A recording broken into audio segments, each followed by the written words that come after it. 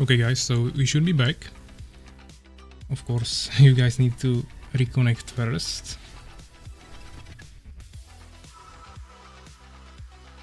Of course, I will also write on Discord.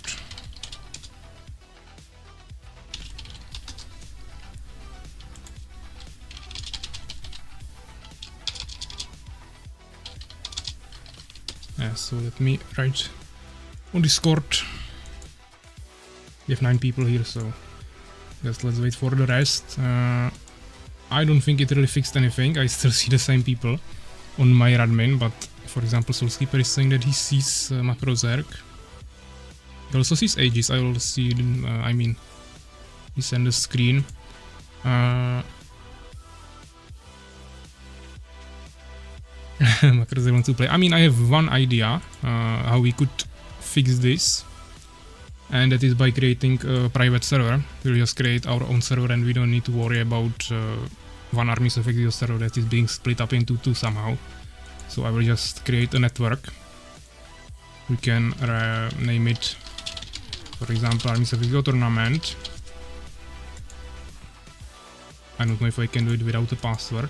No, there must be a password, so let's just say that password will be 123. And okay, it needs to be 6 characters, so I don't know. Something you guys will know. Let's call it tournament.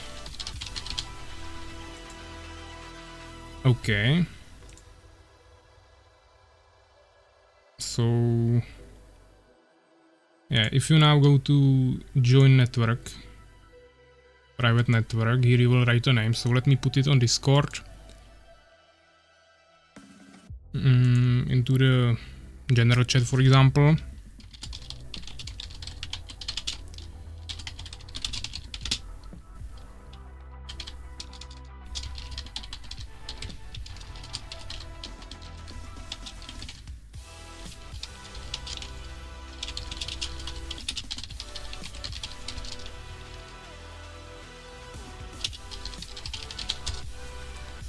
Yeah, so we have all the info in general chat on Discord, so try to connect to this. Macro Zerg is already here. Yeah, so the network name is Armies of Exigo tournament, and then there is password, all small letters, just tournament. And maybe also try to leave maybe the Armies of Exigo, or not leave, but maybe you cannot just disconnect from this. Because maybe it will not work if we are connected to both of them, but we can try.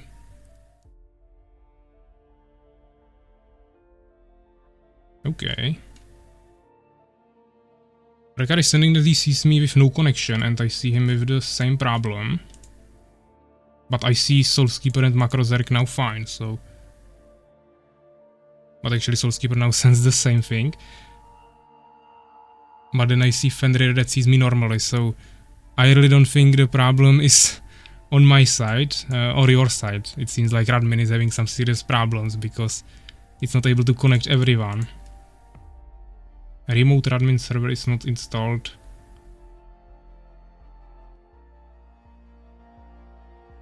Okay. Install admin server. Maybe there is some download, some upgrade that I didn't get, so let's see what this will do.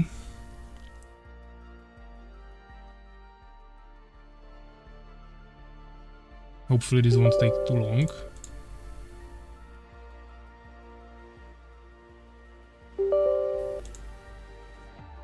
Okay, so now I got some admin server. But to be honest, I'm not sure how this works, so let's not get into that. I mean, I could also just reinstall admin. But now I see Macro Zerg and Soulskeeper, but for example Urakar is still offline for me and he also sees me offline. So even though we can play the first match if Soulskeeper sees the game, because as you can see Macro Zerg already joined, so if Soulskeeper also sees this we can play the first match, but it will not fix anything. Yeah, now Urakar sent a screenshot. But yeah, Soulskeeper was now able to join the match, as you can see hopefully. if it loads. So both of them sees me, but for some reason Urakar doesn't see me. And I definitely see way less people in the Armies of Exigo server.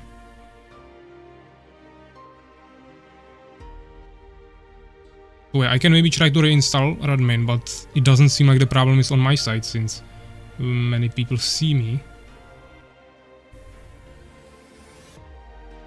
But definitely there is some problem with the Armies of Exigo server because I don't see that many players as others. Yeah, we already started computers, that shouldn't be a problem. I mean, I can try to check if there is a new version of Radmin VPN somewhere on the internet.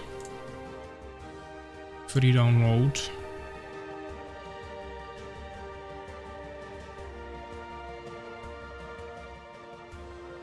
I mean, I don't want to be slowing down the tournament anymore, but we don't need to figure this out before we start playing any matches.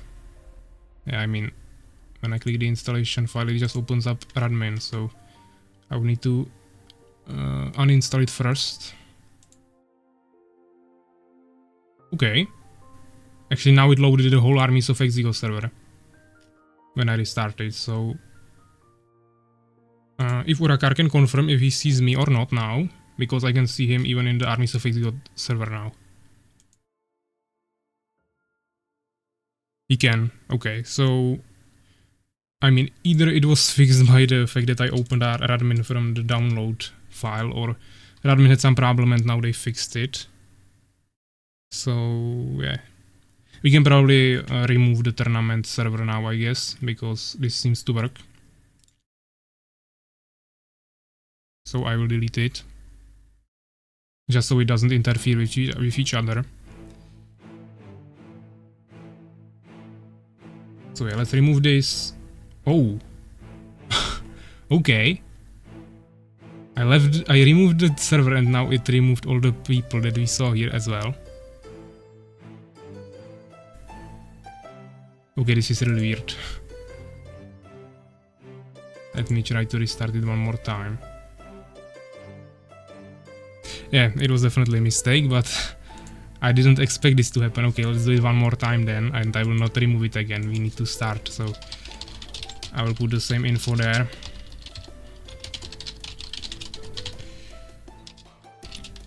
Just join again, guys.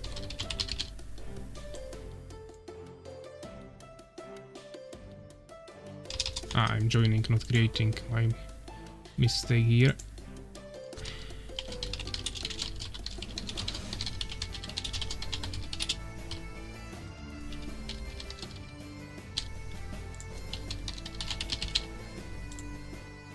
Yeah, so it has the same name, actually maybe different name.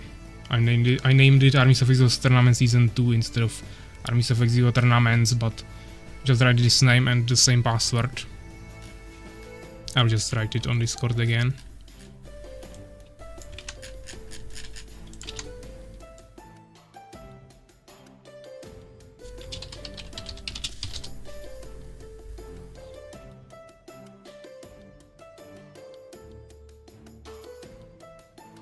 Yeah, so it seems like when you join this new server, you appear in the Armies of Exigo server for some reason. So now Urakar should be able to see me.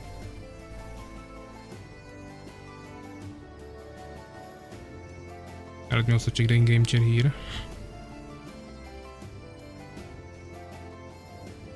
Yeah, they were just talking about the game already.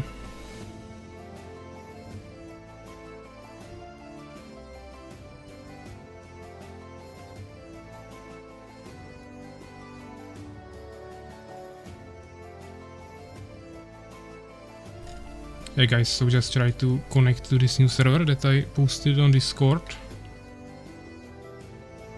But I already see many people in the Armies of Exigo chat, so I mean server network. So it should hopefully work. I have also one more network up here, not sure what that is. Aegis is also here. I'll keep that minimalized. Okay, Urakar. Okay, I'll try to reconnect. That's what I did before. Then it loaded the people. So maybe now you will see me in both channels. But it doesn't really matter since we see each other in the tournaments channel.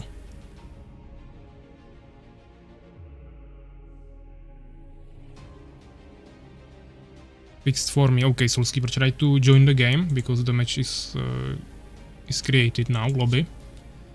Macrozerk is still here. You got probably kicked out before or something. Yeah, so Soulskeeper is now in game. Which means we should be able to make this happen. So let's start the overlay. Hopefully it will load. Yeah, so I go create the prediction really quickly. I will set probably only 2 minutes there because we have no delay, so I want you to bet before the game starts. So we'll win the next match, and you can either vote for Macrozerk, of course,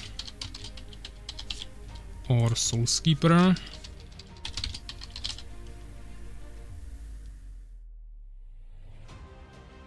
And I will give you 2 minutes to vote. So yeah, now you should see prediction. It's right above the chat. If you click on it or you open your Norrøn coins, it should pop up at the bottom part of your chat, and you can vote with your Norrøn coins for one of the sides. If you vote right, you of course can get some coins based on the amount of other players betting on the other side. If you guess incorrectly, you will of course lose your Norrøn coins in the full amount.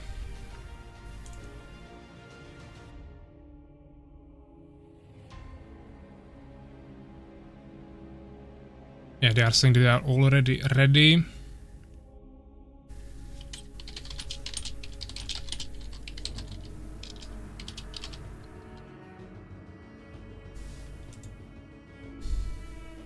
So I'll just write them in chat. I don't know why I can't bet Norrøn coins. I mean, if you followed, you should definitely have at least like 300 automatically. Of course, you can see your amount of Norrøn coins below the chat, below the window where you write messages. So if you have more than 0, you should be able to bet.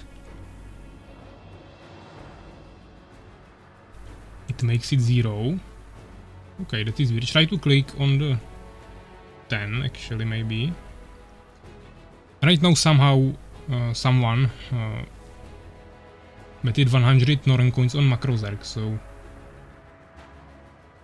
maybe try to adjust the number. I can't really do anything with this, yeah, this is thing that is done by Twitch itself, so I cannot really influence this, but someone was able to add some Norrøn coins. Now you guys started voting, but it's only 8 seconds left, so try to do it as quick as possible. Maybe there was some bug, but I cannot prolong it anymore, so we have 3 seconds.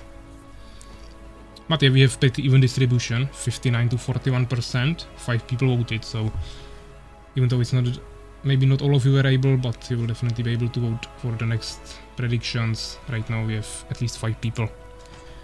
So yeah, let me stop the music, get in-game. Macrozerk saying be right back 1 minute, that's not a problem. Soulskeeper saying that his hands are sweaty. Okay, so I will just ask if they are ready. Both of them are, so let's start the first matchup of the Armies of Exigo tournament season 2. Good luck, guys. So yeah, macros are going Fallen, Soulskeeper Beast, no randoms of course, everyone is taking it really seriously here. We have the Spider Realm map, 75% game speed. And we will see if they will spawn next to each other, which will make it really quick game probably, or if they spawn across the map. And they spawned across the map, so of course this will be much harder, or it will take much longer to actually find each other. Seems like actually Macrozerk is going for an immediate expansion without even knowing if Soulskeeper is maybe here. Or maybe he's just going to close this, we'll see. Right now he's going for a control form to get population for second harvester, of course. He's delaying his deformer a little bit, but as I said, maybe he's just going for the expansion. He might also go to underground, but you have to keep in mind that there are actually neutral enemies There are spiders in the underground protecting it, so it's not the safest. If he takes this, it's definitely much safer for him than going all the way here, because then he can be attacked from two sides from the underground, or if the enemy was here, it would be even more dangerous. But of course, if he goes here, he won't have a second gems mine, which is quite a big of disadvantage. When you already invest into the expansion, you want to have all the resources from that. But let's take a look on the Soulskeeper side. As you can see, he's building this front base right next to the underground entrance, blocking it with stable and arena. Maybe he will take this expansion right after that, but probably a little bit later. Going to scout with a minion. Going to the underground first, which is really interesting, because of course he doesn't know if the enemy might be also here, which would be probably better to check that first, but he's going to underground immediately. Of course, this area is being scouted by the control form from Macrozerg, which is who is going for the expansion, as I mentioned. Soulskeeper is just finishing his arena. Macrozerg, of course, not building a hive yet. He actually doesn't even have a deformer now going for it, so if Soulskeeper was here, he actually went for all-in rush. Maybe he would kill Macrozerg, but that's not the case. Also, Macrozerg knows that Soulskeeper is a beast, and the beast rush is not that fast. Saying have fun, have fun. But as you can see, Soulskeeper immediately going on the right location. So we'll see what he's going to do here. Of course, he finds out about the Macrozerg expansion immediately. Seems like he maybe wants to build a totem here, we'll see. And right now he's just bringing his Borons back to his base. Closing his base with a warrior. Macrozerg, of course, going already with more harvesters from his main base to his expansion to maximize the potential of gathering resources here. He's also going with this harvester somewhere, which is quite weird. Maybe he wants to kill the minion. But as you can see, he's just running away. Maybe he will actually build an expansion here, or on the other side. That's probably the plan of Soulskeeper. He wanted to build an expansion on the other side of the map, and he was probably expecting Macrozerg to be here, but now he found out that Macrozerg is here, so maybe he will go for this location, we'll see.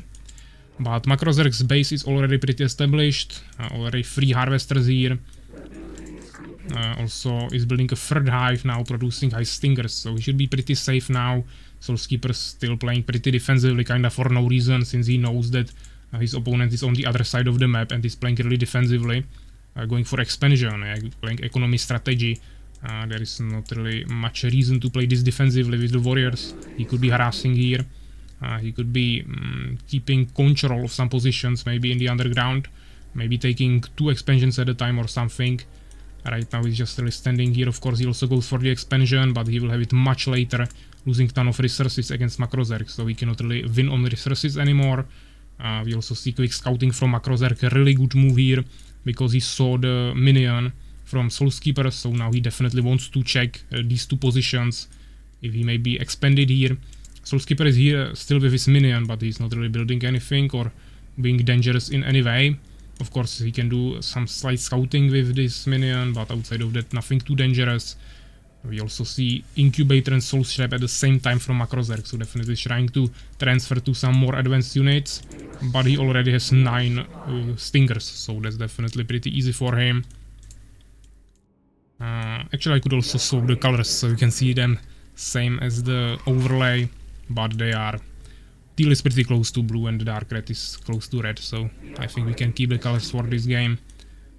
Next game you can remind me to of course change the colors, so we have them accurate to the overlay. Macrozerg is of course also keeping track of the other expansions on the map. He knows where Soulskeeper is, so I don't think he checked these 2 positions yet, but outside of that he has the full control of the map. I don't know where the minion of Soulskeeper is. Actually hidden right here. Macrozerg probably wants to take this expansion as well, because there are gems which he will definitely need if he wants to go for some advanced units. We can probably also expect maybe some flying units from Macrozerg. There are also these expansions in the mountains that are not reachable by ground, so you can definitely also take advantage of that. Finally, we see Dark Altar from Soulskeeper also trying to go for some advanced units. But as you can see, Macrozerg has even 2 or 1 more population right now, and he has definitely more resources and much stronger economy. So right now, Macrozerg is definitely in a better position. But as you can see, Soulskeeper found out about the second expansion of Macrozerg. Of course, he will just go quickly defend it, or I mean, Soulskeeper will just retreat his minion at this point. Even though he's still keeping him on this side of the map, I think Macrozerg should just hunt him down. Maybe he will with this one Stinger. As you can see, he did some shift movement here with his minions, so hopefully he will find him. Outside of that, as you can see, Soulskeeper is still not really playing actively in any sense. He's just building his base, doesn't really care about the fact that Macrozerg will have stronger economy by far.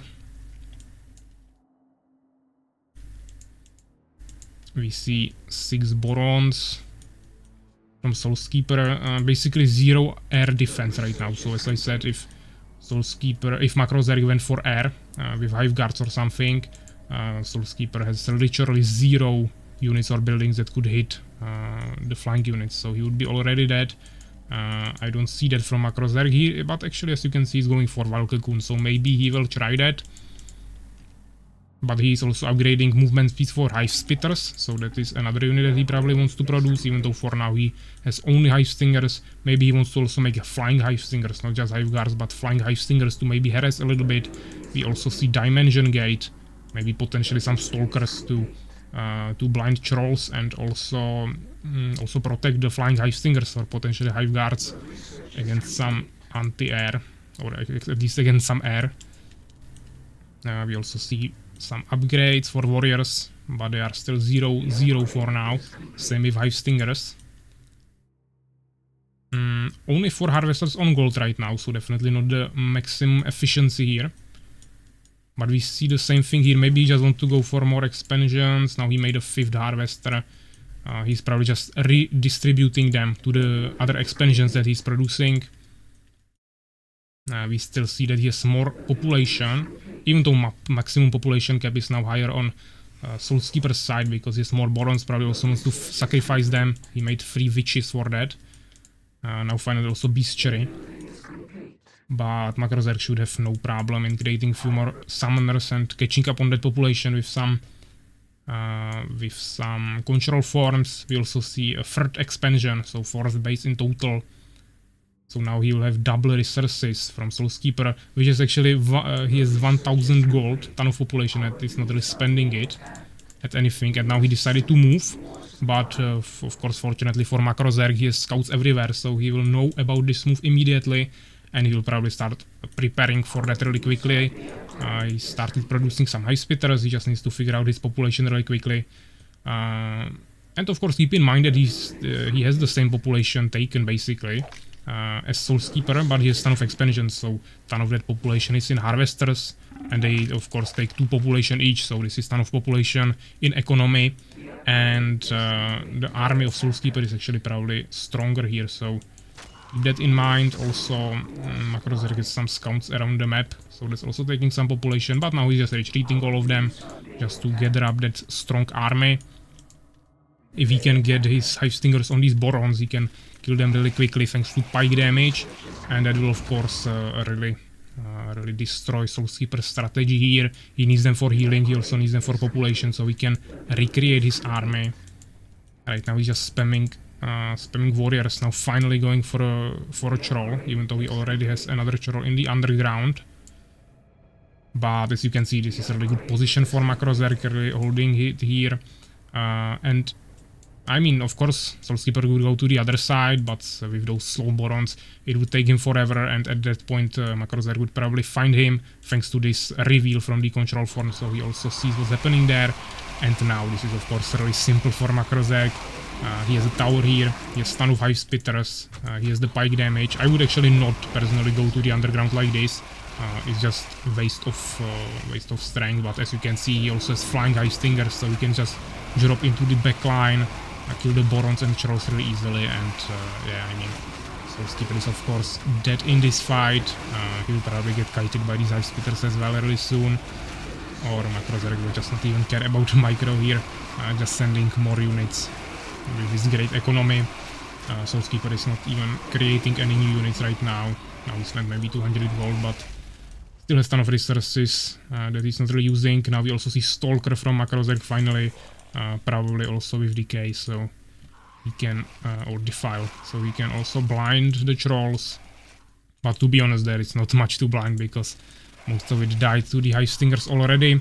Macrozerg will just check this expansion in the underground just to see if maybe Soulskeeper expanded there, but you'll only find the spiders here. So he will kill them and maybe create his own expansion. That's of course also fine. As you can see, Soulskeeper is now trying to catch up on the resources by creating also more expansions, but I mean Macrozerg already has them while also having pretty strong army. So maybe actually Soulskeeper will be able to hold this to finish the totems. Then I don't think Macrozerg will be able to push that, but he can just blind the totems with Defile and then they won't even matter. But the trolls will be still pretty disgusting. He will need definitely some flying Hive Stingers for that, but it should be no problem for him to maybe also make some Avengers. Of course he doesn't have buildings for that yet, but he'll probably get to that pretty quickly. We already see the first Stalker here. We'll see if he will blind the towers. He's not doing it yet, maybe he was focusing on something else. Still building another expansion here, but easily Macrozerg found out about this expansion, so now we can easily destroy that since it's not protected at all, and this will probably also fall pretty soon. Macrozerg is just producing more and more expansions, strengthening his economy, of course. He has the movement speed buff for Hive Spitters, so he should be able to kite the warriors if he plays this right. I don't think Soulskeeper went for Berries of Haste to increase the movement speed of warriors. He's just making some more upgrades for damage and armor now, so he will have 2 and 1, but Hive Spitters are already 2 and 1, so that also doesn't make any difference. Right now it's just the 3 trolls left here with 2 totems. But as you can see, actually Stalker used his mana, so he probably already cast it. Actually, I think it was here. Defile, so maybe wanted to blind the trolls. Now he doesn't have it for the totems, so he'll have to wait a little bit. But we actually see a drop from Hive Stingers here, dropping on the main base of Soulskeeper, killing all the minions there, totally breaking the remaining part of the economy of Soulskeeper, and he eventually just resigned. So yeah, nice first game. Let's check the results. We can see the units here. 200 units produced from Macrozerg, but of course that's also with the flying Hive Stingers, so it's not accurate. But we can see 58 kills, 33 losses, basically the reverted numbers on Soulskeeper's side. So this is of course really good for Macrozerg, really good kill ratio, basically double the amount of kills than what he lost. And the largest army 47, buildings, 8 researches. He definitely researched many upgrades for all the things that he could, and also of course the resources that will be the most important. We see 4,000 more gold from Macrozerg, also 700 more gold, 700 more gems from Macrozerg, and a little bit less wood, but none of them really spent all they got, so this was pretty reasonable amount of wood to get. So yeah, really nice game.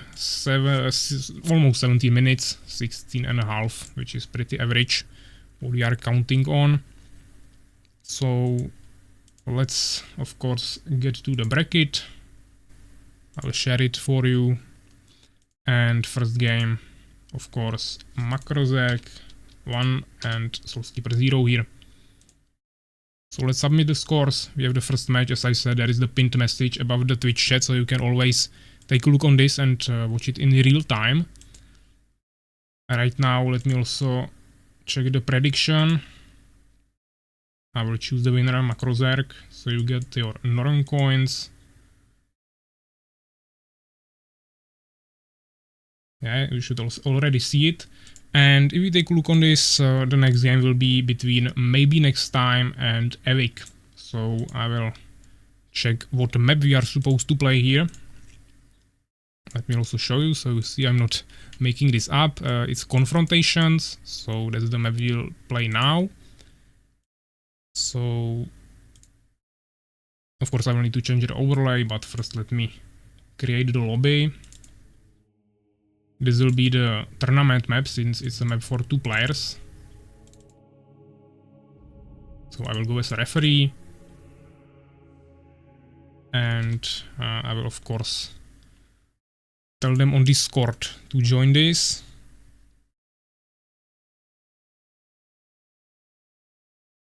So as I said, it will be maybe next time. And Kerp M. Evik.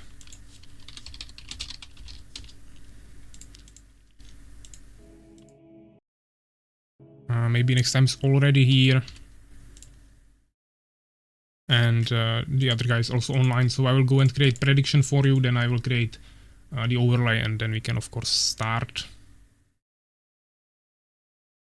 So let's create a prediction. One option will be maybe next time.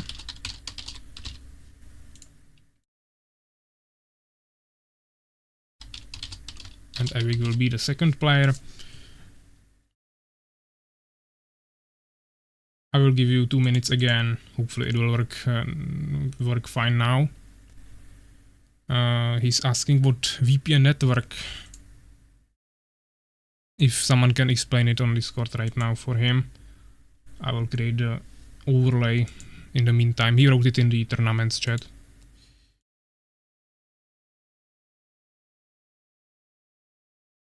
Hopefully he will be able to connect. But yeah, you should already see the prediction, so you can start voting. I will quickly go fix the overlay.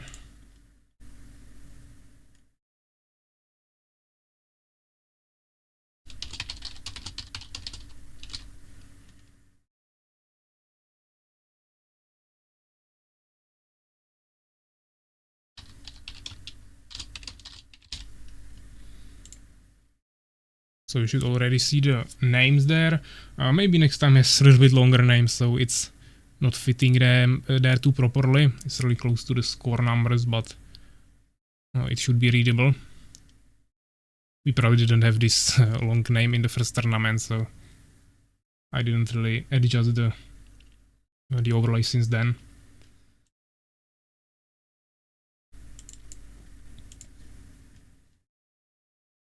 Yeah, so there was someone here default in the game, so it was probably him. He just went to change his name.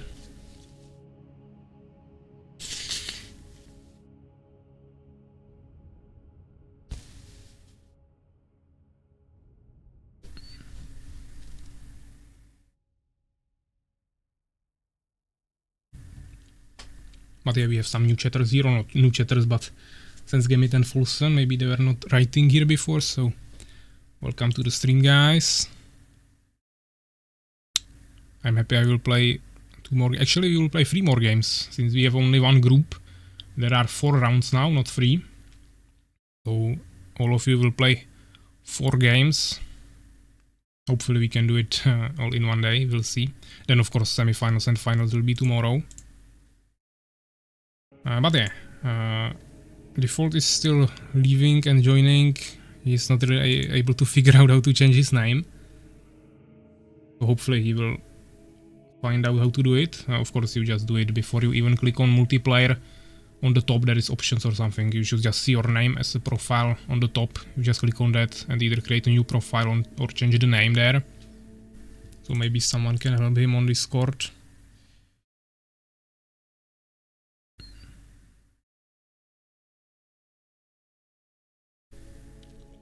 Yeah, and he's here already with his name, so hopefully that should be fine.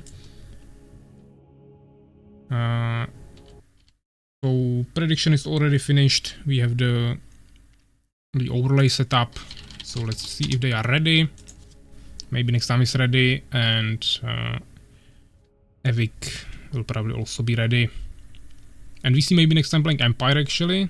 Evik Fallen. Both of them are ready, so good luck, guys. And yeah, let's start the second match of the tournament. Of course, we will see Empire now instead of Beast against Fallen once again.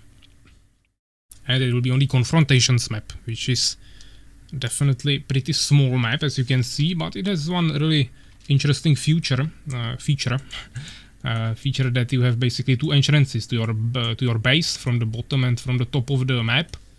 You are also pretty close to your enemy. You of course have one expansion right next to your main base, and then you of course have this middle part where is another expansion, and also you can take these storehouses or warehouses here, where you can get some gold and wood pretty slowly, but it's like 5 wood and 5 gold every 5 seconds. But it's protected by some varangis, so it's not really free to take. You need to conquer it first. We don't see any quick expansions. They of course expect this map to be too small for that, so they just go for hive and barracks immediately. So we see that on both sides. Of course, you also see farm here.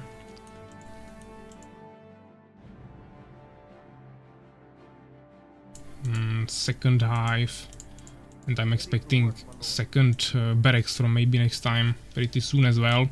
He has the resources now for that, but maybe he wants to queue up one more peasant. We don't see any front bases. That's really dangerous in this map, because if you, for example, create barracks here and try to push your opponent, you leave this whole other side of the map open and you don't have any production buildings in your main base, so you won't be really able to protect it here. We also see tower from maybe next time, so he's playing really defensively. Maybe potentially he wants to go for some Valkyries, we'll see. But he is also going with this peasant for quick scouting, probably just checking for the expansion, because that would be really dangerous if his opponent went for expansion and he wouldn't know about it. But as you can see, Evic is just going with his hive stinger, probably didn't even see this peasant.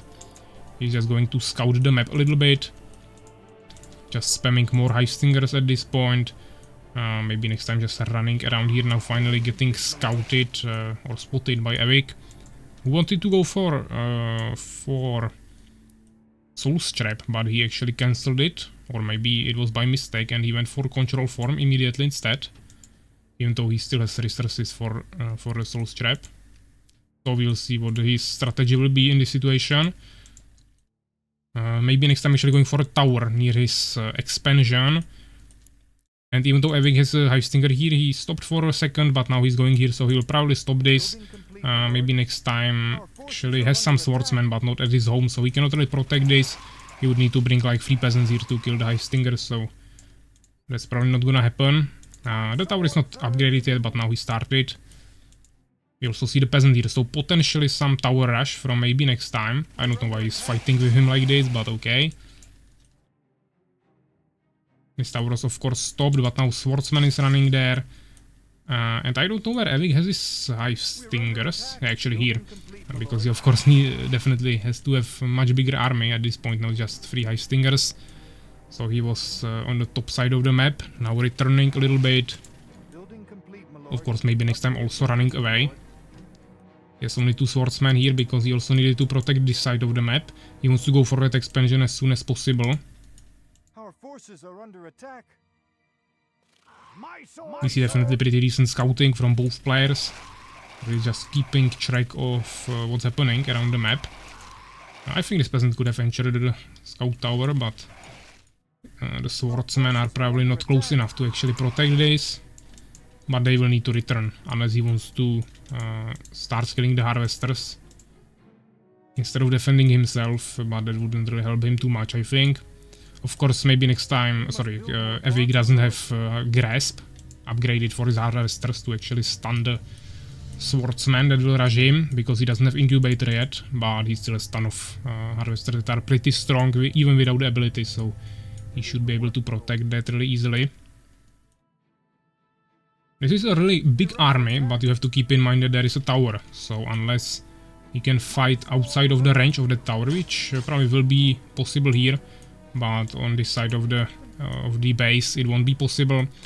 So unless he can do that, he definitely cannot push it just with hive stingers. Also there is a pretty decent amount of swordsmen. Seems like maybe next time doesn't want to give up on this position. He's still trying to build a tower here. Now he also doesn't have any, actually he has a scouting, he has 1 tower here with peasant. I was thinking that he doesn't know if Evic is expanding, but he knows. Evic has ton of resources, not really spending them right now.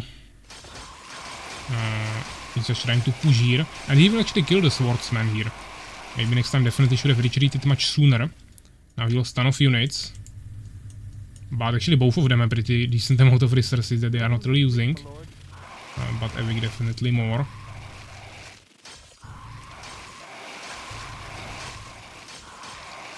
But yeah, we saw a pretty nice push, but it was not supported by any new units that would be coming here. So definitely he won't be able to push this, since maybe next time he's still producing new units. Now actually also trying to attack from the other side, but there is the tower that I was talking about, so this will be some free kills for maybe next time.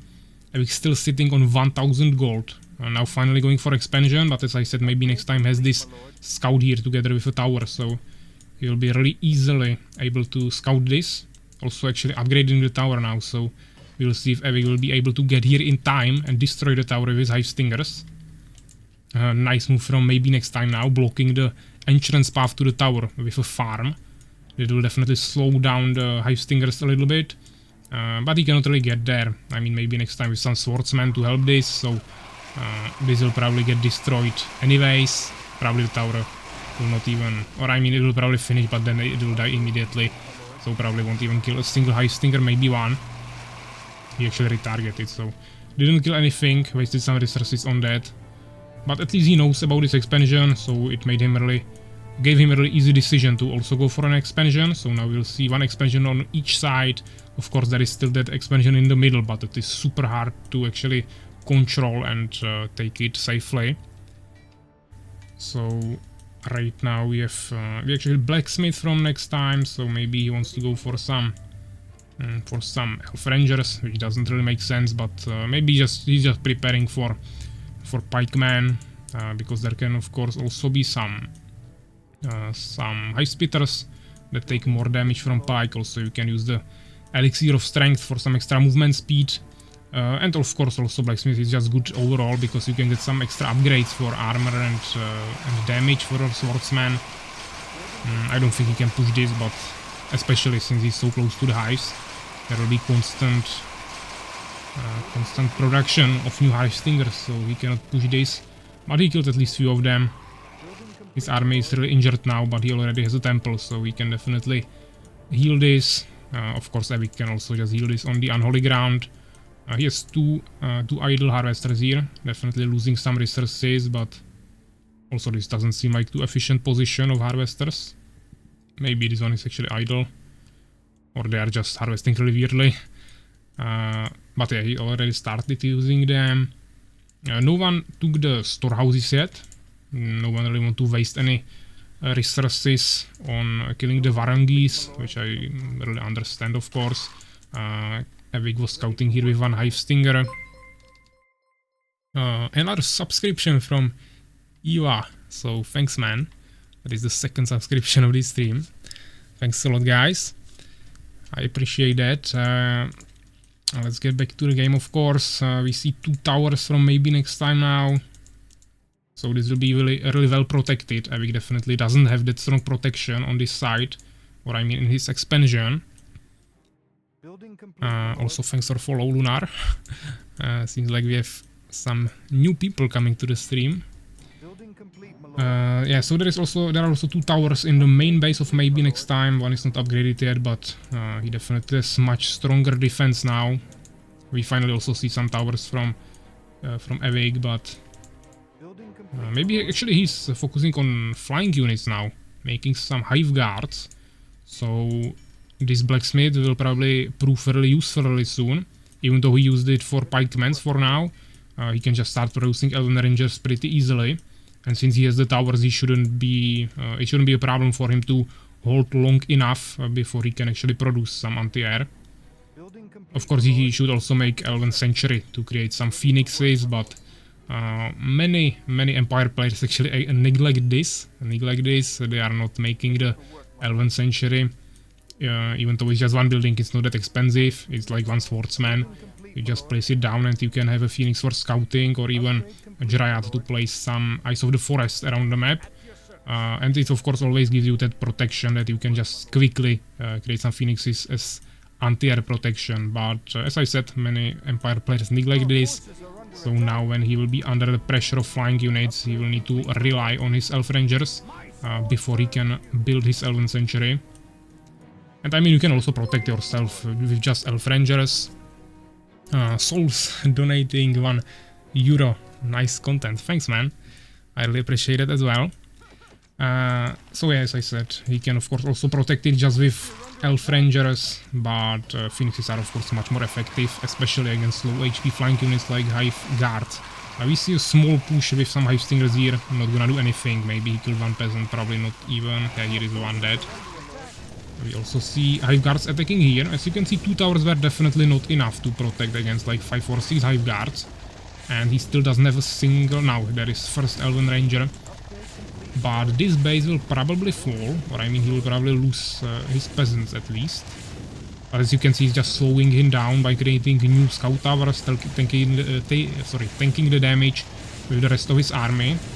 And during that time he's just producing more and more Elf Rangers. Unfortunately, he doesn't have advanced barracks yet, so he can only produce 3 Elf Rangers at a time, not 6. So as I said, he will probably lose this. Which gives definitely a huge advantage to Evic in terms of resources, but as you can see, at least in terms of gold, he's just not using this. He could just make 2 more or 3 more hives and just produce a ton of Hive Stingers. And maybe upgrade Metamorphosis to make them flying Hive Stingers. He could just drop here, reinforce the Hive Guard army he's making. Or maybe even try to go for this and get some gems, but there is a tower, so that would be quite hard. But yeah, in terms of gold, he definitely is not really utilizing the advantage that he just got by destroying this income of maybe next time. But at least he will have some advantage in gems that he's definitely using to create more Hive Guards. Of course, now he doesn't have population, so he cannot produce more. Or I mean, he can make 1 more because it costs 2 population, but after that he will need to make some control forms. But we see definitely pretty decent army from Evic. He wants to finish this, of course, first, kill the barracks, so there are no more Elf Rangers coming. There is also 1 Elf Ranger garrisoned inside. We see a ton of new barracks. Finally the 11th century, this is really late. Okay, actually, Evic finding this tower, he will be probably able to destroy it with the Hive Guards. If he can micro this right. Yeah, so as I was saying, this 11th century is pretty late. If he had it much sooner, he would be able to destroy this. But now he has quite a decent army of Elf Rangers, supported by few priests, making more and more towers, so it should be fine. I think he will be able to hold this base. But he will have to continue playing this game 1 base against 2 bases. Now he's doing a really good move. He's using his ground army that cannot attack the air. To actually push the enemy base. Of course, without priests he probably won't be able to kill this, but at least he kills some. He kills some Hive Stingers. Takes some resources from Evic, which, as I said, don't really need them since he's not really using the gold, but at least, yeah, definitely a really valuable trade from him. But he can definitely at least destroy the harvesters here. Just deny the income advantage of Evic for now. As you can see, he's also rebuilding his expansion, so he's gaining that income back. Evic is slowly gathering up some gems as well. Now he actually spent all of his gold that he was saving up for so long. And he just queued up like, I don't know, 30 or 20 Hive Stingers. We finally see some Phoenixes, so now we should be also really able to protect this really well, protect this against the Hive Guards. They have 2 armor upgrades. We see 2 damage upgrades for Swordsman, and actually 2 and 2 for Hive Stingers, so definitely ton of upgrades from Evic, but actually on both sides as well. Also maybe next time already has a castle. We'll see maybe if he wants to go for mages, because Decree would of course really destroy this. But it's really expensive on gems, unless he has both expansions, there is no way he can utilize that. But as you can see, the Phoenixes will do basically as great job with the Nova ability as mages would do with a decree. As you can see, the splash damage is really doing the work here. Of course, outside of that, the Phoenixes just with basic attacks are not that strong. They're basically the same HP as Hive Guard. But yeah, he also had a ton of Elf Rangers, also with the Priest, so he was basically able to kill all the Hive Guards here. There is small ground army from Evic coming, but maybe next time he's definitely prepared for that. Even though he doesn't have the towers here anymore, he also doesn't have any catapults. He still has a ton of swordsman, which should be able to kill this, even though he lost basically all of his priests now. There's only 2 left. So he won't have much healing ready. But I think he should be able to repel this.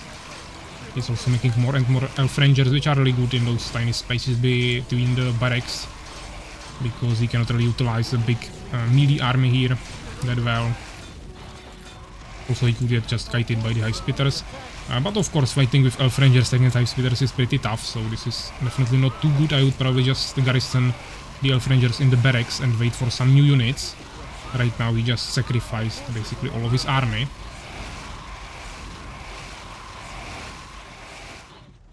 So we will see. Right now it's actually looking pretty bad for maybe. Actually he decided to call it GG. So yeah, even though maybe he was probably the favorite here, I was not checking your bets, but we'll see in a second.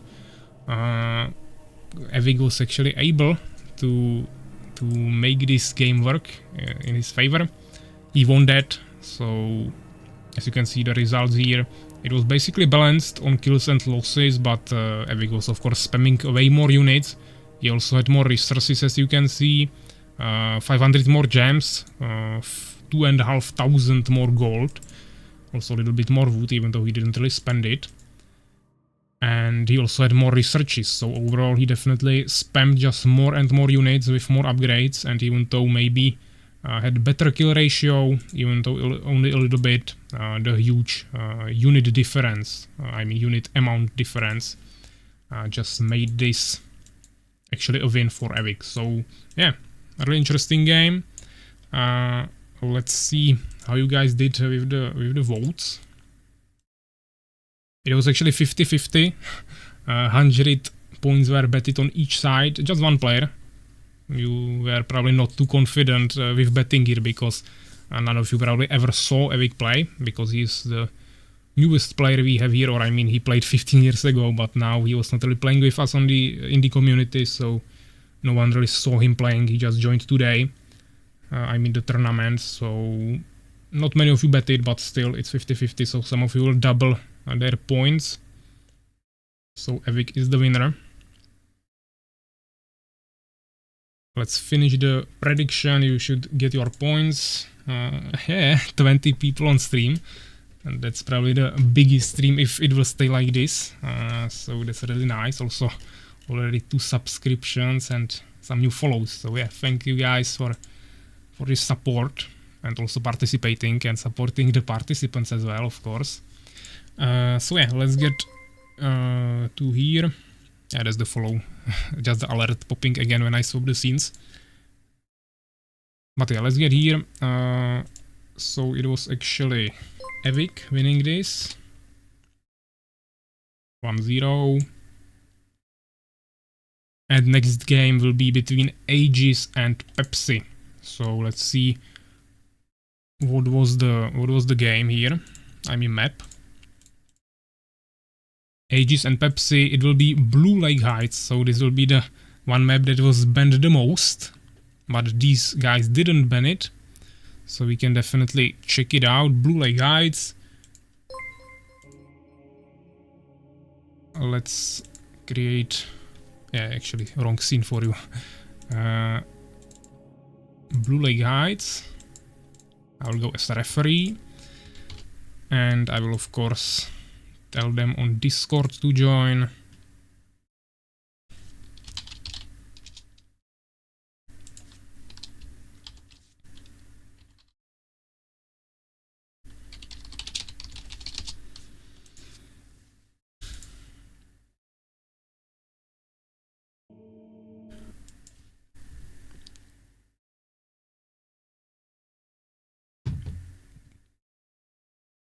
But yeah, as you can see, even if you have a favorite, let's say, because maybe next time is definitely one of the best players here. And then we have Evig, which didn't play for a really long time, we didn't see him yet.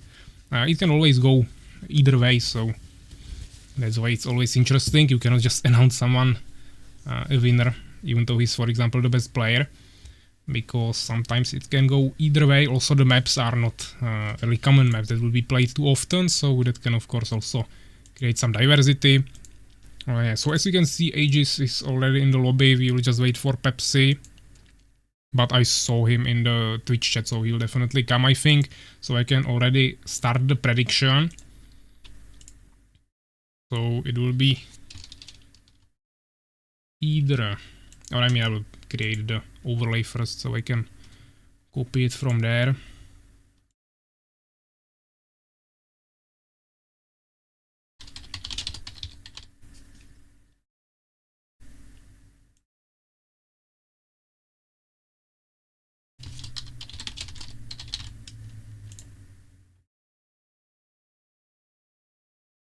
Yeah, so the overlay should be up to date, let's say. I'm not sure if I had the right colors last game. I forgot to change that, so maybe the overlay was not correct in terms of blue and red, but that doesn't really matter. Now let's see the prediction. So first option will be Aegis. Should I join? Yeah, Pepsi, you are supposed to join the lobby now. So if you cannot see us on the Armies of Exigo Radmin, you can definitely just join the tournament Radmin server that I created. Can't see the game. Okay, I mean the login info for the server should be on Discord. Somewhere, actually. Many messages were spammed here, so I will need to go through it. Hopefully you can find it somewhere there. I will just repost it if not. But it's called Armies of Exigo Tournament Season 2 is the server, and the password is tournament, all small letters. So let me just check the messages that you guys wrote on Discord.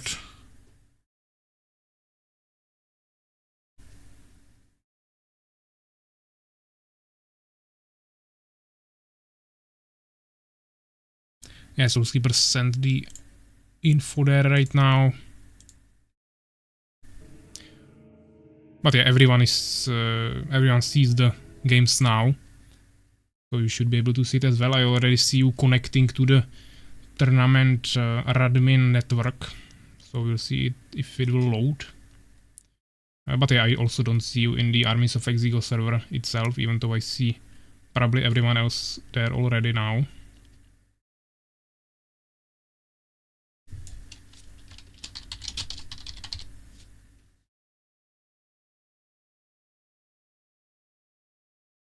Can you remake the lobby? I mean, right now I see you as offline on the Radmin, so that's probably the main problem right now. Maybe try to restart the Radmin. I can also create a lobby, but I mean, I can show you guys. As you can see here, Pepsi is just loading, and if I hover my mouse over it, it will just say that you are offline. So I think this is the problem, and I cannot see you in the Armies of Exigo server. So maybe just try to reconnect, just turn it off and on, maybe restart the whole Radmin.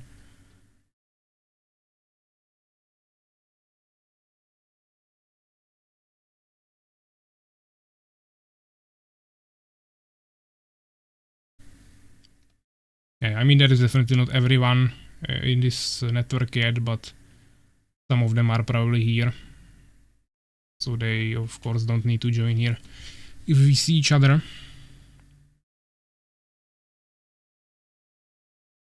But yeah, now we are online, so now you should see it. Let me check in-game. First of all, let me swap the scenes. But now you should see the lobby, since you are connected to Radmin. If you don't see it now I can reset the lobby, but you should see it. Yeah, you are already here. So yeah, let me start the prediction. 2 minutes. You guys can vote either for Aegis, Aurora, or Sexy Pepsi. Once again, interesting matchup now on Blue Lake Heights, which is the most imbalanced or unbalanced map, I would say, because the middle part is just, as you can see, the bridges are towards one base instead of like straight in the middle. So this is not super balanced, but both of these guys were confident enough to not ban this map, so now they will try it. Maybe it will be the only game of this tournament where when we will play on this map, because as I said, most of the other players actually banned this. But we can see some huge predictions here, or I mean huge bets. 1,900 for Aegis and 1,000 for Sexy Pepsi. Another person betting on Aegis. Yeah, so you guys can definitely participate with some bigger amounts here. Of course, the more you bet, the more you can win. Of course, you are also risking more, but you always have to take some risk to get some nice rewards. Yeah, so let me also check the chat before this finishes, so I don't start the game before we finish the prediction, of course.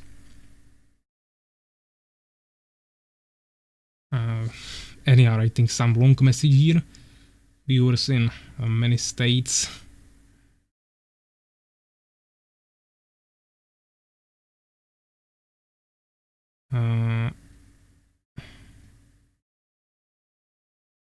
Oh. He's saying that they can only or some people can participate only in spectator mode, so they cannot bet. I mean, that's really unfortunate. Probably some countries have just this, not weird laws, but just these rules that you cannot just bet your points. It's probably considered hazard or something. So even on Twitch, you are probably blocked from this. Unfortunately, I cannot really do anything with that. That's unfortunate. Maybe if you had VPN to a different country, then maybe it would work for you, but that's not something I can influence. Only you could try something like that. Maybe getting some free VPN, then it might work for you. But outside of that, I don't think I can really help you with that.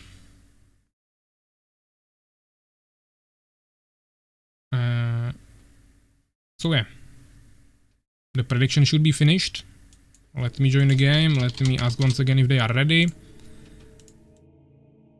Pepsi is ready. And Aegis as well. So yeah, let's start the third game between Aegis and Pepsi. On the Blue Lake Heights, we see Empire on both sides. Now I will definitely need to correct the colors, because you wouldn't even see the sand there, so I will do that right away. So let's see that. Yeah, I will check the rest of the messages you are writing there about the bets after the game. So let's turn on Elite colors, and blue should be Aegis, and red is Pepsi.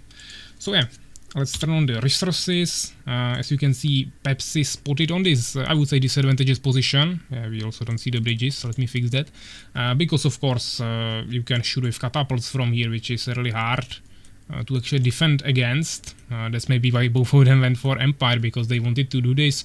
You can of course also do it with Trolls or even Avengers, but catapults have the biggest range out of all these siege units, so that's definitely the best race to do it with.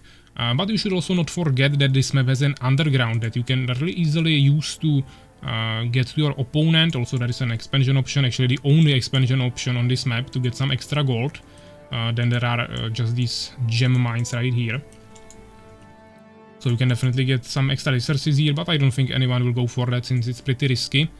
But you can also just use this underground to get to your opponent, and you will emerge basically right next to his base, which will be really hard to actually protect against. It's also a really small map, so if you make flank units, you can also get here pretty quickly, maybe even with an arc, not just Valkyries or something. So definitely many options. We will see what they decide to go for. We see really closed base here from Pepsi, basically the same thing from Aegis, and none of them really went for closing this, which would of course make sense since you can block against this underground and also from this bridge. But as I said, there can be some attacks with flank units, maybe even some shooting from here, for example with catapults, so this might be in danger. This is definitely probably safer way of playing this. We also see tower from Pepsi basically immediately, which I don't think is really necessary. The map is small, but it still takes quite a lot of time before you can get to the opponent's town. And I don't think any of them will be actually like rushing all in. So this was probably unnecessary to build it this quickly. Could have probably saved some resources for maybe more units or another farm or something and then build the tower later, but it's definitely also fine. As you can see, it's also already making an 11th century, so probably wants to go for Valkyries. And then of course tower makes sense because you can protect against swordsman rush or just a small harassment push. Even without your own units, you just made one swordsman to scout and now he's just playing defensively and wants to go for Valkyries really quickly. On the other hand, Aegis is doing basically the same, just not building the 11th century yet. Instead of that, he's just spamming a little bit more swordsman, even investing the resources into that, so that's of course also an option.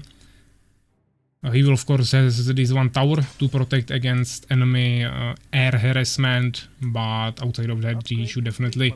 actually yeah, he's also going for 11th century. If he didn't, he should definitely at least make a blacksmith to unlock Elven Rangers to protect against the Valkyries, but of course 11th century is always better. You can also go for Valkyries if you need, or you can at least make some Phoenixes, which are also good at least for scouting. But yeah, as you can see, Aegis already coming here with his swordsman, scouting this area. So he now knows about the strategy of Pepsi. He will try to mirror it, even though he will be definitely later with this, since he didn't make the 11th century together with the Stonekeep upgrade, which is what you want to do and what Pepsi did. Aegis unfortunately didn't do that. Now he needs to finish the 11th centuries first before he can start building the Valkyrie beacon, so that will definitely slow him down. And since Pepsi also scouted this now, he could potentially fly there with the Valkyries immediately. So now he can start producing them.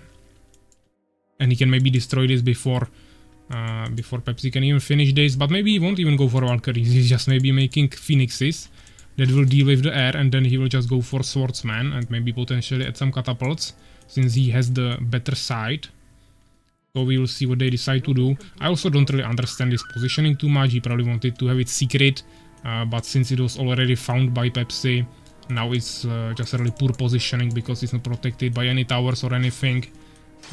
So I don't think this was the best idea, but we'll see. Of course, he already has a Phoenix here scouting. Phoenixes are produced much quicker than Valkyries, so even though you already see some pressure from the Valkyries, the Phoenixes will be ready for that.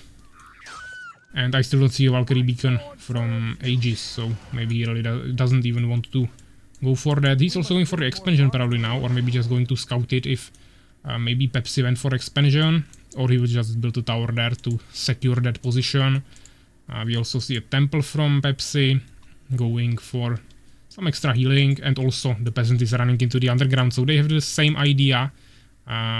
We see a tower, so no expansion yet. Of course, it's much safer to secure the position first and then go for maybe something else. And now we see a nice push from Pepsi coming from the back with his Valkyries, even though there is a tower, which will of course damage the Valkyries and force them away. They still did a nice push here, while the Phoenixes were on the other side of the map. Now Pepsi will find out about this. Maybe he will send his Valkyries to the underground to deal with that, or he will just try to kill the peasant with his peasant because he has more HP, and the tower will not be finished if he continues like this. So yeah, now we can just destroy this. Don't even need to destroy it. He can just build his own tower. I mean, I'm not sure if they actually want to take the expansion or if they just wanted to have a tower here to make sure the other player doesn't take it. But of course, if you have towers there and you have control of the surface as well, there is no reason to not take the expansion. But we see a nice push from Aegis with some swordsmen. They are definitely going to try to take this down. Valkyries are not coming there yet, they are injured, so they are being healed now. But actually, yeah, there is another section or another group of Valkyries flying here, so the swordsmen won't be too effective here. Of course, they can still destroy the tower, they have nice damage and they are pretty durable against Valkyries. Also, there are a ton of Phoenixes, so the Valkyries cannot be just freely shooting the swordsman here. Maybe they will kill one. Actually, they didn't even finish him on 2 HP. He just needs to kill the tower really soon before it gets upgraded, which shouldn't be a problem. Then just finish the peasant, and he got a control of the underground. And to be honest, the Phoenixes will always win this.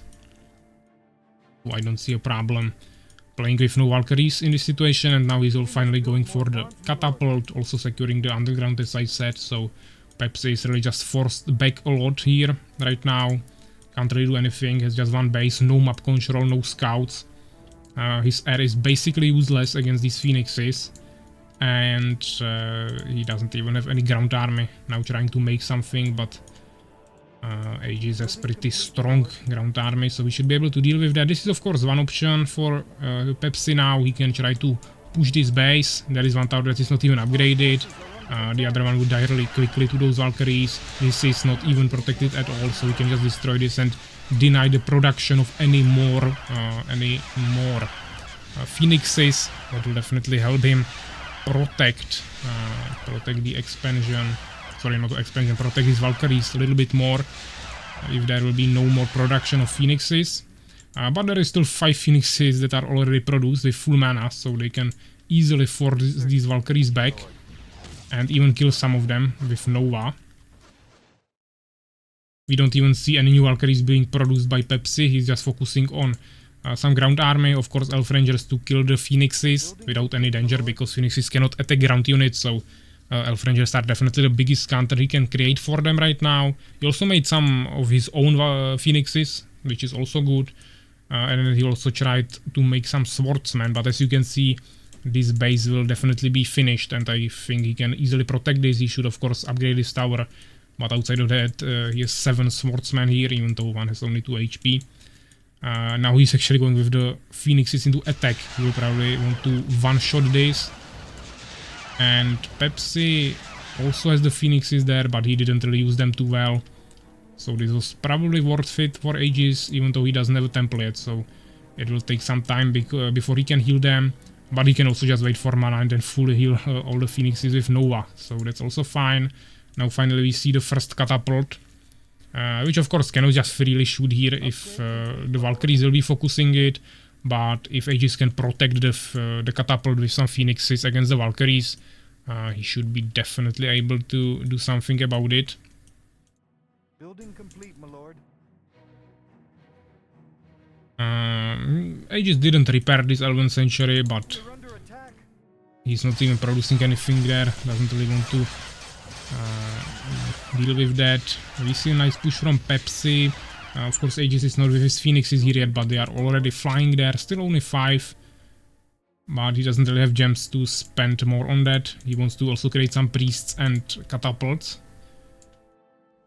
But he should be able to destroy this. Of course, there are the Elf Rangers that are pretty dangerous. He cannot attack them, so he needs to escape. But that doesn't really block him from using the Nova ability. This is really interesting, as you can see the smoke from the Town Hall is going up and then in this direction really quickly, which is really weird. It's some bug in the underground, I think, because if you... Actually, there are no more Town Halls now, but yeah, this seems really bugged. But it's interesting, actually going pretty far away. So, Pepsi is... I mean, he has a really small army, he cannot push this at all. The towers will kill the Phoenixes and the rest of the army will just lose to the swordsman. Even though Pepsi is sending more and more units, Aegis is already getting some resources from this expansion, so now he has definitely a resource advantage, which will help him a lot. But we finally see 2 catapults ready to start sieging. Of course, first he needs to deal with the Valkyries. Actually, he's trying to destroy the bridge, which he will probably not be able to do before these units can get through it. But maybe he will at least shoot them a little bit, dealing some damage to them. Pepsi actually retreating, which I'm not sure if this was the best move. He definitely has stronger ground army right now, but yeah, there is also no mark, so he could just pick up the catapults and bring them away. Aegis is definitely well prepared here. And also to get to the catapults you need to run around this whole edge. So that would take some time, even though they are pretty slow, and it would definitely take a ton of time to escape from here. But we'll see. You also see a farm. Okay, getting some extra population, even though Aegis still has way more population. With those extra resources, it's pretty easy for him.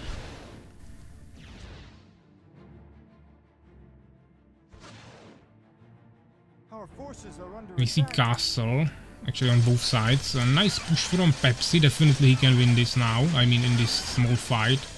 But he needs to definitely utilize his priests a little bit better, probably not fight too close to the tower. As you can see, the bug is not only the smoke, it also bugs the Upgrade complete, my fire on the tower, so it means the wind direction and speed is probably set up not too correctly in the editor, unless this was the intention, which looks pretty weird, so I think that is a small mistake. Of course I don't play this map too often, so I didn't really see it, but here you can see how the smoke should look like, yeah. You can see it on the farms, for example. Nice drop of catapults from Aegis. He has ton of resources, so he can just rebuild anything he loses, but here he can just keep pushing with the catapults basically for free. Pepsi doesn't even have any more Valkyries, just one. So he cannot even protect this way. He's of course making some new ones, but Aegis can just come with his phoenixes as well. Now he's trying to finish the bridge again. He's probably pretty confident that he can protect this just with the swordsman here and some phoenixes, which I'm not too sure about since there are the priests. But he also has the tower, which he should definitely repair at least, and maybe build a second one. But seems like right now he's rather focusing on the surface, now finally bringing some extra resources to the underground as well. There is basically no threat for Aegis on the surface, no units. We see mages actually from Pepsi, which is interesting, going for Decree, which can definitely help him, but I don't think he will be able to get to that, and of course he doesn't have any gems for mages with just one base, so he will maybe make 2 mages and that will be all. Right now he's just getting pushed back, even though he at least destroyed the tower, so at least something. We see 30 more population from Aegis and also 3 times the resources, almost. Now even more than 3 times saved up. Of course gold, yeah. Only double gems, but he's trying to spend the gems at least. But he could definitely make 5 more farms and spam like 20 swordsmen to support his army. He's probably just too lazy to do that, or maybe he could at least build some towers, maybe get a few more peasants for wood, get some upgrades in blacksmith, ton of things that you can do when you don't have gems. This is just not too effective, but as you can see it's still enough for him since he has so much more resources. He lost some peasants here because he was not too focusing on the Valkyries too much, but as you can see this is probably GG, and I think Pepsi will call it GG pretty soon. Building complete, my lord. Maybe he will escape one more time. He'll probably try to win with the mages. That will be probably his last attempt. I think he already had 1 mage, but maybe he did somewhere, yeah, here behind the base, so it's not seen. Even though these obsidian towers could be definitely scouted pretty easily by Aegis. But he's not really doing anything with the catapults right now. Kinda just standing here, building another barracks and farm, just creating stronger infrastructure. Nothing too crazy, not really transferring to anything more advanced.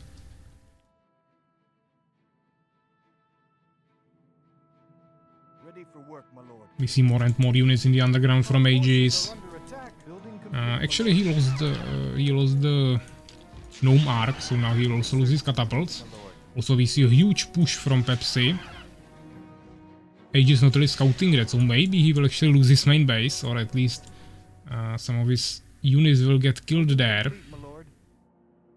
If he doesn't retreat immediately, but now he scouted it with phoenixes, so I think he will definitely come here. Or he will try to push himself, that's also an option.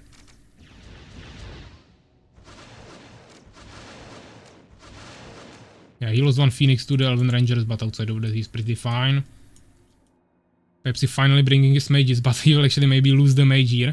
This is really unlucky, yeah. He was trying to bring it there and now he got attacked there. Of course with Trailblazing the swordsman won't have a problem to get to the mage.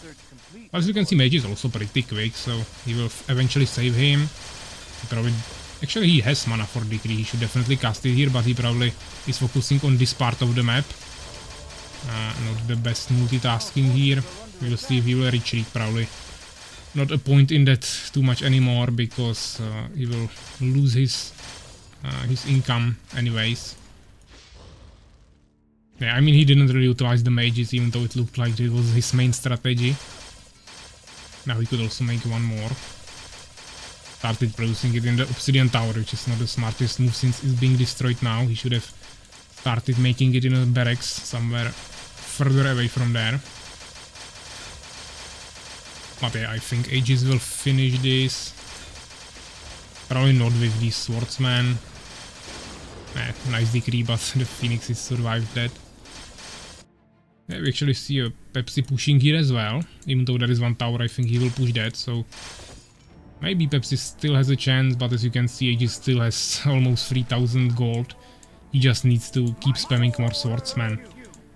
That's the biggest mistake he's making, I think, during the whole game. He's just not using his gold. Which we see pretty often, actually. But yeah, now Pepsi is establishing his mage army, so we'll see how Aegis will react to that. If just with pure swordsman spam, or if he will try something else. But we have to keep in mind that this expansion is giving him only gold, so both players have the same amount of gems, and the only advantage Aegis can get is just creating more swordsmen, which are the only empire unit that cost only gold, if you don't count peasants, of course. And he can also, of course, get some extra upgrades that don't cost gems or maybe some towers. But outside of that, the gems should be the same on both sides, since no one went for this gems mine expansion on either of the sides. This bridge is still more than half HP, so I don't think this is getting destroyed anytime soon. We actually see Circle of Ancients from Aegis, so maybe he wants to make some knights, which is a really good answer to mages, definitely. I like that, but we also see push from Aegis once again with catapults. At the same time, Pepsi is going to the underground with all of his units. He can definitely push this, just few swordsmen with no tower. Even though we see more and more swordsmen and also some priests. There is actually a ton of gems in this. I'm pretty confident that Pepsi can push this really easily, especially with the decrease. Ideally, if he can actually kill the priests with his decrease, that would be ideal. But he probably doesn't have disciples, which is the upgrade for cheaper spells in your castle that cost 250 gems, so I don't think he has that. That means his decrees are quite expensive. The catapults got killed on the surface. Now Pepsi is pushing really hard here. He will definitely kill this. Probably also kill the expansion, so we'll see if Aegis can recover from that. He still has more population, but of course the army of Pepsi is now much stronger, since he has many leveled up units, he has mages, and overall this is pretty strong. But we see more and more swordsmen coming. I think he has mana for decree here, so that will be no problem for Pepsi. He just needs to make sure he's not sending his priest into the front line. His priest has 0 mana, so that he won't be able to heal too effectively here. But at least the second priest still has 70 mana. Aegis going with his catapult harassment again. Probably gonna drop here. He always dropped here and then got destroyed, but if he drops here he can easily shoot the temple, I think. But he's going for the same mistake again, I would say. Not even protecting the gnome arc with his phoenix. So he's just waiting resources at this point. At least a nice effective push here with the swordsman. At the same time we see Pepsi pushing through the underground. But decent army is already prepared from Aegis here. But as you can see, he basically spent all of his resources. He had a huge resource advantage, and now he's just losing everything he saved up. Still has 1000 gold, which is a lot, but he's not really utilizing it. We see him coming back. This was a huge mistake from Pepsi. He just splits his army into 3 different positions of the map, sacrificing some priests and swordsmen here. Also losing ton of units in his main base. And then there is this, and mages are probably somewhere else on the map, actually going through the underground, so 4 different positions. Also basically lost all of his peasants, so Pepsi doesn't have any income anymore. At the same time, actually, he just already harvested all resources, or at least gold, in his main base. So he's trying to rebuild the expansion now. Pepsi defended this, he has gold for peasants, but before he can start getting resources again, and there is still only a few hundred gold left. Research complete, my lord. Before he can do that, Aegis will have his expansion rebuilt. I don't know why he's not power building this with teamwork, or at least starting with one of these peasants. He's just waiting for another one. But okay.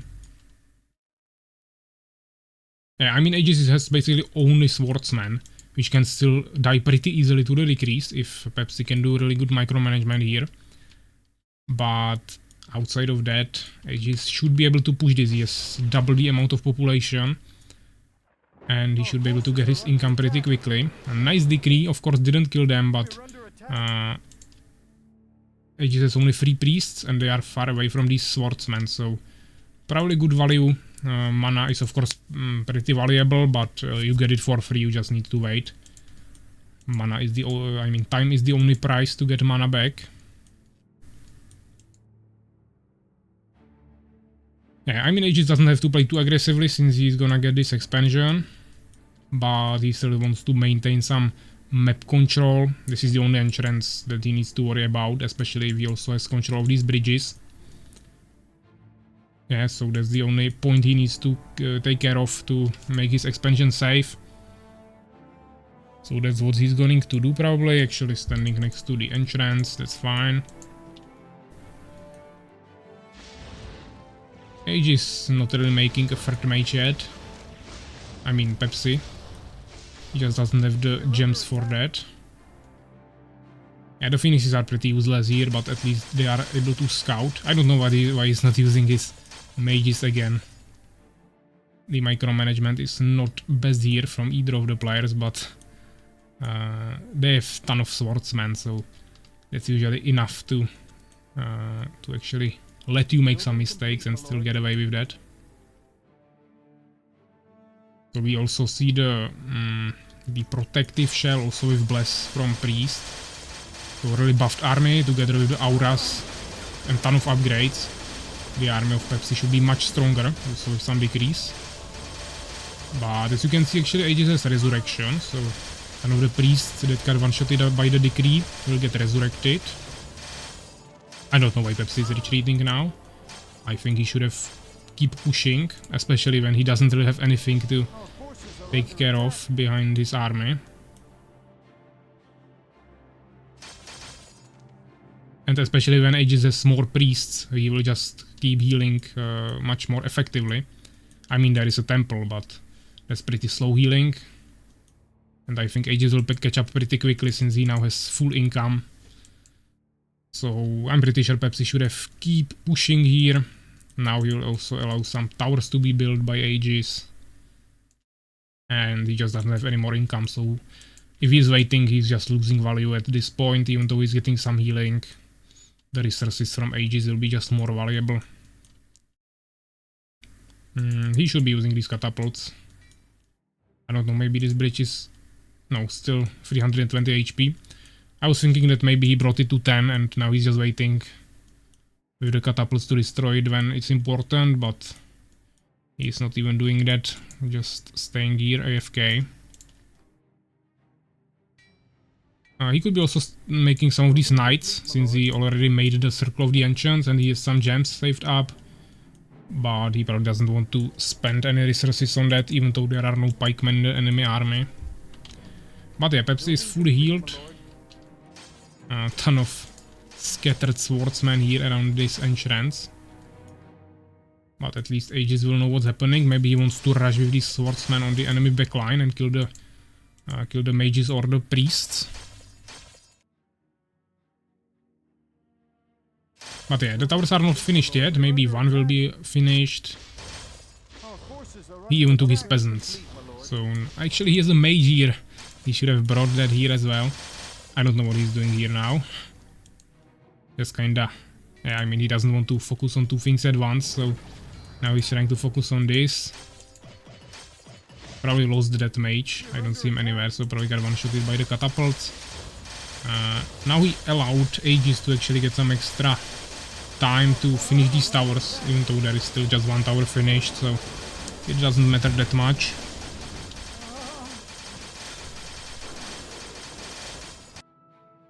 Those are just the peasants. So I mean, Pepsi won this fight, but I don't think he will be able to push any further. These catapults will just destroy his town eventually. There are no towers in this expansion, so it's not protected too well. I mean, Aegis doesn't really have anything now, even though he has an income, he's not really using it for anything. The fact that he just splits up his catapults with the rest of the army, from the rest of the army, it's not really helping him too much, I would say. He even escaped from this expansion, which I also don't really understand. Because the peasants can't do anything anywhere on the map, so just keeping them here for as long as you can to get some extra resources would be smart. Also, it would be smart from Pepsi to push this as soon as possible, because he doesn't know that the peasants are already away. But he also doesn't know if there are maybe some towers, so it will be also dangerous for him to go there. And even though Aegis still has a little bit more population, I just don't think he has a stronger army. He has a ton of peasants that are not really doing anything. And outside of that he has only the catapults. Oh, actually this I didn't see. He did a nice push with swordsman here. Maybe he doesn't even want to fight this. He wants to destroy the buildings of Pepsi before he needs to do anything. He also has 2 towers that are well protected by the other buildings in his main town, so he can definitely hold there for a while. Now he's just going all in. But we also saw a small building here, probably one farm from Pepsi. Even though he probably... or it was probably a tower, he doesn't have resources for farm. He probably cancelled that, maybe he will move it somewhere else, we'll see. But yeah, it seems like Aegis doesn't have any more catapults, only swordsmen, so it will take some time for him to destroy that. This was probably a waste. I think he should have kept the peasants in the back and tried to repair the towers with them, maybe even block the path around the towers. Now he's leaving them kinda unprotected, but I mean 2 towers cannot destroy this, especially when there are priests. Phoenix is just kinda flying around the map, trying to scout a little bit. Yeah, so there is a tower, so it's all... I mean, this will definitely die sooner than the base of Aegis. But now it's all about Aegis finding this tower, because it's the last building he will need to destroy after he finishes this main base. And Pepsi doesn't have any more resources, or either of the players have any more resources. So I think it's just all about finding this tower, but to be honest, Aegis has quite a lot of time to actually do that. Because he still has a ton of buildings, also these 2, tanky castle. And he has trailblazing of course on his swordsmen, so they are pretty fast, they should be able to find it really easily. This Phoenix should be moving around, of course. Yeah, we also see the arc scouting. But yeah, we see actually revealing of Pepsi, because it has been already 2 minutes since he lost his main base. I mean, his town hall. So I think Aegis now saw the tower. He wanted to retreat here probably and save his last buildings, but then he saw the reveal. And he also scouted this with the gnome arc, so he probably would have found this anyways. Yeah, but as you can see, it's last 2 buildings here as well. So this is like the closest match it could have been, but of course the scout tower will probably die sooner. Yeah, and as you can see, finally really close, just with 1 building, but Aegis was able to win this. This was more like a finals game in terms of how close it was, but definitely really interesting, and eventually Aegis won this. Almost 40 minutes. I didn't expect this to be this long in the first round, but yeah, definitely a really interesting game. I'm actually gonna save this. This was really nice. Even though of course I will have it on the stream, but maybe to analyze a little bit. So let's save this.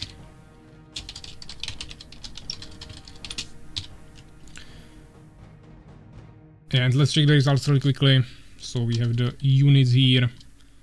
66 kills from Aegis. Lost more than twice the amount of units he made, but he was also producing much more. Yeah, all of these swordsmen there. He had way more resources. And he eventually won, but it was way closer than it needed to be, I think. He was also overgathering wood a lot, but that's not that big of a problem. 7 upgrades on each side.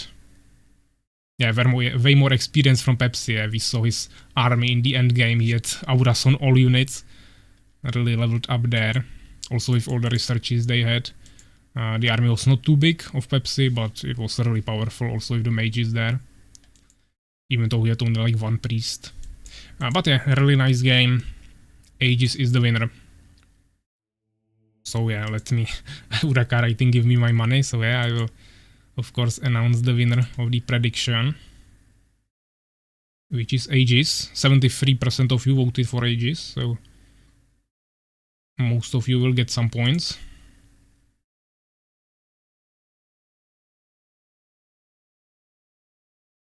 So yeah, you should have your points now, hopefully. And let me bring up this. And AG of course will be 1-0 against Pepsi. So yeah, next game will be actually me against White Defender, okay. And if we take a look on this, we will be playing on No Man's Land. So yeah, I will of course start that.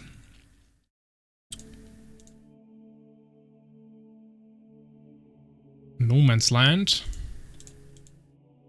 We don't need referees, but it doesn't really matter. White Defender is already here. Someone is writing me in DMs.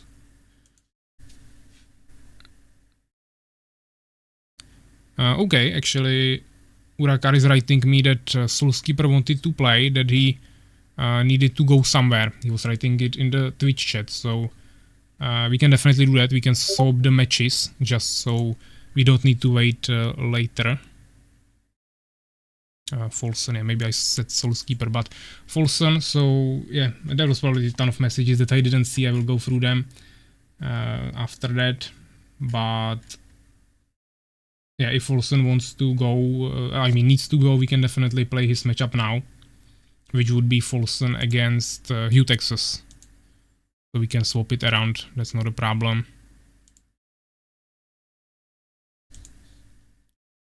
So yeah, in that case, yeah, maybe just confirm it, Folson, in the chat if I got it right. Urakar wrote me. Thank you, mate. Yeah, of course. Okay. So we will swap the matches. We will do Folson and Hugh Texas now, and then we'll continue me and the White Defender and the other matches. So it will be Hollowed Grounds, actually. Hollowed Grounds, Folson and Hugh Texas.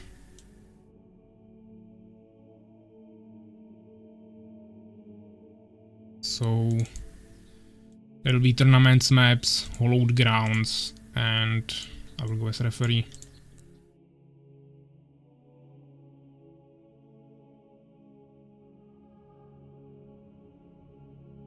So yeah, Hugh Texas, I will just write to him on Discord.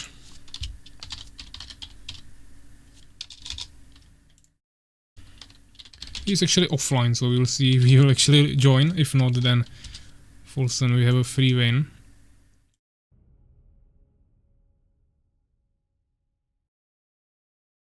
He's writing something on Discord, we'll see.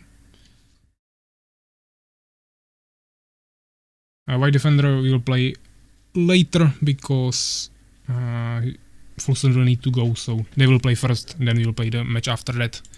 It's not a big deal, we'll just swap the matches so we don't have to wait later.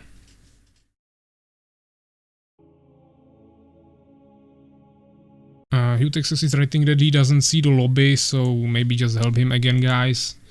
I will set up the overlay. So it should be Folson and Hugh Texas.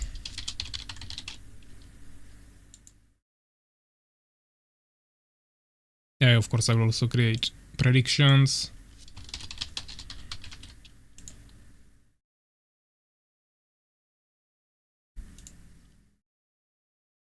Yeah, Folson and Hugh Texas, it should be set up, and prediction of course. Who will win the next matchup?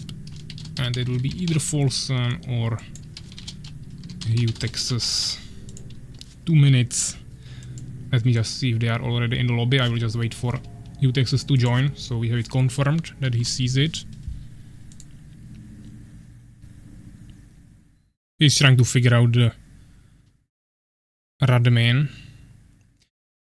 Yeah, give him the private network. Fender already sent it.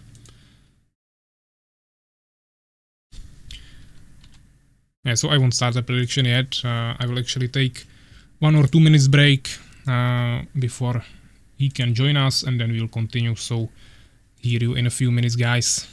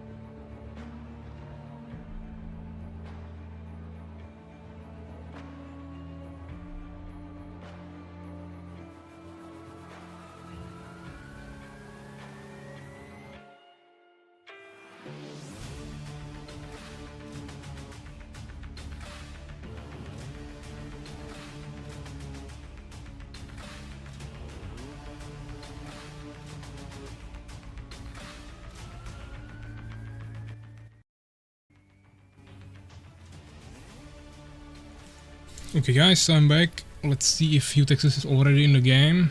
Actually I don't see him there, so let's figure out where it's stuck.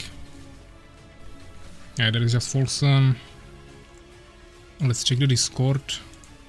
Can't connect anymore. That's what he's writing. Let me check the admin.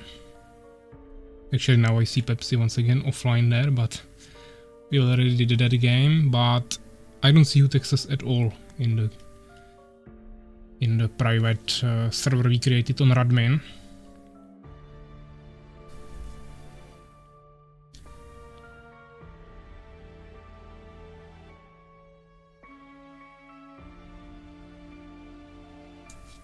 I mean, the private server should not have limit or anything.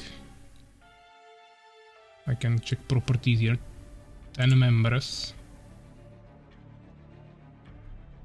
But that's probably the amount of members that are there, not the maximum amount.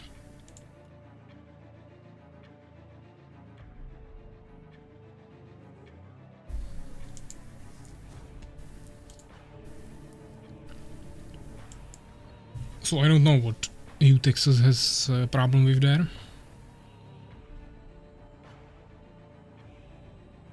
He's saying that he checked that twice, okay.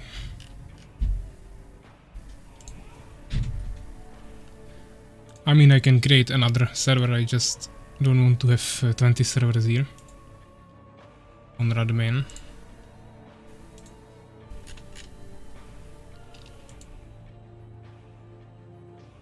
Yeah, but I mean, it's really unfortunate that we have these admin VPN problems today.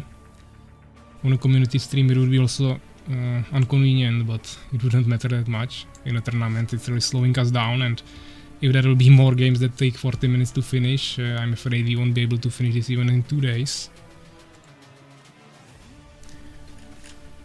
But it seems like Folsom and Utexes are figuring something out there. He is going to share his screen to him. So hopefully they can figure it out. I mean, I could show the matches again, but as I said, Folsom was saying that he's going to leave soon. I mean, he still will be playing more rounds, so if he doesn't come later, he will still get some losses for free, but I at least wanted to give him this one chance when he's here now.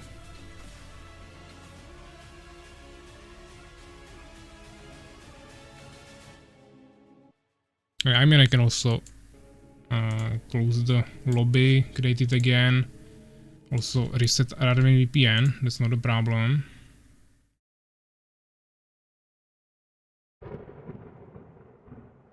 Yeah, now I can see Utexes in both servers actually on Radmin, so it should be fine. Let me host it again. Now I don't remember the map, let me check. It was Hollow the Grounds, okay. So that will be the tournament map. So now you should see it, guys. Try to connect both Folsom and Utexes. Yeah, I'm sorry guys, I'm not really able to check Discord, Twitch chat and also in-game chat while also setting everything up, so if you are writing something and I'm not reading it now, sorry for that, but I'm not able to check everything with only 2 monitors. So even though rather I'm usually the most glad if you write in Twitch chat, right now I was more checking the Discord because everyone's communicating there.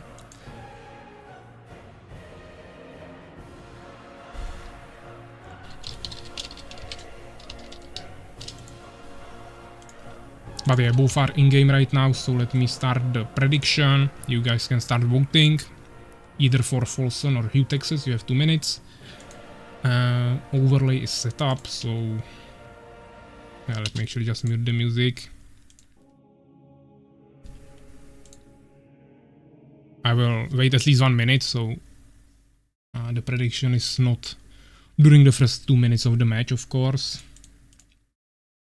In the meantime, I will go through the comments you wrote here on Twitch. This tournament is much better than the first. We improved a lot. Yeah, definitely, it's much closer. And the games are much more balanced. Even though the first round should be actually the most imbalanced. So the next rounds should be even more interesting, so we'll see.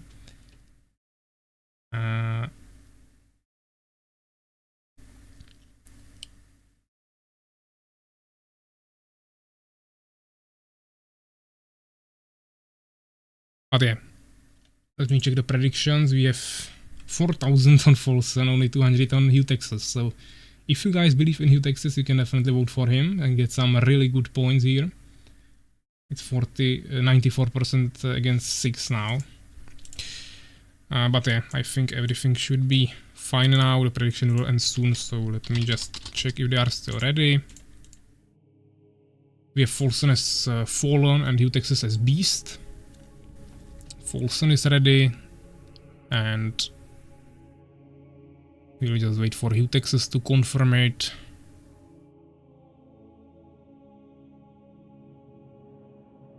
He's also ready. So yeah, good luck guys, and let's start the next match. Of course, neither of you should be on the stream when you are playing. That's obvious. But yeah, we have the 4th game, I think. Or 3rd, right now I'm not sure. Actually 4th, I think. We play Hollowed Grounds now for the first time, and as I said, it's Folsom Fallen against Beast Utexes. So let's bring up the resources. Folsom is blue, so that's correct. And as you can see, Folsom is going for Deformer, so probably no immediate expansion, which is definitely possible on this big map, but he wants to play it more safe maybe. Of course, as Beast it wouldn't make too much sense, so he's also going for stables immediately. This map is really big. You also have these expansion options in the mountains that are not reachable by the ground units. Also these islands, but they are pretty useless. Then we have this expansion with no jams. Then we have expansions on the middle, and there is also huge underground that of course connects the both sides of the map. and there are also neutral enemies that are protecting these resources that we can get. There is nothing here and here, just some neutral enemies where you can potentially level up, but here are these two treasures that have actually 400 gold, 100 wood, and I think there is also some gems that we just cannot see here because there is not enough space to show all the information at once. But yeah, we see 2 hives from Folsom basically immediately. Arena from Hugh, Texas. So this is just a normal balanced strategy, nothing too crazy yet. Nice map, I didn't even know that it is in the game. Yeah, I mean, everything is of course in the map pool, guys. You can go study it before your own games now, if you still don't know about all the maps. Or just check them in the editor maybe. But yeah, definitely ton of options. Ton of expansion options, even though no one is utilizing them yet. We see first scout from Folsom coming out. First hive stinger.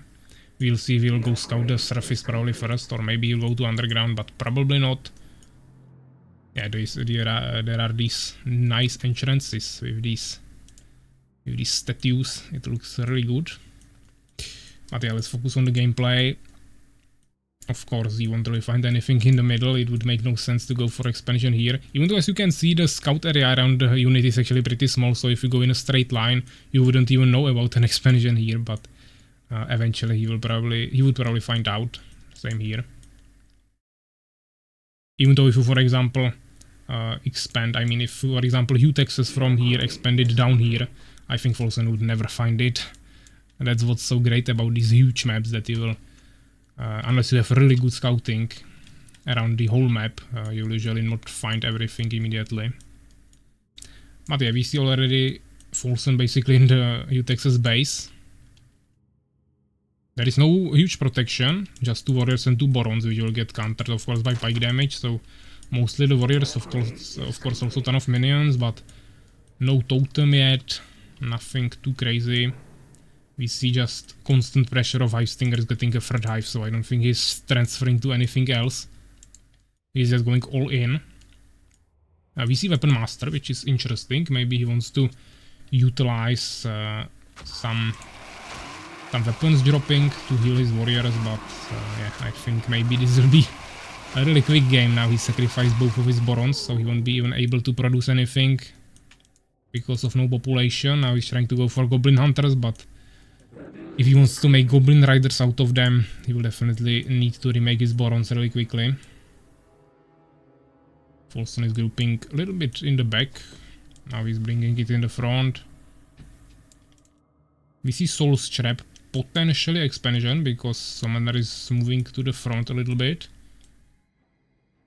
I mean, Folsom can be pretty sure that Hugh, Texas won't push him right now.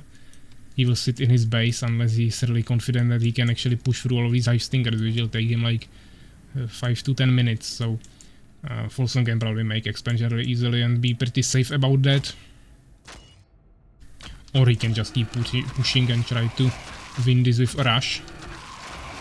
But it seems like he just wants to keep killing the barons. There is also totem happening now, so maybe he wants to also kill that. He's writing what the heck. I mean, I also see that his units are moving pretty weird here, not really attacking. So I don't know if there was a bug or something, but eventually he still killed the barons, even though he lost all of his hive stingers. So that was probably not too worth it, but I mean, if he started creating the expansion, it would be fine, since he didn't start the expansion yet, and he also didn't push anything here outside of the barons. Now he doesn't have that big of an advantage, but he still has map control. He should definitely just save up the gold now, maybe even cancel these hive stingers and get the expansion as soon as possible. Instead of that, he's just going for incubator. Hugh, Texas leaving an idle minion here. But yeah, I mean, this is the thing you need to do. You just need to read the game, because if you of course take a look on this, it's pretty obvious that Hugh, Texas cannot do anything. He built a totem, he lost a ton of resources in barons, so that also slowed him down.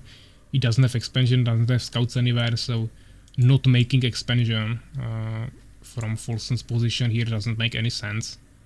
Even though he probably wants to make it, he's still just spending resources on other things and slowing down his economy. So I don't think this is a smart move, but maybe there's some different strategy here, we'll see. Yeah, he takes us try to scout here a little bit, but this is just a punishment for him again. He will lose some HP, he cannot really heal effectively as Beast. He doesn't have priests or unholy ground. He would need to sacrifice something. Or actually he can drop the weapons here, but I'm not even sure if he is aware of that option, even though he made the weapon master. Maybe he just wanted to make it as a lumber mill and wanted to get some easy wood here. But yeah, finally he at least has some goblin riders, so he should be able to protect himself. But we finally see the expansion from Folsom as well, so that's also good. We also see Beast Sheriff from New Texas, okay. Folsom still spamming more hive stingers. He also made the incubator, so he could potentially make hive spitters, or he just wanted to unlock Wild Cocoon to maybe make some hive guards or unlock metamorphosis for flying hive stingers. Outside of that we still see some small scouting with the hive stingers around the map, bringing the injured ones back just to heal.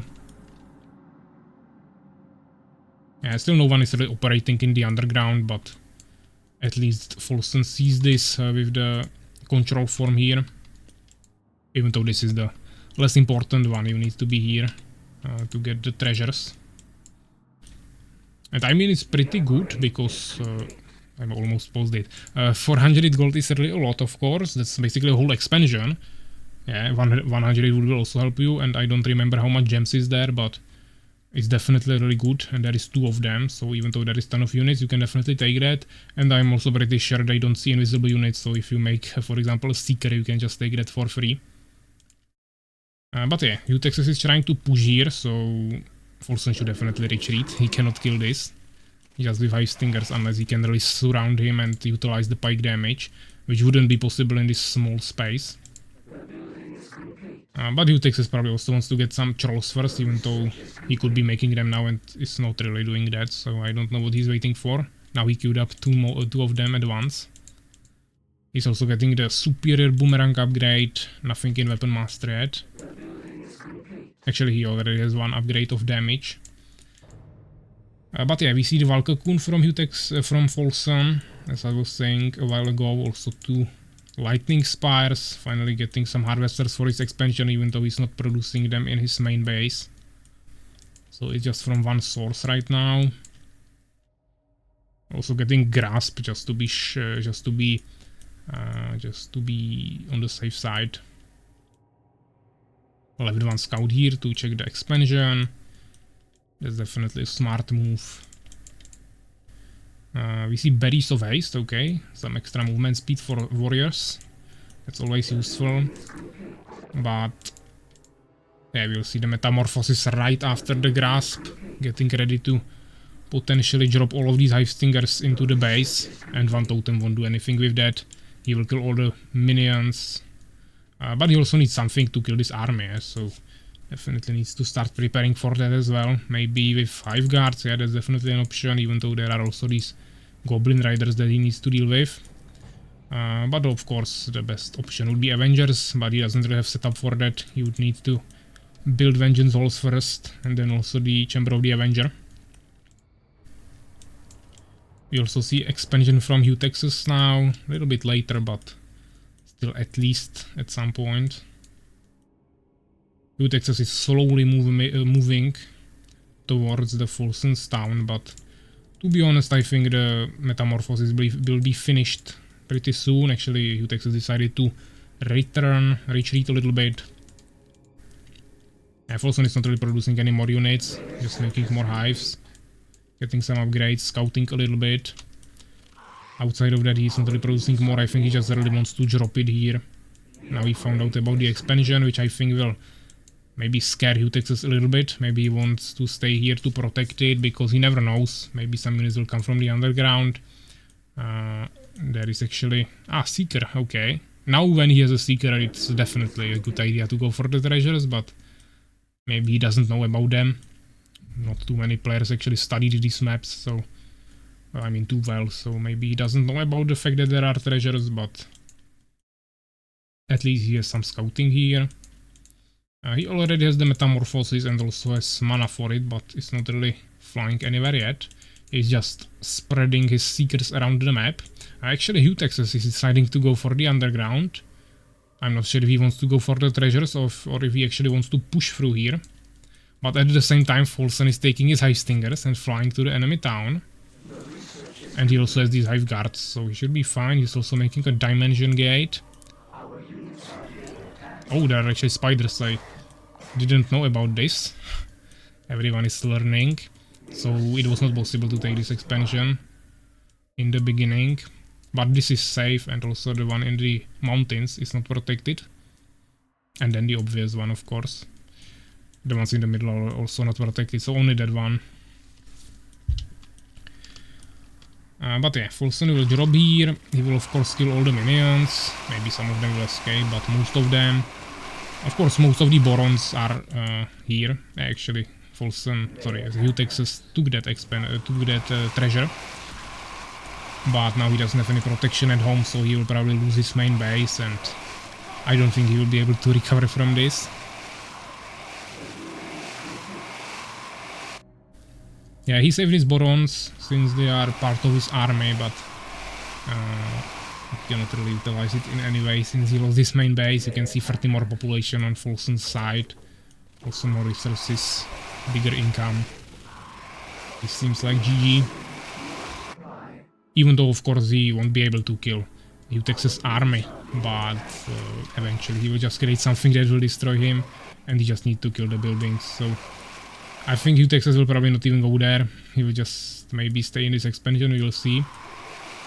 Because if he goes here, he can actually, I mean, Folsen can actually just take these Hive Stingers, fly into the air, and before Hugh Texas can return to this base, he can just drop here again, or take another army and destroy it, but as I said, Hugh Texas will not even go to his main base. He will just wait for his death here. Of course, these Hive Guards will make a quick work of this.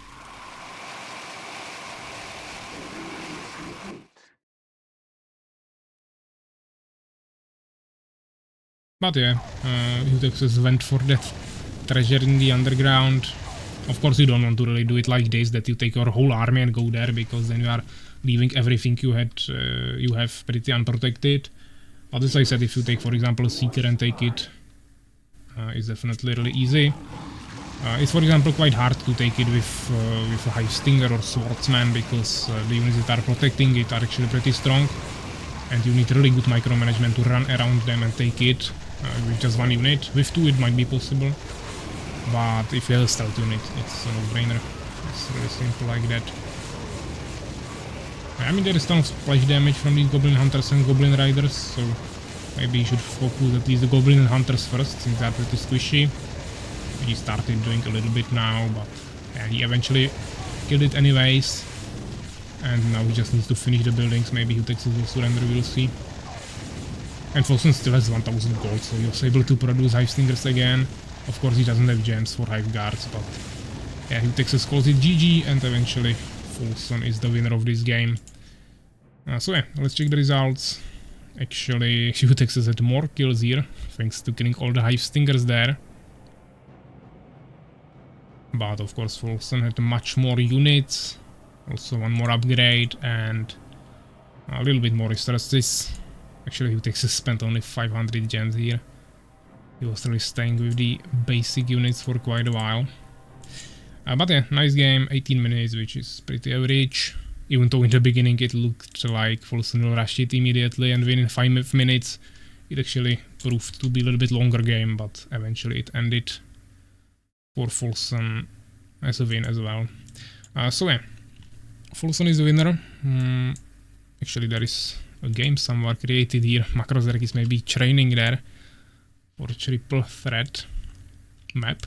But yeah, let's fill in the bracket. It was the Folsen against Hugh Texas game, so Folsen won, of course, 1-0. And I will also give you the prediction results. 82% of you voted for Folsen, so once again, Some people will get some points here.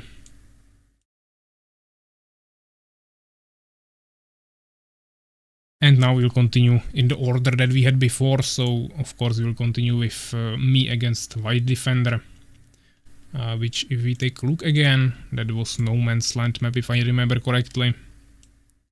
Yeah, No Man's Land, so let's host that.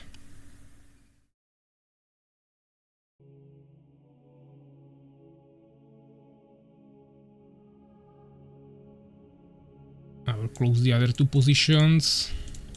White Defender is already here immediately. Well prepared.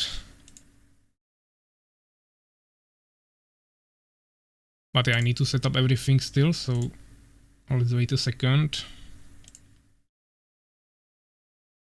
So this will be White Defender.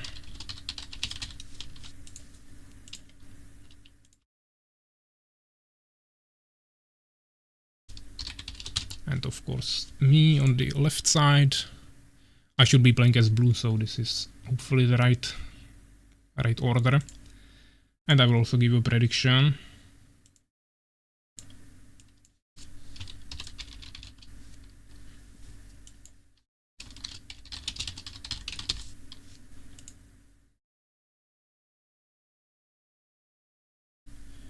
So yeah, we have 2 minutes.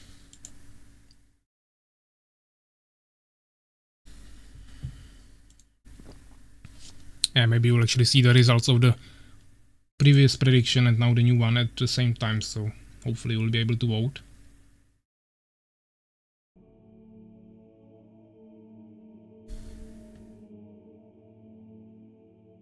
But yeah, I will be playing on the No Man's Land. I will probably go Fallen. We'll see what White Defender will choose.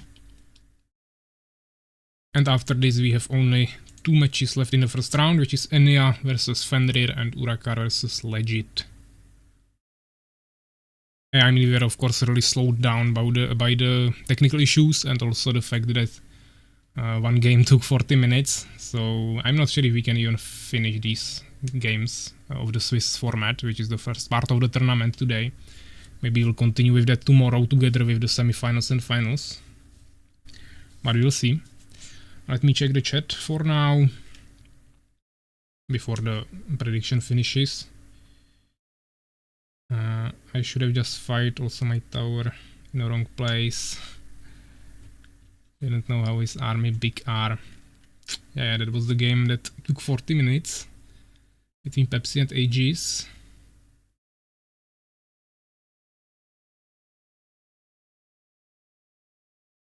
Macro is training even while the tournament is happening, such try hard.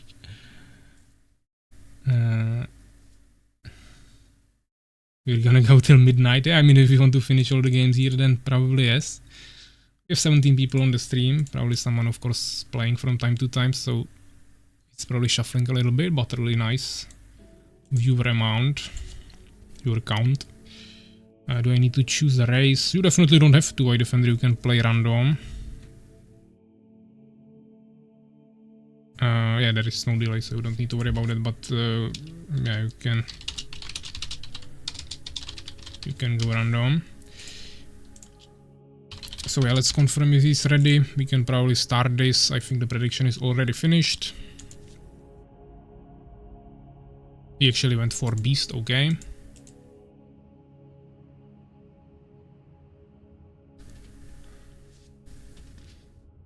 So I will just wait for him to confirm. He's ready, okay. So yeah, of course, White Defender shouldn't be watching the stream. Outside of that, we should be ready, so good luck and have fun.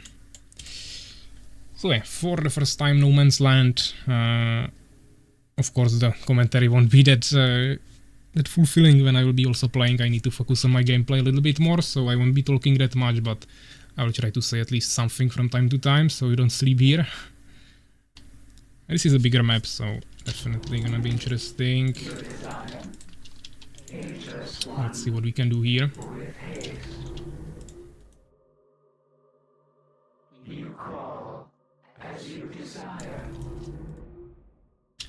I mean, I could bring up the resources, but I don't see his resources, and you can see mine here, so there is not too big of a point in that. Your desire. With haste. Ageless one. With haste. We do not have enough gold. Your desire. Ageless one. You call. We do not have enough gold. We must summon more supply. So yeah, of course we need to figure out where he is. That will be the hardest point, hardest part. The map is pretty huge. It's always a little bit about luck. You never know what's going to happen, but I like to risk a little bit. We do not have enough gold.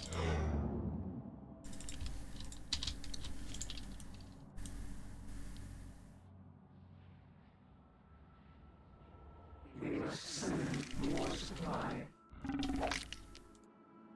Your desire is complete.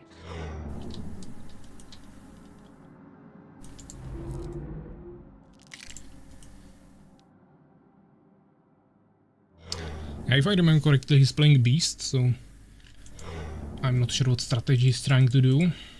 Probably trolls, but he might surprise, so let's be prepared for air as well. Other strategies. We can get one more harvester, maybe even on wood.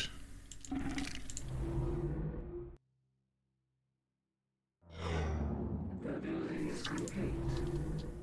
The building is called. As you desire.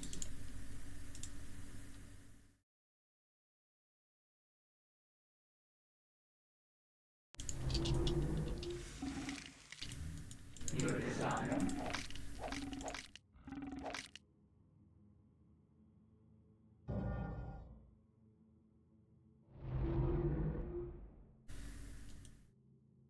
I prepare. You call.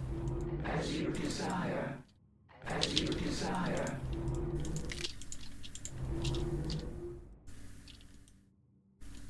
We must send more supply. The building is complete. I prepare just one.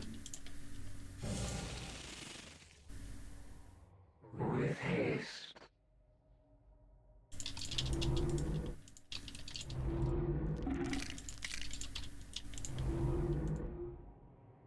Your desire, the resource haste.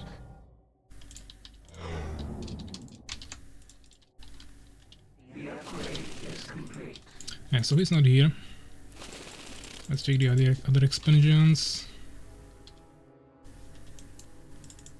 The upgrade is complete. They attack us. Okay. That was a scout, I don't know what was that. Probably a minion.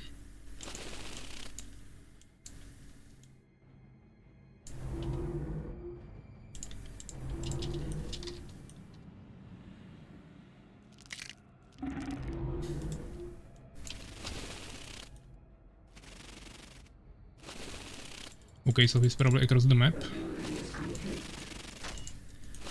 Goblin Heart. Hopefully he won't kill me.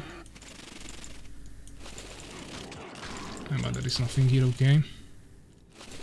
Let's just check the rest of the expansions. Ageless one. Your desire.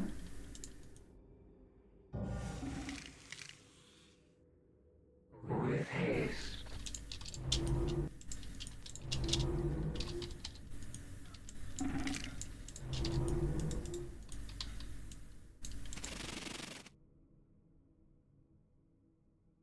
He could have also, of course, expanded anywhere else on the map, Is complete. but I don't really expect that from him. You call.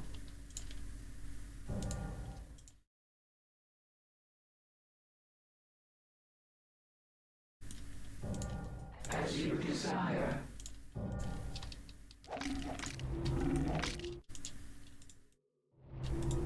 Dangerous one.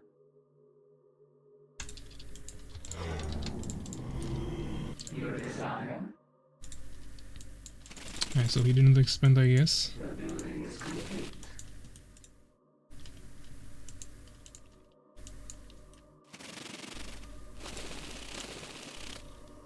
The building is complete.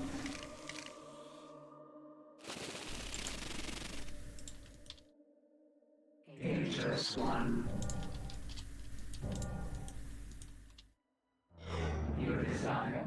The building is complete.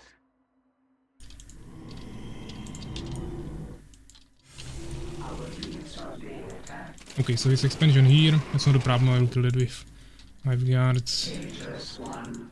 Or stingers, doesn't really matter. With haste. I will also go for expansion really quickly. They attack us. Maybe even here, but probably don't need to.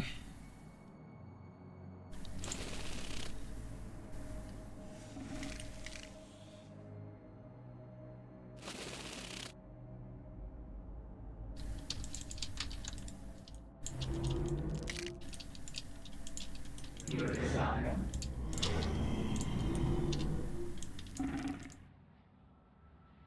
The building is complete.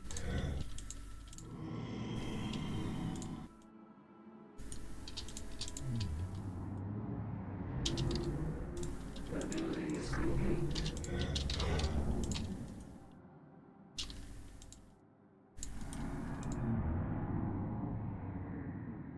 Actually, I don't have population.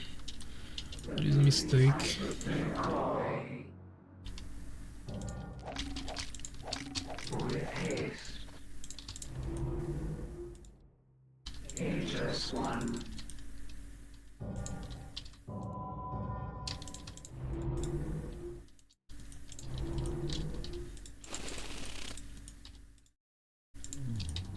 The upgrade is complete. You call Dangerous one as you desire.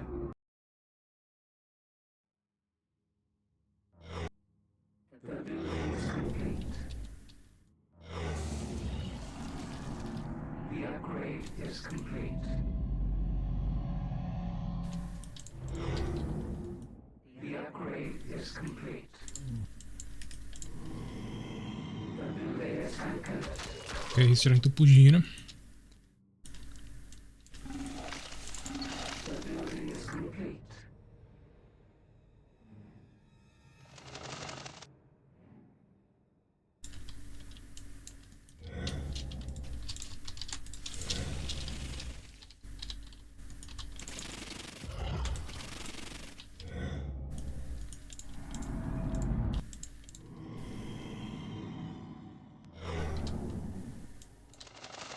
Ah, this is bad. He scouted me. I thought the units would fly through the middle. That was my mistake. Our units are being attacked.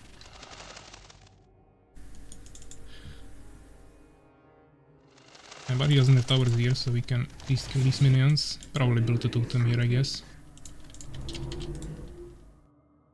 Sure, let's get gems first. They attack us. The research is complete.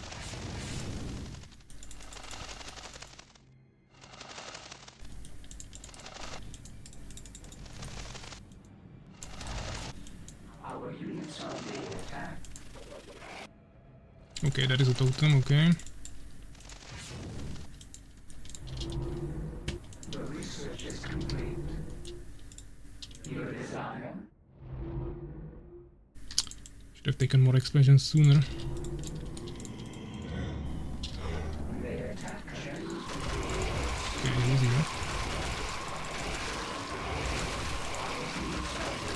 Also increase the pike damage.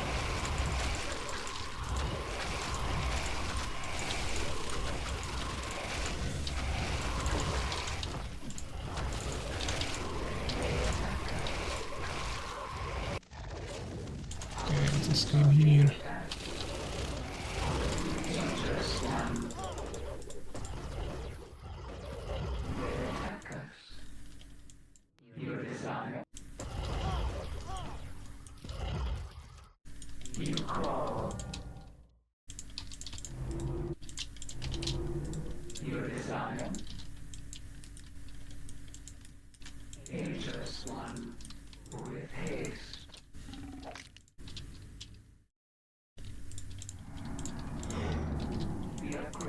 is complete. The upgrade is complete. Okay, there is a minion. The building is complete. Probably wants to make another expansion, needs to stop that.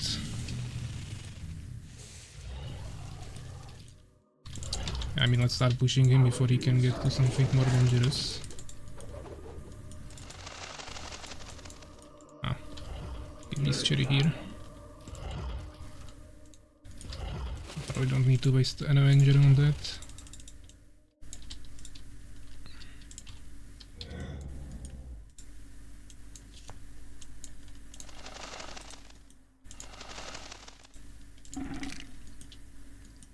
Okay, we are out of wood here.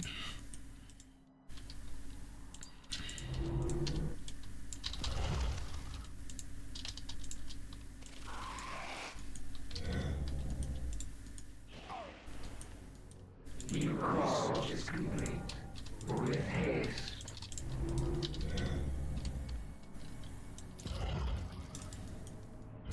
Okay, nothing here.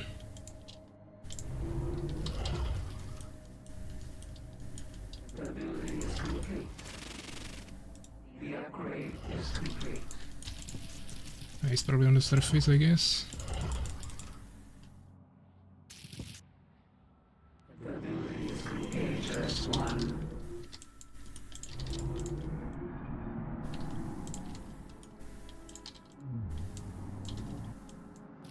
Ah, he was here.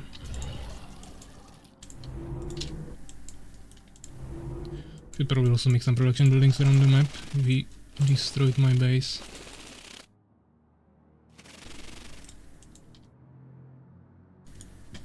So need to make stalkers soon. In case of his flying army. I prepare the way. Your desire. They attack us. Okay, we can kill that.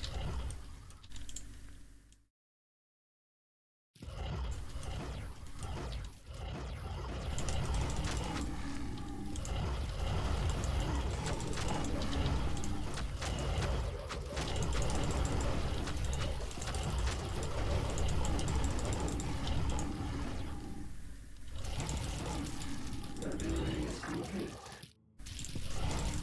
The building is complete.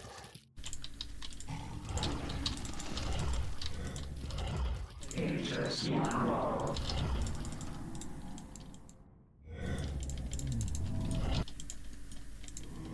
HS1 call. The upgrade is complete. Okay. He's attacking ground, that's not a problem, I will just wait for stalkers. Is complete. The building is complete. Your desire, the research is complete.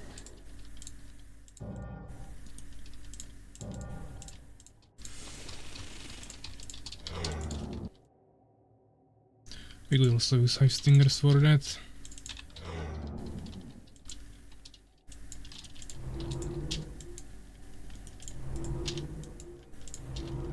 The upgrade is complete.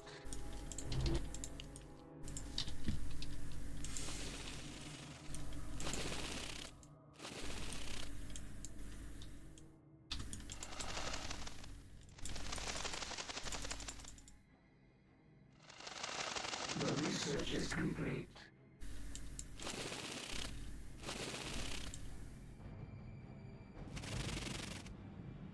The research is complete.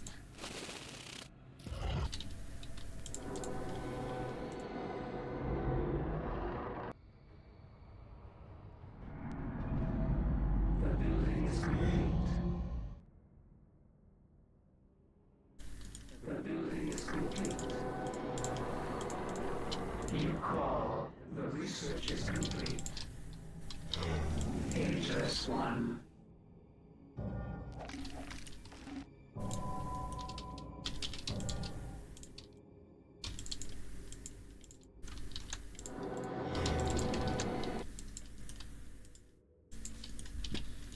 You call. The research is complete. With haste.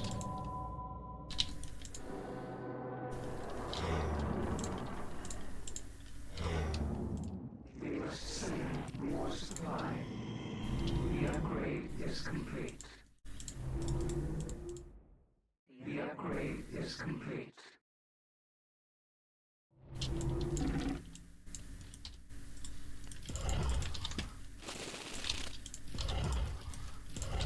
The building is complete. The building is complete. Your design is dangerous one.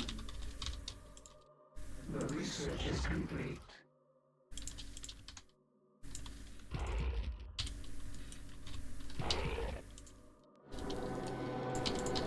The upgrade is complete. The building is complete.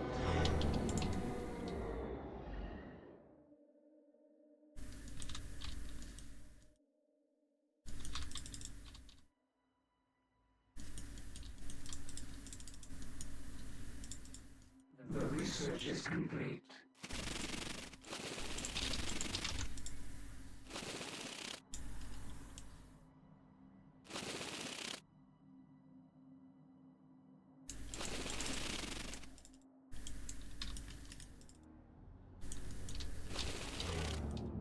They attack us.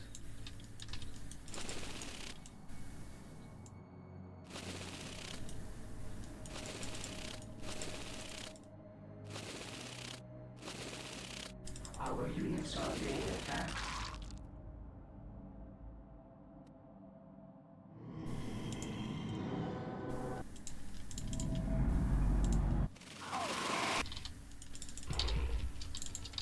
They attack us.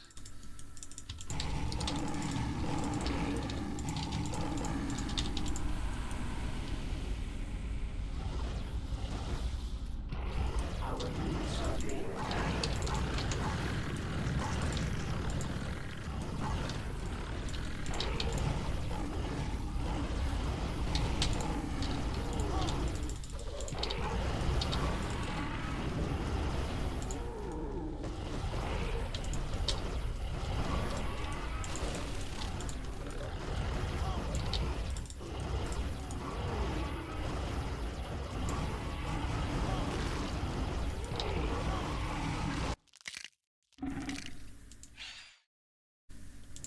They attack us.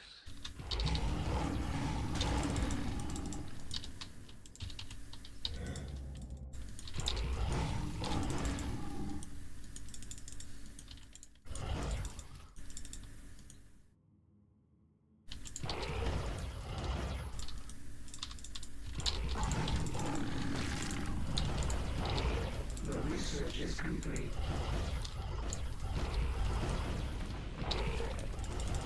Our units are being attacked.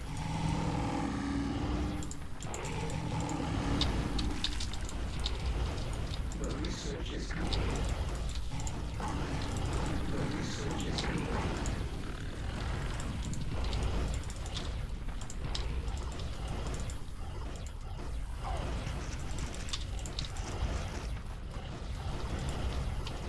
General will soon. Our units are being attacked.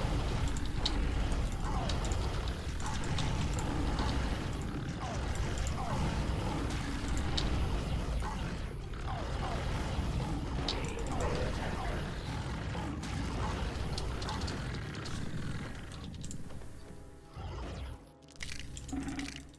Your desire.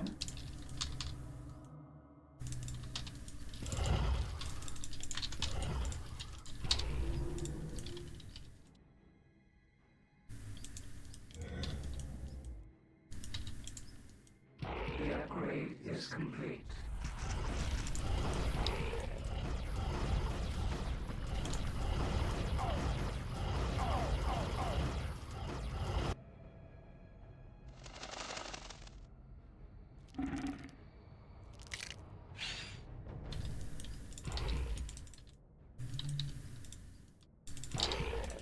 Okay, so let's just wait for him to realize that he should leave. Yes, free Boron Riders, okay. I mean, of course, this was pretty easy. Actually, here's one more base here. It was pretty easy because he let me just get the map control. after that, of course. Even on resources it was pretty easy, and army composition as well, of course. Oh, okay, he had this base from the start of the game. I actually didn't see this. Then good job for him.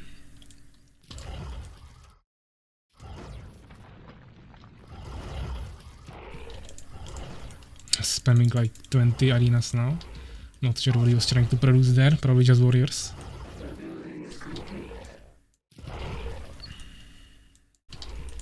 There's probably totems there, so let's blind them. Just so I can fly around freely.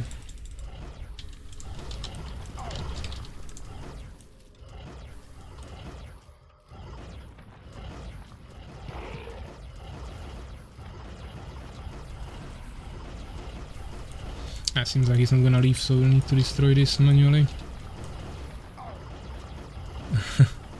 Converted units to my religion. Unfortunately for you, Fallen are some insects that definitely don't have any religion, so that won't really help you. But yeah, nice ratio here. 125 to 51. 13 stretches, and of course, yeah, way more resources. 11,000 gold more. So a pretty easy win. Let's write it into the bracket.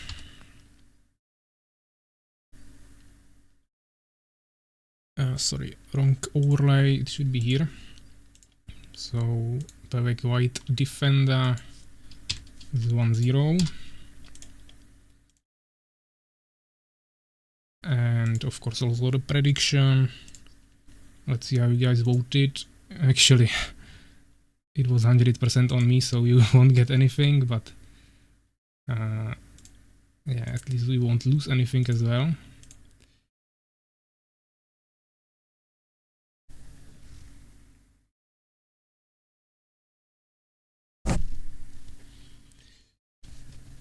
Yeah, okay, so you have hopefully your points back. Now let's see what is the next game here. So that should be Enya and Fenrir. So yeah, let me see what map that will be. Sorry how I was not talking now for like half an hour. I need to figure some things out now. But yeah, Enya and Fenrir, it should be Spider Realm. We already saw that once, so that should be no problem. Let's create Spider Realm.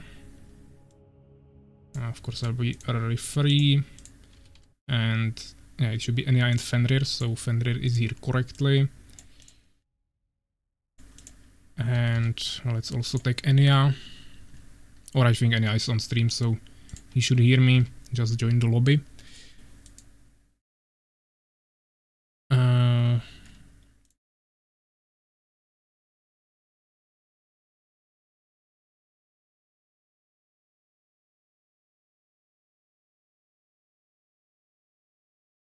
Yeah, I mean, I was also checking now some messages on Discord. Some people asking where they can see what match will be next. You of course have the pinned message. Hopefully it's still visible there. Maybe it was overwritten by the results of the predictions, but I'm not sure. I'm also showing it after each matchup, so you should know where you will play, of course. So now Enya and Fenrir. Enya is already here, Fenrir as well. So let me just swap the overlay.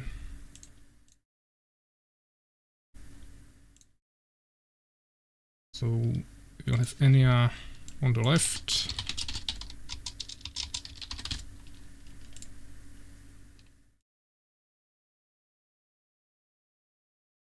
And Fenrir Pradavny on the right.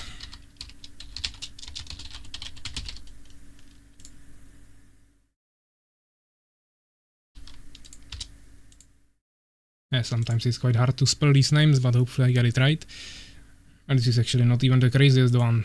In the first tournament we had Amaterudzi, and that was the difficult one. This is actually fine, so let's start the prediction as well. Here I will need to write it again.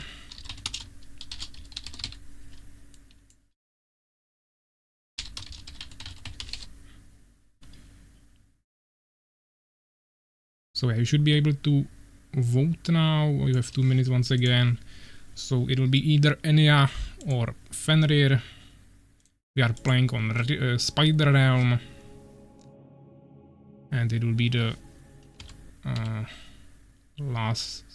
second to last matchup, I think. Then we have only Urakar and Legit left for the first round, so that will be interesting. We didn't see these players yet, so we can do some nice votes here. Seems like Fallen Mirror, okay. Just some talking about that. Let me check the Twitch chat. Actually, there was many messages that I didn't see yet.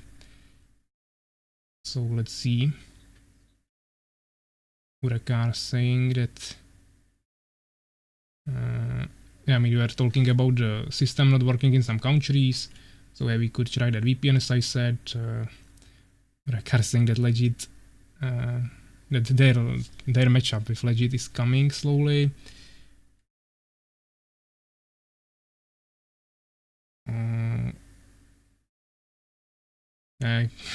Fallen is broken. I mean, you guys can pick whatever race you want. So if you think Fallen is broken, you can just play him, play it.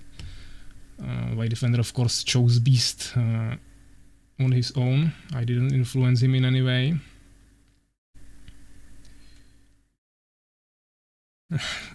Just true Fallen enjoyer. Yeah, I mean, I like Fallen, of course, but I can play any race. If someone will go random against me, I probably don't have a problem going random as well. But in a tournament, I of course take things a little bit more seriously. So that's why I play usually the thing I feel the most confident about.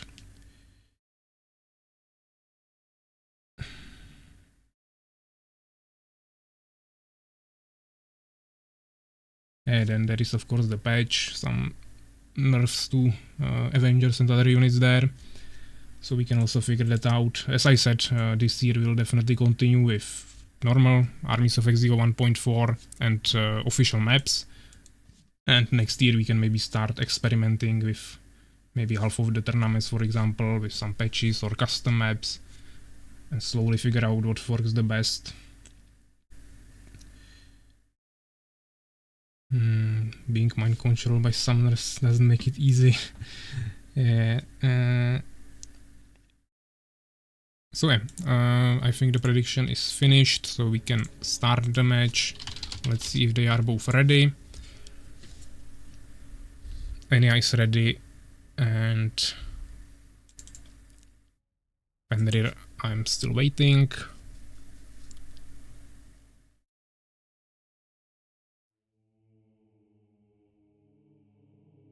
Also ready. Okay. Good luck, have fun, guys. Let's start another game. You guys, of course, shouldn't be on the stream, Fenrir and Enya. Everyone else will, of course, be enjoying this nice match on the Spider Realm. I didn't see the predictions you made, but I will check that after the game.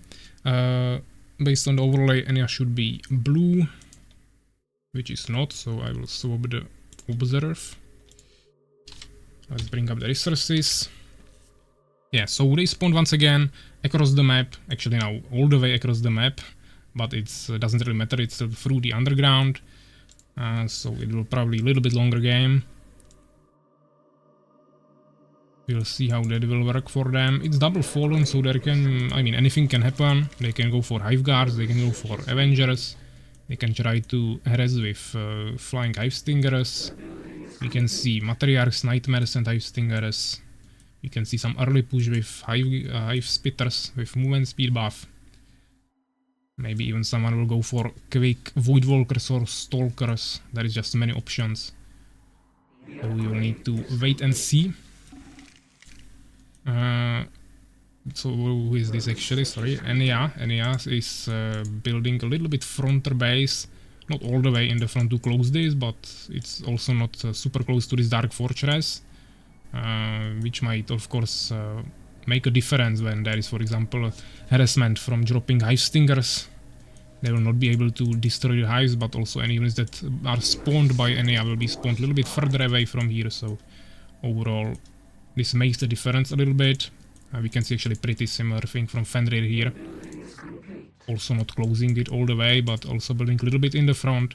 We already saw one game on this map, that was between Makarozark and Soulskeeper, I think that was the first game. Makrozerg went for the expansion here early. Fenrir maybe wants to copy it a little bit with this front position of this control form, but he's not going for that yet. He's actually building a third dive, which is interesting. Maybe he's still thinking that the enemy might be here and he might go for a rush, which is not gonna work for him too well, but we'll see. We see only 2 hives from Enya, but not really building anything else yet. He wanted to make another summoner, and now he's going for Soul Strap, so potentially Nightmares or Avengers. Yeah, of course, Matriarchs are not that strong in a Fallen Mirror, because you can't make skeletons. You can use Necromancy for most of the units of Fallen. Also Mana Burn, of course, it can work if the enemy Fallen is playing the same strategy, then you can Mana Burn either enemy Matriarchs or Nightmares. But it's also not that strong as, for example, against Empire and Priests. Then you have Curse Tree, which is actually not that bad, but it's pretty expensive, and you need lots of Matriarchs to make use of it. Also, you need actually some trees near the position where you are fighting, which is not always possible. I mean, there are always trees around it, but it doesn't have that big range, of course. And outside of that, Matriarchs are not that strong. You of course have lifesteal, but only 10 damage. Pretty squishy. So in a Fallen Mirror, I wouldn't go for them usually. We would rather want to spam more Nightmares, but we'll see, maybe he'll go just for Avengers. We don't see any expansions yet, we see pretty decent scouting from both of the players. Some small skirmishes here with Hive Stingers in the underground. Of course, they probably know about each other's position at this point. Or maybe this is the first scout that got here. Fenrir is actually gonna ignore it. He was not looking there, so this scout was able to get in here, but there are other stingers. Okay, this is the worst position of incubator I ever seen. Instead of putting it here, it's for the trees. He placed it here, and even if he wanted to go for these trees, it should have been on the edge of the area there.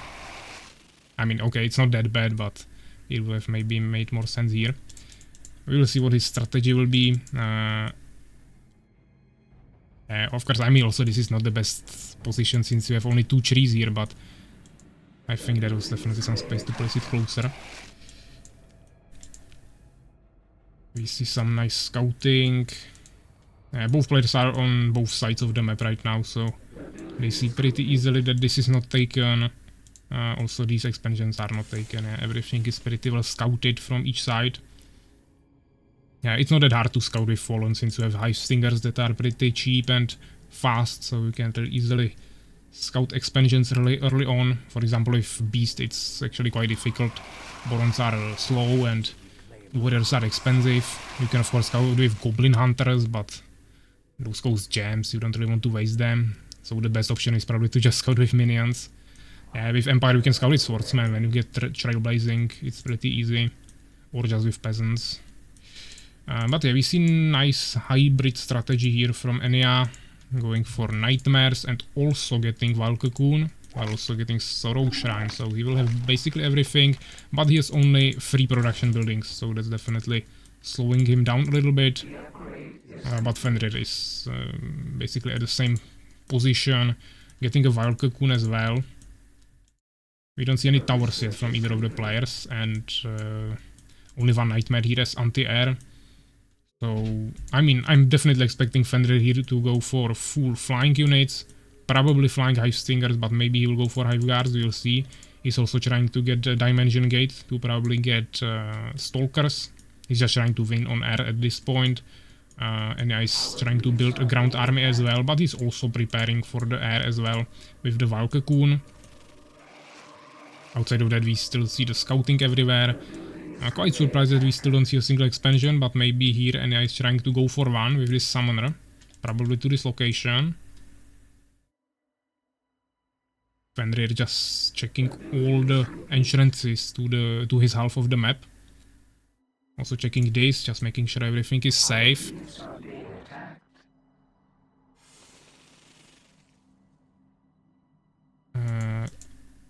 Also scout coming back from Enya. Yeah, so he's 1 injured unit, that's not a problem. Actually, he sent the summoner here, so he's prepared for to make the expansion later. But right now he's just pumping the resources into his units instead, which is also fine. We see Metamorphosis now, also Nail Scourge, that's of course important. Metamorphosis on the other side as well. Also one tower, but you have to keep in mind, I mean, he's kinda blocking the Dark Fortress here, that will slow his resources a little bit, but not too much. He's actually getting an aerial, so he wants to take these expansions, and he wants to take control of the air with the flying Hive Stingers. He has way more of them than Enya, but Enya has of course the Frost Shields from Nightmares. So I think Enya will still have stronger army, but not so mobile, even though it's still pretty mobile army. Of course, full flying army will be always more mobile. And to actually kill this, when he's flying, you of course want to have Stalkers on the ground. It's actually not that easy. Probably just best to splash it with Avengers, even though they take more damage from Pike. But yeah, he's definitely going to drop on these Harvesters and probably kill all of them. So Enya should definitely do a little bit better scouting. This Hive Stinger is a little bit late, yeah, just like 15 seconds, and he would have scouted this, which is really unfortunate. Now he's gonna lose all of his economy, but at least he's going for the expansion already. So he should be able to catch up, hopefully. He should already be producing new Harvesters. We don't want to waste any time. Actually casted the movement speed buff from Nightmares, but didn't really affect most of his units. I think he will probably lose this Dark Fortress. I don't think he can kill the Hive Stingers quick enough. Maybe, yes, we'll see. It will be really close. Yeah, probably yes. But Enya... Oh! Actually, Enya doesn't have any resources for a single Harvester. And he has only one Harvester here on wood, so... Actually, one more here. So now he won't have any income. He needs to definitely do the same thing here, but to be honest, Fenrir will be able to protect this. He's also making an expansion in the mountains. So this is not good, looking too good for Enya, to be honest. He just had really poor scouting, to be honest, and he was not really prepared for this. I mean, he was standing on pretty weird position here. I mean, of course, you can be protecting the underground entrance, but you either need to make a timing push and just start pushing early on, be on the other side of the map, because if he got dropped here, I mean, if he got attacked here by Fenrir Hive Stingers, he could have just attacked here from this side with his army, if he was there. Or if he wants to play defensively and gather up some more units, then of course you need to stay closer to your base. This was the position that was of course good for defending this cave entrance, but since there is two of them, it's not even that valuable. And it costed him a ton of time and resources. And the question is if even he will be able to recover from that, because Fenrir will of course send more attacks over time. He's even getting some extra movement speed for his Hive Stingers. Also getting Astral Note, so now he will gather up some Stalkers as well, as I said. Already finishing his expansion even with a charged Deformer for some extra anti-air defense. Yeah, he's also protected here by one tower, so his base is not so easily harassable. Yeah, so even though Enya has two expansions now, or two bases, he doesn't have any Harvesters here, so he's not really getting any value from that. Of course, Fenrir does know about this, but actually I'm expecting him to send some Hive Stingers and drop them here, even though there are no Harvesters yet. But he also doesn't need to rush anything, he also has an expansion, probably much safer one, so he should be fine. He's actually getting a Defile, okay. So he wants to blind the Nightmares with a Stalker and Defile.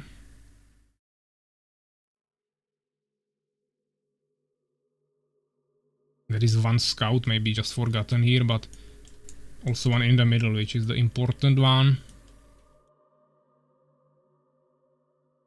One scout from Fenrir in this location. No one really taking care of the underground, but it's protected by neutral enemies, so no one really expects anything there. Fenrir going for this expansion. Okay, I would probably just take this. But maybe he doesn't want any more gems. He should be also producing more Harvesters here. That's a mistake, spending resources on other things instead of improving his economy now. When I would say he has an advantage, of course. So I mean the income basically stabilized for both players right now. NA is probably still a little bit behind with a little bit fewer harvesters here, but they have the same amount in expansions. And this is what I was talking about. The Fenrir will do a push on this base as well. And I don't actually, I scouted this. I don't know where the nightmares are. They are standing here. I don't know what died there. Probably just one scout. But the Fenrir was pushed away, pushed away, pushed back. But he has the stalkers. If he took them with him, he could just one-shot all of these hive stingers, and it would be really easy for him. Now he's just kind of flying around, not really doing anything, getting shot by the tower and nightmares. Yeah, wasting some mana, which is good, but outside of that, he didn't really do much, and he's just not utilizing his army. That's a big mistake. He's taking this expansion as well, which is good. We will see if Enya will also go for another expansion, but he probably wants to stabilize 2 bases for now.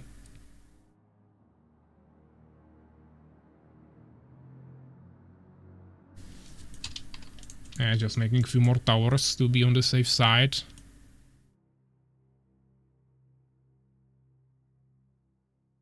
Yeah, we see another push from Fenrir, of course, Enya is still here. Now against the towers, I don't think he will really want to fight here. Yeah, he's just wasting his units, still not using the stalkers, so...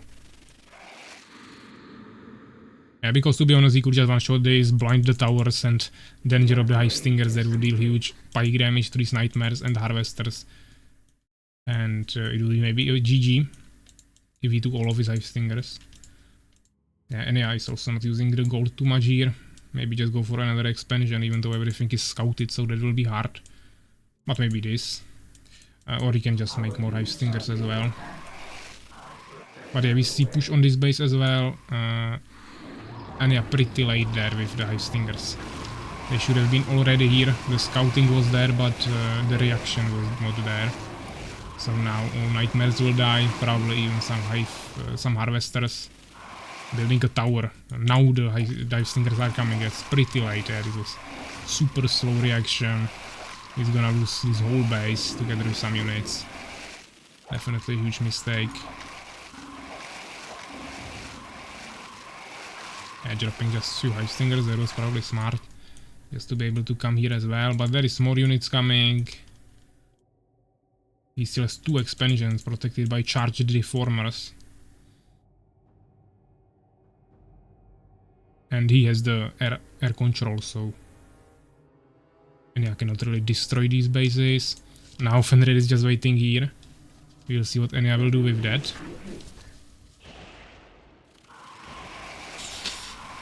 Actually dropping, even though there is the tower and 3 nightmares. Now 2 towers. And also a ton of hive stingers, so... I think either of the players were really paying attention. Neither of the players were really paying attention to this location. But eventually Fenrir was forced to leave. Actually through the underground. Didn't have mana for metamorphosis again. Yeah, so we still see some extra scouts here in the forests. Chamber of the Avenger and Sorrow Shrine, okay. Fenrir may be transferring to some ground, so making some hive spitters, which I'm not sure why he's doing. But yeah, actually Enya is going for stalkers, so... even though I don't think Fenrir saw this, it's definitely a good move to transfer to Avengers at this point. But he still needs to maintain some air control, because he needs to protect his expansions. And you don't really want to do that with ground army when it's in the mountains. But as I said, he has the charged deformers there. That should be hopefully enough for a few hive stingers. And he actually has upgraded chain lightning spires. So those deal, of course, chain damage, which is AoE damage, and that's killing the hive stingers pretty quickly. So that's also probably a reason why Fenrir actually decided to swap the strategy a little bit. Both players will now have some stalkers, even though Fenrir definitely have more of them. Building even more towers, okay. But only on one side, interesting. And once again he should be producing some harvesters here for this gems mine. We see one expansion, at least 4 gold from Enea, that's good. I mean, Fenrir is not really doing anything now, he's not really scouting the map, he's not really harassing. He's not scouting the enemy army composition. Kinda just sitting in the base and trying to group up some amount of units. I mean, he has the bases, so he doesn't have to play too aggressively, but I would at least be scouting the map. Now he doesn't really know anything.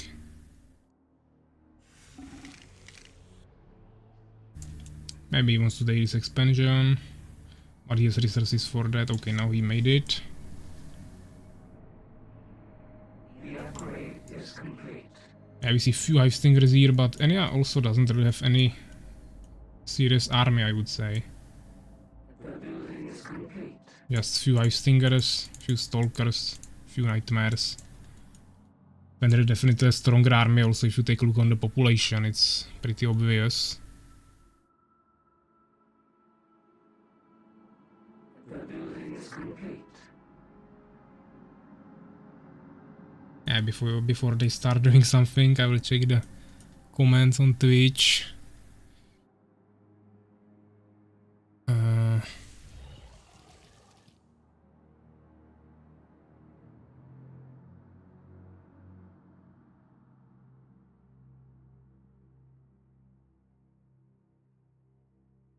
The upgrade is complete.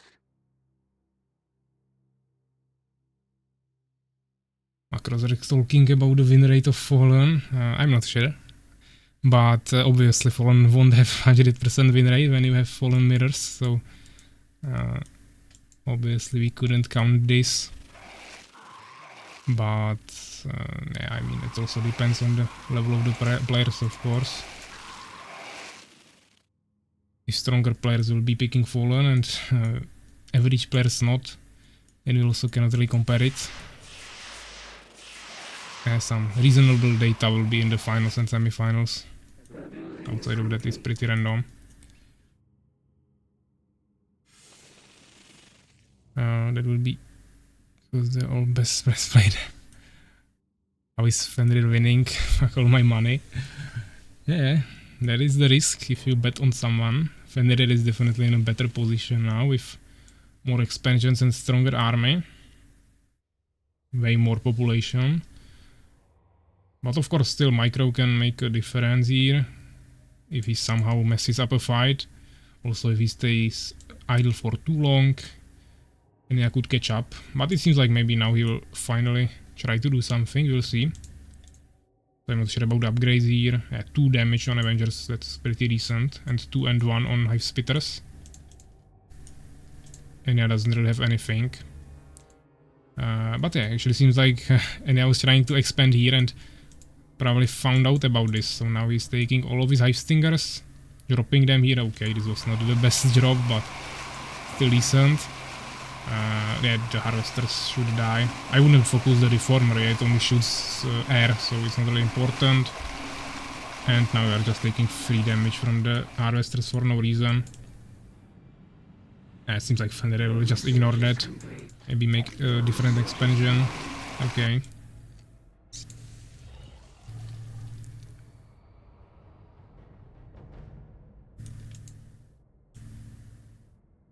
Right now. Yeah, still pretty passive, and a ton of gold, not really spending it on anything. I mean, he could use it to get some Hive Stingers to catch up on the population. If he keeps them on the ground, they should be able to actually be pretty useful here. Or if he can kill the Stalkers first. Or he can just use them to kill the bases of Fenrir. Or he could of course spend the resources on his own bases. Maybe even get some expansions in the underground, or take this and this.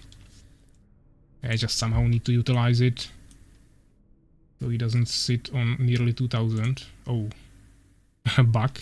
As they are, I think. These 2 Hive Stingers are bugged. Okay, this is interesting. He can zoom on them. And now it unbugged. It was bugged because of the Dark Fortress here. That was planned there, but was not building yet. But yeah, it was interesting. Stuck Flying High Stinger attack animation. So yeah, Fenrir lost one base, also another base got stopped, so now he's sitting on 3 bases when one is empty. And yeah, still has a little bit of resources here. Going to scout with Stalkers actually, sorry, let me unzoom a little bit. So we'll see a little bit more. I don't want to zoom out too much because then the fog is getting into the vision. But yeah, we can actually see Fenrir already pretty close to Enya's town. Actually, Enya was going to the same location, so now he's getting attacked, he's going to realize what's happening. I mean, this is not the best position for Fenrir. Enya can deal really good damage here in this narrow place, and Fenrir cannot utilize his units. But unfortunately, he doesn't have enough Avengers there. If he had maybe 15 instead of 5, he probably would have killed all of this, except the Stalkers, but he doesn't really need to worry about them. But he has only like 5 Avengers there or 6, so that was not enough. Now he's even going to sacrifice his Hive Stingers, I think. These towers will probably just get one-shotted by the Avengers. Even though he's taking ton of unnecessary damage to these Hive Spitters, yeah, they will just die for no reason. Now even letting the Hive Stingers drop there, so this was like really poorly played by Fenrir. Both players are sitting on 2000 gold, so no multitasking there as well. But Fenrir of course still has ton of more units, so he will probably still be able to push this, even though he messed up so much. The question is if he will be able to actually finish the push, because as I said, both of them have ton of resources, and Enya can just produce units right here, while Fenrir actually needs to bring them across the whole map. I will also see if he will realize about this expansion, but Enya is not even making harvesters there anyways. These nightmares will be pretty useful here to at least kill the Hive Stingers. But yeah, of course Fenrir will go there, destroy it. It's not that big of a loss since Enya didn't make the harvesters there, but at least he could maybe escape with the nightmares somewhere here, at least slow down Fenrir. Yeah, but I'm not actually sure what Enya is doing now. He just wants to spend only his resources on units that also cost gems, which are of course right now Avengers. But there is just no reason to not make Hive Stingers. He's also making few of them, but with 2000 gold, of course you don't need to go to 0, but I would at least spend half of it on Hive Stingers. Maybe harass some bases, drop on this. He doesn't even have Stalkers anymore, Fenrir, or he has, but at home. So, yeah, definitely they could be doing a little bit more here. But since they are both sitting on the same amount of resources, it doesn't really influence the game that much. The main difference here is that Fenrir has 50 more population taken up. But yeah, definitely Enya can defend this. He also has Void Walker now. I don't know if he already researched Freeze, but probably yes. Yeah, the problem for Enya is that he has only one base now. He's making a second one. This actually doesn't even have gems and even less for harvesters here, so his income is pretty much 0. Fenrir now has over 1000 gems, so he has no problem with resources, maybe a little bit with wood, but he can just reproduce a huge army again if he loses something. I don't know what Enya was trying to do here with the harvesters. They should have been here, but okay. Of course they will maybe die here. Maybe they escaped.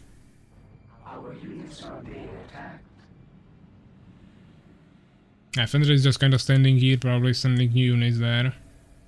Yeah, some Avengers coming through the underground, even though not too many. Yeah, he's actually saving up another, or building another army at his town. Now probably bringing it to the front line as well. But he captured another expansion with ton of towers as well. He just needs to create new harvesters, or he needs to wait for some base to run out of resources and then he can use the harvesters there. Fenrir also finding out about this expansion, but Enya was prepared there and was able to defend it with 6 Hive Stingers.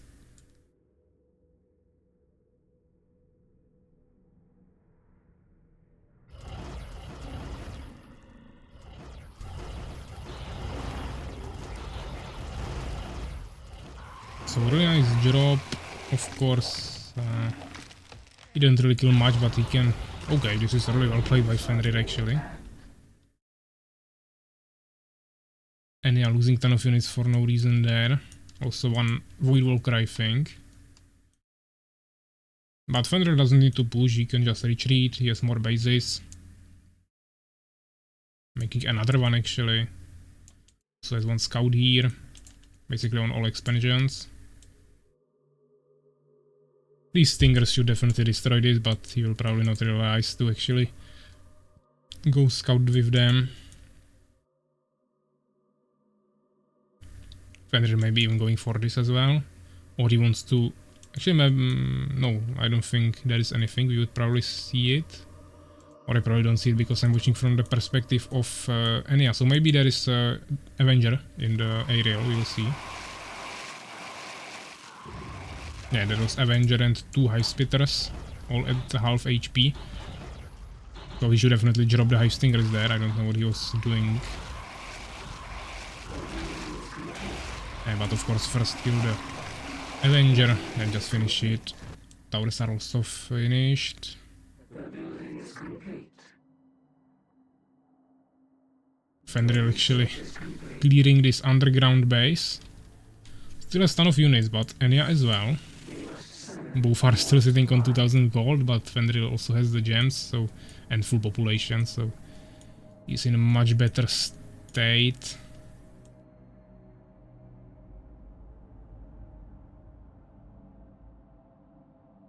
We see a summoner here, but not building expansion yet. And yeah. Fenrir wasting ton of resources on towers. Of course, the expansion will pay it back, but it will take some time. They attack us. So I'm not sure about it, but okay. There is a stalker. We see some stalkers roaming around the middle of the map.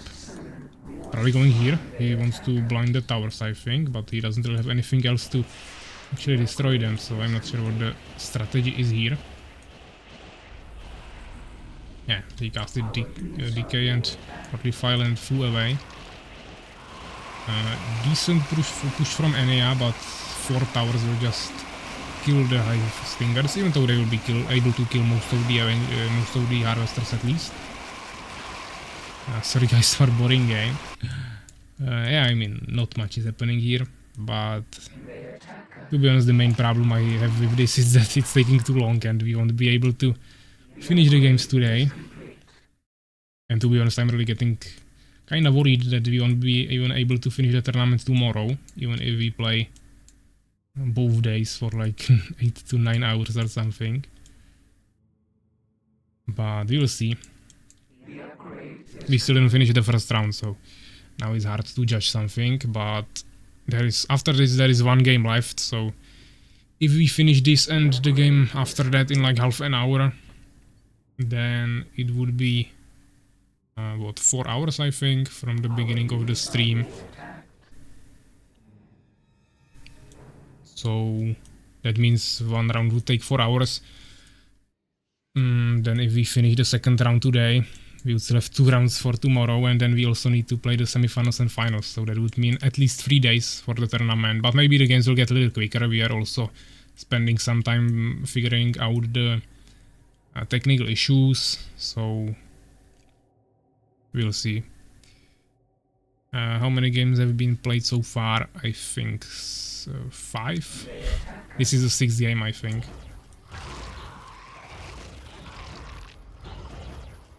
You can do a quali for the next tournament and then have a tournament with only 8 players or something. Yeah, I mean, that is definitely planned for some tournaments. To be honest, I didn't expect the games to take so long. Also, it's dependent on the map, but to be honest, even the games we played on smaller maps, they just took forever. Yeah, I mean, the smallest map we have, the Height Lake, what is it? Lake Height, I don't know, the first map for that is the bridge that is a little bit unbalanced.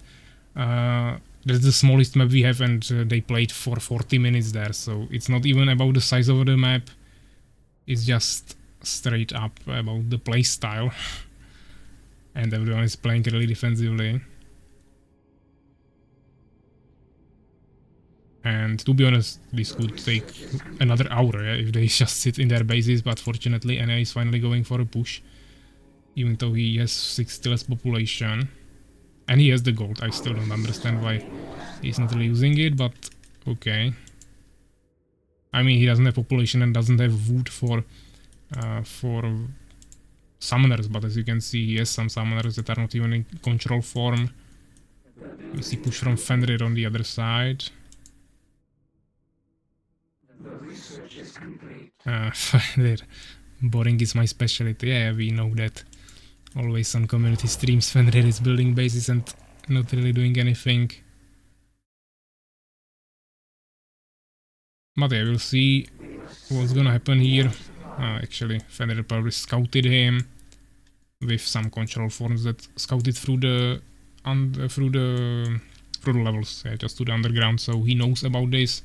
He's retreating, and that probably kinda removes the chance of any actually doing something here. Both of them have summoners here, also interesting. I mean, if Fenrir will keep going here like this in a straight line, one by one, he could actually die to the Avengers. But he will probably regroup and eventually push this. He has more Avengers. Of course, you cannot freeze them. He also lost all of his units here. I mean, if Enya had decay on Void Walker, maybe he could have destroyed this, but he still didn't have strong enough front line for anything like this. Yeah, we see nice push from Hivestingers in the back, but what does he want to destroy? Yeah, I mean, 3000 gold but 0 gems, so I don't think he can win this anymore. So we will call it GG, of course. So yeah, another game finished. Fenrir is actually the winner. 40 minutes again, okay. I mean, during this time we should finish 3 games, yeah, that is what it was planned, how it was planned, to actually finish all the games, because average time of a 1v1 or 2v2 is 15 minutes. But of course, if games will last 3 times longer, we probably won't finish it. But yeah, let's see, 133 kills, a little bit less losses, but pretty balanced on both sides. Fenrir just had more resources. You can see it here, 6000 gold, and mainly almost 4000 more gems. And also done more researches here, probably more experience, so more leveled up units, so in the end game it was not too much chance for any anymore anyways. So yeah, let's not prolong it anymore, we are already late a little bit, so let's get to the bracket. Let's fill this up. Fenrir 1-0. Submit scores. And last matchup will be between Urakara and Legit, but first let me give you the points for predictions. Actually, only 20 of you voted for Fenrir, so some people will lose some big points here, some of you will gain some points. So Fenrir is the winner.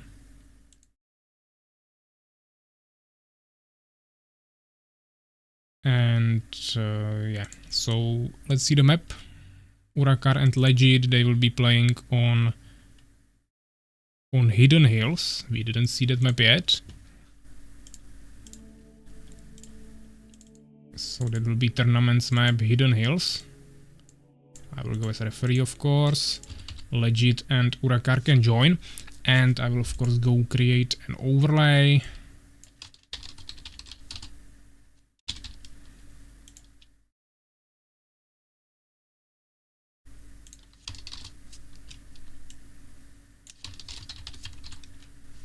Yeah, let's save it. You should see it now. Urakar and Legit. And yeah, we are playing on Hidden Hills. Let's create a prediction. Who will win? Either Urakar or Legit.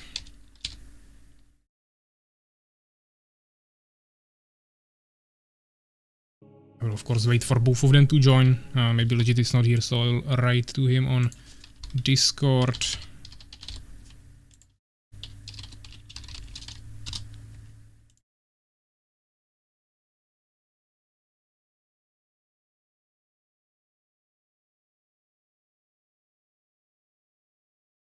Yeah, let me check the chat before he joins.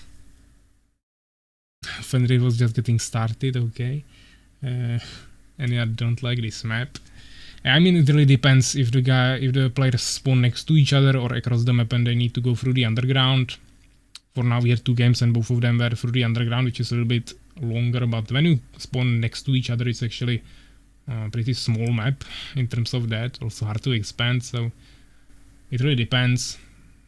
Also, of course, Fallen Mirror also make it a little bit longer, the playstyle, of course. Urakar, you have costed me 100 coins, Fenrir. I mean, you can be glad that it was only 100. Fenrir is a beast. So many Northern coins. Okay, someone actually also voted for Fenrir, so now they are of course getting ton of coins since it was 20 against 80%. Exactly, I was hoping we spawn next to each other, yeah. But then I had to go big city style. Legit is still not here. I wrote him or tagged him on Discord. He's AFK there. He's inactive on Discord. He's also not on stream, I think. So, I mean, he has 5 minutes based on the rules. So 3 more. After that, it will be a free win for Urakar, of course.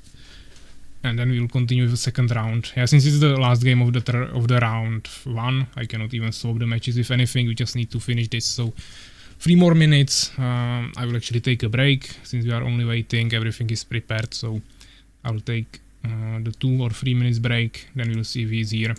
If not, we will of course continue with the second round. And we would probably let Urakar play first so he can at least play now, finally. So yeah, see you in a few minutes.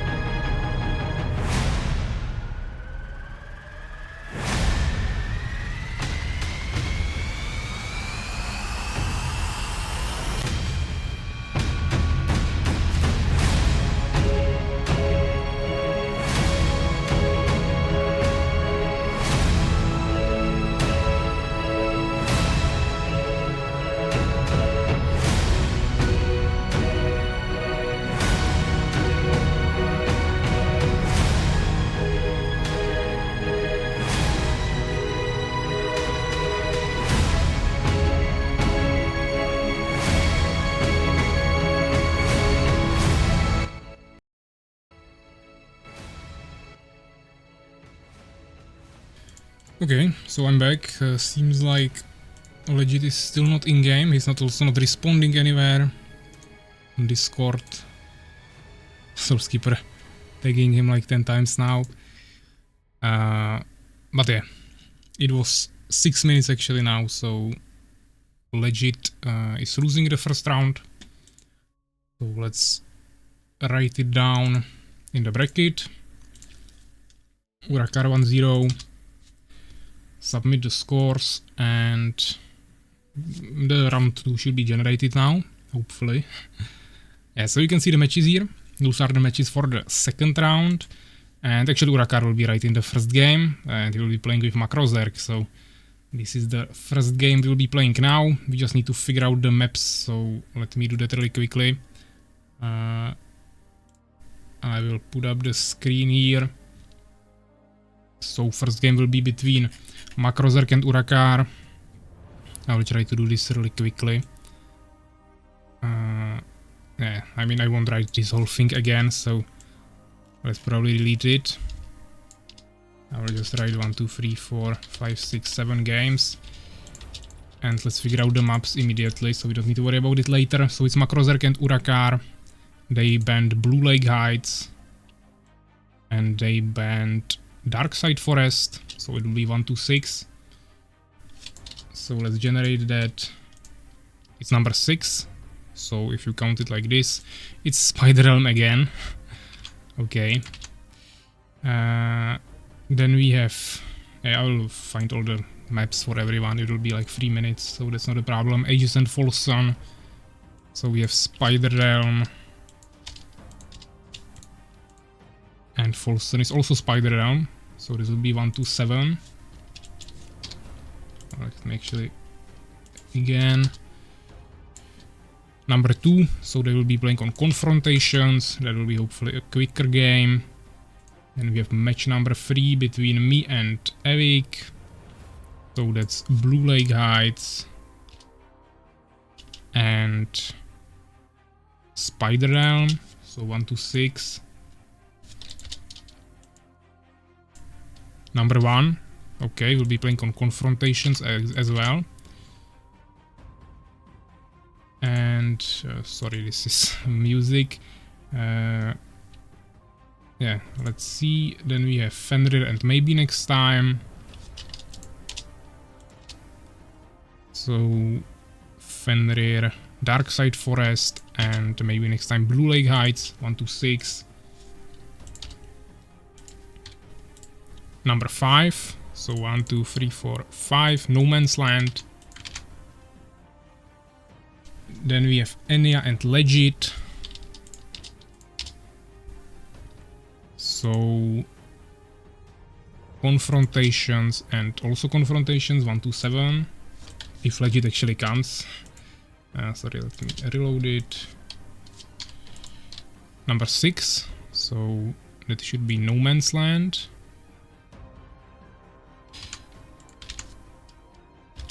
Then we have Soulskeeper and Hugh Texas.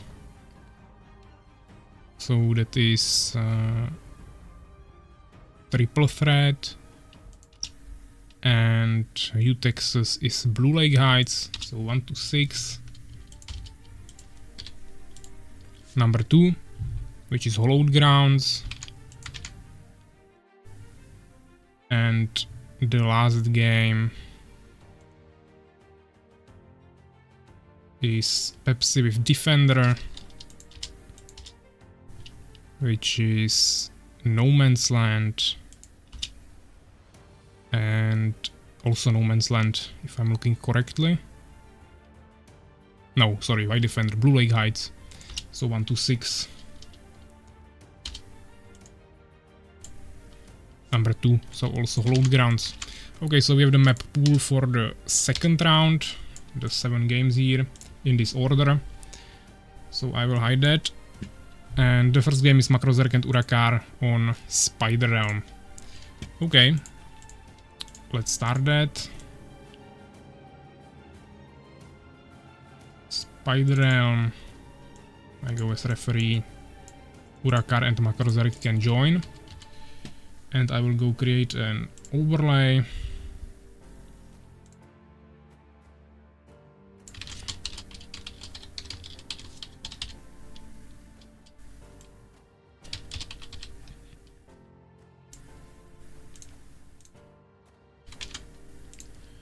You should see the players there and also the prediction, which I already created, so I will just change it to Urakar and Makrozerk instead of Legit.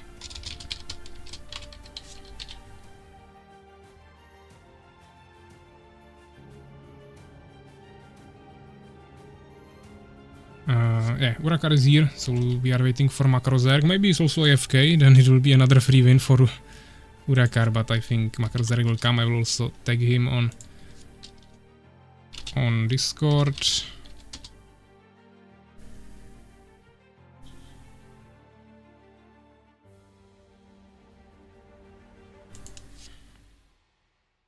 Macro is just gonna over macro me here.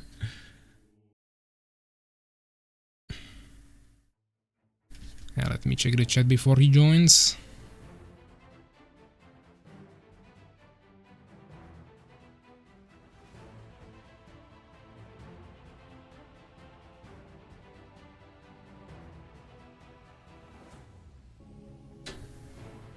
Still no response from him, but he's online on Discord. I think he was writing something here in the Twitch chat, but it was like 1 hour ago, so maybe he went somewhere. Once again, he has 5 minutes. It has been 1 minute for now, so 4 more. Maybe Urakar will get to finals by meeting 4 players that don't show up. That's also an option.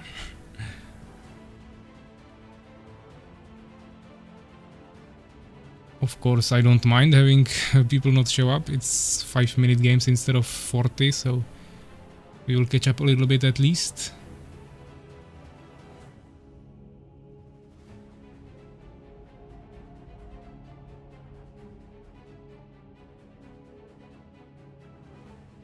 Soulskeeper. Oh, okay. Makrozerk is here. Asking for a second, that's fine, of course. Even a minute. Urakar going Empire, so I'm expecting Makrozerk to probably also go Empire. Or Beast. I don't think he will go Fallen if his opponent is not going Fallen, since he don't like to play them. But yeah, let's create a prediction, that's true. So you can guys start betting either on Urakar or on Makrozerk. We will see how the predictions will look like here. We are playing on Spider Realm, first game of the second round.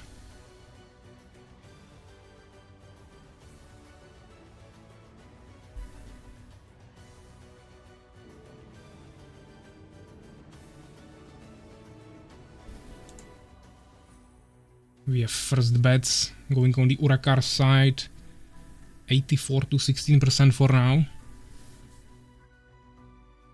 Even though more people are betting on Makrozerk's side, they are not betting too much money, so more money is on Urakar right now. You guys can maybe balance it out to get some nice money. Still 1 more minute to bet.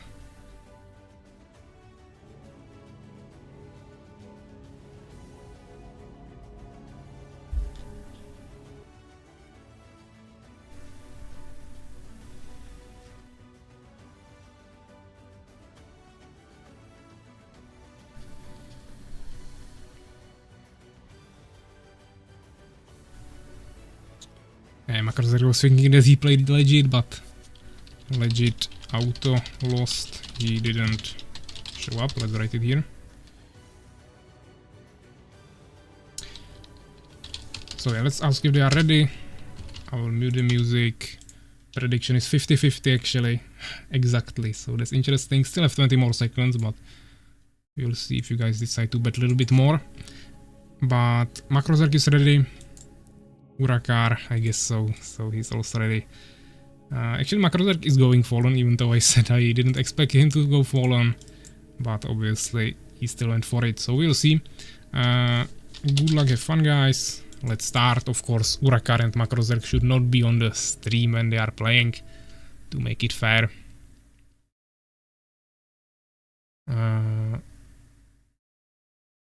So yeah.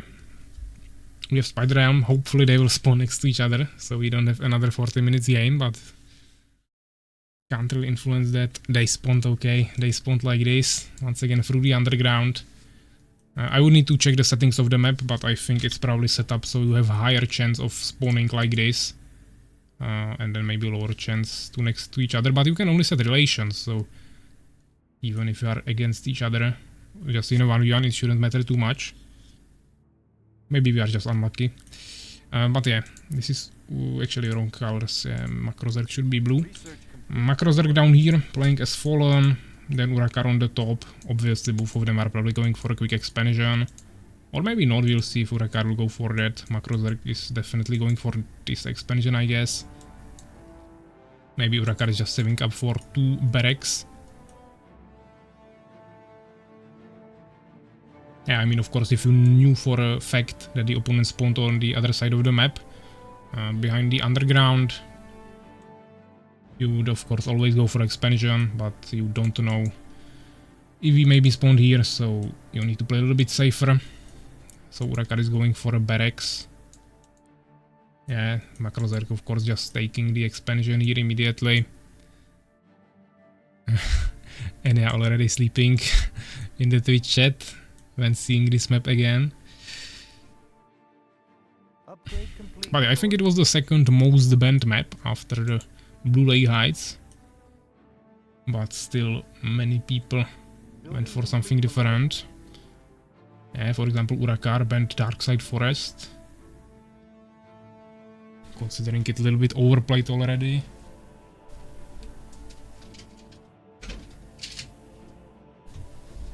Yeah, some people also banned Confrontations, and even one No Man's Land ban, I think, was there.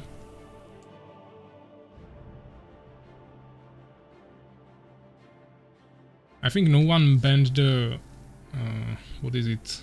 The Hills map that was just supposed to be played by Legit and Urakar, and also the Swamp map that we played before. That was Folsom and Hugh, Texas, I think. Those were the only 2 maps that no one banned.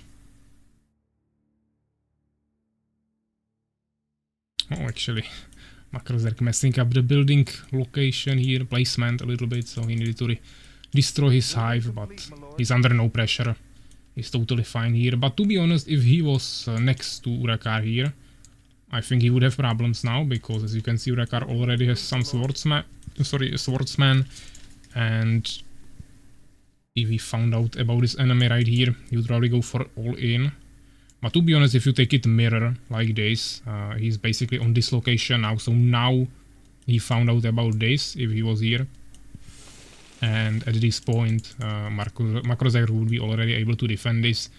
He has Hive Stingers, some Harvesters ready, even a Lightning Spire being built. So I don't think Urakar would push that.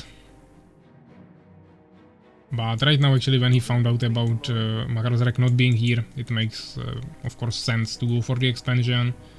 At least for the gold one, same as Makrozerk, but of course he will still be behind with resources.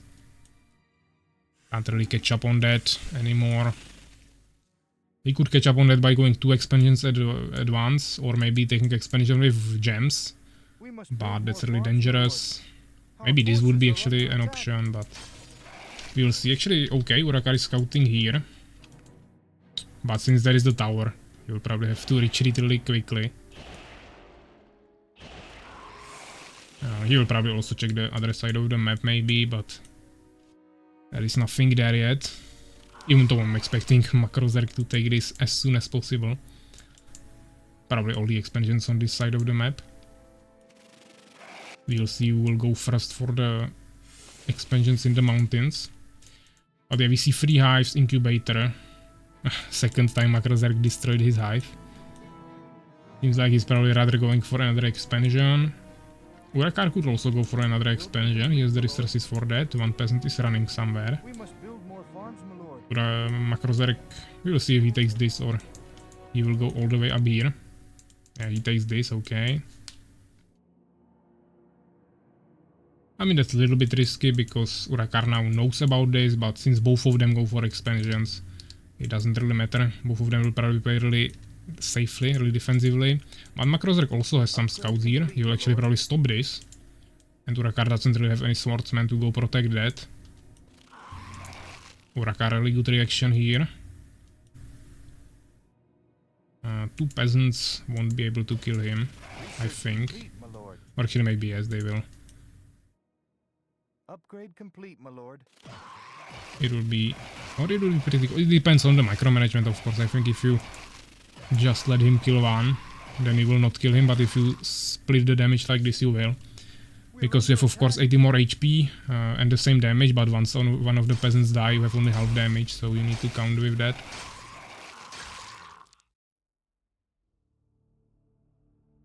Yeah, the starting wood is pretty bad in this map, or I mean you have these forests here, but they are pretty far away, and outside of that you have only like 2 trees on the sides. Forces are under attack.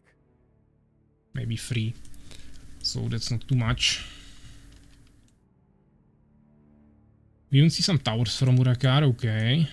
Our forces are under attack. Also, this is really good. 4 swordsmen destroying the base. And to be honest, Makrozek doesn't really have an army to protect this since he has all of his units here. Complete, my lord. But he's sending at least something here. Maybe he has grasp. If he does, then it's pretty GG. But huge army attacking here. The towers won't be able to be finished. Urakar will not be able to push this. He doesn't really have anything to deal with these stingers. Yeah, the towers are really far away from finishing. This one not, but that will be destroyed immediately, and this as well. Yeah, so even though it was a really nice push from Urakar here, it was just not enough, and at the same time he lost his base, so right now he will have a huge resource disadvantage. He will be behind with one whole expansion, while also having basically no units, and Makrozark has this pretty decent army of 5 stingers. We see Summoner going here, making another expansion probably, maybe here we'll see.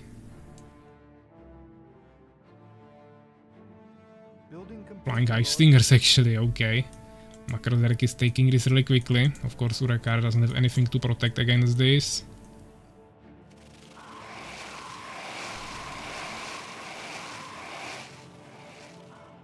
That's only 4 swordsmen. Building complete, my lord.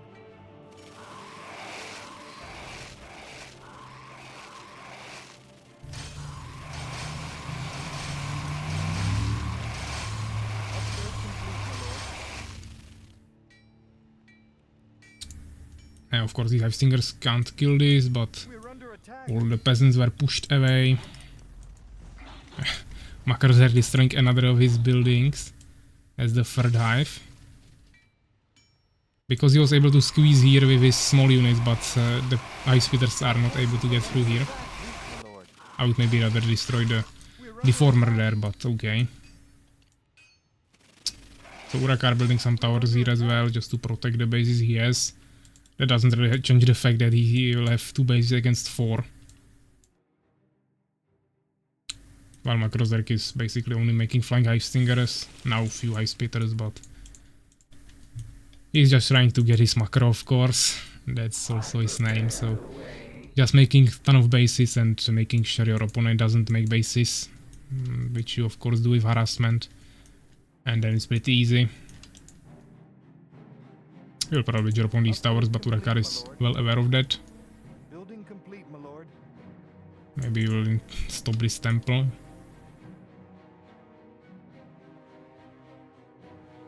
Or he wants to go here, he can probably kill some peasants out of range of the towers. Urakar still only 2 bases, not really even trying to make another one. Complete, my lord. Upgrade 30 complete, my lord. population behind. Towers killing some ice stingers. Building complete, my lord. We see more and more hives, so still no transition to anything more advanced, but we also see Soul's Trap. Attack. Of course, ton of upgrades. Now going for Grasp, so he didn't have it before. He has 1 and 1 upgrade. Urakar has 0-0, of course, doesn't want to spend any more resources now, even though he has a blacksmith. Building complete, my lord. Makrozark finished his 4th base now, Building complete, my lord. going for a push through the underground. Okay, 4 buildings from Urakar at once. Probably not the best positioning. Kinda protected by the towers, but I would at least build it right next to them, so they are protected by the buildings as well. or just build them in the back. This will probably get destroyed, at least this gnome workshop, but we will see. 2 Elven Centuries, 2 gnome workshops, so probably wants to make catapults and probably phoenixes or Valkyries and Steambirds. Phoenixes and Steambirds, I'm not sure what is his strategy, but he doesn't have castle yet. Macrozerk making a 5th base, 4th expansion. Also scouting here. Probably wants to make more expansions in the underground as well, so clearing this really rapidly. Now bringing more units in. Upgrade complete, my lord. Has some scouts here, some seekers. Also High Stinger. Urakar going for this base again, but the Macrozerk push is really close. Research complete, my lord.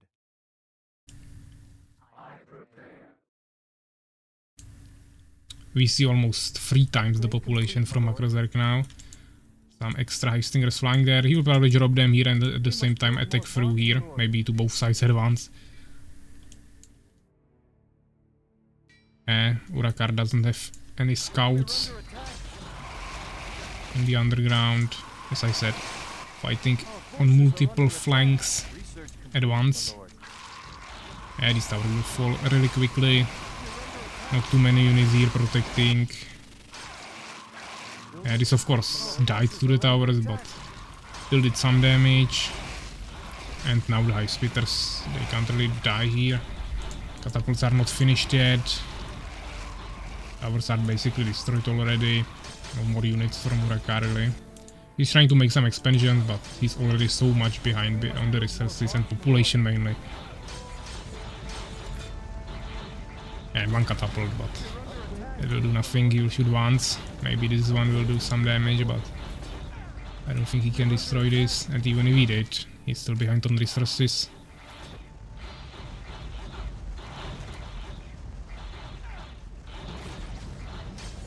Upgrade complete, my lord.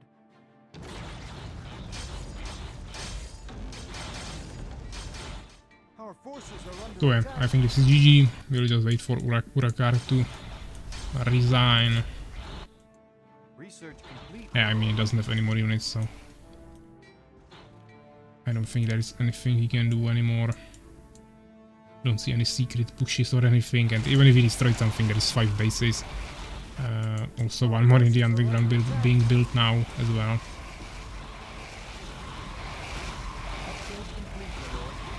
Sorry for playing embarrassed.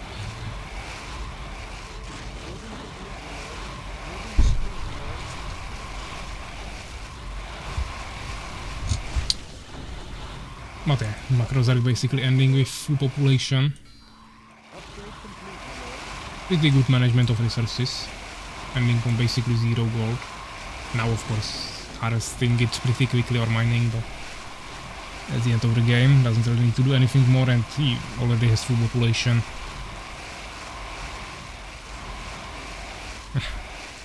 So yeah, of course Macrozerk is the winner here. Urakar left the game eventually. Let's check the results. Basically same kills and everything, but Macrozerk much more resources and units, of course, much more upgrades. Yeah, more than the double amount of resources here. Especially gold, yeah, gems not that much, but still way more. And even the kills here a little bit more. Urakar is balanced kill ratio. Macrozerk 4 more kills than losses. But those are High Stingers, so you cannot count it like that really. Yeah, the largest army is the real factor. But yeah, nice game, 17 minutes. Macrozerk is the winner. Let's of course put it down into the bracket. This is how you don't play versus, don't wanna play versus Macrozerk. Yeah, so 1-0 here. And next game will be Aegis and Folsom. So first of course let me give you the points for predictions. It was actually 51% for Urakar and only 49% for Macrozerk, so You guys will probably get some points, even though it was all one person. One person betting for Urakar. But yeah, Makrozerk is the winner, so let's choose that.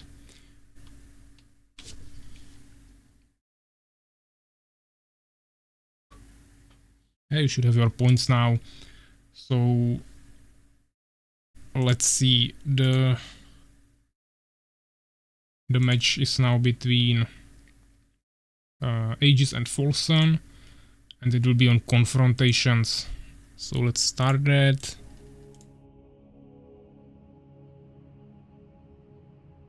I will go as a referee. Aegis and Folsom can join. I will of course also take them on Discord. Legit now writing on Discord that he couldn't come. I mean, he can come for the next round. And yeah, he will be fighting against Enya. But it's like 3 games away, so you have some time still. But don't try to, try to be here when the game of course comes. So yeah, Aegis and Folsom, I will take them. Folsom is actually offline, we'll see if he will join.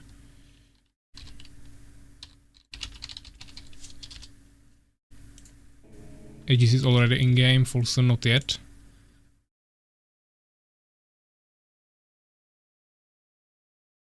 Macros are going AFK 2 hours. Okay, I think we'll not finish this round in 2 hours, so you probably can. And if we do, we can just move your match in the next round, that's not a problem. If we even play third round this day.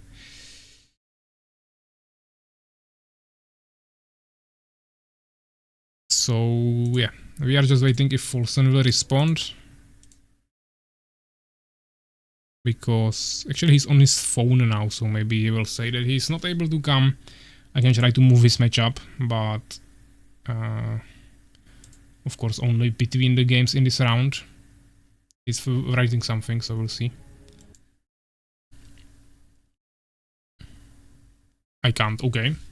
I will ask him when he can.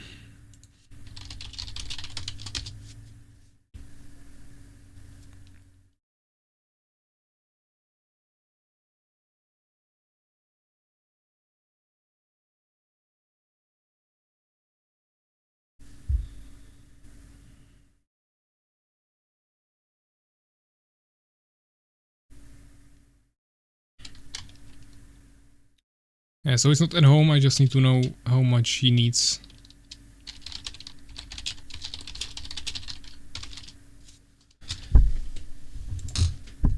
Of course we'll go for the next game, but if he needs of course 5 hours I can't give him that, so then I can just announce him as the loser of this game. If he tells me 1 hour, that's not a problem.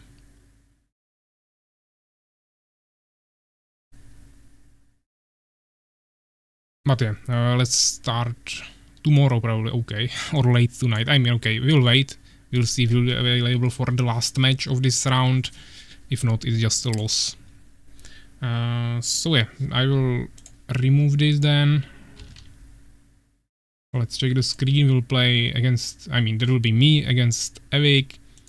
And that's the third game, so there will be also confrontations. Okay, I shouldn't have destroyed that. But I will create it in different version anyways, since I'm playing. It will be the normal version of confrontations. Okay, now the overlay is not loading. I might need to restart the game. Actually swap the scenes. Okay, now it's not working.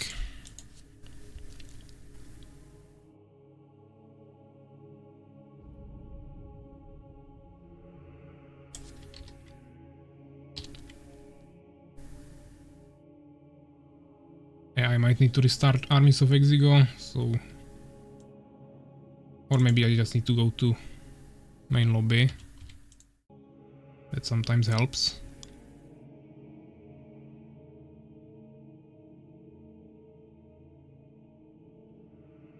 Okay, let me just restart Armies of Exigo. The overlay is not working.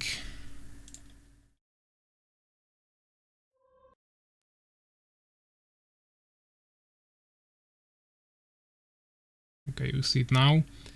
So confrontations, skirmish.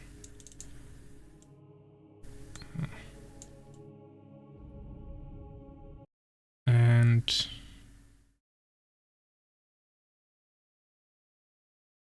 it's against Avik, so once again I will just tag him.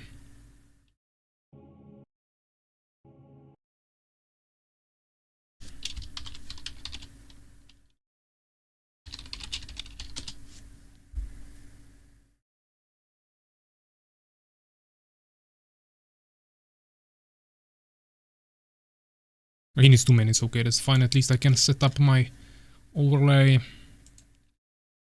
But we will play this game.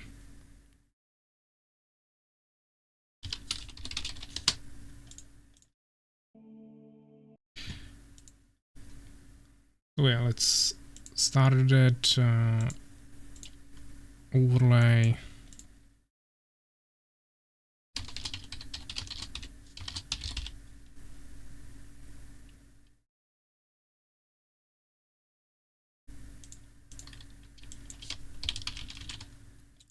You should see the names now, and also let's create a prediction.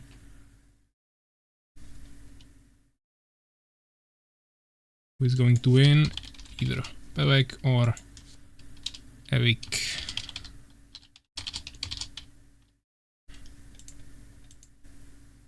Hey, I will start it immediately so you guys can start voting. Prediction should be up. And we are playing on confrontations, me against Kerp and Avik. Second game of the second round. He actually also played his first game in the first round on this map, so already know what to expect from him a little bit.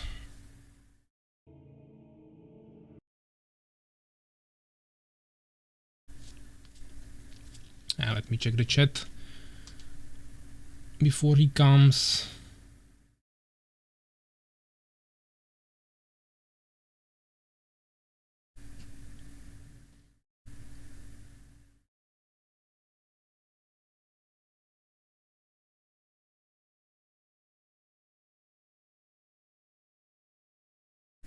But yeah, let's see the predictions. Right now we have 100 points on me. No one on Avik yet. We still have 1 more minute. And he's already in game, so music should be stopped. I will ask him if he's ready. And we should be good to go. Now 200 points on Avik, so now it's in his favor. Still have 30 seconds more to bet.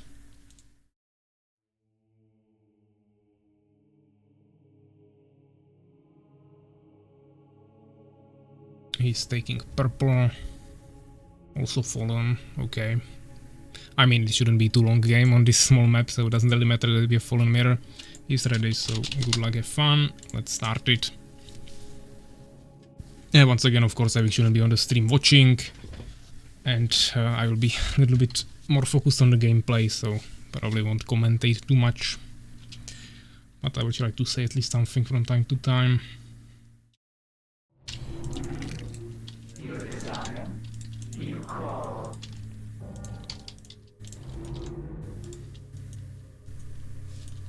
We must summon more supply. We must summon more supply. So yeah, there is not much to worry about. We know where he is.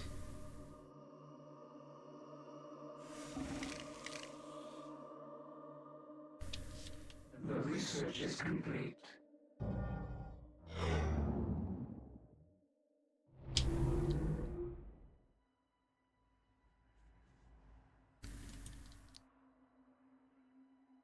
And so nothing crazy. I mean, I could have went for expansion, but I'm not sure how much he's going to be rushing me. Probably rather play it a little bit more safely. He knows that I'm also fallen, so I don't think he will go for expansion. If he goes, we will try to rush him ourselves. Maybe actually that will be the best strategy, we'll see.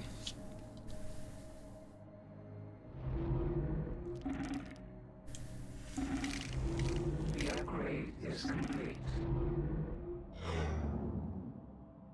Yeah, we'll probably go scout him immediately in the expansion. Just to be sure that I prepare. he's not doing anything fishy there. Ageless one, we do not have enough gold. With haste.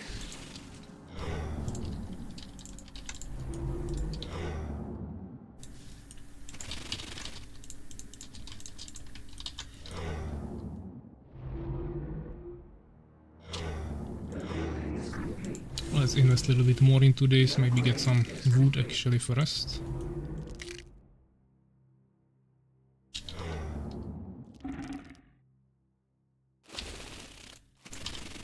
Okay, we have Hive Stinger here.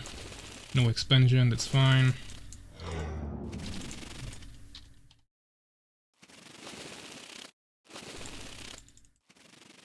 He's just making Hive Stingers, also making a third hive, okay. If it's gonna be a fight of Hive Stingers, I think I want to also make something else, but it's gonna take some time. For now, let's just keep spamming.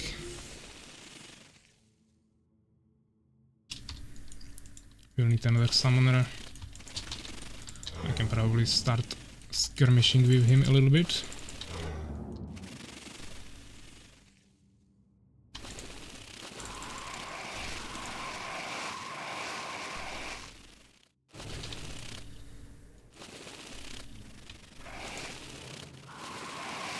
Let's try to do a small micromanagement with the Hive Stingers. It's not the easiest thing, he has more of them. I shouldn't have been fighting here like this.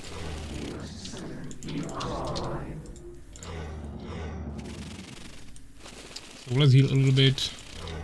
It's probably worth it. I think I have more damaged Hive Stingers than he does. The upgrade is clear away.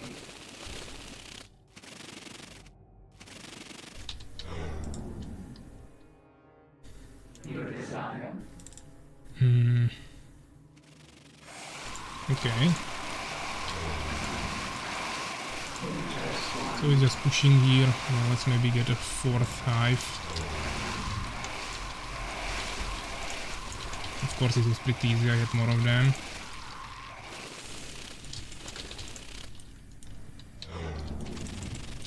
I mean, he will probably have a tower now. Let's try to push him from both sides.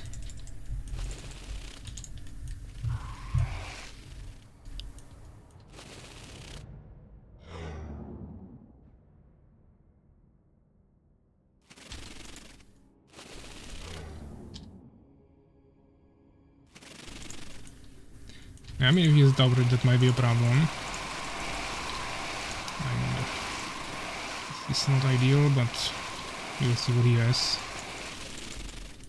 As I said, I want to push him from both sides. Okay, now my stingers are just AFK there. I can start pushing here, as I said.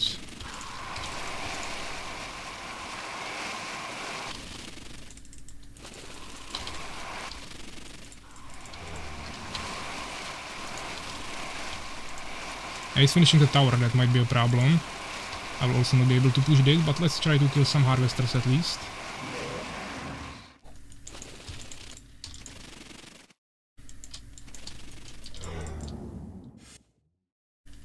Okay, so he defended obviously my push. Let's try to get an incubator. Maybe one harvester on gems at least. Okay, I don't know what my harvesters are doing here, not harvester stingers. I will take some unnecessary damage, but hopefully no one will die.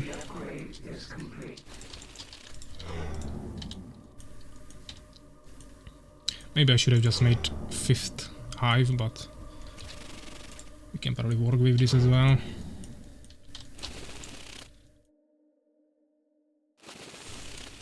Let's not relieve any pressure from him, just put one scout down.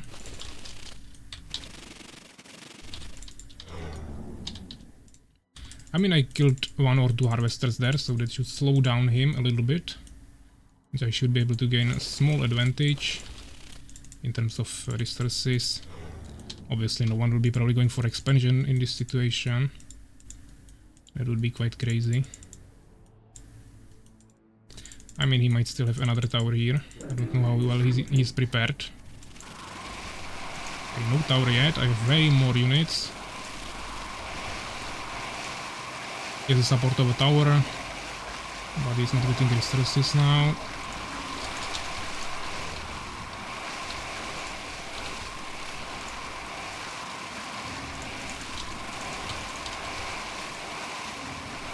I mean, let's just kill some harvesters, that is the main goal now, even though I will sacrifice my units.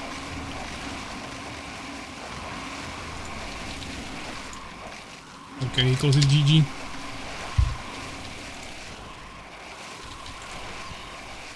So a pretty quick game. I wanted to finish it fast, so we don't need to worry about wasting more time.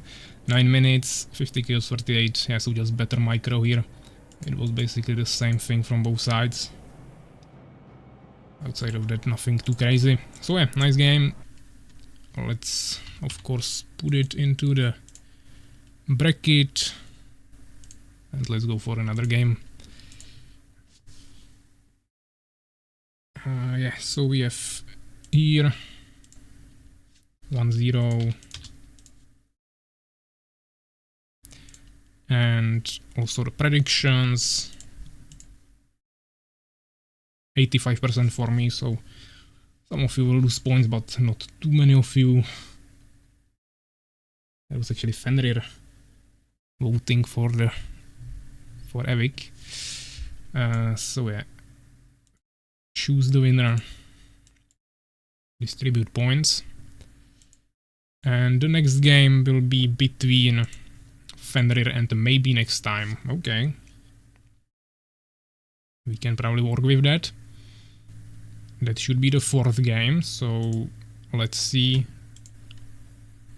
That will be between, I mean, it will be on the No Man's Land map.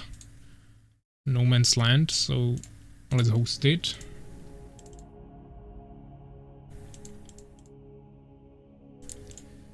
Fenrir is already here, so the second player is maybe next time.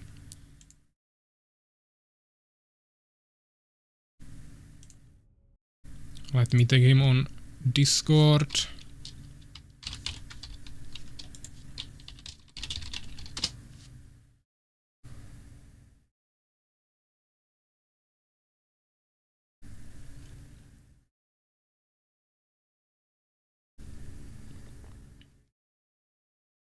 I mean, maybe he's offline on Discord right now.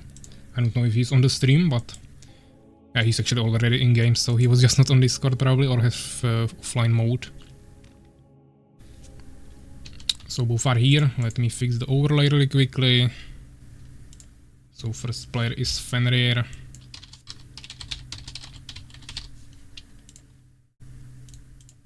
And second player is maybe next time.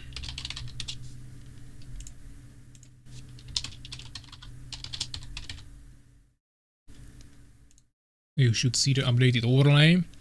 Both names are pretty long, but somehow they fit it in there.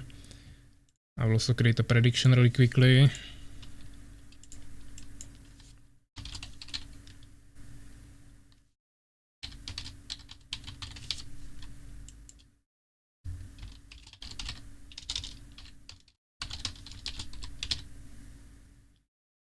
And you have 2 minutes to vote right now.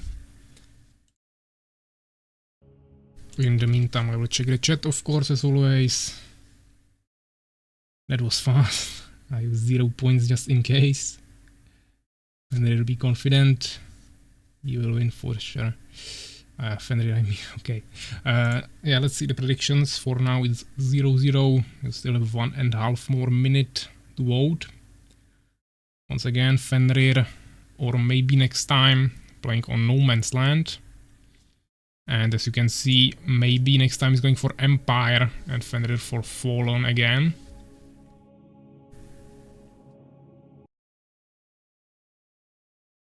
We have first bet on maybe next time 100 points.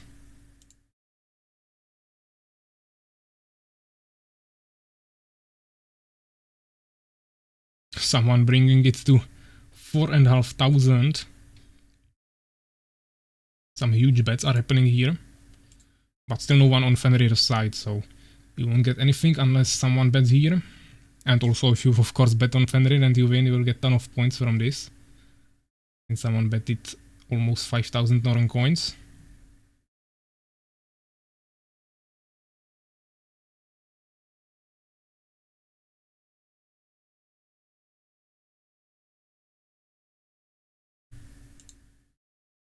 Now someone bringing it to 7,500 points on maybe next time. Still 0 on Fenrir.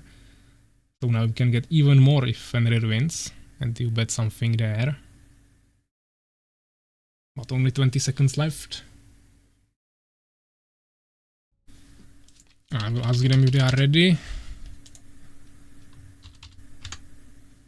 And seems like no one will probably bet on Fenrir. Last 2 seconds. So yeah. Seems like you guys won't be getting anything here unless you lose everything.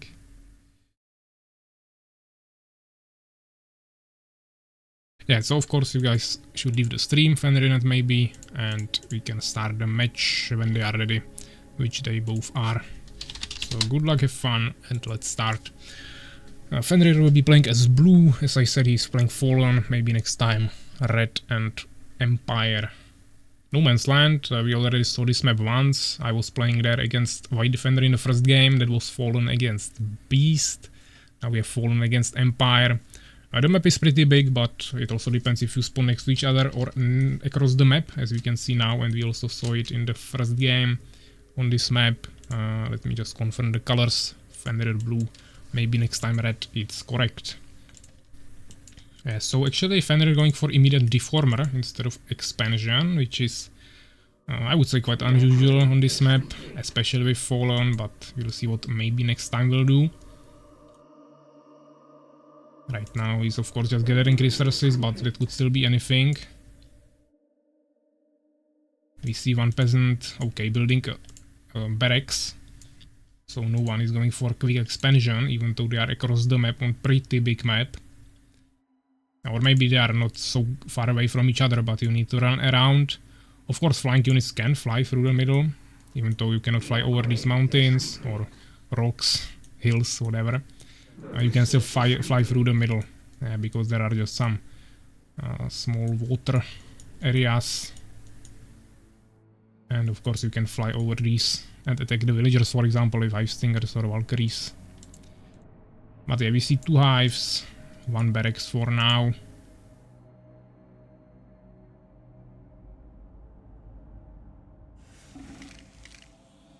The upgrade is complete. All harvesters on gold for now, also on peasants all on gold, 1 on wood here. Building a pretty early on tower, and also going for a scout with peasant as well. Fenrir instead of that making 3 hives and wants to go for a hive stinger rush. Which is not ideal for him since the enemy is so far away, and also he's building this super strong, super defensively strong base. With 2 barracks in the front like this and tower in the back. And also not instant expansion, so he will also have some swordsmen ready. So I don't think Fenrir will be able to rush anything, but he still goes for 3 hives. Fenrir, sorry, maybe next time checking this position, finding out that Fenrir is not there. Fenrir on the other side is checking this position, also not finding anyone there. But also swordsman from maybe is going here.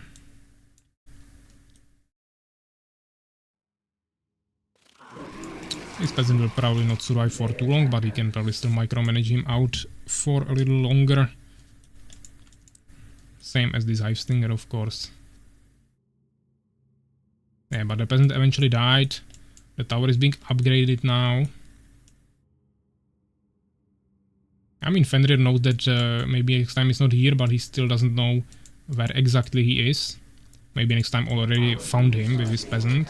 But now also Fenrir is here, so now they know about each other's position. This tower is not finished yet, but before the Hive Stingers can get here, it will be finished. I'm going for a Town Hall upgrade to Stone Keep. Pretty balanced population taken, but Fenrir has a little bit more and also a little bit more resources, so he is in a little bit better position. He's not even making harvesters for gems right now.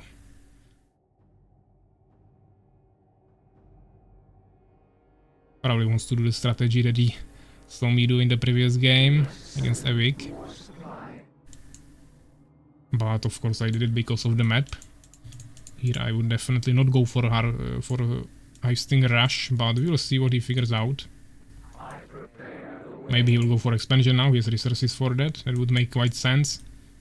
There's one scout here, that's also nice. We see some swordsman push. To be honest, Fenrir will probably win this small skirmish, but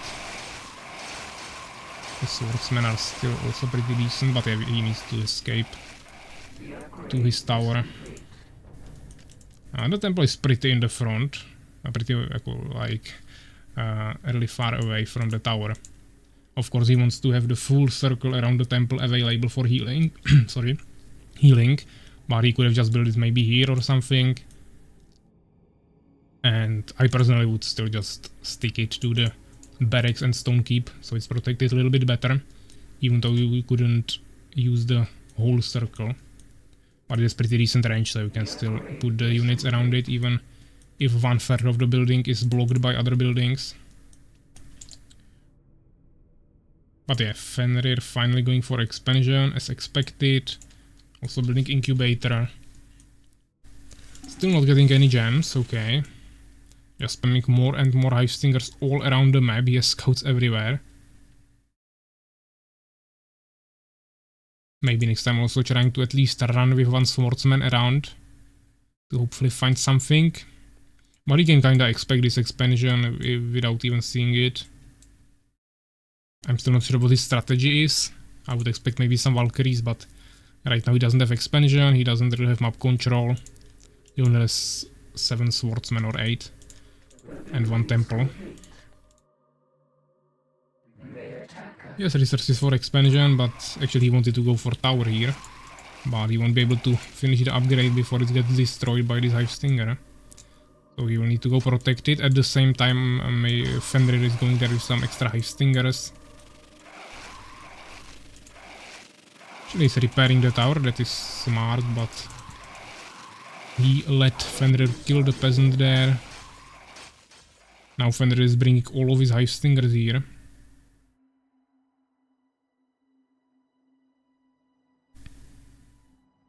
So this is destroyed.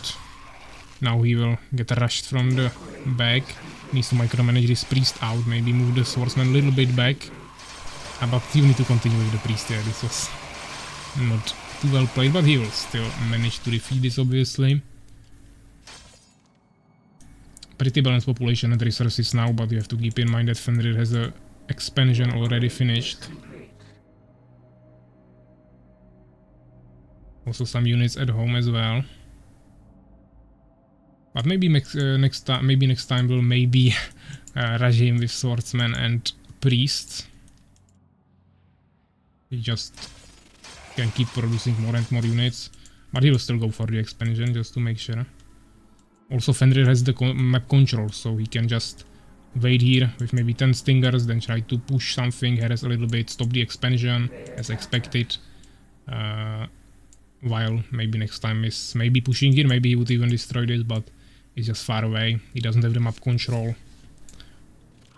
Yeah, so this expansion is of course dead, he cannot really retreat, he just needs to make a move here. Just start pushing. I don't know why the priests are going the other direction, that's pretty dangerous. There might be some Hivestingers. Which they are not, yeah, Fenrir retreated with all of them. But still. Another scout here, so even this will be stopped. Maybe next time really cannot expand anywhere right now.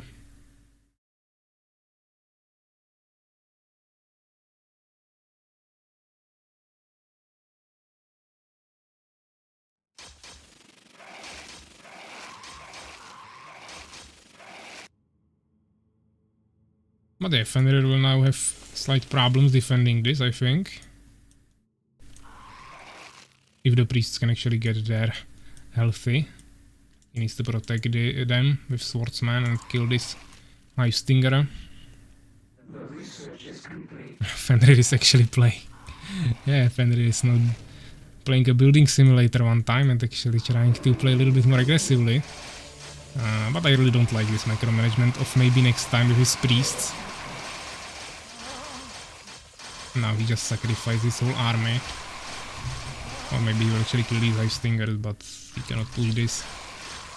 Most likely.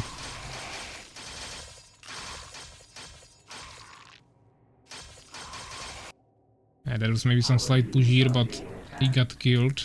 There are some pikemen even.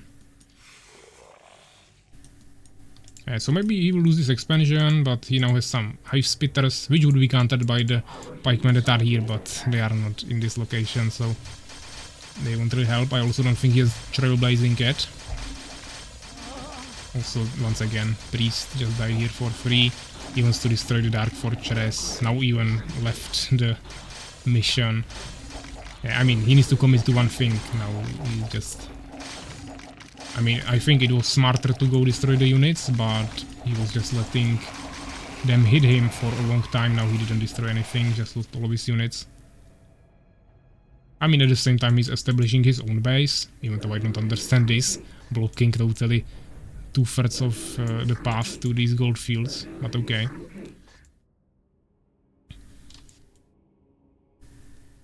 But he has decent army at home. Maybe he will be able to make it work.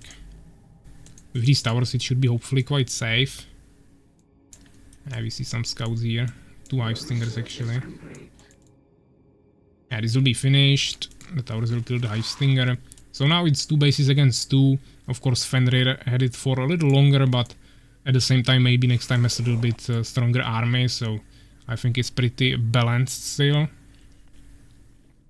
Even though I think Fenrir was a little bit ahead in the early game. But now we see him go for Chamber of the Avengers, Sorrow Shrine, Dimension Gate at the same time. While also having 2 Vengeance Halls already. Maybe next time building 2 more barracks, not really transferring to anything more advanced.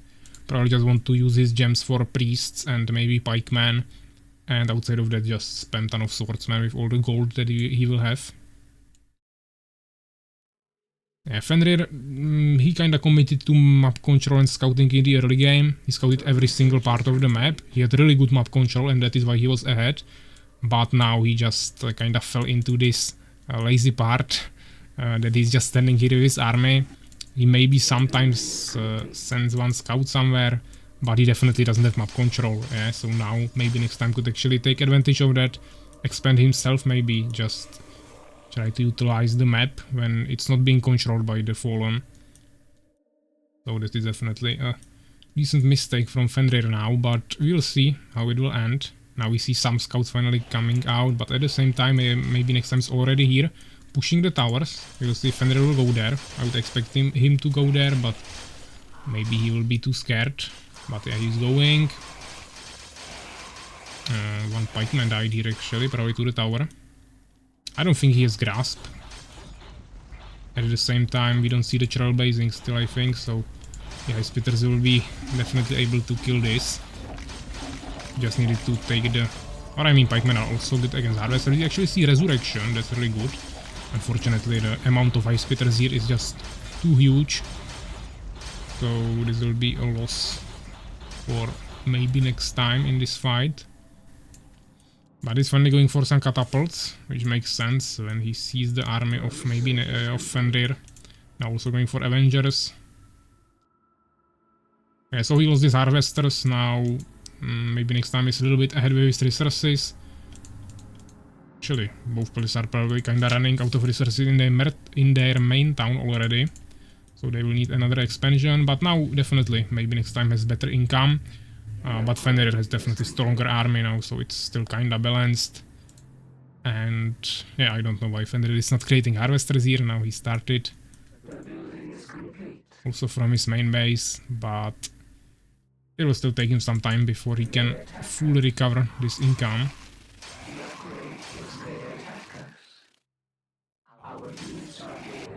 Yeah, so we see some scouting again. Maybe next time I want to take this. At the same time, Fenrir is taking this expansion. So those are the most obvious ones. Yeah, the closest ones to your main town, both on the surface and in the underground. There is still one scout of Fenrir, just a little bit behind the trees. I'm not sure if we can actually see this. I would probably need to turn this off. Sorry, not this. This. Yeah, I don't think he can see anything there. The building is complete. But Fenrir has this base, not making any harvesters here yet, but we definitely will have also some resources ready. The town hall is not even being built here yet. It doesn't have resources. Of course, maybe next time has 20 more population taken up. Here's one catapult ready. Even making an arc, probably to micromanage the catapult. Because there are no expansions that you cannot reach through ground. Of course, you can just transfer to these locations, but there are scouts everywhere. Even though actually this is a scout of maybe next time. Maybe you can take these bases somewhere. Yeah, so that is the... actually another scout, okay, but there is a swordsman. Pepsi just subscribed. Thanks, man. I really appreciate that. This is the third subscription of this stream. Up till this day, we had only one subscription on this stream. And it was actually a gifted subscription from Soulskeeper, I think. To some player that... or viewer that was not even here from that time. And now we have 3 subscriptions this stream, so I really appreciate that, guys. Hope you are enjoying the stream, of course. Some of the games are maybe a little bit more boring, but some of them are also really nice. And yeah, I hope we can at least finish these 2 rounds. Tomorrow we'll hopefully finish the other 2 rounds, and I think, of course, I mean, obviously, it would be also nice to finish the semifinals and finals tomorrow, but I'm afraid that won't be possible. So then I will need to somehow agree with the remaining 4 players when we will have time to actually finish the last games. But yeah, we saw a pretty brutal fight here between Fenrir and maybe next time some Avengers and Ice Spitters totally killing him with all that range damage. Maybe next time think lol. He definitely needed more catapults and played maybe a little bit more safely. Oh, actually I didn't see this. Nice attack with Swordsman from maybe next time, dropping here with his arc. Yeah, this is the alternative to Flying High-Stingers from Fallen. This is what you can do as Empire.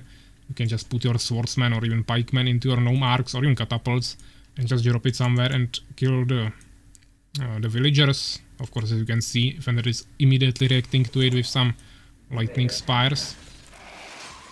But of course, High-Stingers are much faster.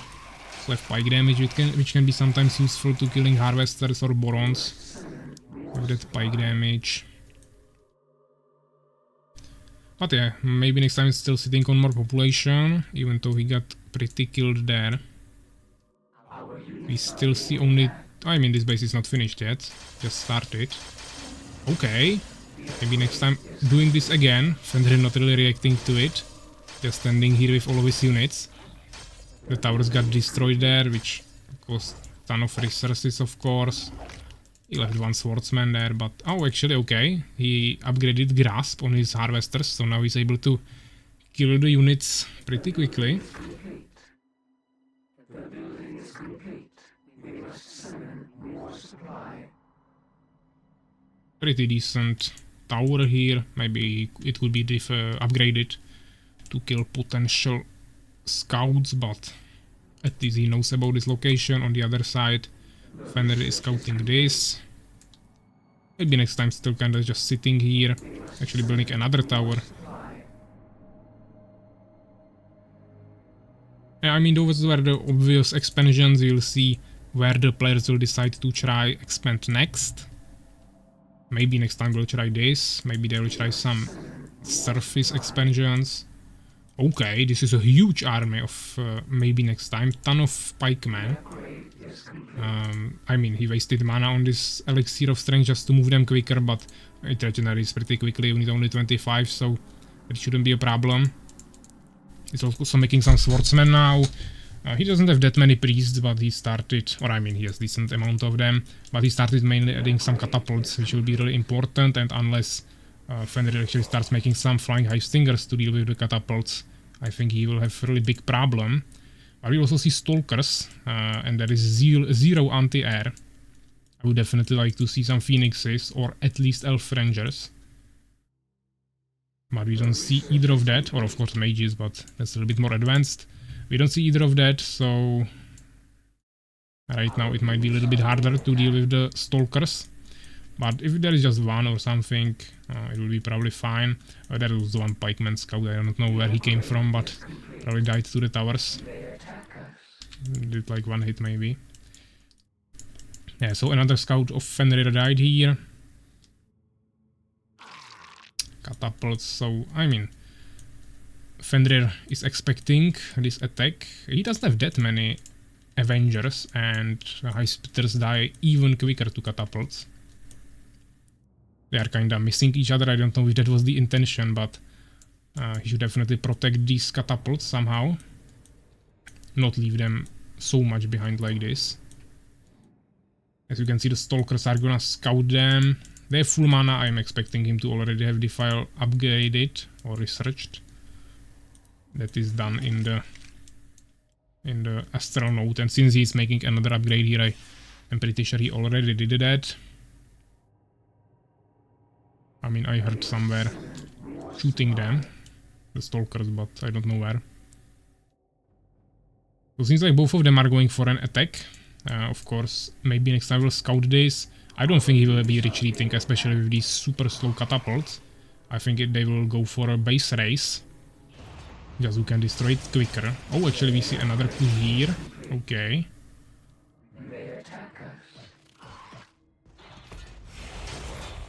Yeah, I mean, Fenrir thinks that he, of course, defended it now. Maybe next time also thinks that he has all his units here, so both of them feel safe now. This will be a shock for both of them, I think. Maybe next time he needs to start pushing. Now when he sees this, these two catapults can deal some damage, but it won't be enough to destroy all of this. Especially if he starts using the Stalkers, which he did. So as I said, this will be a base race.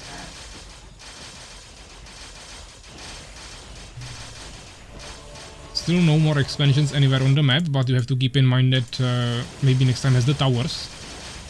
And they both have ton of resources, so they can definitely start utilizing them.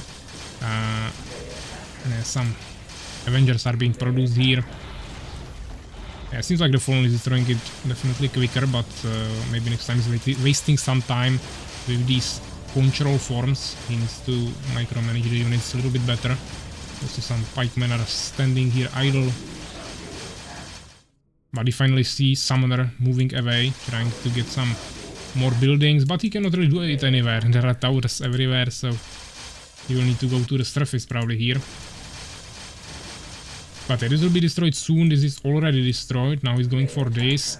To be honest, it will all fall pretty quickly. I don't know why he's making the farms here. That's not too safe. But actually, yeah, this is a big mistake by Fenrir, because he's going here, and now, if maybe next time realize that, he can just escape with all of these peasants from here through this entrance. So he should definitely do that. Start building around the map. It's actually, I would say, much easier. Of course, with Fallen you don't need to build the buildings, you just place them down and you can continue. But summoners are of course a little bit slower. You don't have that many of them usually as peasants, so if you spread the peasants around the map, you can start building on different locations at once. But as you can see, he didn't actually escape with them. He also doesn't have an arc here, so that might be a little bit of a problem. More summoners are escaping, as I said. He's going to this location. Also we see one summoner here. Of course it will be dead. Maybe next time was quite AFK here for a while. I mean, if the armies fought against each other, Fenrir would probably win that, but you still have to keep in mind that they have 3000 gold there. If they just make some production buildings, they can still create huge amounts of units. But none of them actually have any production buildings now, so they can just all spend it all on buildings. They both have around 300 wood, so That should be also pretty balanced. These towers are pretty useful, but as you can see, it's actually dealing damage slower than the Dark Fortress is being built.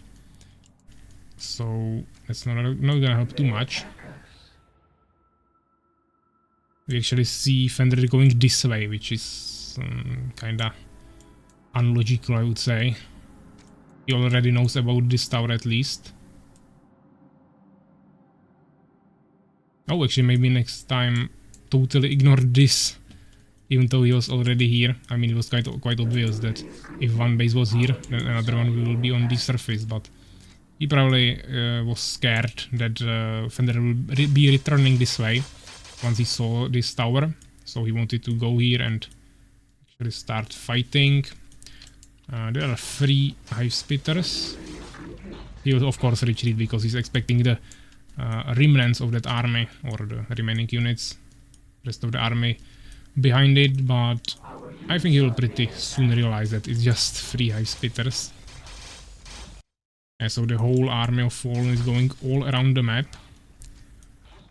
To be honest, if I remember correctly, he already has Resurrection, so he probably doesn't have Disciples upgrade, but still he can probably keep this alive for quite a long time.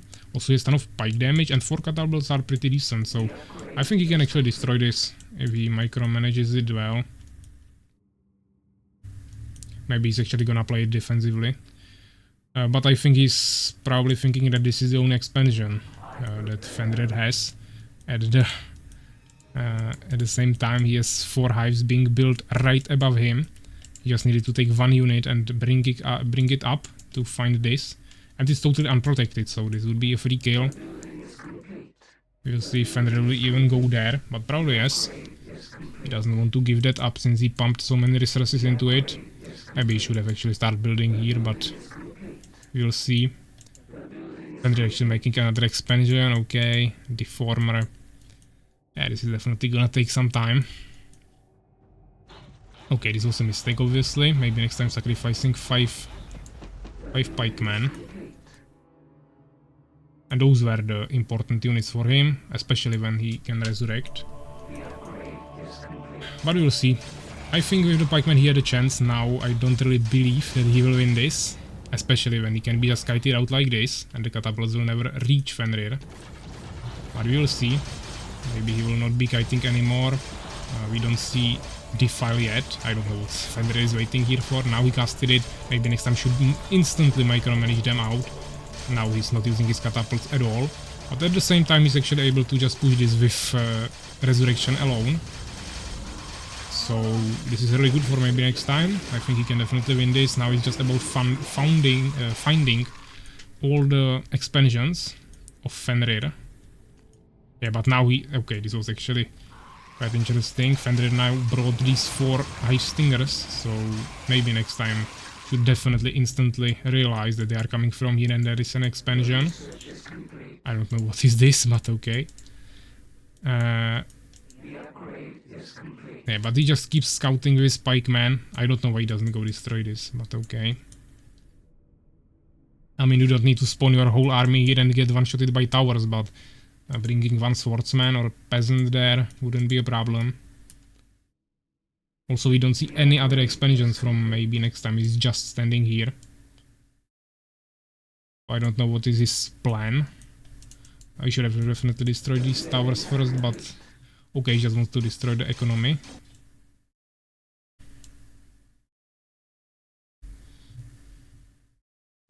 And I mean, maybe next time has ton of resources. He just needs some wood, so I would just put all peasants on wood, maybe create 3 barracks and pump out more pikemen, maybe something like that. Now we let him finish these towers.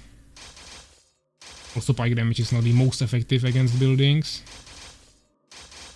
Fenrir is saying no. I'm definitely not expecting Fenrir to leave a match.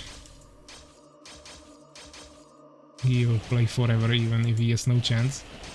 So we'll need to wait a little bit before maybe next time destroy all his buildings, but I'm pretty sure this is GG. Yeah. Maybe next time it's a really good army and Fenrir is really not doing anything at this point. Or it's just about time, but maybe next time we'll play this safe because he has only 1 base. He will be just sending the pikemen around the map.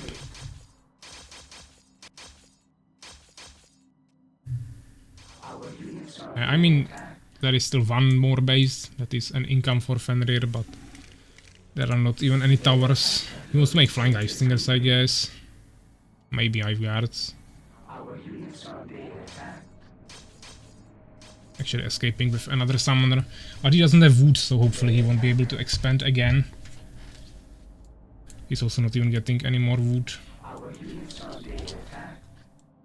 I mean, I could write him that he should leave, but it is his decision. I won't be influencing anyone to making any decisions like leaving the game. If he wants to finish it, he can.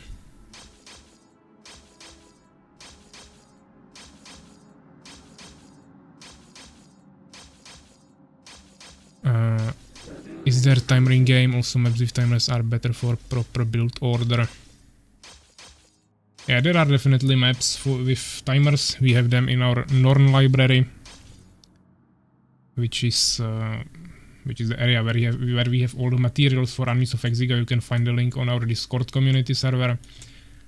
And we have timer maps for, I mean timer version for all the official maps from Black Hole. And also some, of course, custom maps also have that. I think maybe next time I was actually making these versions of maps. Mainly it was him, but also maybe some other players. It's quite complicated trigger editor for the timer, but you can just copy it from any of the maps that have it already. And you can put it there. But yeah, of course it's better for build orders if you really want to make it precise. Right now we don't have it here. What is on our side? Yes, no wood. Yeah. But he started harvesting some now, so he's making another expansion. Actually pushing back, okay. He made hive guards and maybe next time he doesn't have a single anti-air unit. He's making 11 centuries, but those will get stopped. I mean, there is the tower. Fenrir could easily destroy that, but he'll probably not realize that. The thing is that he can destroy these 11 centuries easily. And they should have been built here. And I mean, yeah, maybe next time needs to keep pushing, destroying the buildings, even though... I mean, yeah, there is a ton of hive guards. Fenrir might still actually win this.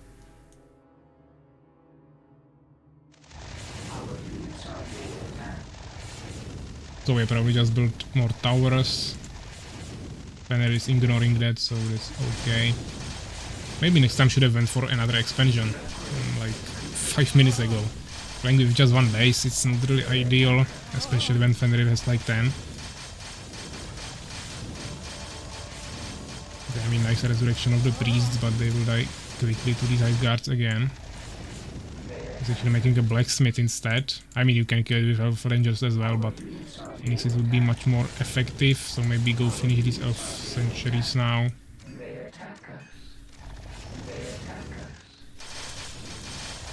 Yeah, so I mean, this base is dead, but he's also losing basically everything in the backline, all catapults and priests.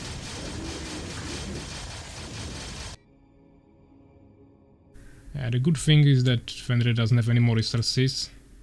He has only 2 towers here, so basically no threat outside of these hive guards.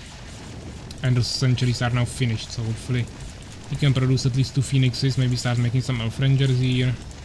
Which is already happening, but the phoenixes are not being produced yet. Wasting a ton of time here. He has the resources for that and also population, so this is just him not paying attention to these buildings. And now more hive guards are coming. This is gonna get destroyed. He needs to repair it at the same time. I mean, to be honest, Fenrir could easily push these 3 towers with so many hive guards, but he would probably not do that. He would rather try to destroy the buildings around the base. I finally started producing some phoenixes, but he's still not repairing the elf sanctuary. This is some elf rangers, but those are not too effective. As I said, Fenrir doesn't have any more resources, so this is his last army. Of course, he's getting some resources here with 1 harvester, but That shouldn't be a problem. Elven Sanctuaries are destroyed. Okay, so now it's all about Elf Rangers. But we see Elven Sanctuary back in here finally. That's a good move.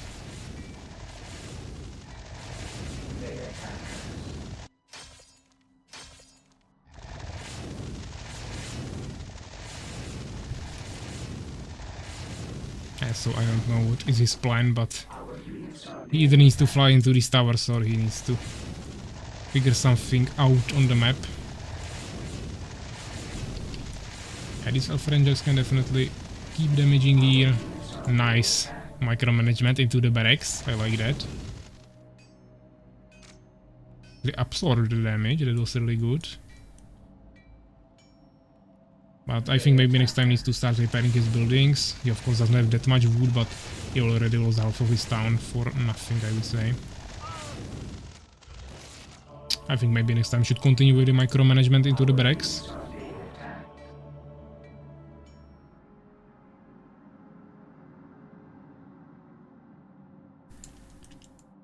I mean, he has more hive guards here, but he doesn't have population, resources to make more of them. Or I mean, now he actually gathered a little bit.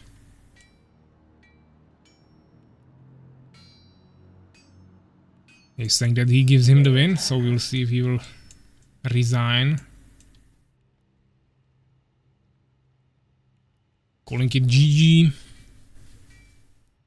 And eventually left. So yeah, we don't need to wait to for maybe next time to destroy all the buildings for another half an hour, which is positive. So maybe next time is the winner here. 160 kills. Pretty actually even kill ratio here. Maybe next time 20 more or 10 actually only. Decent experience also. His army was pretty leveled up with some auras. And see the researches here actually Fenrir had a little bit more. And the resources on the Fenrir side a little bit in terms of gold, but on the other side actually maybe next time had a little bit more gems. And yeah, also Fenrir has a little bit more wood. But yeah, nice game. 40 minutes again. That's not something I like to see, but okay. Maybe next time is the winner, so let's put it into the bracket. Right here. 1-0. And also I will of course give you the points. But it was 100% on maybe next time, so I will only not take your Northern coins away. I will just return you everything you had. Oh yeah. I messed up quite a lot. It's just 40 minutes, I could have gone like 20 more. Yeah, you definitely could have. But you didn't, which is good. Now we maybe will finish at least some more games. Legit is actually writing on Discord that he won't be able to come to the tournament, that he needs to go somewhere else, or at least for today. Maybe he will be able to come tomorrow, but probably the next player who was supposed to play with him, which was Enya, will get a free win. Which was actually the next game we were just about to play. If I show you the bracket here. So yeah, there's a free game we can skip, so that's basically making your match half time, so it's not 40 minutes but 20. He's writing something more on the Discord server, so let's wait for him. Okay, he's saying that he will be tomorrow.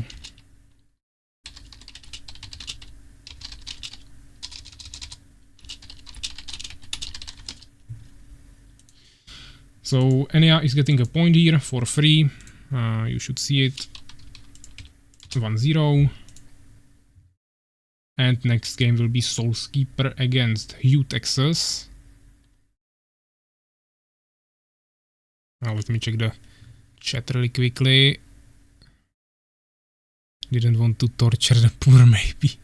It was quite close. You are doing really well in the tournament. Yeah, Fenrir is doing really good. Nice expansions, and also the transfer to the air was a really decent attempt. About all the problems just happened on the tournament. Yeah, I mean, I'm a little bit more tolerant this tournament because I know that it's holidays and many people are not able to get here, and maybe some other players that actually registered might still something that just come up, so they might not be available. To be honest, right now I'm actually glad that some people are not able to come because we can skip the matches and save some time. Won't have to fight and macro.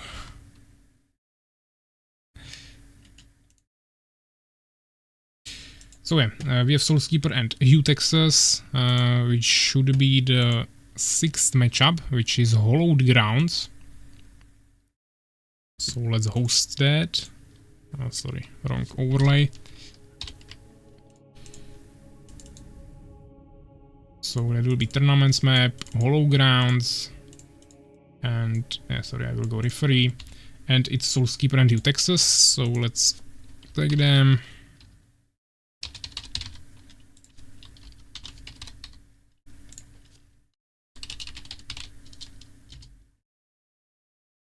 Actually, Hugh Texas is offline. We'll see if he will join.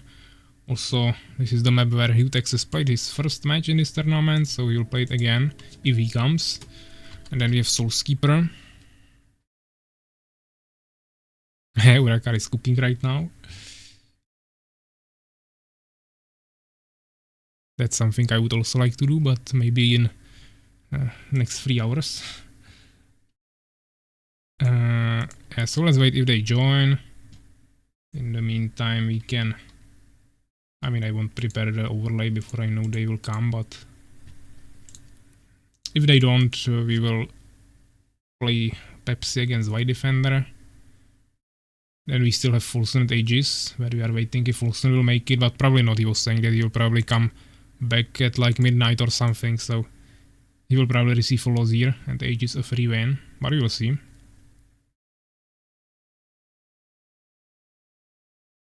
I can play against... I mean, and he's writing that he can play against Souls. Unfortunately, I cannot really do that. That's not how it works. But you got a free win, so I think you should be happy. Right now, actually, none of the players are joining yet, even though Soulskeeper is online. So we'll see if he will join.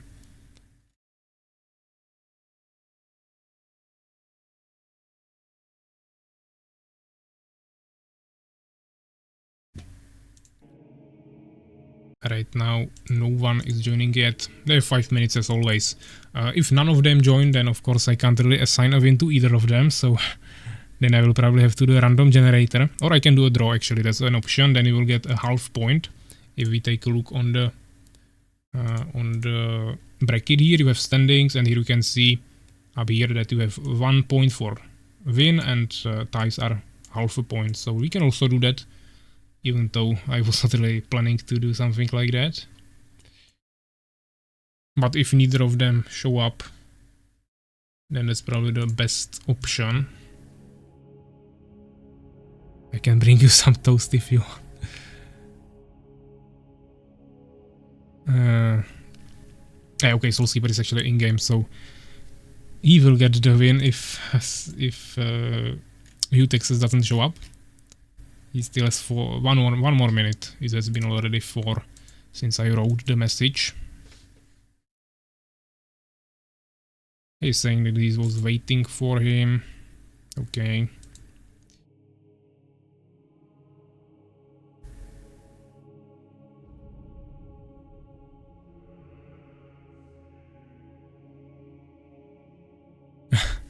Very close. I mean, we are in the same house, so he could definitely bring me toasts, but I will go make something myself later. I need to commentate anyways, so I don't want to be eating here while commentating. Didn't know that. Yeah, I mean, Urakar is my brother, so we are in the same house, so that is why he could bring me some food, but as I said, I don't need right now. I have some water here, that's enough.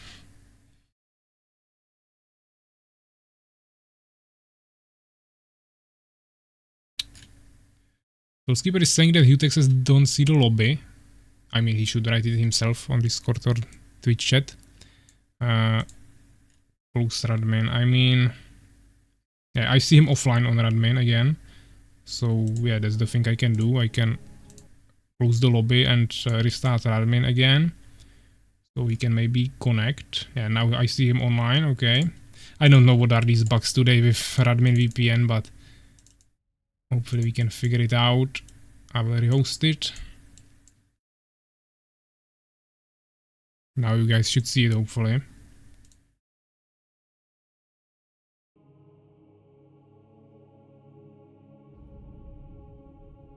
Or Urakar can come commentate one match and I can make some food. I mean, that would depend on the match. If it's Fenrir 40 minutes game, I would probably be able to do that. If it's a 5-minute game, then you would need to commentate like 5 matches. But yeah, both of them are here.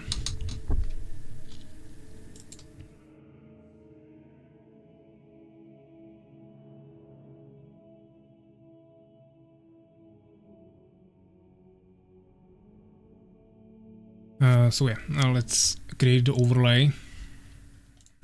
So we have Soulskeeper and Utexes. I should have done that a little bit sooner, but okay. I was not sure if they are coming or not. Yeah, but next time Utexes just should write me directly, either on Discord or on Twitch chat, not through Soulskeeper. That would make it a little bit quicker. But it's fine. We have everyone ready, so Soulskeeper, Utexes, that's fine. Now let's create a prediction.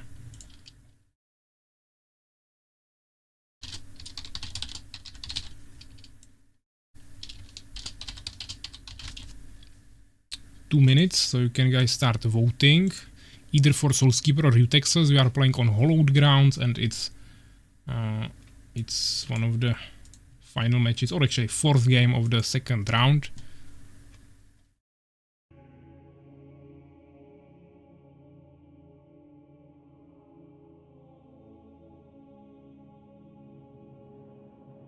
Yeah, they are just trying to figure out the races here. Soulskeeper goes Fallen, okay. Utexes also goes Fallen, so we'll have another Fallen mirror. Probably gonna take a while, but maybe they will go for a rush, we'll see.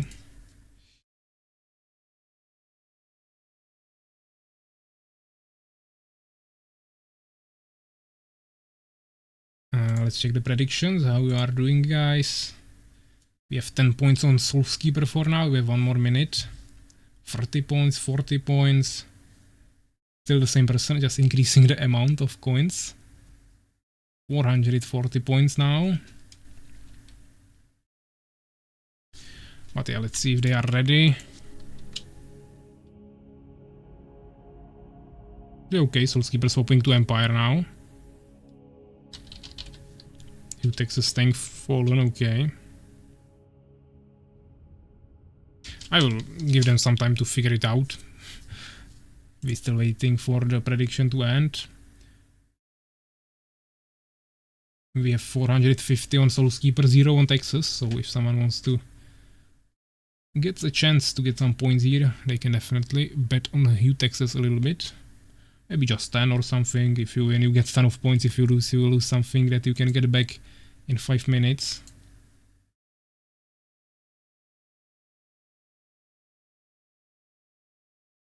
But we have only 2 seconds and prediction is ending. So let's see what they figured out here.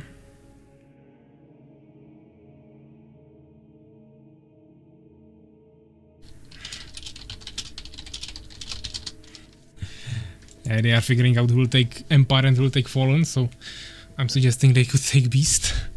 But seems like no one wants to play Beast in this match at least. So we'll see. Maybe I forgot that I had 2 Stalkers in the end game and that could have won. Just killing Peasants thanks to Blinding Cold.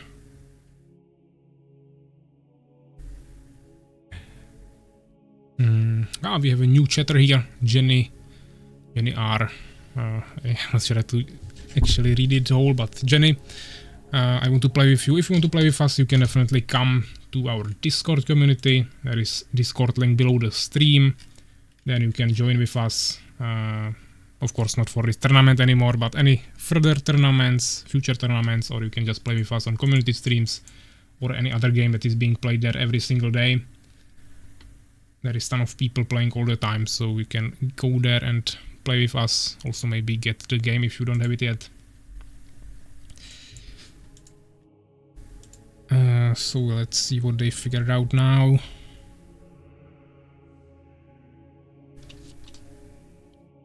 So yeah, seems like they are ready, so let's finish it, or I mean let's start it.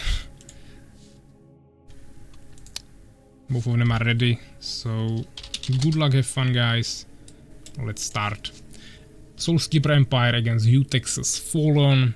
Soulskeeper will be blue in this matchup. We are on the hollowed grounds. And let's see.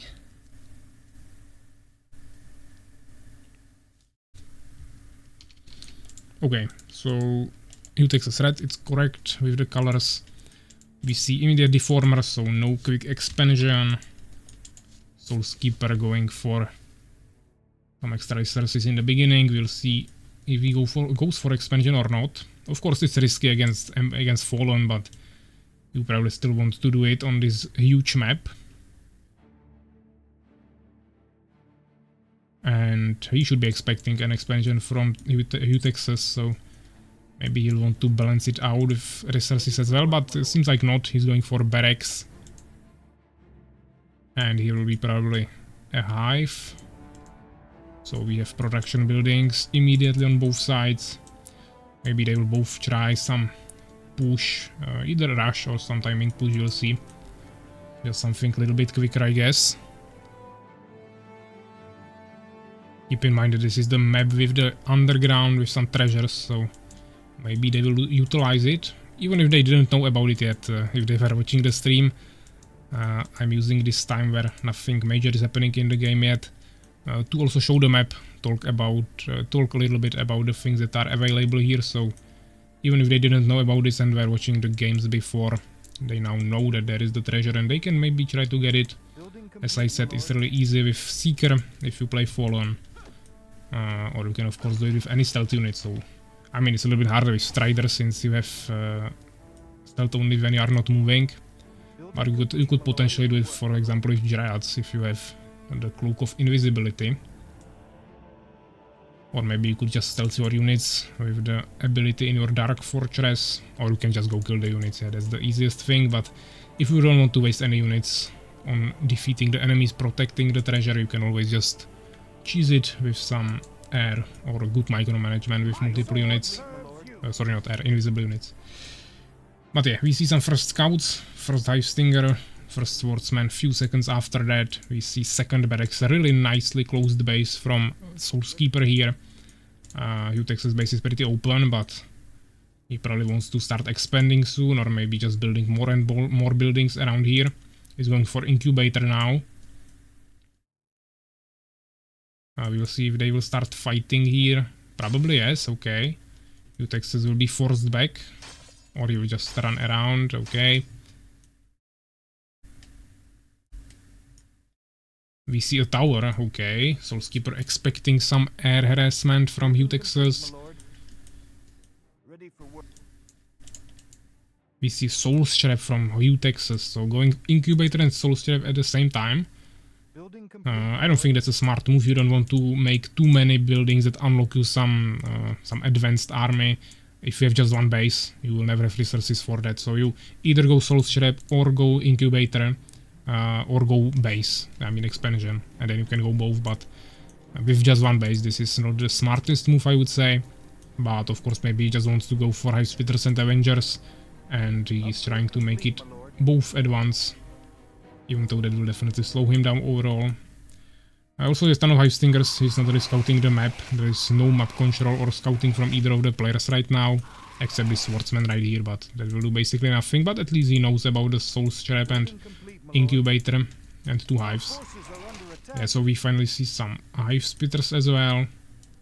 Soulskeeper just making more swordsmen and upgrading to Stonekeep. Potentially maybe he could try some Valkyries, he closed his base really well, so I would be expecting something like that, but we can see Vengeance also. It's either Hive Spitters with Avengers or Hive Spitters with Matriarchs or Nightmares. I don't think he will be making more Hive Stingers, but maybe he will as well. Right now he doesn't have that much gold, so maybe he'll rather spend it on units that also cost gems. Yeah, so just we see more and more swordsmen, also temples, so it doesn't seem like he will be going for air, but none of them are going for air, so it should be fine. We see more and more Hive Spitters and also Hive Stingers. So I would probably like to see some catapults, but now he's going for Elven Sanctuary, maybe just for a Phoenix to scout the map a little bit better, even though he has one swordsman scout here to check this expansion from time to time. Oh, actually, Texas is going for expansion down here. If he was not watching the video, I mean that stream before, where we found out that there are actually spiders, then he will be unpleasantly surprised when he goes there. So he will probably lose this summoner. He could have went for this, but to be honest, there are no gems. And there is not really anything blocking him from getting this expansion. Or he thought that he can maybe get here, but as you can see, actually, yeah, maybe he wanted to go here, but he doesn't realize that you cannot get there with ground units, you need air. And now he'll get killed by the spiders here, I think. Or maybe not killed, he will have good reactions to run away, but he will definitely get damaged. Maybe he will get shot one more time. Actually, he got killed, okay. I was expecting them to return a little bit sooner, but they didn't. So Texas lost his summoner here. We see the swordsman scouting again, not really finding anything too major. I don't think he saw this Chamber of the Avenger. That will be the only important thing, but now he'll see it. So he knows that he's against Avengers, if he actually clicked on the building. Otherwise he won't be able to see it anymore. But he's also going for expansion now, or also, I mean, okay. They were both going for expansion, but only Soulskeeper will actually make it, since Texas lost his summoner here, but now he's making this one, which of course makes the most sense. As I was saying, in this map it's pretty simple, the only entrance is here, so it doesn't really matter if you have one base here or two bases, or I mean one base here or two bases right behind each other.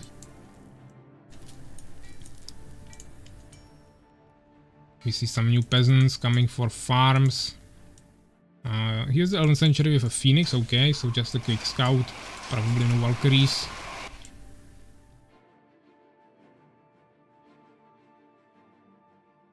I think Soulskeeper should transfer to some catapults and probably start pushing. Because Texas doesn't have that strong army. Just 6 Spitters and few Hive Stingers. Building complete, my lord. Soulskeeper has an expansion now already. He could definitely try to stop this. But seems like he'll rather play it a little bit more safely. Upgrade complete, my We lord. can take a look around the map for now. You can see the environment here looks pretty nice. Yeah, still no one took the treasures. Research complete, my lord. And the spiders are of course injured by the My lord. damage they get by attacking summoners from melee range. Yeah, so we finally see first Avenger coming out. Also some harvesters coming for the coming to the expansion.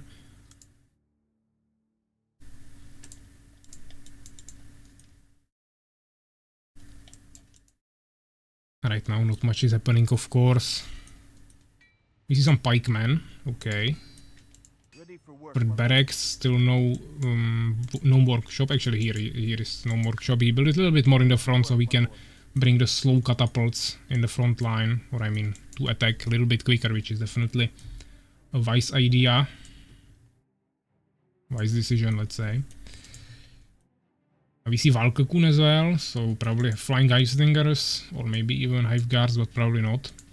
2 lightning spires. Not sure about his positioning. I would probably rather protect the harvesters, but okay.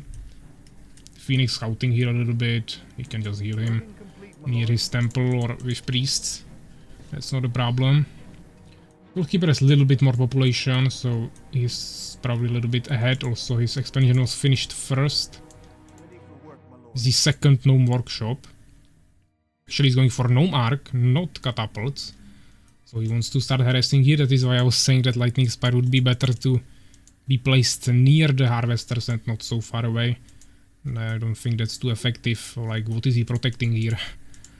I mean, of course, he can be protecting his production buildings as well, but those are much more durable than harvesters. I'm not sure if trailblazing has been already researched by Soulskeeper, Building complete, my lord. but he's at least getting some other upgrades for damage and armor. He already has 1 damage upgrade. Now we actually placed pikemen here, which will kill the harvesters even quicker with pike damage. That's definitely wise. We see more and more harvesters, also new hive for even quicker production. Still only 1 vengeance hall. Lord. And he has resources for a new Avenger now, so he could probably create one.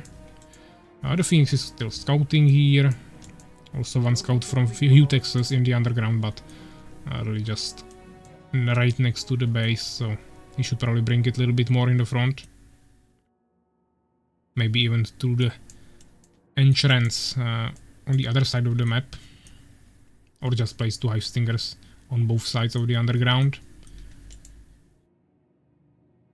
So yeah, Phoenix just scouting here, finding no anti-air, and here are just 6 hive splitters. So it would actually make quite a lot of sense to create some air army for, for Soulskeeper. But right now his only air is this Snowmark and the Phoenix.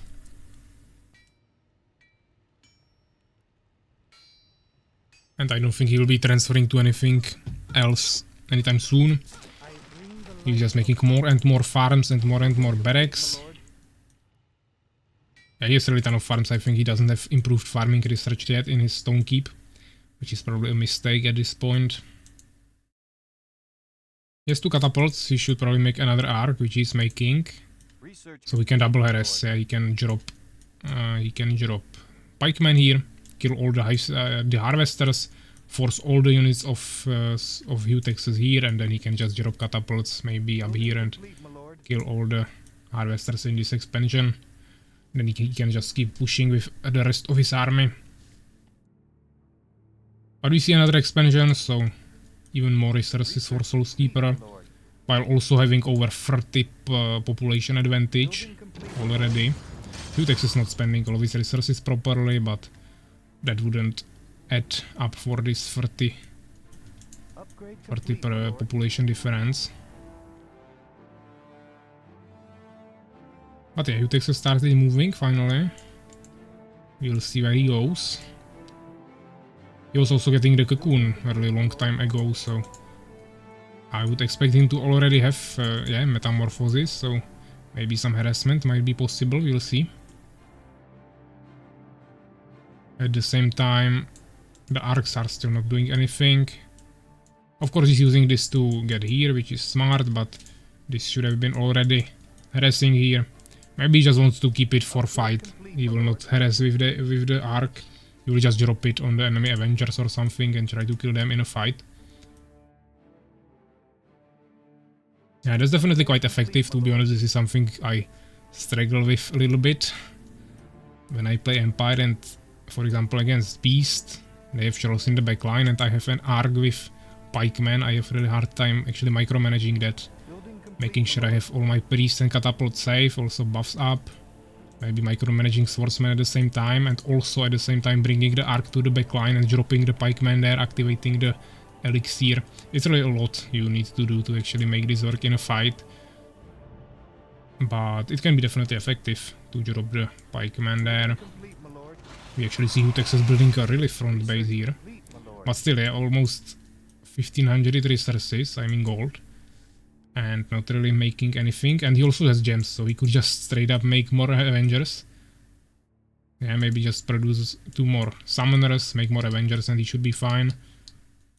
at the same time Hades with these hive stingers, and he could definitely do something like this. I'm not sure what he wants to do. I don't think he can destroy this. Also, Soulskeeper has more bases. Now he's maybe going for harassment with swordsman, okay. And there are no towers, so this is basically dead already. These towers also don't protect this. So as you can see, he's not even maximizing his potential of the expansions. There is only one harvester on gems and only 5 on gold. Now he's getting scared of these towers. He should just destroy them with his Avengers. Once, of course, catapults start shooting him, he could retreat, but until then, he could at least try. This Phoenix is keeping an eye on him. And also the Nova could just one-shot these hive stingers. Yeah, but some frontline production buildings are definitely smart. Especially when he has so many resources. He just needs to start producing a little bit more. But at the same time, as I said, Soulskeeper has more bases, so even though this is nice, Ready for work, my lord. he will still be behind on resources.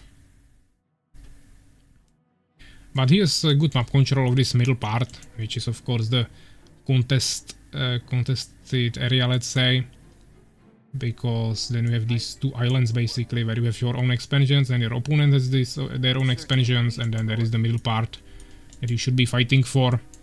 And Utexes took control of this, so that's definitely good for him. But once again, 3000 gold, yeah, definitely need to spend it on something, especially when he also has 800 gems.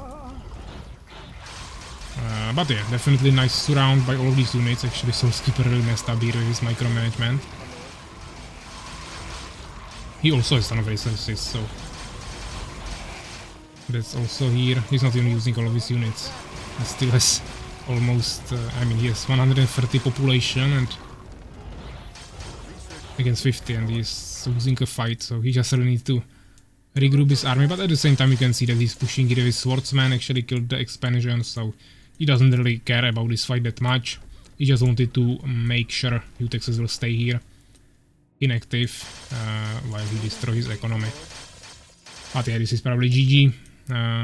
I mean, yeah, he has 3000 gold. He can start spending it finally, but that won't really help him anymore.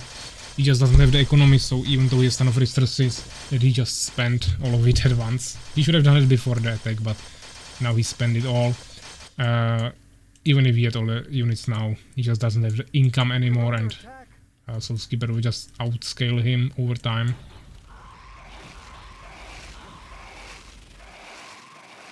Building complete, my lord. So yeah, this will be probably finished really soon. We're under attack.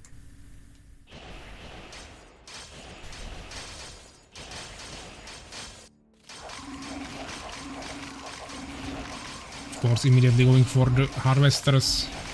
Probably now already with trailblazing to get there quicker. Utex is losing his mid base. Soulskeeper still more than double the amount of population.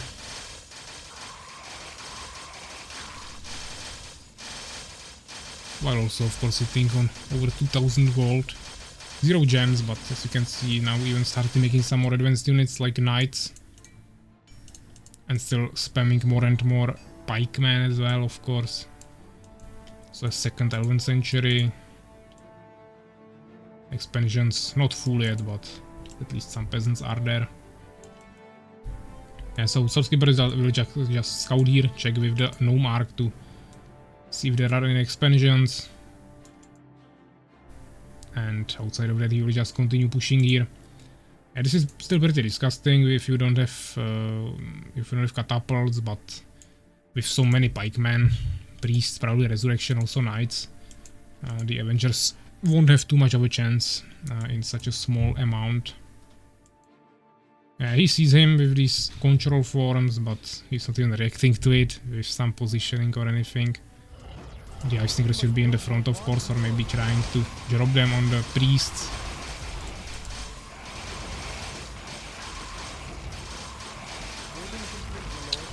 Yeah, so of course to the pikemen everything is dying pretty quickly. Yeah, there is the resurrection. Even more pikemen coming in the arc. And also checking the expansions as I said, so he knows about everything that is happening there. Just spamming more and more units at this point. Actually getting to 201 population in the end. With resurrection, of course, this is the probably only way, I think, how you can get over 200 population, unless you of course have fallen and you can mind control some or shapeshift to some peasants of other races, then you can have up to 600 population, of course.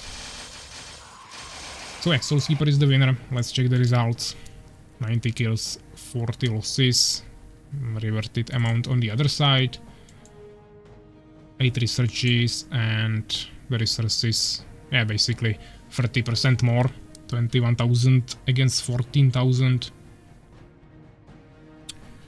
So really nice game, 24 minutes, that's quite okay.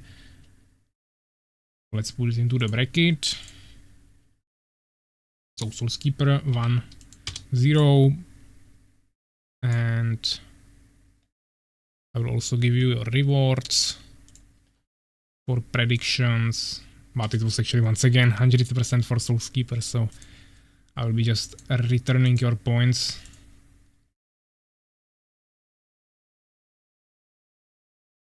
So yeah, let's see, we have next match, Pepsi against White Defender.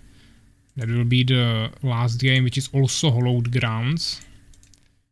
So I will prepare that for you.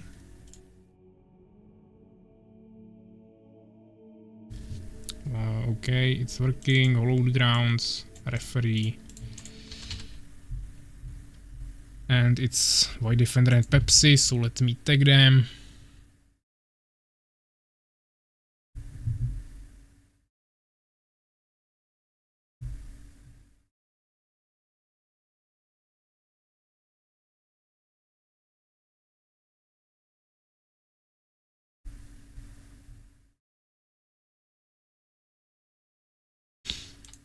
Yeah, so let's see if someone joined. No one yet, so I will tag them here. I was reading some messages on Discord once again to see what's happening there.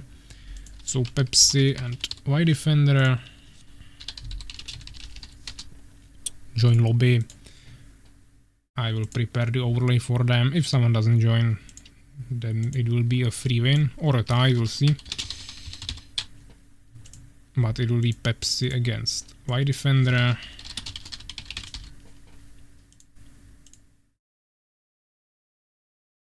So it should be set up. We can also start the prediction.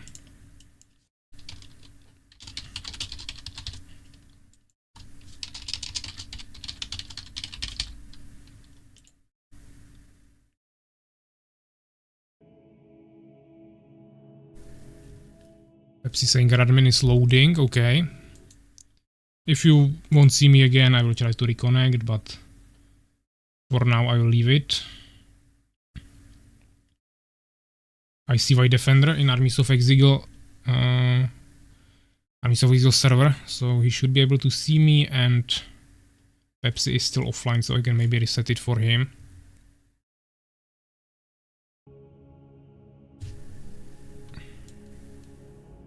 So I will just reconnect Radman, so maybe it will connect to you.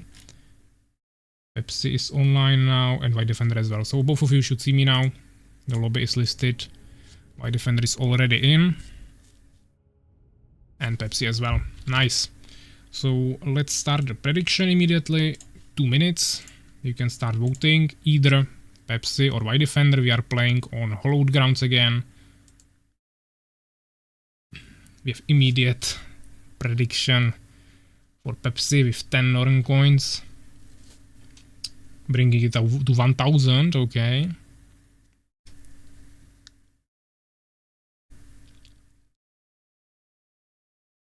Everything should be set up, so we are just going to wait 1 minute.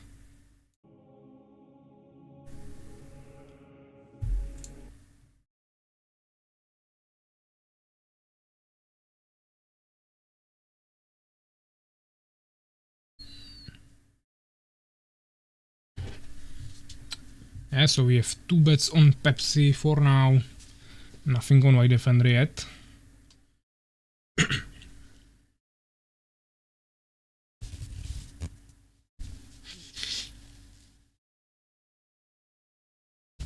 We still have 16 people on the stream after 5 hours, that's nice. I mean, we'll continue until people need to leave, of course. Or I will need to leave, because I don't want to, of course, keep it up till midnight or something. Or we can, but I will definitely need to take like 1 hour break or something. So for now, we'll see.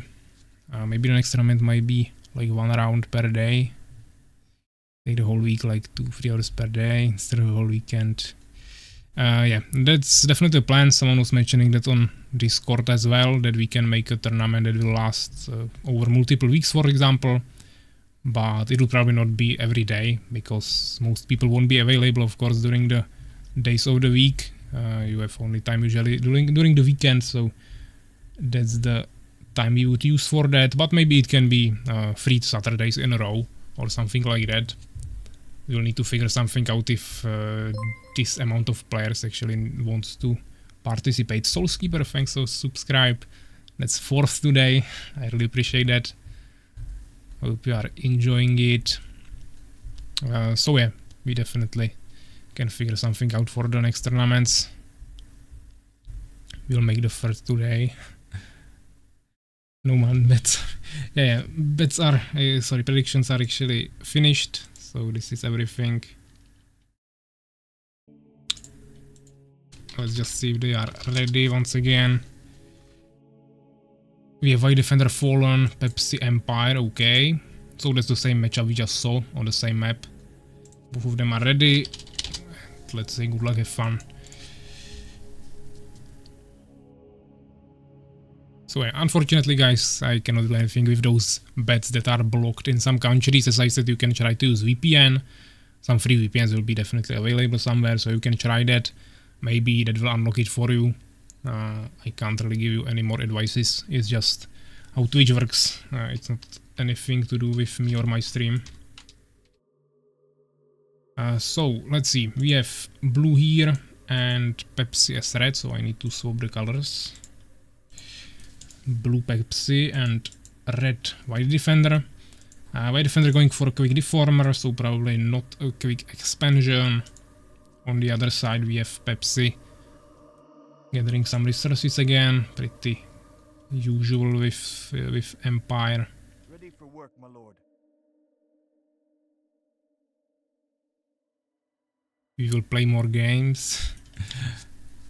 Yeah, I mean, as I said, I can play, or I mean, I'm not playing most of the time. I can commentate for you, until people start leaving. Because I'm not gonna give people losses for free because they were not able to play.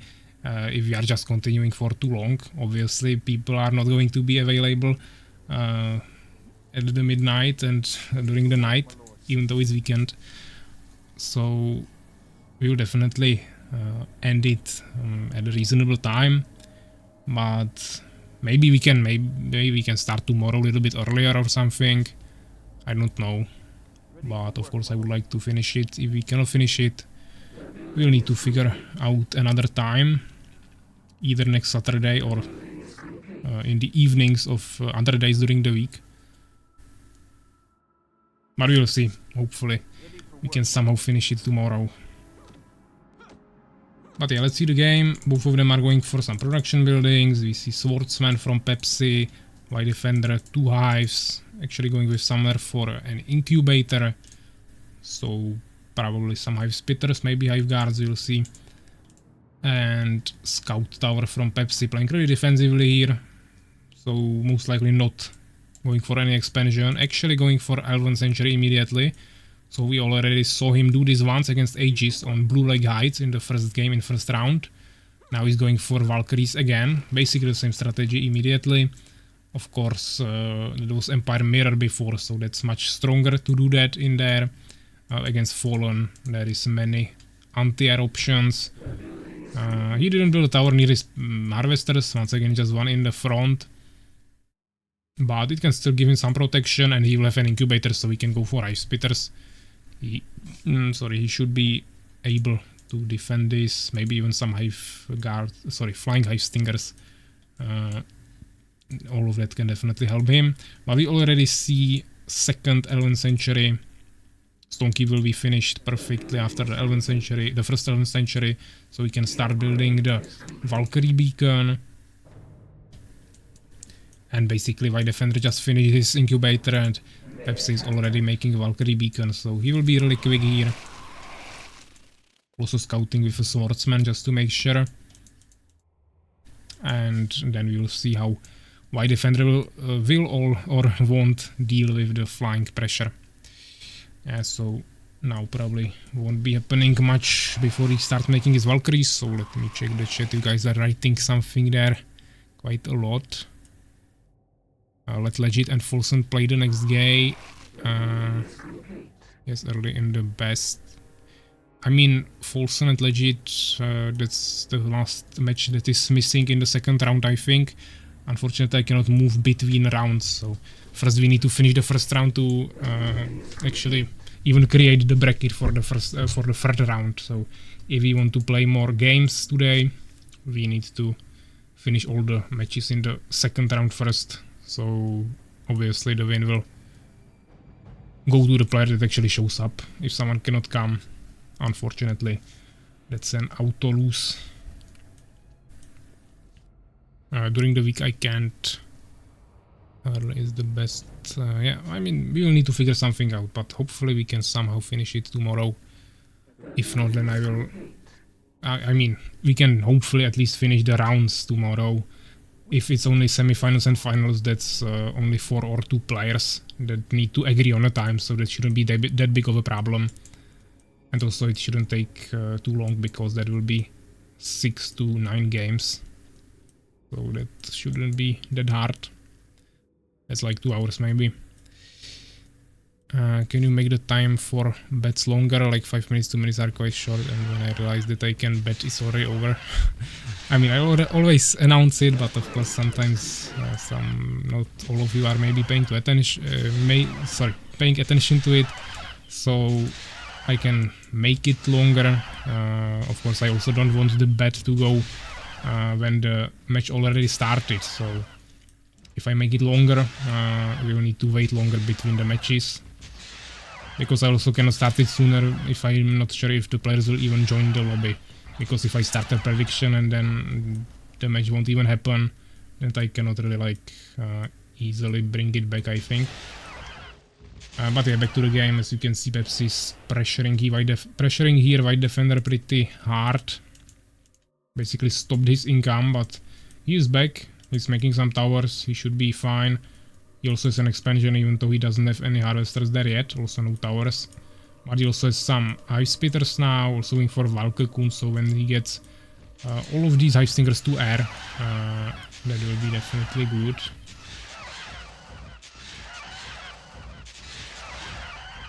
That's good. Well, unless you would lose the bet, then it's trash. I need more coins. I mean, guys, we have already enough coins, so if you miss some bets, it's probably okay. Especially you two, Fenrir and Urakar. You have like 5 times more than any other player.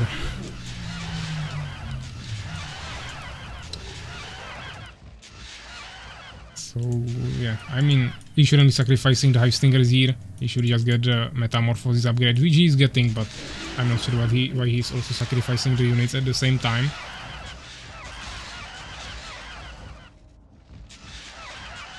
So we will see. Right now he's not really doing anything. He's just getting pressured by more and more Valkyries. This expansion is dead. He cannot protect it. He doesn't even have the hive stingers to kill the Valkyries now when he gets the metamorphosis. This is protected by many towers, so it will take some time before Pepsi can destroy that, but the pressure is just here. He also goes for expansion now, so he should be fine. I think this is GG, but it will still take a few minutes, probably.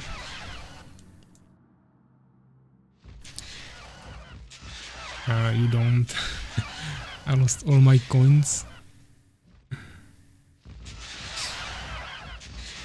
Yeah, of course, once we end today, I will once again ask you guys how many Northern coins you have.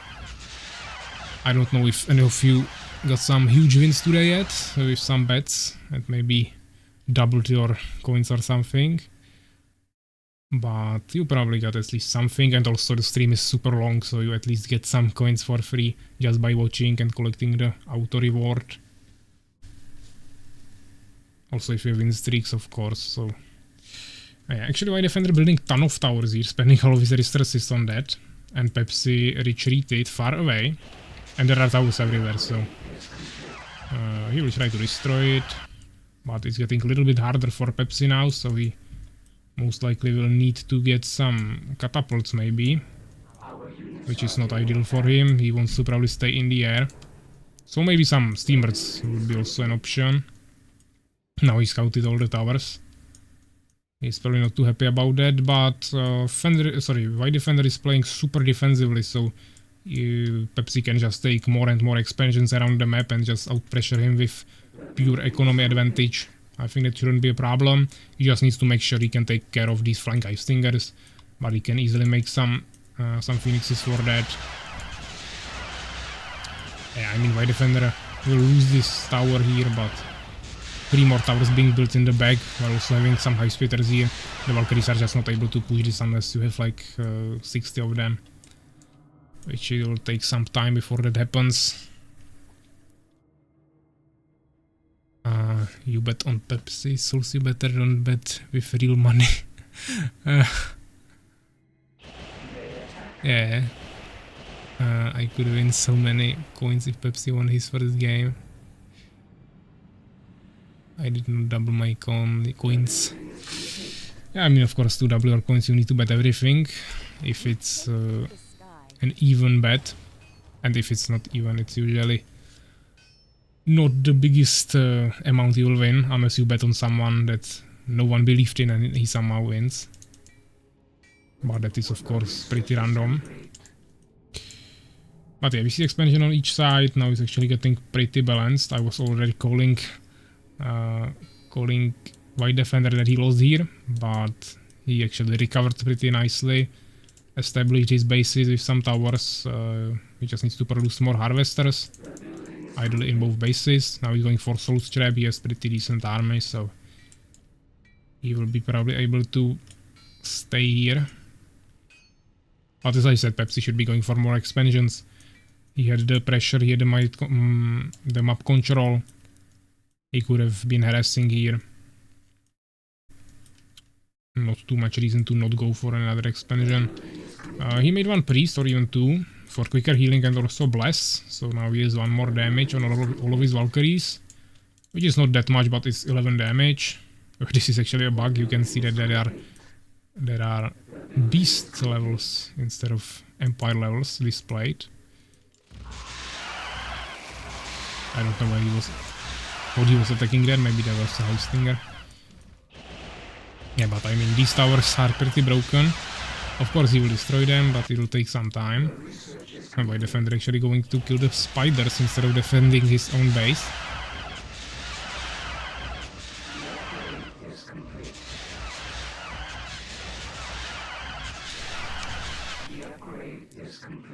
I mean, White Defender is just spamming more and more towers, which of course gives him time, but to be honest, he doesn't really have a win condition here, so I'm still pretty confident Pepsi will win this pretty easily. It's just gonna take more time, which is not ideal, but we can probably live with that. Pepsi should destroy these towers, of course, before they are finished, but instead he's rather fighting here with some high speeders. He also could have killed them, but he wants to play it more safe rather. White Defender will probably go for the expansion here. He has ton of resources for that, so that will be no problem for him. I don't know why Pepsi is making the towers here. There is nothing to be scared of. White Defender has only high speeders. I mean, he can make flank high stingers, but he doesn't have the income for that.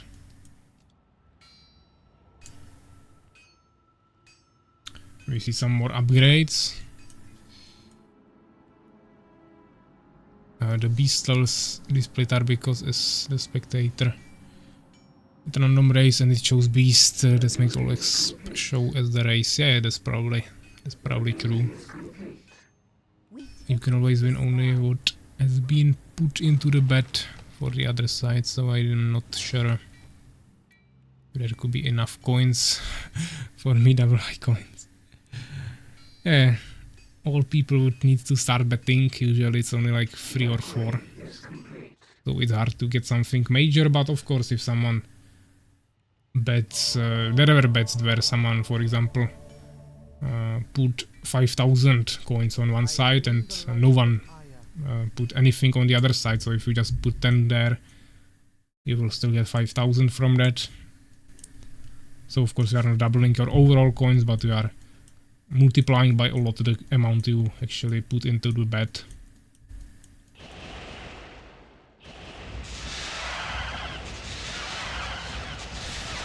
Pepsi Micro is one of the best.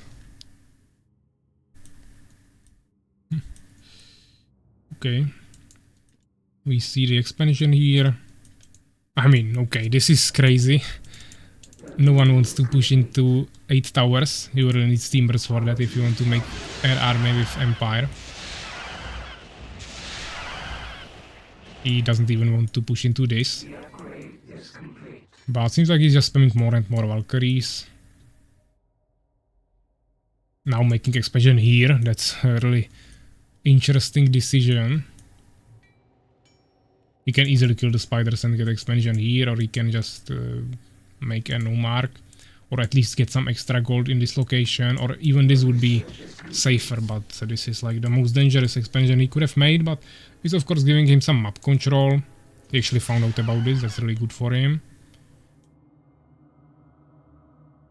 Our defender still doesn't really have any map control.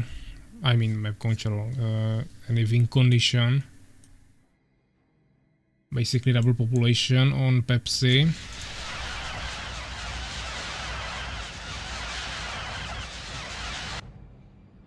More and more Valkyries coming, of course those were just healing here. Now of course Pepsi will check all the expansions since he already found one expansion attempt here. Going for Avengers. I mean Avengers are basically immortal against Valkyries, but also you can't really do much with them here. Or I mean, he can keep pushing with them, but he still needs something to kill the Valkyries. Upgrading all the towers will make it even more impossible to push, so that's probably a smart move. The problem is that he's just spending so much resources on that, while Pepsi is just increasing, even though really slowly, he's increasing his economy baseline. Now finally killing the spiders, so hopefully he will go take this. I don't know what he's doing here with the peasant, but probably just going for wood, and he decided for some random reason to go through the trees. Or maybe it's fully closed here. I think there is a small gap, but maybe it's fully closed. And this is the only way to get there. Yeah, so Valkyrie just keep checking the expansions. He's trying to establish this one. White Defender just standing at his home, trying to get to the Avengers. The upgrade is complete.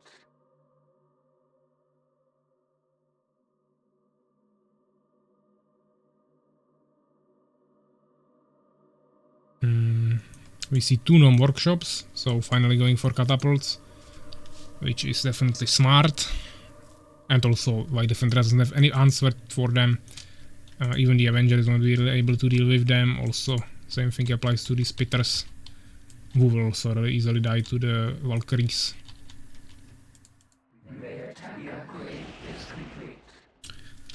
But yeah, probably not the best idea to push any more into the towers. Even though we can one-shot some harvesters, these AoE towers are pretty broken, so probably just better to stay at home and wait for the Valkyrie, for the catapults. Then you can just push it easily. But he doesn't even need to retreat to temple, even though he could also build one here. He has some priests, so he can easily heal in the front line as well. Upgrading 6 towers to maximum. Ready for work, my lord. I'm getting jump scared here. Going for expansion again, I'm pretty confident that Pepsi will find out about it in a minute. Prepare for the We see only one Avenger here. 2 more being produced, of course also got the HP buff for them, which gives you 75 extra HP.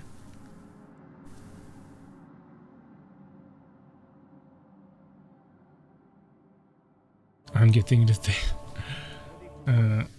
okay, yeah, so the expansion, as I said, it will be probably found really soon with these Valkyries, or he's going for a push, we'll see.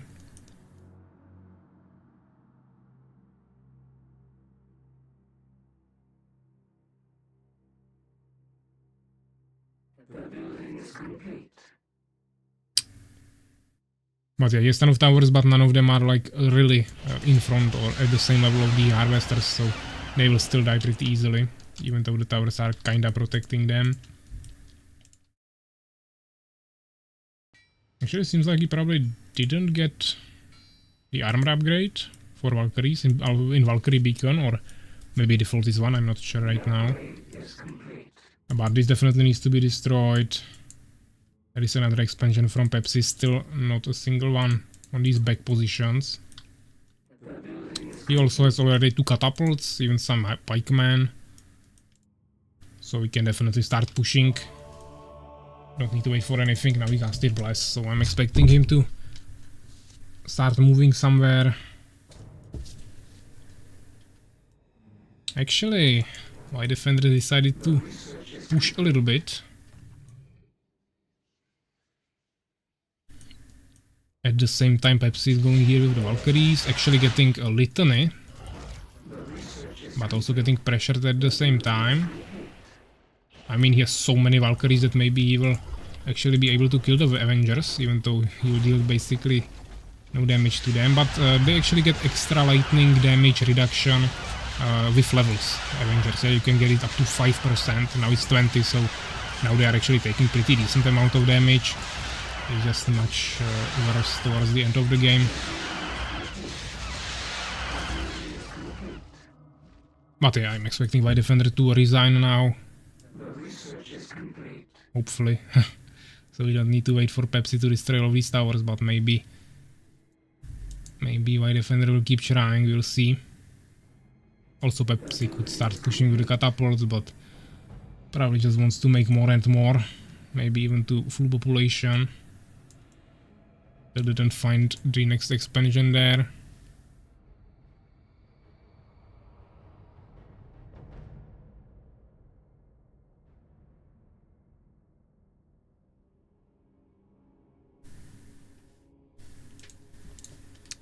Yeah, but just for Avengers won't really push anything on their own. He destroyed 2 towers, damaged the town hall a little bit with splash damage. Pepsi is fully healed now. He has like 20 Valkyries. 21 even. The upgrade is complete. 2 pikemen, 2 catapults, and 3 priests. Ready for work. Should also started making some knights. I mean, knights are also decent against towers and everything, but I would still stick with the catapults. Especially against this abomination where you can't even attack it with melee units. We see a Stalker, okay. It could be actually still quite dangerous for Pepsi to start actually doing something. First of all, he should destroy this, and second of all, he should scout the enemy unit composition. The research is complete. Prepare for the siege.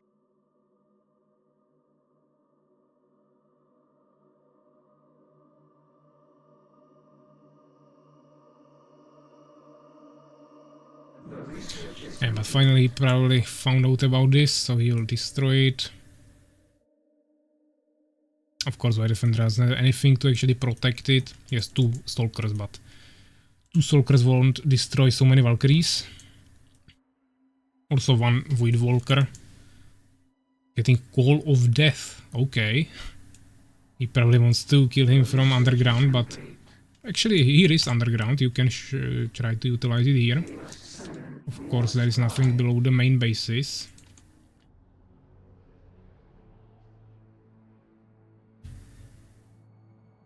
But yeah, White Defender is back to just one base. That is actually getting some resources. We finally see Gnome Alchemist, so hopefully maybe some Steambirds, or it will be just upgrades for catapults, but just some siege units that will take down the towers.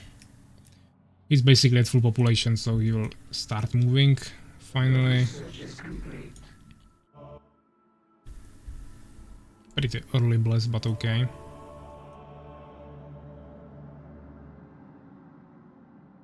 There's only 3 priests, so I wouldn't be wasting the mana that much, but... Okay. Nice, just getting pushed back. He needs the catapults here.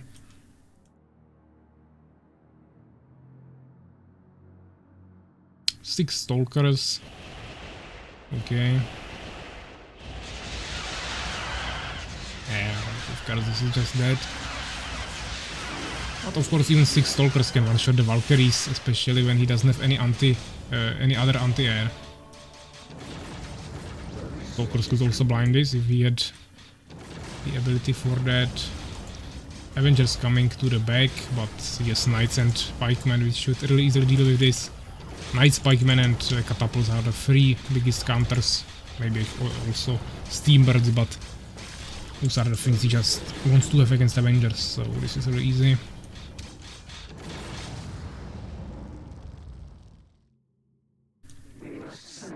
Perhaps he's sitting on a ton of resources as well. Yeah, so here is the Void Walker. I'm not sure if he already casted something, but probably not, because he has full mana. So we will wait for that. There is maybe a small fight, probably not. Yeah, perhaps we just lose all the Valkyries here for no reason, but okay. Not sure what he was expecting from the Stalkers. He just should have made some Phoenixes and one-shotted them. But if he wants to clear up his population, he probably can.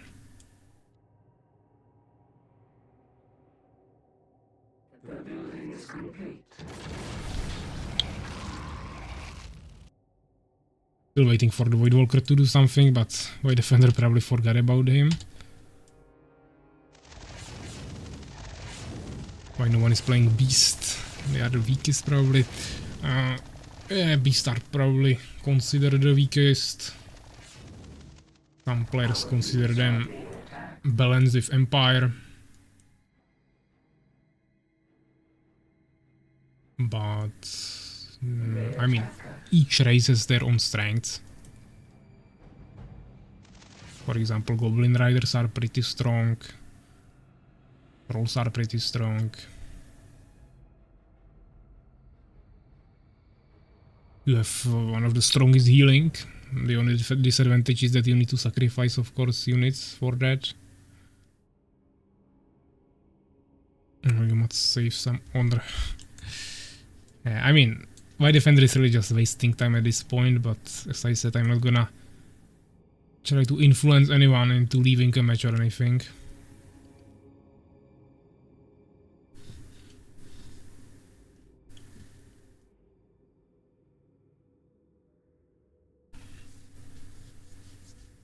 The research is complete.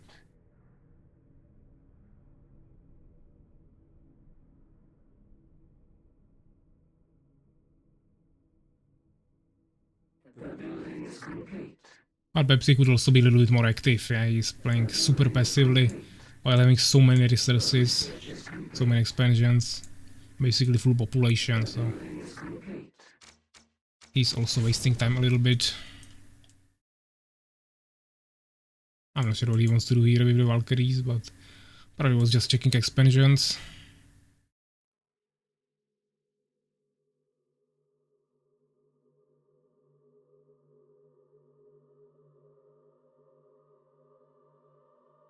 Okay, Pepsi is going back again. I'm not sure what he is trying to do here.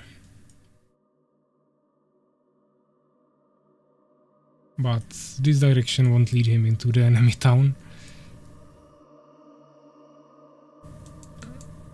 I was thinking if the Void Walker maybe brought him back, but he also didn't do anything. There is one Seeker, but also pointless.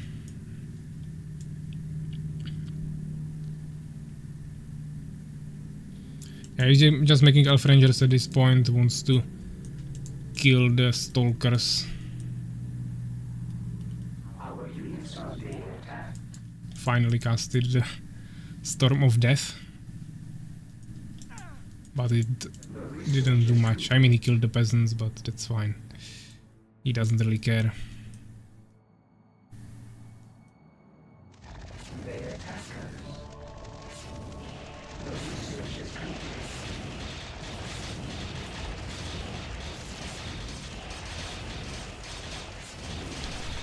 So hopefully Pepsi will finally finish this. He still needs to kill the towers. He should bring the catapults there, not shooting some unimportant buildings. But he has probably resurrection, so he can just arrest the knights if they die, but knights are not really likely to die here with 7 armor. And 600 HP, 650 actually on some of them with the auras.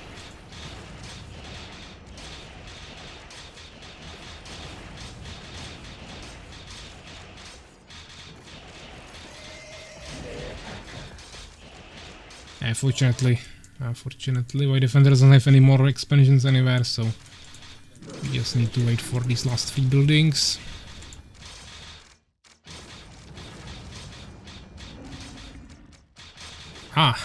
So Skipper now enjoying his animated emotes since he got a subscription, referring to the knights that are here. You can of course play with all the emotes you unlocked. That's one of the things you get, of course, for subscription. So yeah, let's check the stats here. 80 kills, 40 losses, reversed on White Defender. Largest army, I mean, White Defender didn't have any units, he was just spamming the towers. And actually Pepsi still had more buildings. 26 researches, he was just upgrading everything.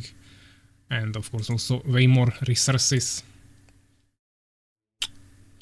Well, let's put it into the bracket. Of course, Pepsi was the winner here. So it will be 1-0.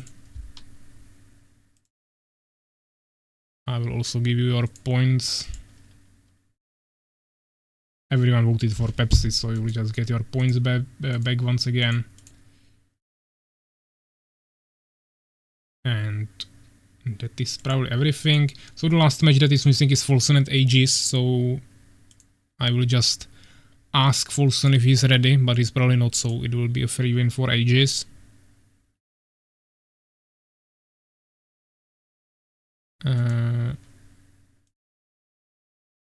Macros are asking if he's going to play one more today. I'm not sure yet. It will also depend on how the bracket will look like now, so first let me ask Folson.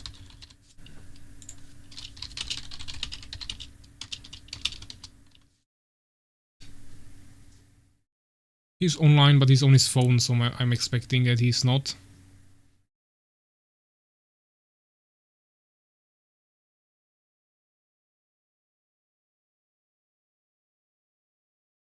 He's writing immediately, so we will know soon. Why them there is even more annoying than me. I'm surprised I'll need to try harder. Aegis is AFK also. Okay, that would mean that is a tie then.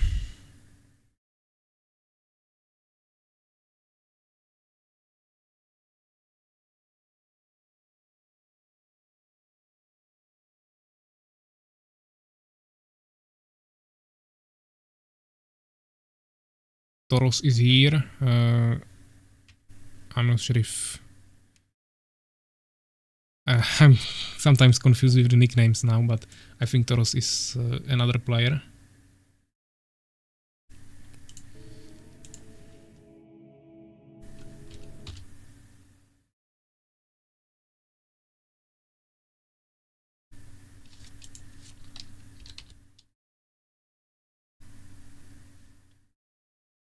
Yeah, but we are waiting if Aegis is gonna ride. Yeah, Aegis is ready. Okay.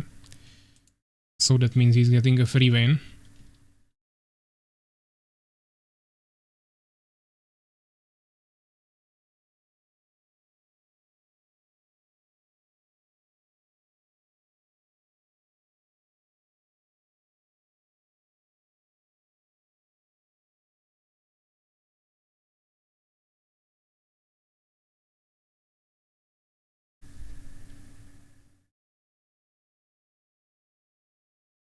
Uh, uh,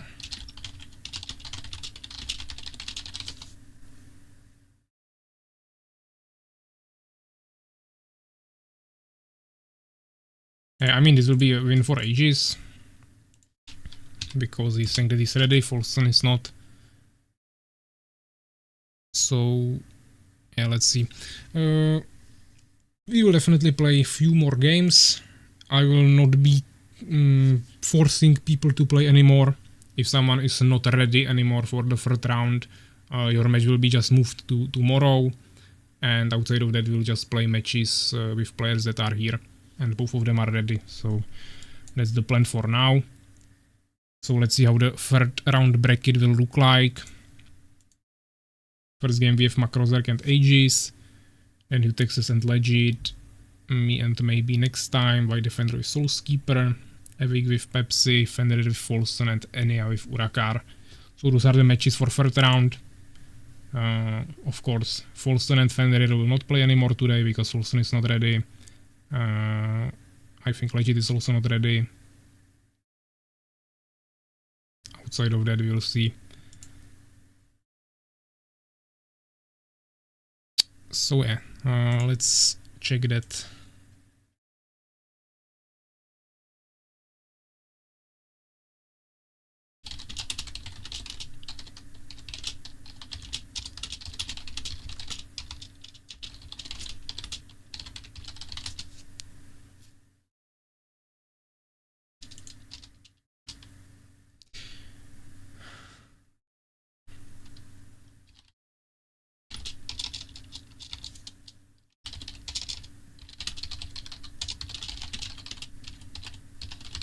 Yeah, so I was just writing to people on Discord. I'm still not sure who is here and who is not, so I'm also letting them know.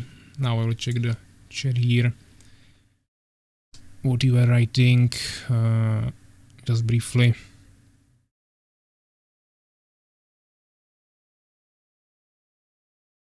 And I was writing that he cannot play tomorrow, so we can definitely do Enya and Urakar today. Of course, you will probably not be able to participate in the fourth round then, but I can't do much with that. I will tomorrow. Yeah, so we can start with you, but also maybe next time was asking if you will play today. And also there is Aegis and Makrozerk and other matches that we can probably play. So if you want, we can start with Enya and Urakar, but first, of course, I will need to choose the maps once again. So let's start with that. So I will remove the maps in these map pools.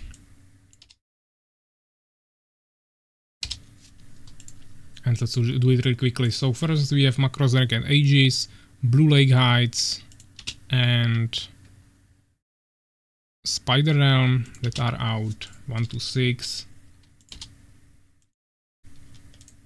Number 2, so that's Hollowed Grounds once again.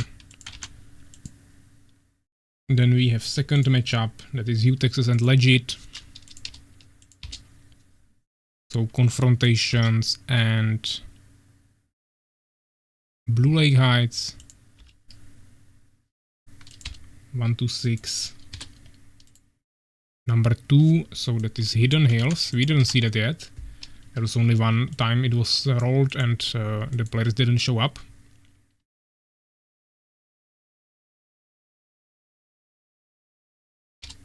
Then we have the third match, that is me and maybe next time.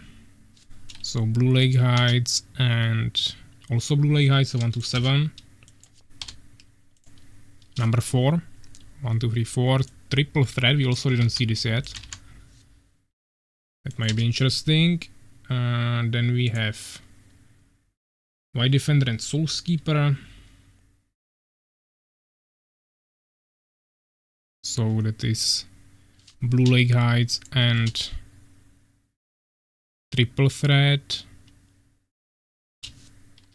1 to 6. Number 2, Hollowed Grounds. This is really often, but probably better than Spider Realm, so we shouldn't complain. Then we have the 5th match, Evic and Pepsi. That is No Man's Land and No Man's Land as well. Pepsi No Man's Land and Evic Spider Realm, sorry. Spider Realm. So 1 to 6. Number 2, Confrontations, okay. Fenrir and Folsom. Spider Realm. And Darkside Forest. We didn't see a single game on Darkside Forest yet. That's interesting. Number 4, Hidden Hills again, nice. And last match is between Urakar and Enya. So that is Darkside Forest from Urakar, I think, and Confrontations from Enya. So 1 to 6. Number 2, so Hollowed Grounds. We have 3 Hollowed Grounds, 2 Hidden Hills, 1 Confrontation, 1 triple threat. Okay. So this is the map pool for 3rd round.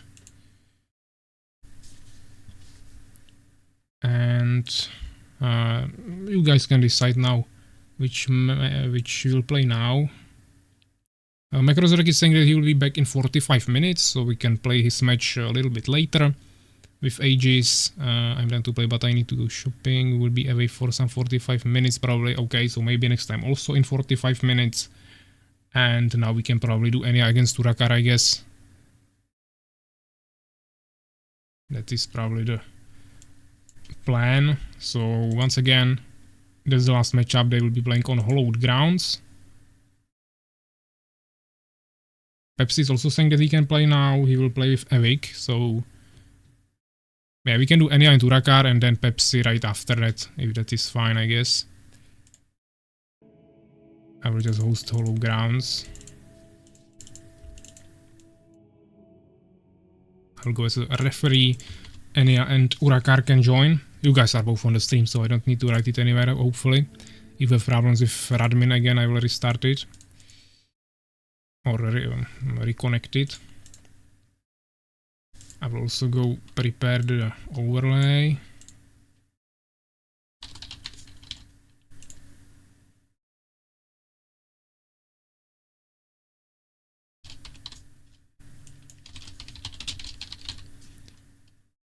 So you should see it now. Enya and Urakar, and also of course prediction. Both are in the game already. So let me start the prediction. Who will win? Either Enya or Urakar. Unfortunately, I cannot give you like 3 minutes for the prediction. It's either 2 or 5, so I will have to stay with the 2 for now. Hopefully, we'll be able to bet, guys. 2 minutes should be enough. So you can start voting, and it's 2 minutes. I will take a quick break, and in 2 minutes I will be back with you. Then we'll start the match. So see you in a second.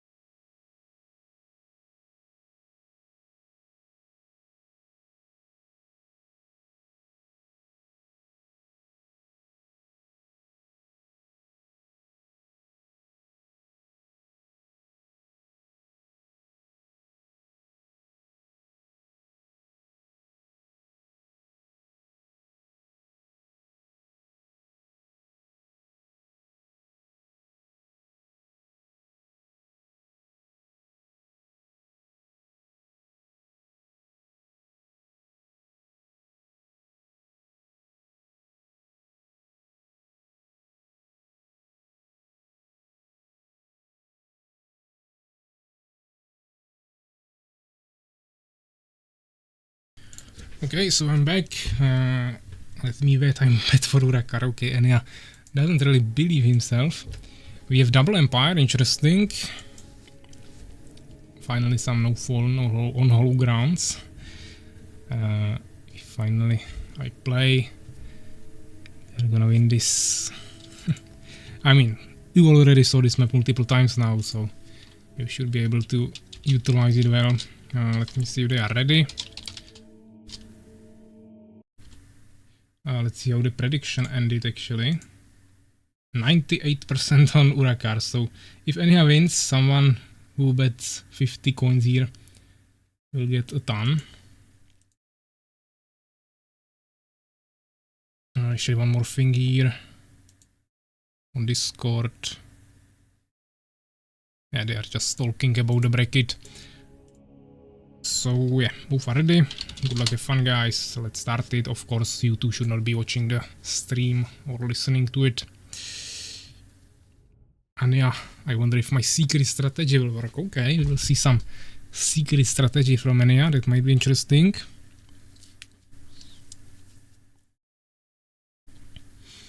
As I said, it's double empire, so we can expect different things. We of course just saw Valkyrie strategy from Pepsi. Seems like actually Urakar will be going for quick expansion, which is something I was definitely... Okay, actually not quick expansion.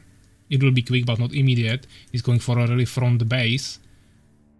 So that's another option. But I would really expect some quick expansions on this map. It's pretty simple, since it's a really big map. But he first wants to build some protection for it, which is also fine. As I said, we also saw Pepsi making some Valkyries. We also... Actually, sorry, this is not Urakar, this is Enya. I was expecting this to be Urakar, but kinda messed up the colors here. So this is Enya going for the front base. We saw Pepsi going for Valkyries, which is one option.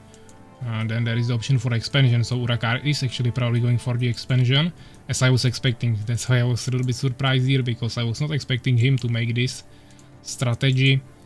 But quick expansion is something I was expecting from him, so we'll definitely see two really interesting strategies that we didn't see yet on this map. Building complete, my lord. Immediate expansion and front base with quick expansion.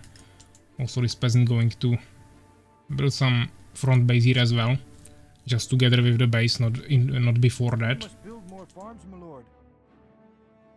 We see some farm in the back, which is smart because farms are not that tanky, only 500 HP and 2 armor, so it's good to keep them in the back to keep them safe. Yeah, barracks have double HP and also 1 more armor. You can also garrison units into them, so it's much better for protection. Complete, my lord.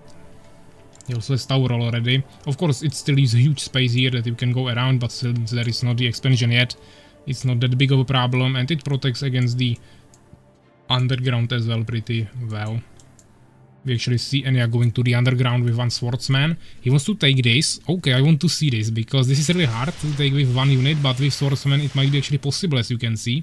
With High Stinger it's not really possible, they will just one-shot him, but he actually managed to get this, so now he has a huge resource advantage. Ready for work, my lord. I think it was 100 gems, with that 100 gold and 400 gold, 400 gold and 100 wood. So that basically gave him enough resources for this base immediately, and that is probably the secret strategy he was talking about. He's kinda revealing that he did something, but of course Urakar doesn't really know what. Seems like he's also going for the second one, so I mean, I was mentioning this in every single match where we played here, and I was showing you the map. So he was listening and he decided to take advantage of that. That's probably fine. We'll see. He also got this. He have 100 gems, 100 wood and 400 gold, so now that's 2 times. That's a huge advantage, mainly in the gems that usually take a ton of time to get so early, but also the gold and wood that just gives him enough resources for all of this. He still has later expansion than Urakar, but he definitely cannot catch up on all of these resources. Of course, you have to take 180 wood, 180 gold from that, because he sacrificed 2 swordsmen to get it. But it's still 620 gold for free. 200 wood and 200 gems. And as you can see, he still has no wood, so he spent all of it on all of these buildings. Upgrade complete, my lord. And now he will have a huge advantage. It's still about strategy, of course. He can come up with some army composition that will not work at all, but as you can see, he's probably going for Valkyries now, or maybe just a Phoenix, we will see.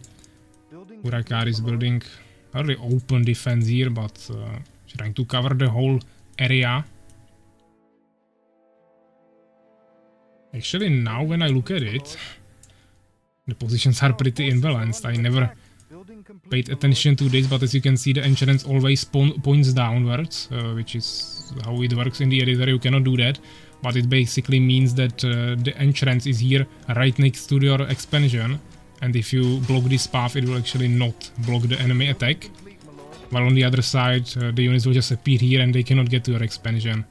So this is a little bit imbalanced, and this position is in a disadvantage. As I said, I never really saw this. But now I realized that this is not 100% balanced, yeah. But okay, we see some pressure from Swordsman. More towers on both sides. Both just trying to play it really passively and defensively. We see a temple. And yeah, still has that huge lead of gems. My sword, sir. I still don't see a Phoenix or anything from the 11th century. My lord. But he was going for a stone keep, so maybe he really wants to go for Valkyries, we'll see. If that is the win condition he decides to go for. But Urakar definitely has bigger income now. He has, and he has this expansion, but doesn't really have any peasants there. So Urakar can still catch up pretty decently, at least on the gold and wood side. Of course, gems are really hard to catch up, but actually, and he's not getting any gems from this. So even gems, I think Urakar won't have that big of a disadvantage thanks to the super early expansion and also the fact that Eneas is not really using the expansion too effectively. We already see a gnome workshop, a temple. On the other side, Eneas is making all of this much later. He just has a ton of swordsmen, which is good. He has 9 of them, but there are 5 on the side of Urakar with 2 towers behind them, so definitely this is not gonna fall too easily. Seems like Eneas is actually going for the expansion with the spiders, which with good micromanagement he can probably just kill with no losses and then he can heal it later. Leaving 1 scout in the middle, which is smart. And this expansion is quite safe if you don't have flying units against yourself. He's even getting some levels here, so unless he loses this swordsman, which he will probably lose. Okay, so the one that was leveled up a little bit died here, but it was still worth it if he's going to take it immediately. Urakar has a ton of gold. Actually see him taking his gnome arc with 1 peasant and immediately going for his expansion, which is nice. So both of them will take 1 expansion in the back. Probably, or I mean, Enya is not taking it yet, but I'm expecting him to go for it, even though he doesn't have wood yet. He needs to start focusing a little bit more on wood. Building complete, my lord. So Urakar will definitely have a resource advantage now, but we have to still keep in mind that those extra resources that Enya got from the treasures are still there. They will never disappear. More farms, my lord. So he somehow used them, of course, for maybe some extra gem upgrades or something. Urakar making another expansion at the same time, so we're really playing it macro heavy now, trying to get as much resources and expansions as possible. He even has a Phoenix, has a Phoenix to scout. And yeah, still didn't take this, so Urakar is not gonna scout anything there. Building complete, my lord. But now he's actually going for a quick push with just 9 swordsmen and 2 priests. Not really having anything else. He's just trying to create some pressure, maybe keep Enya back in his town while taking the economy advantage on the map. Building complete, my lord. This map looks like the Deadly Moors mission from the Empire campaign. I'm not sure based on name what that is. You would need to We're under attack. remind me maybe the number, but yeah, actually this is probably the one where you, Building complete, my lord. the 7th mission I think, where you walk Dunehelm through the swamp. You don't build in that mission, that's probably the one you are referring to. And yeah, of course, that's also the swamp environment, so it looks really similarly based on the environment. Yeah, so Enya scouting here with a Phoenix, of course finding out about these expansions. So he will make the move now. He will start pushing. Urakar definitely needs to react to that. Invest a ton of resources into the expansions, but he still has ton of gold and gems and is not really spending them too well. Not really producing anything anywhere, so he should definitely start doing something immediately. These catapults are slow, so it will take him some time before he can get there, but he really needs to start actually doing something. He should definitely escape here. I mean, he's really between the enemy units, so we can maybe work the catapults to actually shoot the units of Enya instead of his units.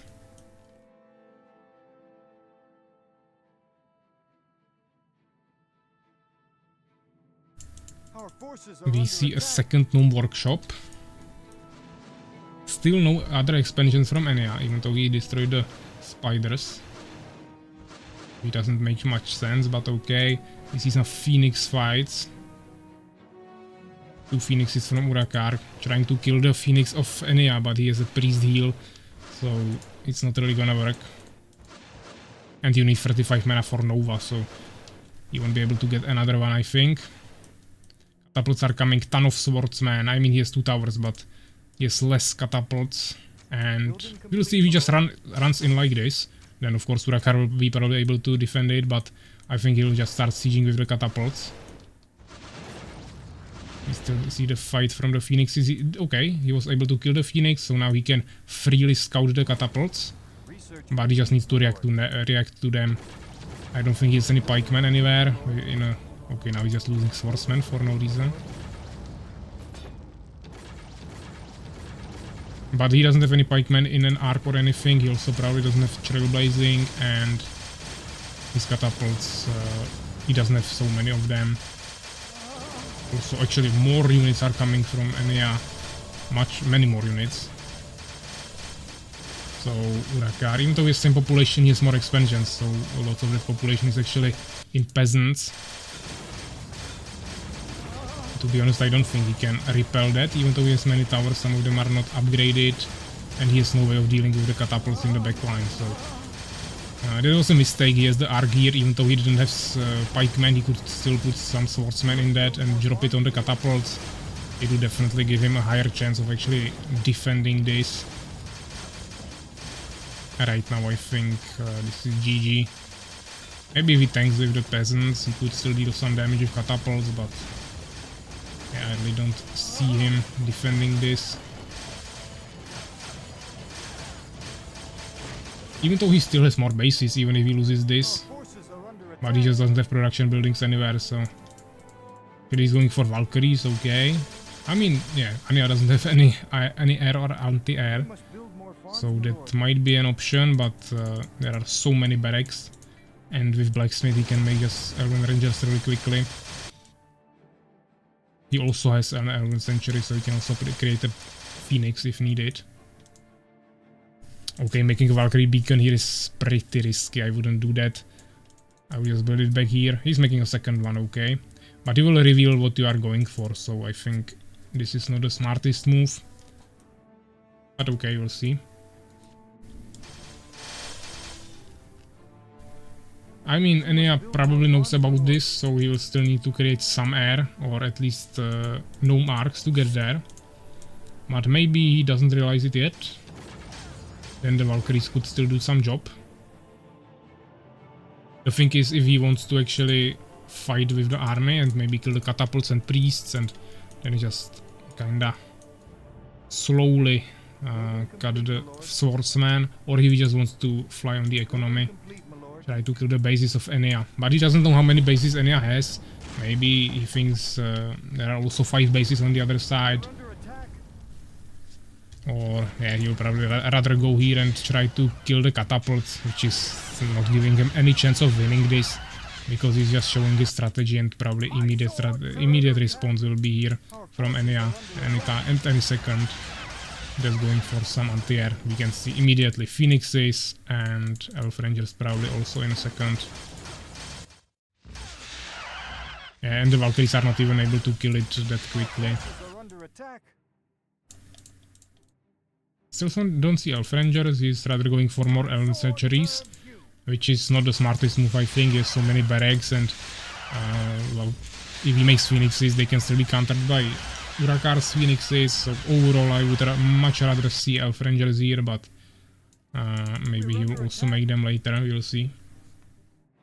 And he has the resources for that, so no point in not doing that. They both have one base right now, or I mean 2 bases, but Urakar doesn't have gems here, which is a disadvantage. Also, there is a huge army of swordsmen that he just cannot stop in any way. He can keep damaging it, but he will just lose this base. And Phoenixes are already flying there. 3 elf centuries producing at the same time.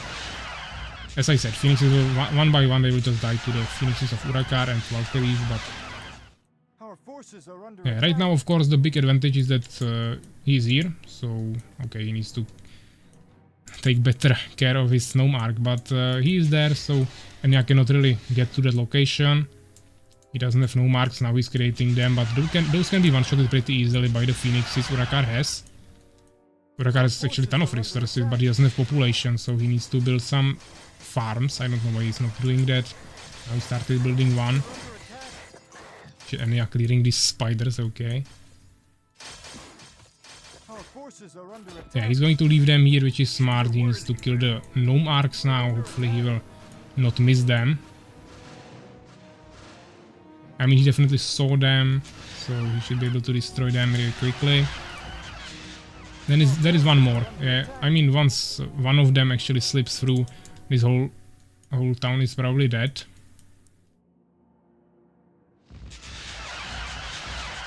So now just one-shot it with Nova, and you can keep pushing, but probably more and more will be coming. We can see 6 Phoenixes at the same time now. More are still being produced. I mean, he kinda splashed it into the Phoenixes of Urakar instead of Valkyries, so he didn't really do much. But at least he killed like 2 Phoenixes of Urakar, which will make it harder again for him to stop the Gnome Arcs and enemy Phoenixes. I mean, all Enya needs to do is just split the arcs to 3 different locations, fly here with some swordsmen and finish this.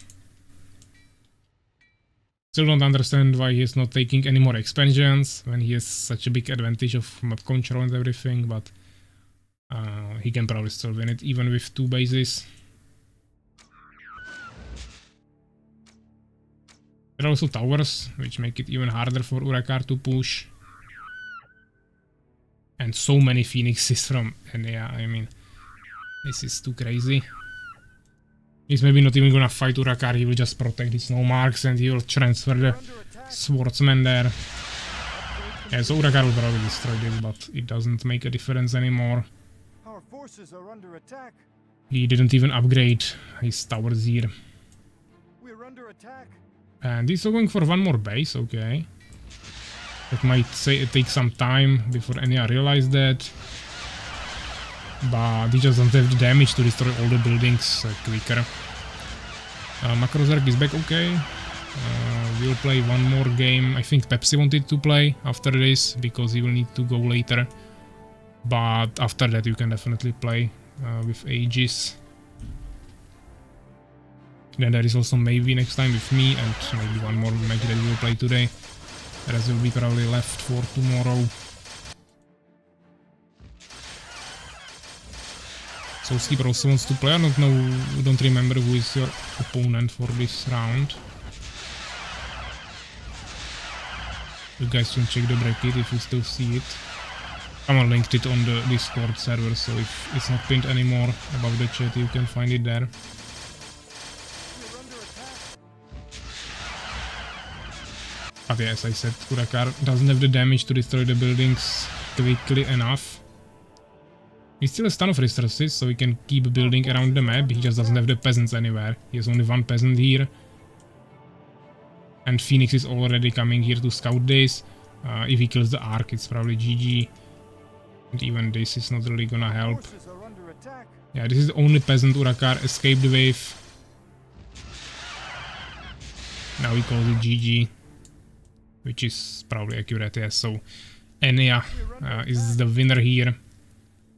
Yeah, of course Urakar could have made escape with more peasants and made more buildings, maybe still win it. But Enya definitely had an advantage in this game. He was playing it better. Attack. So I think this was deserved. We can check the kills. 100 to 90, but of course he had more resources, but not too much, as I said. He was just not making more bases. He was just gathering with two of them for longer amount of time, but outside of that Urakar made more bases. Unfortunately, he kinda neglected the army in the early game, so that was not ideal. You can see the largest army here as well. Research is pretty balanced. So yeah, Enya is the winner. We can put it into the bracket. So that was Enya and Urakar. 1 and 0. And let me also check the scoreboard. Sorry, it's not scoreboard, the prediction. Actually, 98% voted for Urakar. All over 2000 points, and 2 people voted for Enya only with 2%. So you guys are getting 2000 points. Seems like actually Urakar was voting for Enya. So he's getting some points there. So Skipper is losing something. So Enya is the winner here. Let's choose the reward. And the next game will be probably Pepsi and Evic. If you guys are here, Pepsi wanted to play since he won't be available later. So we can do that.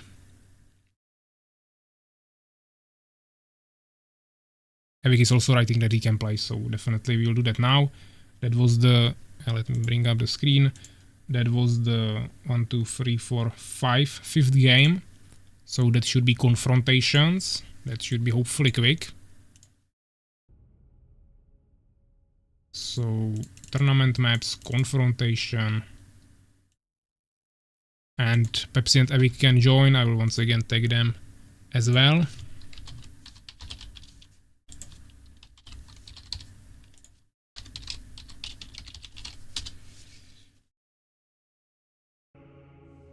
You guys are playing on confrontations.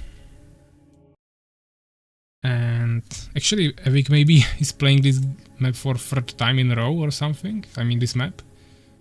Or that was maybe next time. I'm not sure. I think he played this 3 times in a row.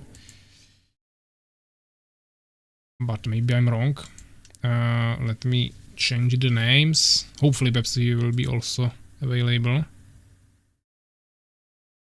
Who is next? Is Makrozerk asking? I mean, you can guys play next. You and Aegis. That's probably okay. After that, it doesn't really matter. So you can play with Aegis, then I will play with maybe next time, and then we will see if one more team wants to play or not.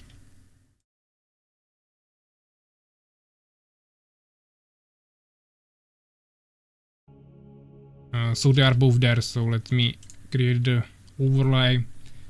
It will be carb M.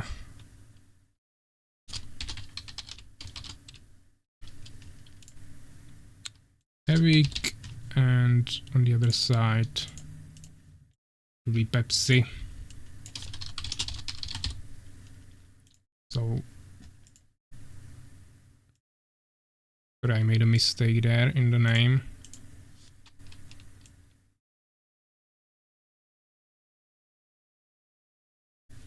Now it should be fine. So let's create a prediction.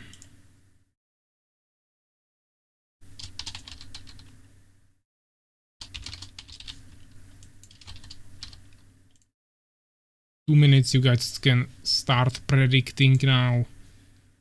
Let's use some Norn coins.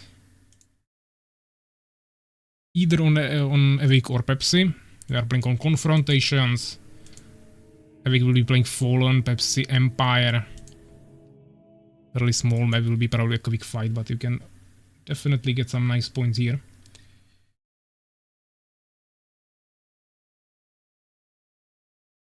I fucked up the fight anyways. Overexpand. Yeah, Urakar definitely focused on expansions, which was okay, but he also needed a little bit more units. Maybe just one less expansion, more units, and then expand a little bit later. But overall, it was definitely a nice fight. Yeah, and I also got the chests from the underground, some extra treasures.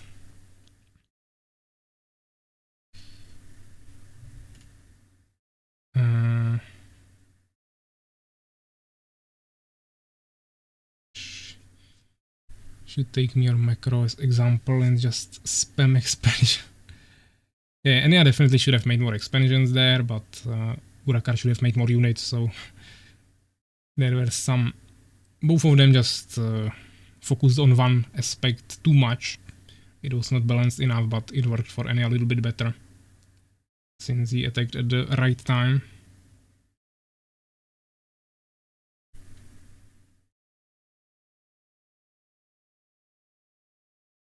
But yeah, let's see the prediction. We have 10 more seconds. 71% betting on Pepsi, 29 on Evic. Okay. Let's see if they are ready. Actually, Evic swapping to random, so that will be the first random we see, I think. They are both ready. Prediction is closed. So let's see. Good luck, have fun, guys. Let's start the next game.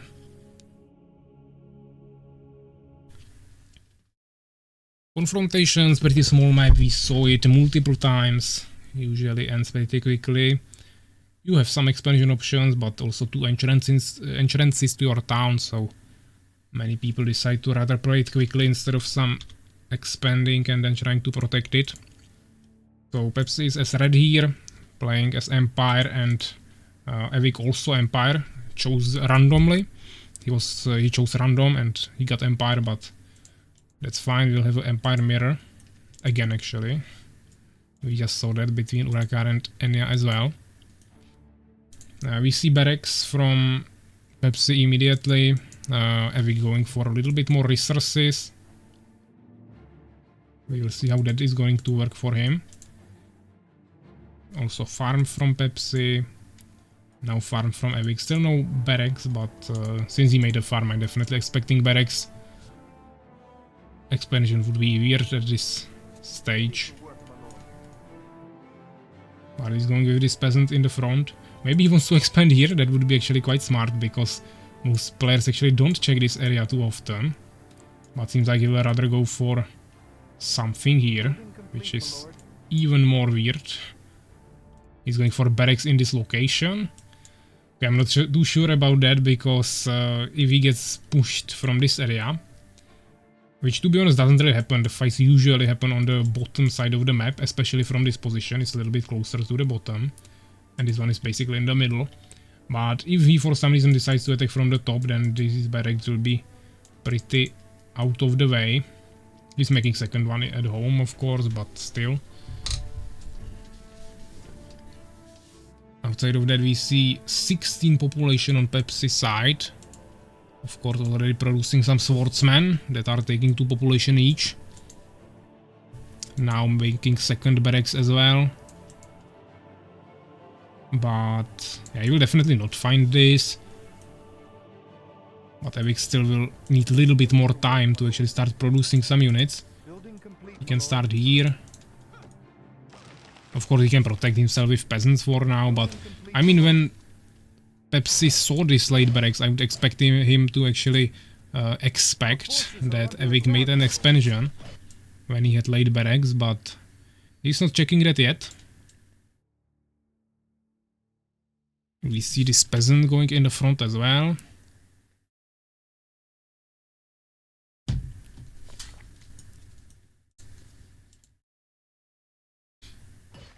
checking everything around. We must build more farms, my lord. Some small skirmishes here, but Evic will just make a tower. And he can definitely repel this with his peasants, as I said. He also has a swordsman, he's producing more. But it's slowing his mining speed a little bit. So he's getting resources a little bit slower. Under attack. Definitely. Building complete, my lord. Ready for work, my lord. Yeah, so some nice damage to both sides. But the tower should be finished really soon. Maybe he'll lose this peasant, a little bit micromanagement, but outside of that he is safe now. He can start focusing on whatever he's trying to focus on, which I'm not exactly sure what it is. Because both of them have 2 barracks, 1 base. These barracks are not even in the base, so I think that's actually a disadvantage. They both have 2 farms. And the only advantage Evic has is that 1 tower, but at the same time Pepsi already has blacksmith and he's also making a 3rd barracks and upgrading town hall to stone keep, while also having stronger army, I would say. Now also making a temple, so I really think Pepsi is in an advantageous position, and Evic is a little bit behind here, but maybe he has some secret strategy with that front barracks. He's trying to gather up some swordsmen there actually, okay. So maybe he wants to do a secret push here on the peasants, while Pepsi is in the front trying to push him. Now he's moving there with 4 swordsmen. I mean, it's a nice attempt, but to be honest, these peasants will just garrison in the stone keep. He will return and just kill the swordsman there. I don't see this as a too big of a threat. Also, there are some swordsmen actually standing here because they are waiting for the heal.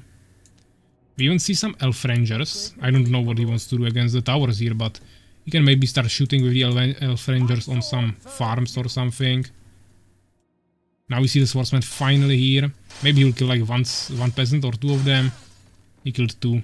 Now, as I said, immediately garrison into stone keep.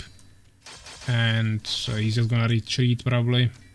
Or just create new units. He's not really retreating, okay.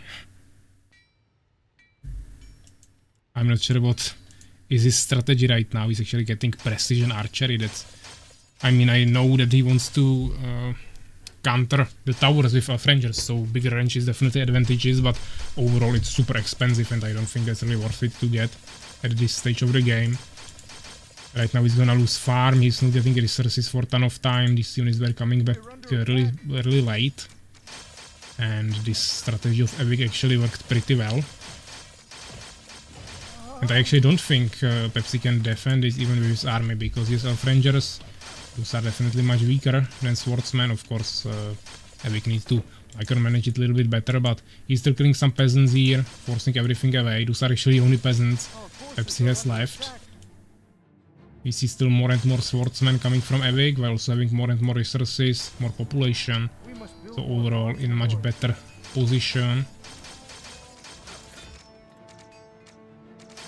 And of course he can one-shot the injured ones with some good micromanagement, but and maybe he will be able to repel this, but there is still more and more swordsmen coming, as I said. And he definitely is getting a ton of resources advantage, because Pepsi doesn't really have any income right now. Even though there's a temple here, also some more advanced units. This pure swordsman spam actually works pretty decently for him.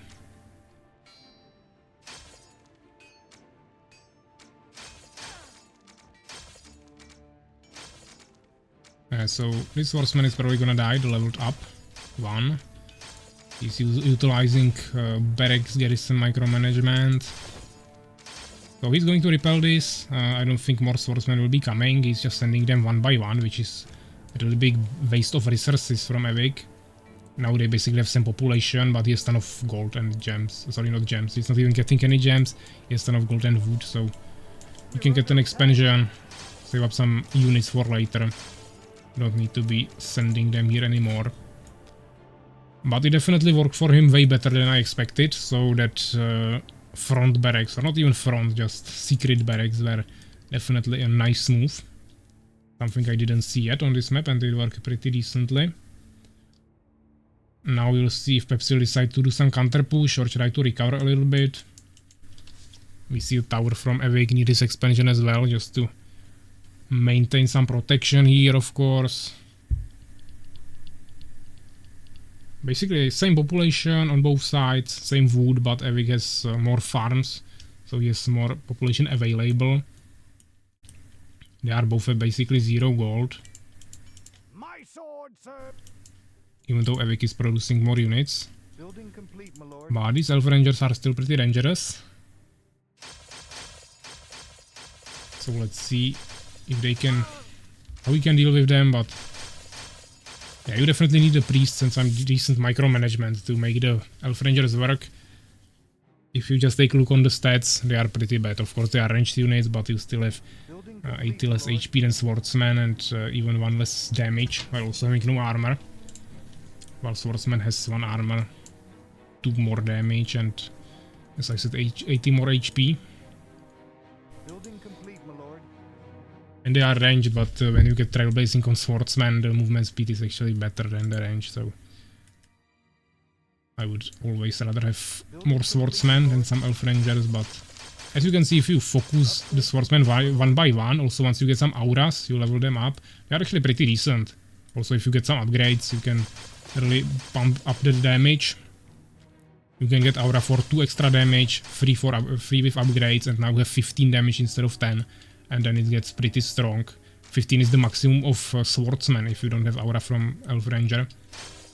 So then it's pretty balanced, and also the HP gets up really quickly, as you can see, 210 when he has 3rd level, which is only 20 less than Swordsman. So once you level them up, they are actually pretty good. Then you can also get the longer range with precision archery and also fire arrows.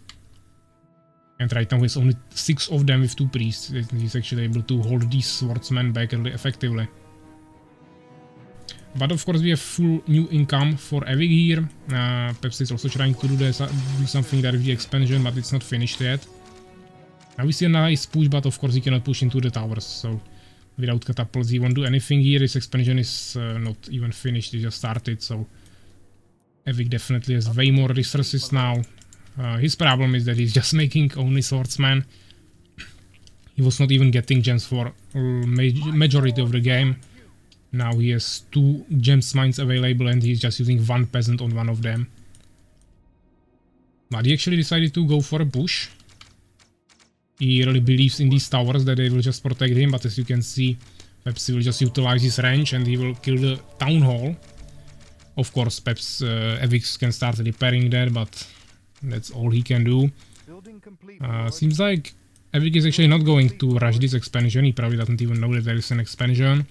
He's rather going to attack Pepsi Elf Rangers from the back, so they cannot escape so easily, but he got attacked here by the Varangis a little bit. It's quite unfortunate. He needs to move away from them. Now we decided to attack him from 2 sides, but as you can see, he's not really able to catch up. Now I think he got Trailblazing, but still it's pretty hard to catch up to them. Of course the priests are not that quick, so you can kill them, but yeah, as you can see, the swordsmen are just too strong. And they have only one damage upgrade. And still are doing pretty decently. Maybe it will be worth it to get some armor upgrades for these Elf Rangers. He's going to lose this priest. We must build more farms, my lord. He lost a ton of gems, but he actually has 300, so we can create some new priests really easily. Yeah, but I'm of course really glad that someone is trying to make Elf Rangers work. Even though it's pretty weak unit, so some plus points for Pepsi definitely.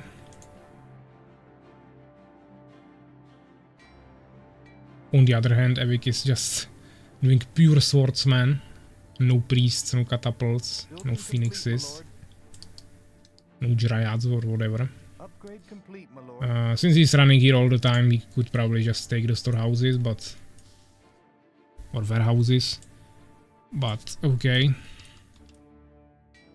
I mean, even if he's not making priest, he should at least make a temple, so he can heal his swordsman when he's not fighting. Upgrade complete, my lord. It's same population on both sides, still pretty balanced resources. The income is still better for Evic, but Pepsi finally finished this expansion. Pepsi under huge pressure here. He still has only the weaker aura, which is only 1 damage. He has it on 2 elf rangers, 6 kills and 7 kills. This one is close to level 4, but you need level 5 for the stronger aura. This is only a lesser aura of strength and you need aura of strength. Also, as I said, he should get some extra upgrades, maybe for armor, which he's getting now. Leather armor upgrade in blacksmith. Evic now at 20 extra population.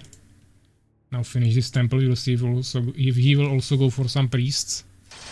Or he just wanted the temple for healing. Yeah, they are not really contesting for the middle expansion, they just want to push like this, which is probably fine.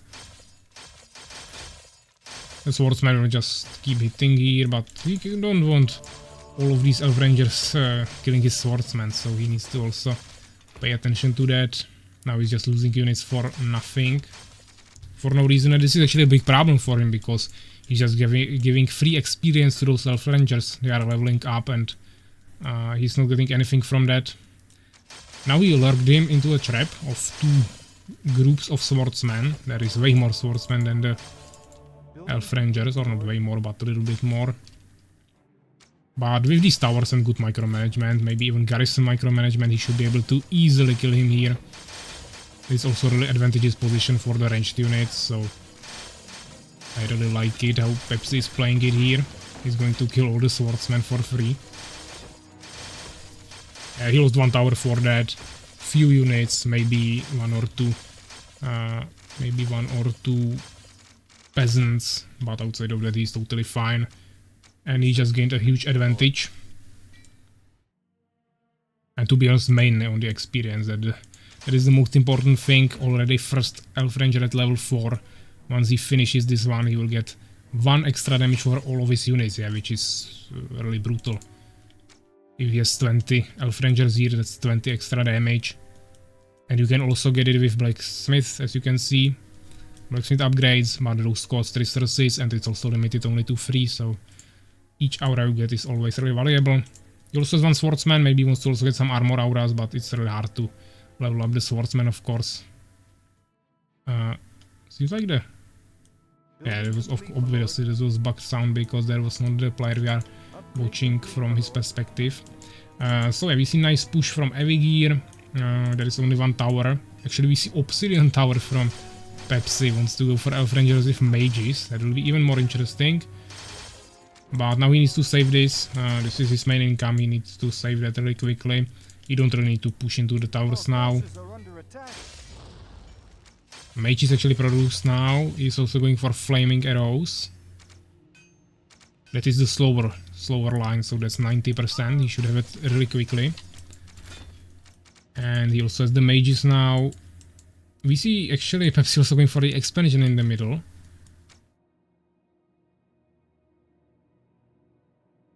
Research complete, my lord. Oh, Evic also transferring to elf rangers. Unfortunately for him, he doesn't have the levels. I would like to see a little bit more priests from Pepsi, of course also mages, but he's not really using his gems right now. Actually, neither of the players are using them. So that's something I would like to be fixed. I would like to see be fixed from both of them. Just spending the gems. And also Pepsi now should be spending gold. Yeah, he has a ton of resources, even some free population, and he's not really utilizing it. I'm really afraid he's going to be pushed now here. Even though he has stronger elf rangers, they are kind of just focusing the priest. Now there will probably be a decree, I guess. A really nice play. Basically one-shotting all of these elf rangers, he just needs to finish them really quickly. But he's getting the expansion, he has a tower, so he is fine. He has 1 scout tower on the top. The mage got killed, but that's fine. And now he has more resources, more population a little bit, stronger army, and he also has an expansion, so this is looking really good for Pepsi. There are some idle priests, probably didn't put this barracks, advanced barracks into his group, Evic.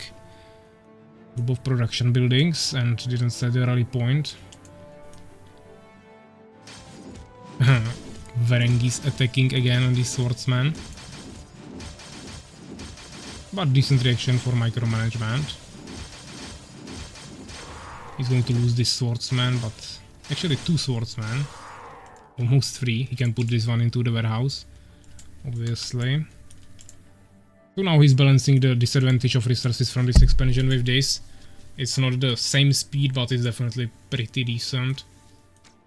Now he found out about the expansion. Okay, there is a tower, so he needs to prepare for that. I mean, it's always interesting to see those battles of just basic units. Yeah, no catapults, no siege units or flying units or these kinds of stuff.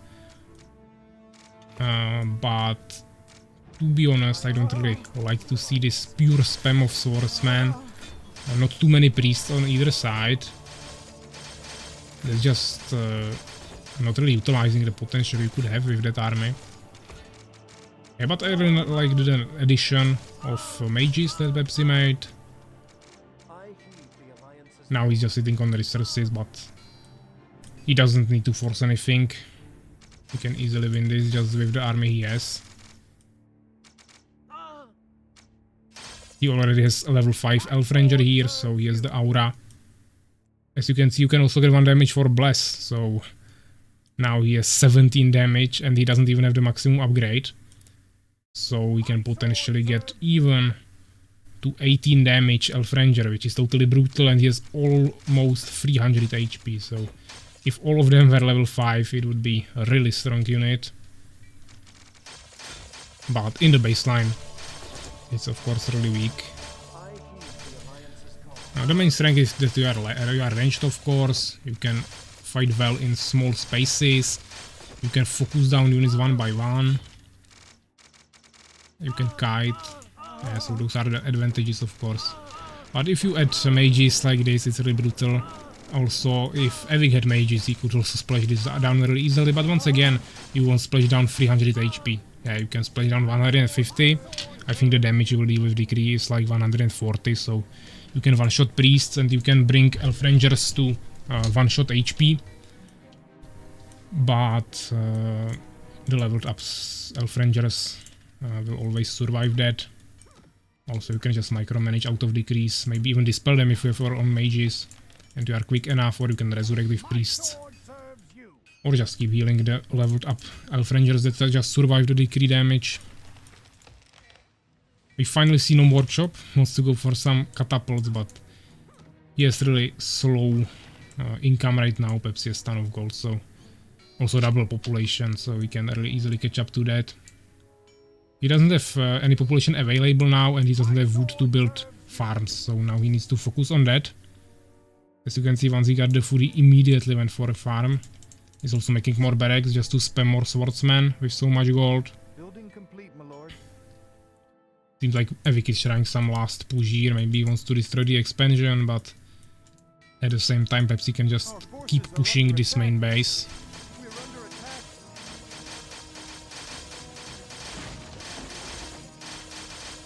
Our forces are Yeah, so this expansion will fall, but at the same time, this almost looks like the part from the mission 2 of Empire Campaign, when you come to the enemy beast town and the Elf Rangers come there from the forests. Of course, he's not destroying beasts right now, and those are different rangers, but it really reminds me that one moment.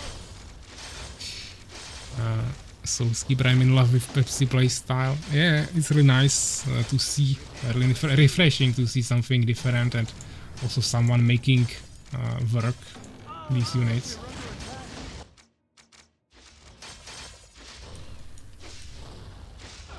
But to be honest, Evic also did really good strategy there with the secret barracks and push with swordsmen from 2 sides. It was also really interesting, so definitely we saw 2 really unique playstyles here being put off at the same time on a really interesting map.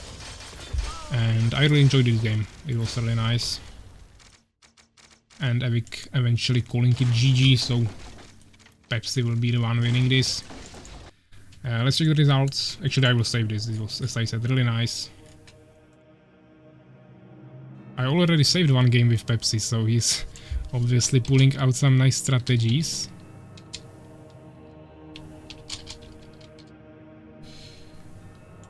So let's save that. As you can see, so many kills, really good micromanagement. The units are just so effective. So he was able to kill 170 kills, 70 units, and lost only 50, which is really nice. You can also see the experience gain. There's just so much experience in those Elf Rangers, denying all experience to Evic, of course.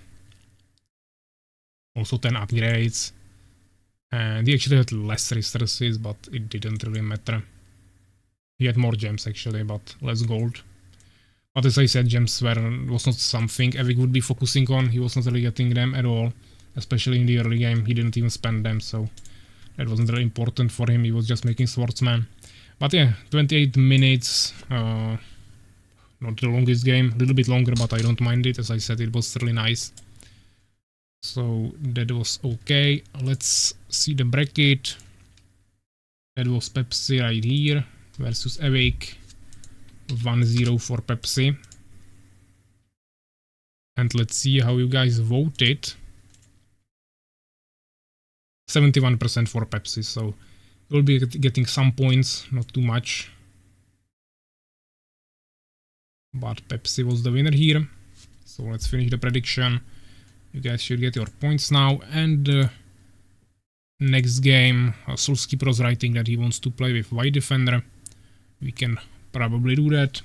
After that, we can do the Macrozerk Aegis matchup. And also maybe next time is back, so we'll do that after that.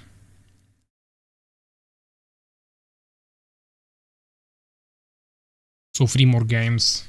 Hopefully you guys will be all available. Actually, I need to check the games first. I mean maps. So yeah, now we are going White Defender against Soulskeeper. That's the 4th game. So that will be Hollowed Grounds.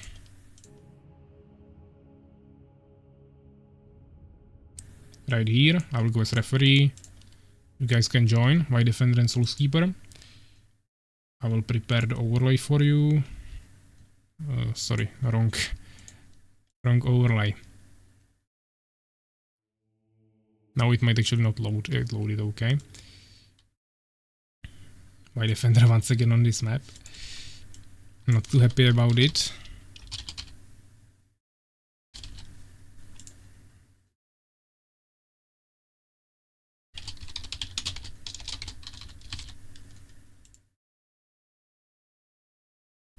So it should be up to date. White Defender against Soulskeeper. They are both in game, so let's create a prediction.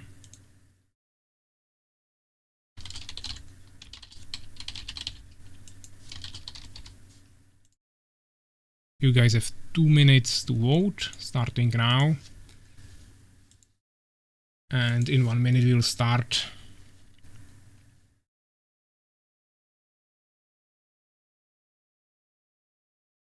We still have 15 people on the stream, so seems like you guys are staying with us till the end.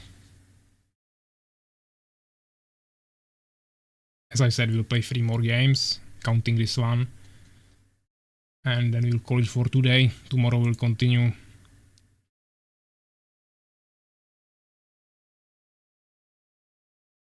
Yeah, so there will be 2 more games for round 3 for tomorrow, then the round 4, and then semifinals and finals. Hopefully we can somehow make it work.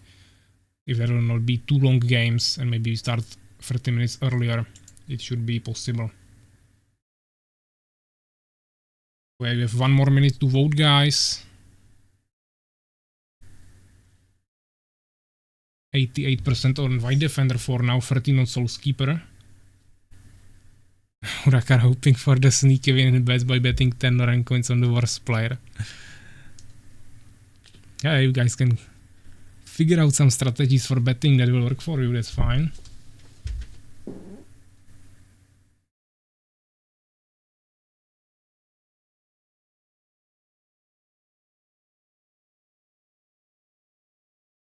But yeah, the prediction ends in 30 seconds, so let's see if they are ready.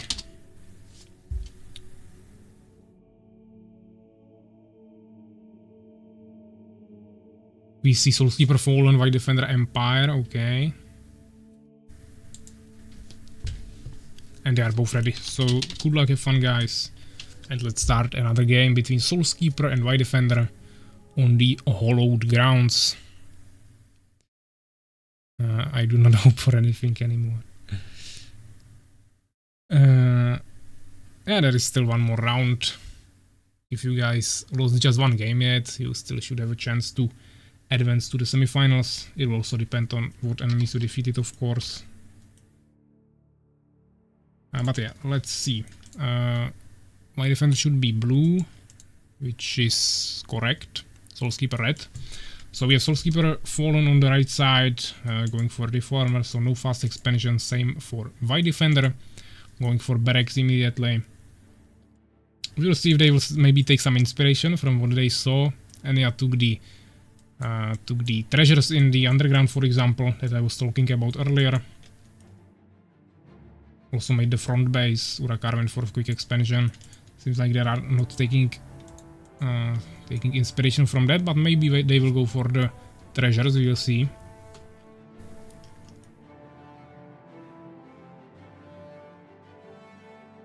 We see an interesting build from White Defender, kinda in the front, not really protecting his peasants or the entrance.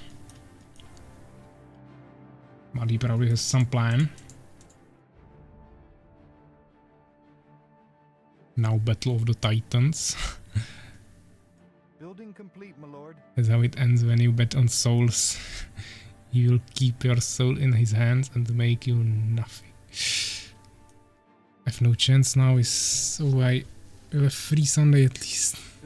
I mean, you lost only one game if I remember correctly. So you should still have a chance.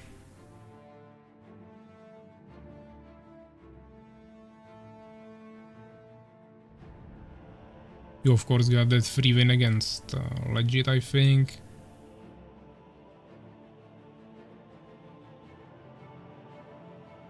Then I don't actually remember the second round.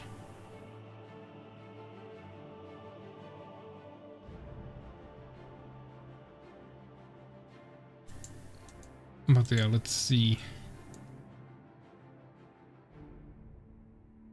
Ready for work, my lord. 2 wins and she won our match.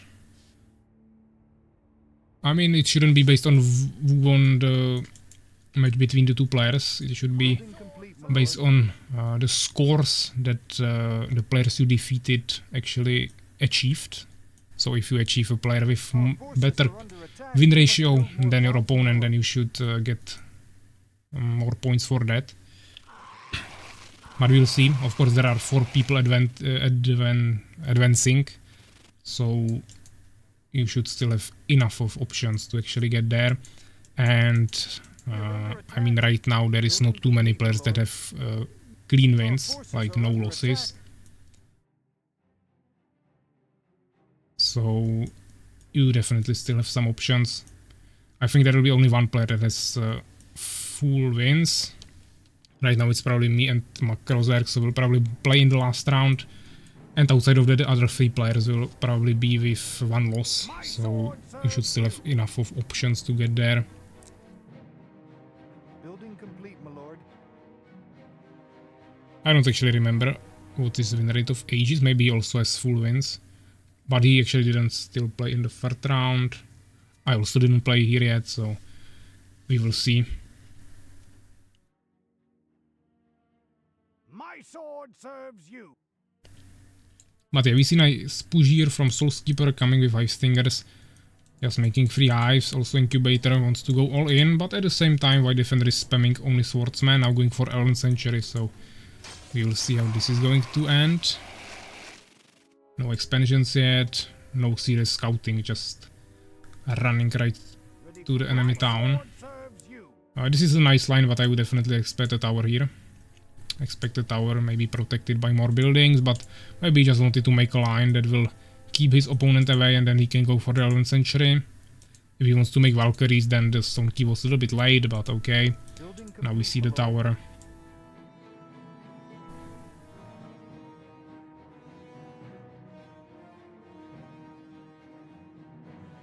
Yeah, so even some high spitters are coming. If he wants to push this, he of course needs to do that before the tower is finished, but right now he has basically the same amount of units as his opponent, and swordsmen are of course stronger than high spitters, high stingers, so this is not gonna work for him. And high spitters are pretty slow, so before they get there, the tower will be probably finished together with the upgrade. Upgrade complete, my lord. Keep is finished. Let's see if he will go for the Valkyrie beacon and maybe second Elven Sanctuary. Maybe he just wanted the Phoenix, so he's going for Gnome Workshop and probably some catapults. Let's see a Soul Strap, okay, maybe some Avengers are coming soon. My sword serves you.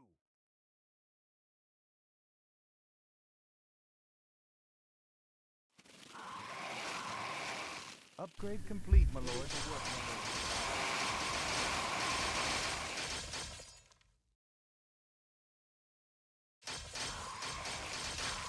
Alright, so he's being pushed back a little bit. He should definitely utilize his high spitters here a little bit more.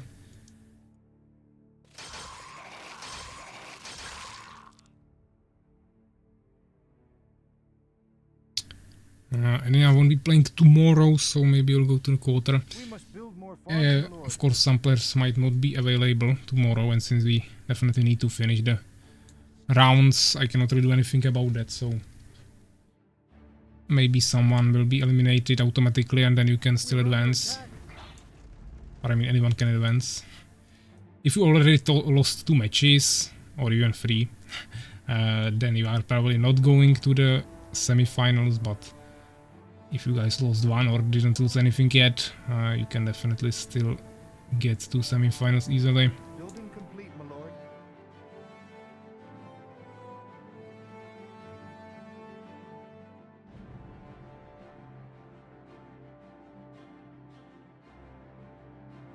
Soulskeeper, sorry, White Defender actually going for expansion. Soulskeeper just making another hive and Vile Cocoon, so even though he made a Soul Strap, some towers here he's not going for Avengers, rather just flying High Stingers, or maybe Hive Guards. But he's producing High Spitters for now, not really making Metamorphosis or anything. Probably going for expansion as well. It's lagging a little bit, hopefully it will not crash. Like if we didn't have enough technical problems already.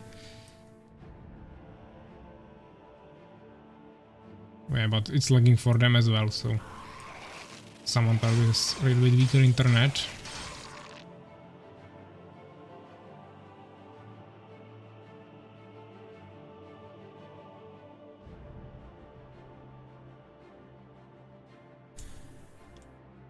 Building complete, my lord.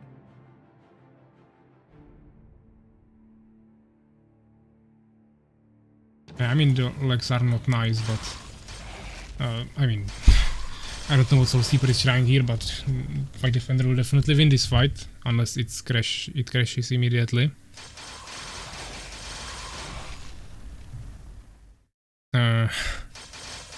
Okay, I don't know which of them is doing these legs, but it's definitely not too nice. Our forces are under attack. Ready for work, my lord. Maybe it's me, but the stream would be probably lagging as well if it was my internet.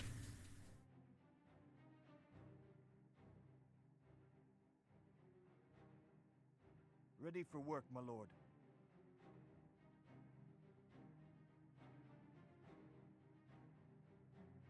So we'll see. Of course, we also see expansion from Soulskeeper now. Hopefully the legs are fine now. Phoenix going to scout a little bit. Some catapults also prepared by White Defender. Making some priests. Yeah, but he's actually going for Vengeance also. He'll probably go for... Soulskeeper will go for Avengers. I'm not sure what was the plan with Vile Cocoon. I didn't see any hive guards. Also, don't see any flying hive stingers. So metamorphosis was also probably not upgraded yet. But now he's focusing on the expansion, making his harvesters in his main base as well. At the same time, White Defender already has basically full peasants in this expansion, while also going for expansion here. This looks pretty similar to the expansion build order that Urakar did here in this game.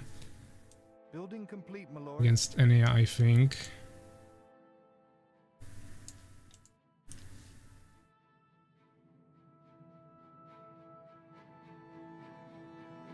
We see some nightmares, okay. So now going for metamorphosis and nightmares. So maybe it will be either later Avengers or just no Avengers at all. Of course, the flying stingers will have some problems with the Phoenix here, but outside of that there is no anti-air. Not even too many towers. Now going for Valkyries, okay. Those won't be too effective against nightmares with and hive splitters with frost shields. There are also towers, but he can do probably some small harassment even though there are some towers there.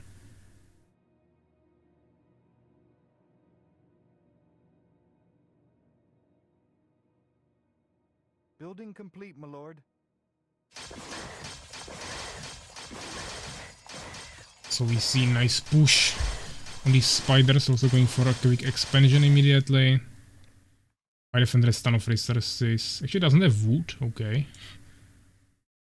He needs to get a little bit more wood and he can make the expansion. Not sure why the peasant is running away. He should have left him here, but he actually also didn't make this expansion yet, even though he's standing here for so long already. He's making this first, which doesn't make too much sense. This is safer. But we already see some flying hive stingers, at least scouting. The Phoenix is also flying around. Probably wants to hunt down that hive stinger. Building complete, my lord. But the hive stinger can definitely kill this gnome arc, so the Phoenix protection will be needed there.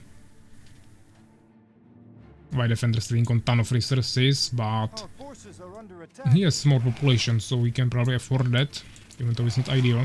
Okay, this was really stupid from Soulskeeper. He should have just stayed in the air and destroyed the gnome arc.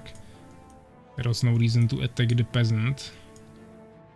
I mean, of course he can repair the gnome arc, but at least he will be spending resources on that, and as you can see, he has no wood, so that would be still quite good for Soulskeeper.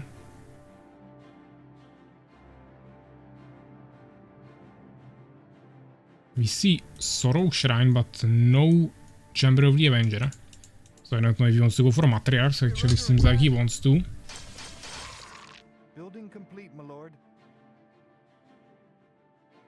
Making another Vengeance Hall. Of course, if you want to make Nightmares, Matriarchs and Hive Stingers, you usually don't make Hive Splitters and you need way more Hive Stingers because each Nightmare has 200 mana and Frost Shield costs 60, so you can cast 3 of them.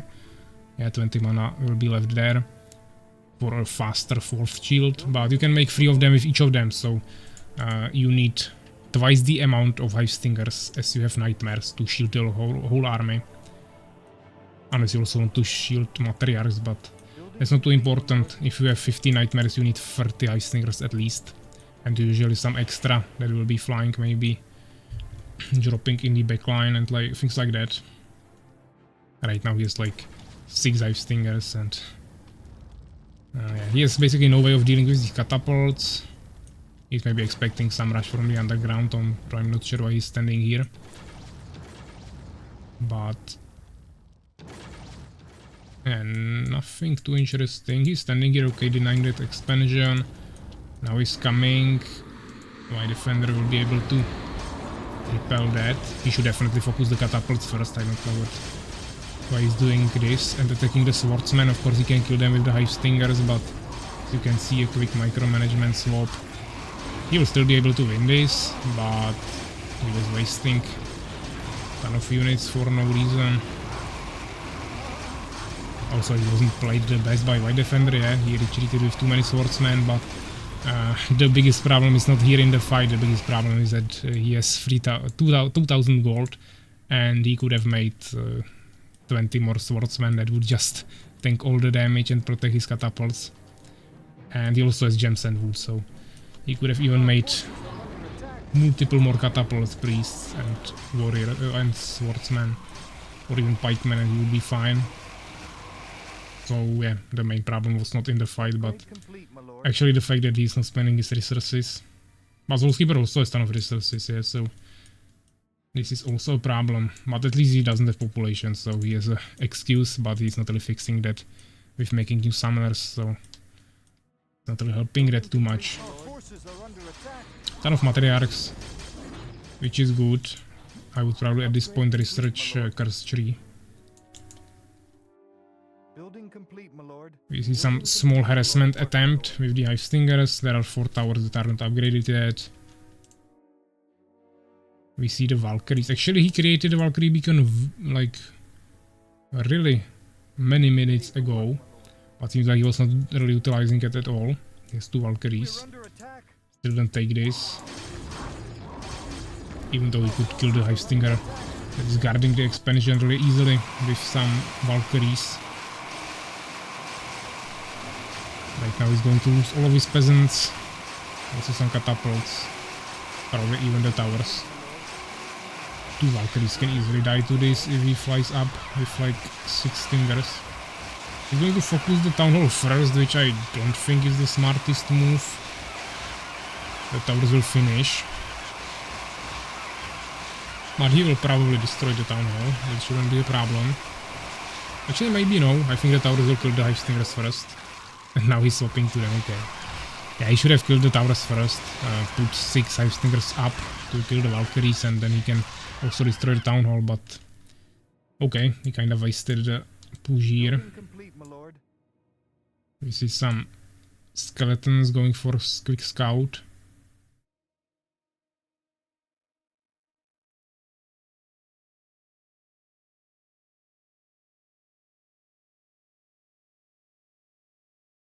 Yeah, decent army, but not really doing anything yet.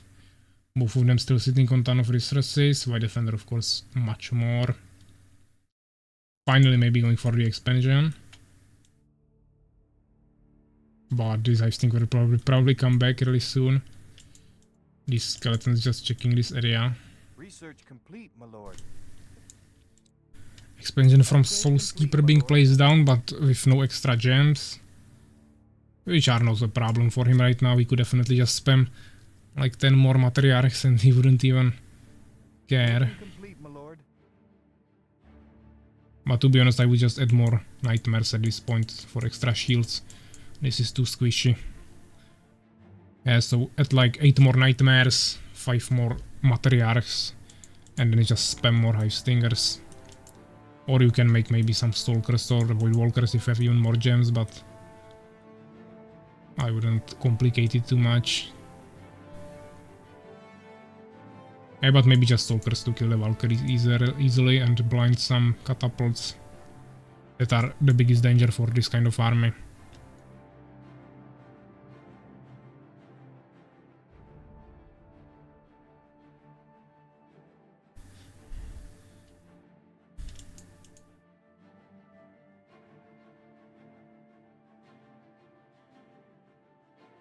So yeah, we see an aerial. He probably wants to go for this expansion.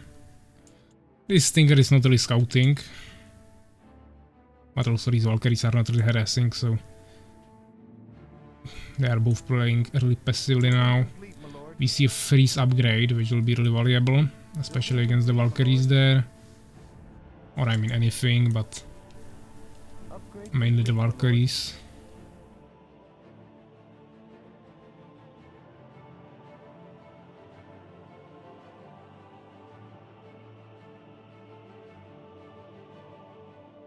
So we can easily take this expansion. It's for free. Building complete, my lord. Building complete, my lord. Building complete. So the bases are now balanced. Of course, White Defender has extra gems thanks to this expansion and this expansion, while Soulskeeper has only this one. He actually didn't start building this, so now he's a little bit behind with resources, also behind with population.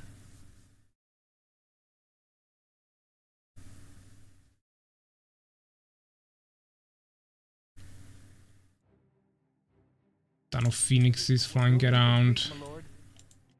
So he has full air control, but phoenixes are pretty useless when you have 0 air against you, and to be honest, the stalkers can still kill the phoenixes with good micromanagement. But also phoenixes can kill them with Nova. The problem is that when you have enough stalkers, then each basic attack of them is like a Nova from Phoenix. You just don't have the heal there. But to be honest, the Valkyries cannot kill this, so... Ah, there are actually those neutral green worms. And they give you a ton of resources. This is something I didn't know. 200 gold, 100 gems and 100 wood. So there are not just the treasures in the underground, but also this. I knew about the wyverns or worms, but I didn't know they were giving so much resources, so... That's definitely nice. I don't think anyone took the treasures in the underground yet, but this was basically the same value, just half gold. And he doesn't really need gold, so that's something maybe for Soulskeeper to consider taking. But the Soulskeeper is really on 0 gold, only 150 population. He has some extra harvesters ready here for his expansion, which is nice. But we see actually... okay, this is interesting. Maybe White Defender wants to take this, but there are spiders, so I think he will fly this into this location and he will just find out about the expansion that is already there. So we'll just fly back, but maybe he will bring his Valkyries and try to destroy the expansion. At the same time, Soulskeeper is going for a push. The spiders are not leaving him alone. Fortunately for him, only one of them, the pale one, is able to shoot on air. The other ones are melee. Yeah, but he at least scouted his army, so he'll probably retreat with his Valkyries, or he will try to push, but against these chain towers, I don't think that's the smartest move. He will probably retreat really quickly, or he will lose ton of HP. He will probably not lose his Valkyries, but he's still gonna lose ton of HP. There is just more and more towers, so definitely losing ton of HP, and as you can see, he didn't achieve anything, just wasted HP, and now it'll be even harder for him to defeat Soulskeeper's army. He has 2 temples here, so we can probably heal pretty quickly. We even see Circle of Ancients, which I mean, knights are pretty decent against the backline of this, but the Ice Stingers will deal with your knights pretty rapidly. And seems like he's... okay, these priests are gonna be sacrificed, seems like that. He's going into this location, which is not a bad move. I would just prefer the Ice Stingers to be flying ones, but then they would get one-shotted by the Phoenixes, so doesn't really matter. White Defender not even fighting, which I don't really see a reason for. But yeah, of course these Stalkers will deal with the flying part of that army pretty easily. Not sure where Soulskeeper is flying with them, but okay. He still lost the income here, but it's nothing major. And White Defender doesn't care about resources anymore, so that's not too important. Now he probably saw the Stalkers. I don't know where are the catapults, actually just somewhere stuck in the swamp. White Defender is really just throwing away his units right now.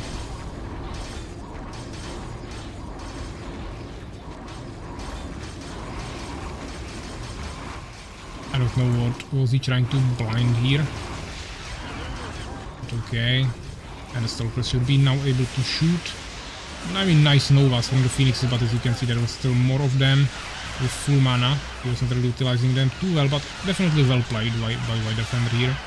He lost all of his Phoenixes, but still was able to kill the Stalkers.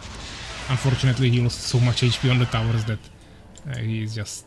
his army is just useless now. But as you can see, he still has ton of resources, yeah. He could remake the whole 200 population again. And he's just not making a single unit. Now he started making some priests. Which are totally useless. So... yeah, that's basically easy. I will make you surrender. Okay, seems like White Defender will be delaying once again. Ton of skeletons coming here.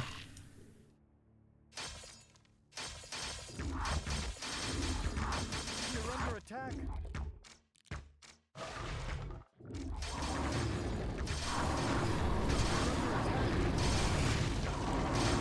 So let's just wait for him to destroy this.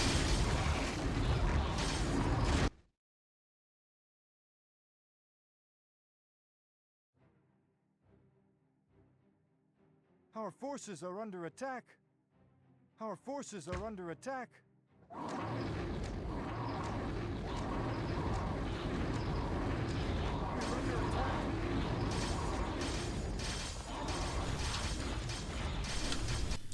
We're under attack. I mean, I don't know what he's trying to figure out here.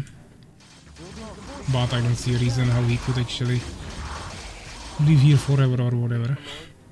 We're under attack. Of course, Soulskeeper needs to get to the corner somehow, but that shouldn't be a problem. Our forces He are can under either make a attack. dimensional gate or just create some aerials or even flying units. Forces are under attack. We're under attack.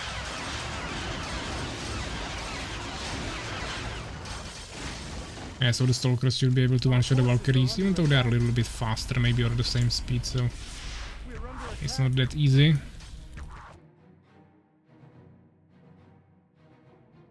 I mean, White Defender has these Our forces are under attack. peasants and a ton of resources, so we can be building all around the map, Forces are under attack. but I don't think that's really something that is going to save him too much. Soulskeeper just needs to keep pushing here, and if he one-shots this snow market, will be even easier. Maybe the skeletons will even find Our these forces peasants are under now. attack. Maybe not, that was quite unfortunate. Our forces are under attack. But yeah, the Stalkers basically cleared out all the Valkyries. Or not, basically, but actually Forces are under attack. there are some priests hidden in the trees, okay. We're under attack. Our forces are under attack. We're under attack. Yeah, I'm not sure what White Defender is figuring out there, but Soulskeeper should have finished this arc, that was a mistake. We're under attack. But, I mean, these priests won't do anything, you need buildings to survive.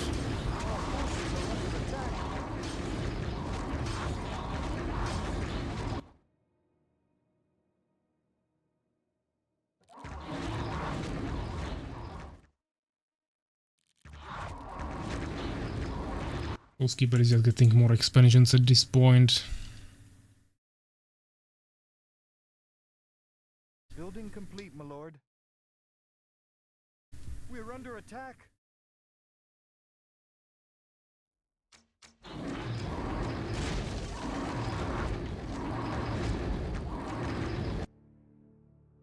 Our forces are under attack.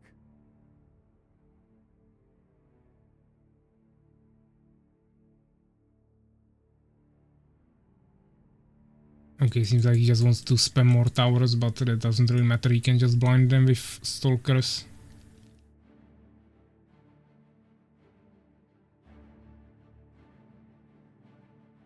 Maybe he'll just destroy it with Flying High Stingers, that's maybe the easiest thing right now, so he doesn't have to create portals or aerials.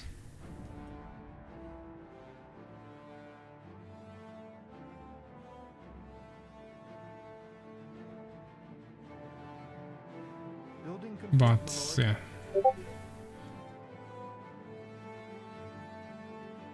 We'll see if he wants to let Soulskeeper leave Soulskeeper is still winner.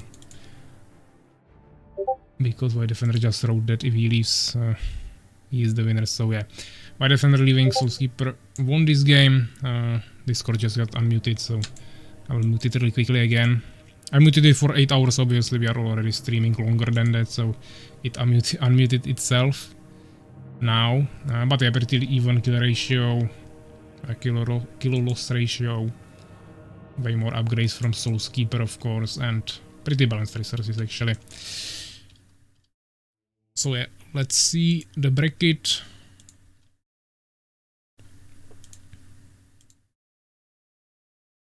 That was Soulskeeper and White Defender. 1-0 for Soulskeeper, and now of course the Norn coins. Actually only 13% voted for Soulskeeper, that it was small amount of Norn coins, so it doesn't really matter. I don't know who is still spamming the Discord, let me check that first.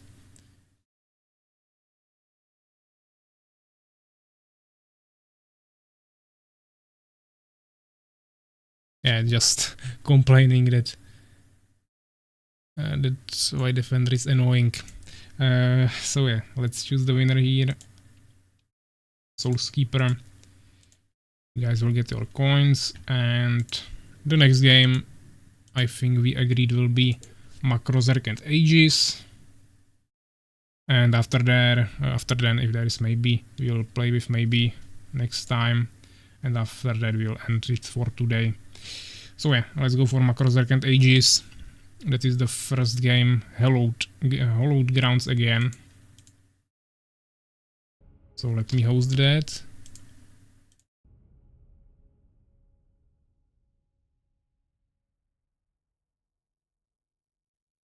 Macrozerk is already here. So I will only take Aegis.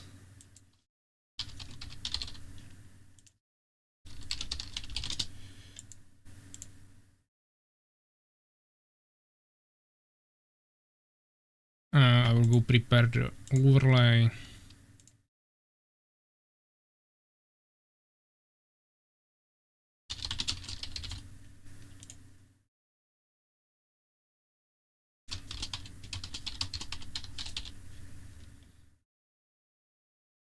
So it should be all good to go. Both are in game, so let's just create a quick prediction. Aegis and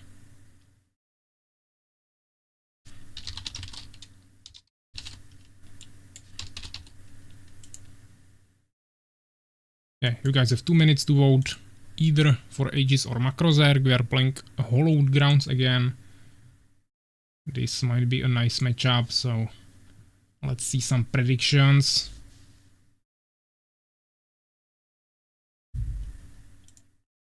And in a minute we are going to start it. Macrozerk is going Fallen, Aegis is going Empire. As I said, Hallowed Grounds.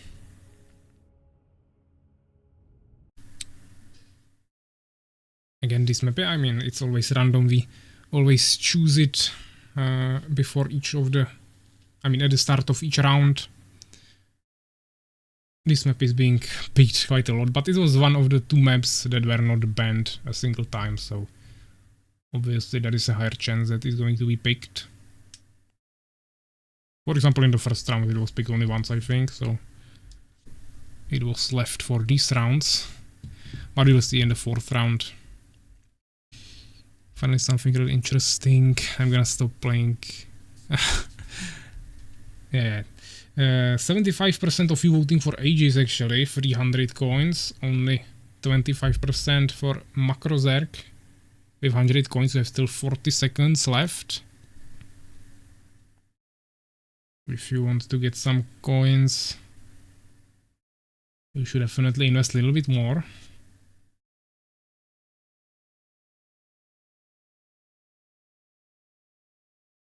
It's 35 to 65 now. More and more people voting for Macrozerk, but someone voted a lot on Aegis. So now it's 50-50 actually, 300 on both sides. 8 more seconds left. And seems like it will stay 50-50, so that's really nice. You can definitely get some nice coins here. Let's get into the game. Let's check if they are ready.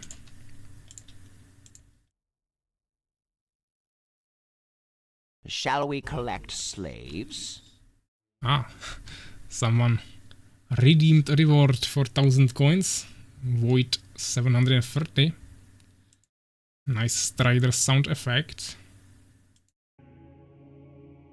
Yeah, and the Aegis is ready, so Macrozerg as well.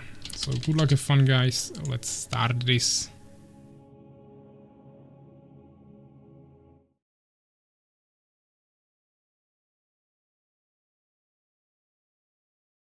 So let's see. This will be interesting. Probably the highest skill level matchup we'll have yet, I think.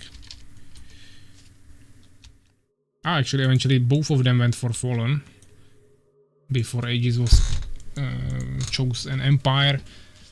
So now he probably at the last moment swapped to Fallen as well. We see deformed from each of them, okay. I was definitely expecting some quick expansions, but seems like they have different strategies in mind.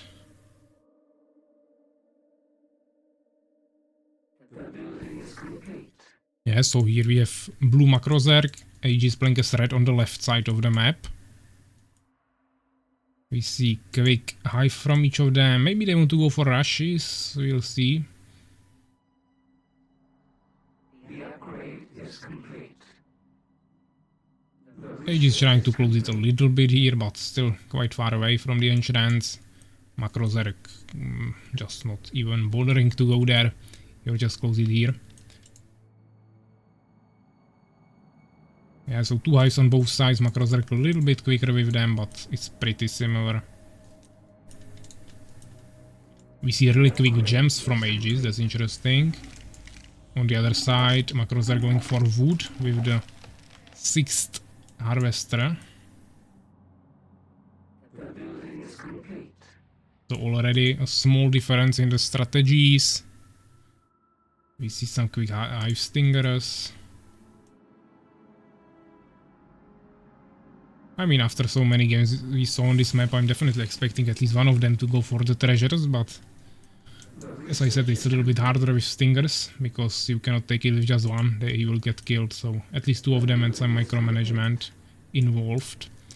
We see Lightning Spire on both sides, so this is the same. But we can start seeing the difference. Macros are going for the wood, so he's better on wood now. Aegis on the other hand, a little bit more gems. Even though Macrozerg also already started getting them. Basically, same scouting, immediately meeting in the middle. Aegis hitting him once, but he just ignored him. So they continue.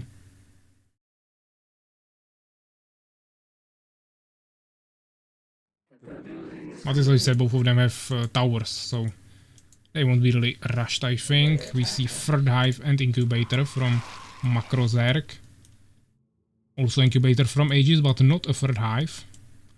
So once again, a small difference. On the other hand, Aegis has a little bit more population taken up by not investing into the Hive, but just making a little bit more units. I think we're getting one-shotted by the Lightning Spire, and it seems like maybe Macrozerg wants to go for expansion now, which you'll see what expansion he is going to choose. Aegis is actually going through underground for some nice scouting. Or maybe he wants to go for the treasures, because even 3 harvesters, 3 hive stingers cost less than actually 2 swordsmen. But you can pick up 1 treasure with 1 swordsman, so this is 150 gold. Quite a lot of resources, but you still get way more from the treasure. So we'll see how he'll execute this. 2 hive stingers getting one-shotted, the third one took it barely, so definitely he had this calculated pretty well. 3 hive stingers was the right amount of them that you needed to get it. Macrozerg is going with 2 of them, so both of them are trying to get the treasure. We saw that 3 were really close, but he was just going there, straight up. Here we see some small micromanagement, so you can see you can still get it with 2 of them. So Macrozerk a little bit more efficient here, but both of them got the treasure. So we can see that they are really trying to utilize the maximum potential of the map. Both of them are also going for expansion at the same time, just using the resources they just got. Immediately trying to spend them. Yeah, you can try to have 2 evil arcade. Yeah, you just need to involve a little bit of a micromanagement. As we saw, Aegis just went for it straight up, just tanked it with 2 of them, and the third one took it before he got killed. Macrozerk forced them to one side with one of the stingers, and the second one was able to get there, getting shot by only one of the skeleton archers, I think, which was not enough to kill him before he got there. Yeah, but if you're a swordsman, you can just run there with one of them, and it's a free take. You can of course also do it with warrior, but it's just expensive, more expensive. So probably not ideal to do it with beast.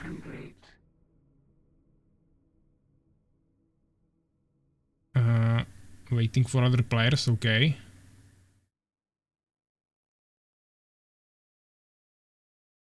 Yeah, seems to work. I really don't know how to fast expand. I mean, I have videos for that, so you can check that out, where I explain basic principles of starting build orders. Or you can check any more advanced replays. Yeah, small lags, but hopefully it will be fine now. The main thing is that it didn't crash yet. This is interesting position of Soul Trap. Of course he wants to protect the tower, but building it so much in front is quite dangerous. We also see Valkycoon, so potentially some flying Hive Stingers drops. Age is also going for Valkycoon and actually getting greater wings, which will upgrade his Hive Guard, so that's also nice strategy. This Valkycoon will be a little bit later, also there is no tower protecting these harvesters, or these ones. This tower a little bit, but not too much. So if Aegis goes for a quick harassment with these guards, he can definitely slow down the income of Macrozerk at least a little bit. But Macrozerk has a ton of Hive Stingers that will definitely deal with these Hive Guards pretty easily once he gets the Metamorphosis upgrade, which he's getting now. It still takes 70 seconds, so that's gonna take some time. Now he's building the towers, but it's too late. Yeah, the guards are already here, so they will one-shot the spires, and he really doesn't have a single anti-air unit. He just needs to get the Metamorphosis first, or just create some Hive Guards or Hive Spitters. But there's already so many Hive Guards on the harvesters there. Yeah, so this will be just some free kills for Aegis. But Macrozerk still has some map control, scouting, so Aegis can't really take too big of an advantage over his pressure and create an expansion. Yeah, but once he gets the Metamorphosis, he can of course fly up with all of this. Yeah, this tower will also slow him down a little bit, and then he can just kill them. Hive Guards will have no chance. So they will need to retreat. Macrozerk should bring his harvesters back, so he can renew his mining, his income.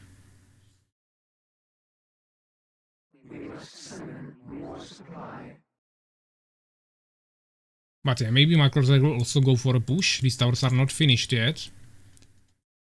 But I don't think so. Also, these guards will kill the Hive Stingers if he just drops them there. Also, he probably doesn't want to sacrifice all of his units at once. Yeah, maybe he can kill something, we'll see. Okay, dropping everything.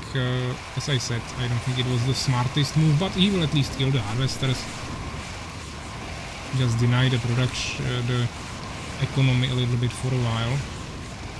Killing all the harvesters on gold. Unfortunately also sacrificing a ton of resources worth of units.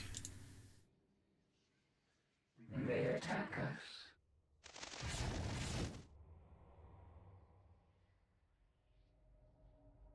We see 2 vengeance halls. The upgrade is complete.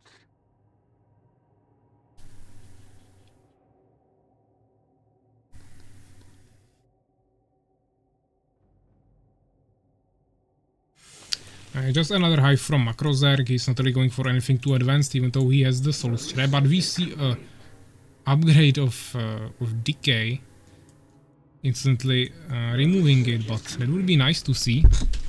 I'm not sure how he would want to utilize it, especially against the Hive Guards, but that would be nice. Unfortunately, it was probably just a mistake, and we won't see that, or at least not now. But another attempt with some Hive Guards. There is only one tower now, but also some protecting units, so we'll probably lose Harvester, maybe even two of them. But the Hive Guards will need to retreat.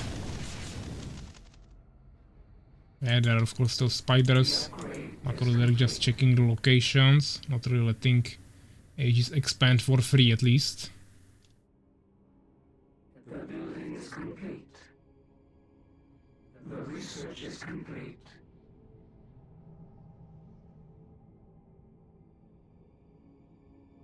But yeah, both of them have only one expansion now. The basic one. Both of them took the treasure in the underground. They are both going pretty heavy on air.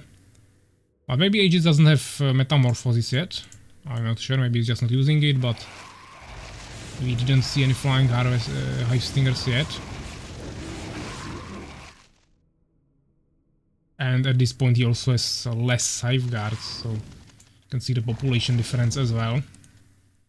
So Macrozerg has much better scouting right now and map control. So Aegis is a little bit behind, but yeah, also these towers will not really protect these harvesters, so the placement is pretty useless. Yeah, but Macrozerg is actually pretty short on wood right now. So we should probably fix that. He's getting attack hit, but he can protect that easily. He has the units for that. Yeah, but he's really not getting any wood right now. And since Hive Guards also cost wood, you need to definitely get some. It's only 10, but if you produce them in huge amounts, it's really expensive as well. The research is being attacked. I need a full tutorial on how units work. I mean, I'm not sure what you mean by that. If you want tutorial for each unit in the game and what they do, or what exactly do you mean by that?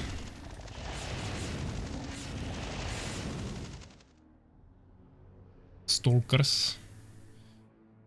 I mean, Stalker is the flying unit for Fallen. You create it from Dimension Gates once you have the Astral Node.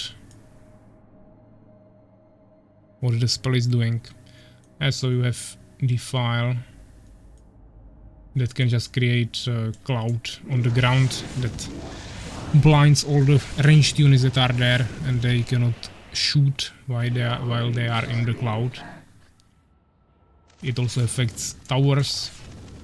It of course doesn't affect Avengers because they are immune to magic, but you can blind trolls, catapults, elf rangers, hive spitters, goblin riders. Just any range unit. The research is complete. It's upgraded in the Astral Node, of course. I think it costs 150 gold and more gems. The upgrade is complete. Isn't like Stalker only unit that can kill themselves by attacking other units. Also Avengers can kill themselves if you stand really close to them. Of course, Catapult and Troll they have minimum range, so you cannot really kill the same unit, but you can kill your catapults between each other, of course, or just kill your units overall with Catapults and Trolls.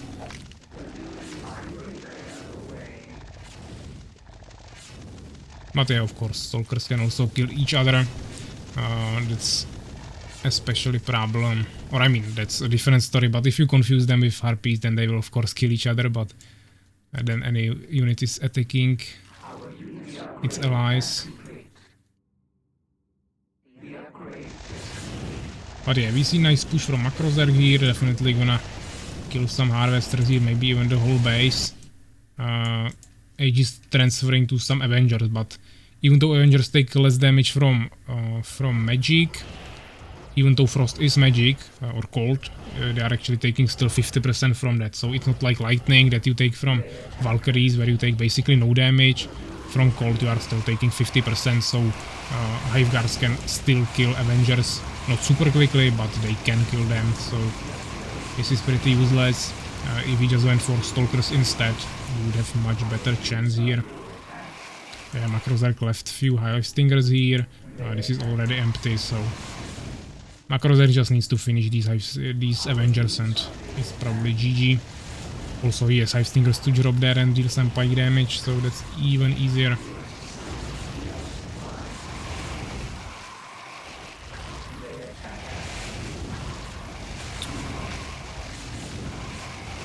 I don't know if the spell is doing what. No, you cannot confuse Avengers, they are immune to magic, but you can confuse Stalkers. The only spells that work on Avengers are super spells, which are the Fury of the Ancients, Rain of Fire and Decay. Outside of that you are immune to all magical effects or abilities, and you take also really low damage from magical damage. Especially lightning.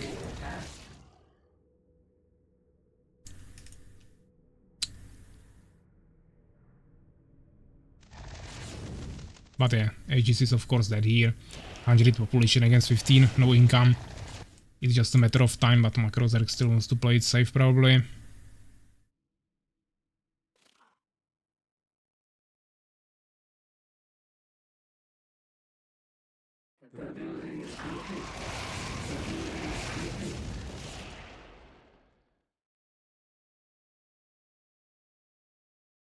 No, Stalkers never had a minimum attack. Minimum attack is only for siege units. And Avengers are exception, so it's only for trolls and catapults. It's like 3, I think, the minimal range. Maybe they don't have the same, maybe it's 3 and 2 or 3 and 4, but something like that. More supply. The building is complete. Our units are being attacked.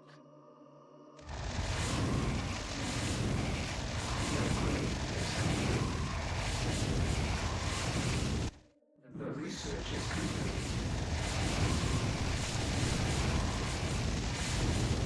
The upgrade is complete. Yeah, so we'll see. Aegis calls it GG. He will probably leave now. So Macrozerk is the winner. Let's check the results. 60 kills, 51. Pretty close, yeah, it was really balanced, but Macrozerk had those flying Hive Stingers. A little bit more researches and way more resources, of course, because he has really good macro as always. So yeah, let's see the bracket, and we'll play the last game as I said, which will be me and maybe next time, and tomorrow we'll finish the last 2 games. Then we'll continue with round 4 and hopefully also maybe semi-finals and finals. So Macrozerk 1-0.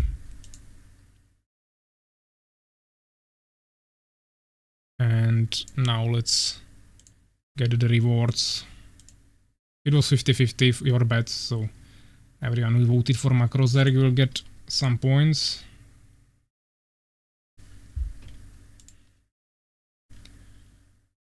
And as I said, we'll go for the last game, which is me and maybe next time, and that is the third matchup, which is triple threat.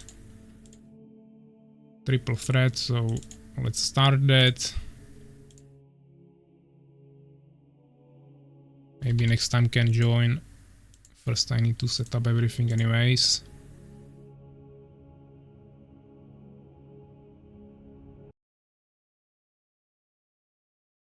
So let me create the overlay.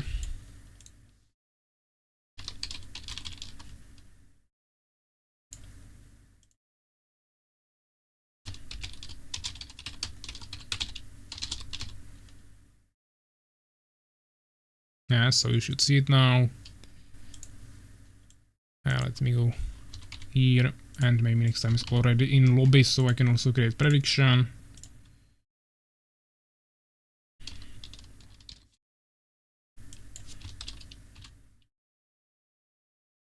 You guys can start voting now.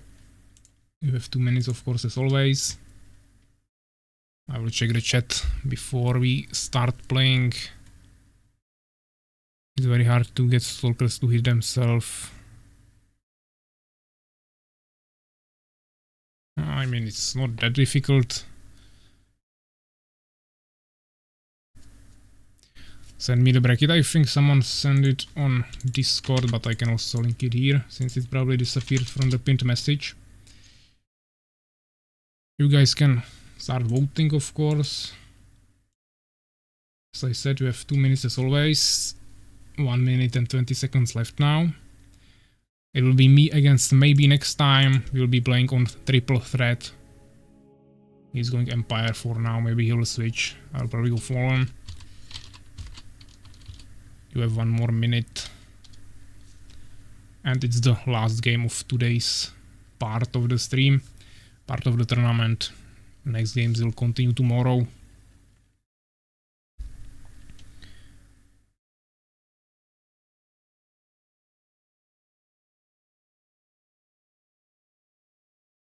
We are already streaming for 8 hours, so I should probably also go get some food.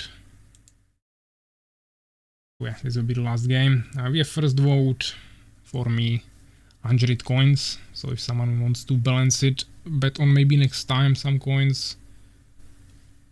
Outside of that, I will ask him if he's ready.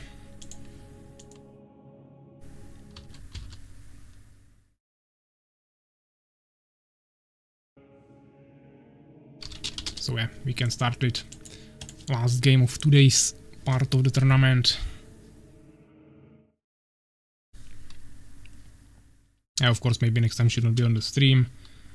I won't be commentating too much. First of all, I'm tired, and second of all, I need to focus, of course, a little bit. Your desire.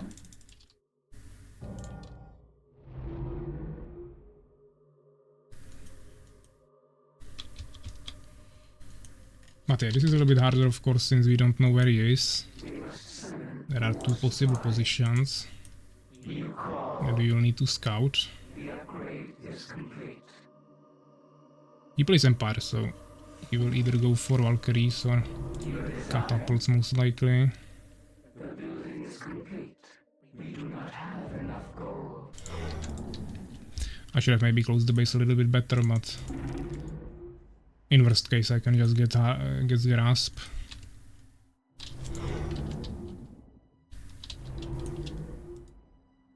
The upgrade is complete. Aegis 1. The visit is complete.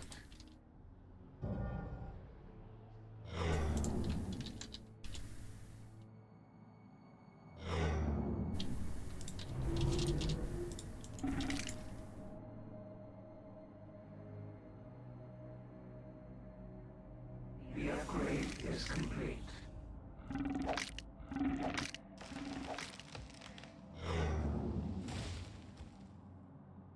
The building is complete. I prepare call as you desire.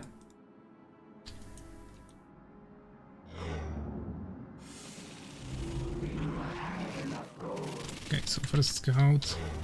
He came from the top, so he's probably there. The upgrade is complete. The building is complete. He might want to tower rush me, so we need to scout a little bit. But I don't see him here.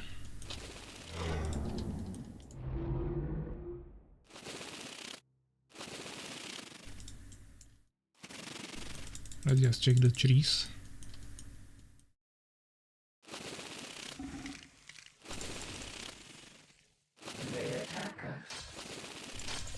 Okay, playing pretty defensively. No, I don't think he's tower rushing me.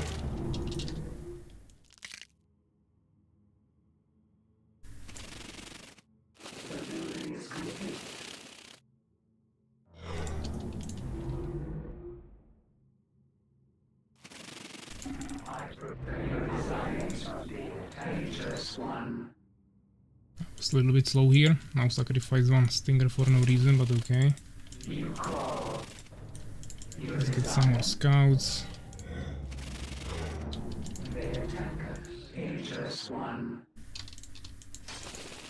Okay.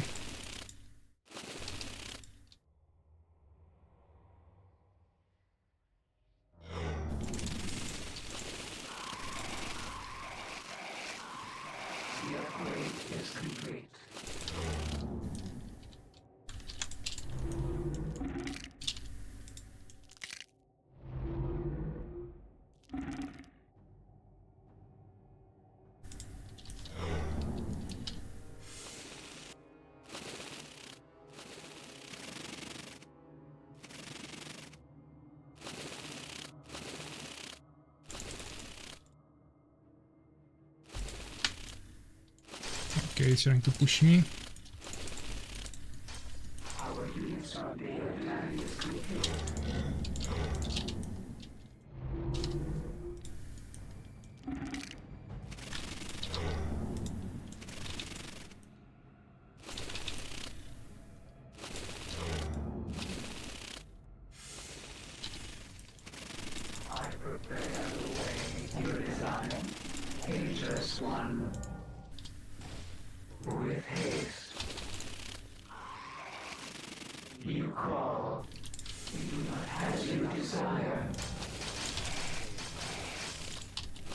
We shall. Dangerous one. With haste.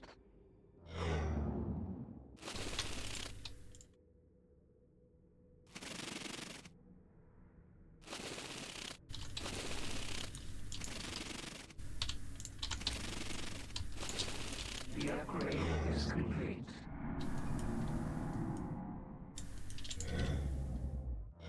The building is complete.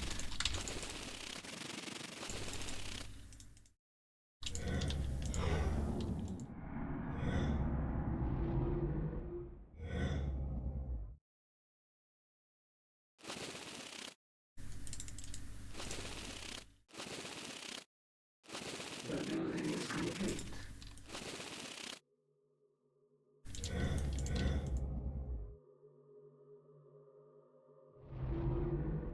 I come to The building is complete.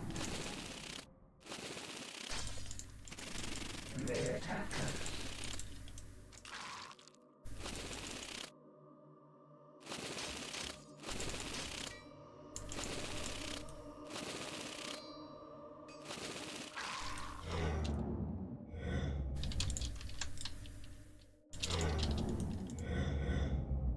I come to reclaim our place.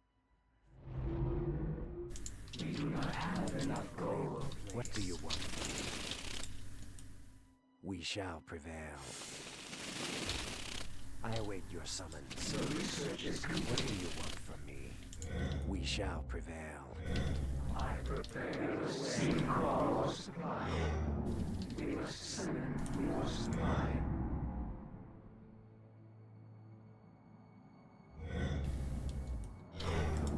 I await your summons. We must summon more supply. We do not have enough gold. What do you want from me? We do not have enough gold. We do not have enough gold. We shall prevail.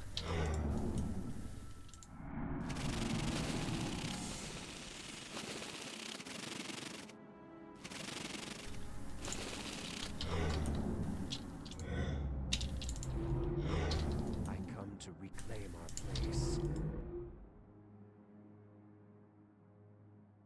I I breathe. await We your shall. I'm summons. listening.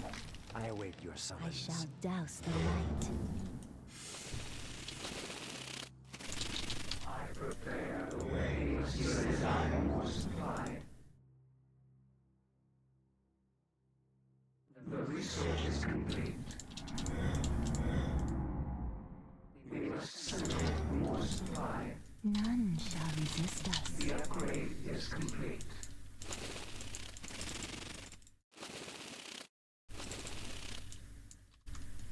They attack us. I shall douse the light.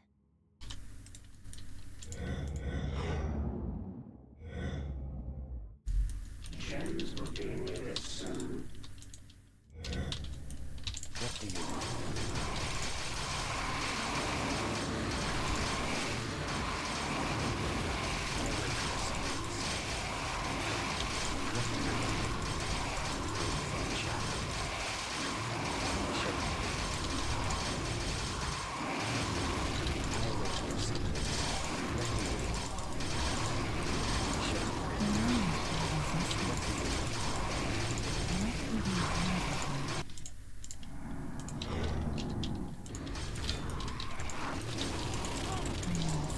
I await your What summons. would you have of me?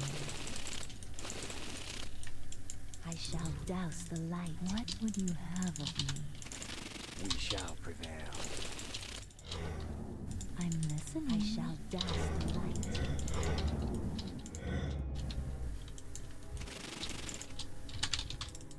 I'm listening. I await your summons. None shall resist us. What would you have of me? The research is complete.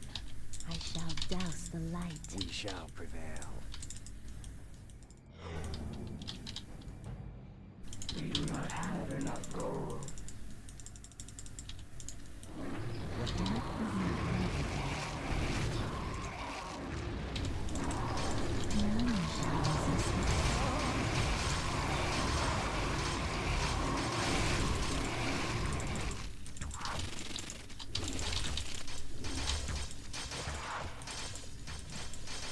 I await your summons.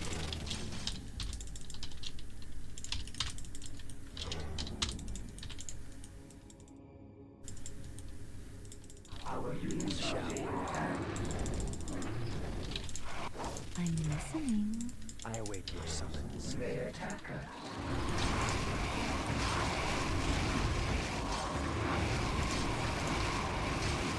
I shall douse the light. None shall resist us. They attack us. We shall prevail.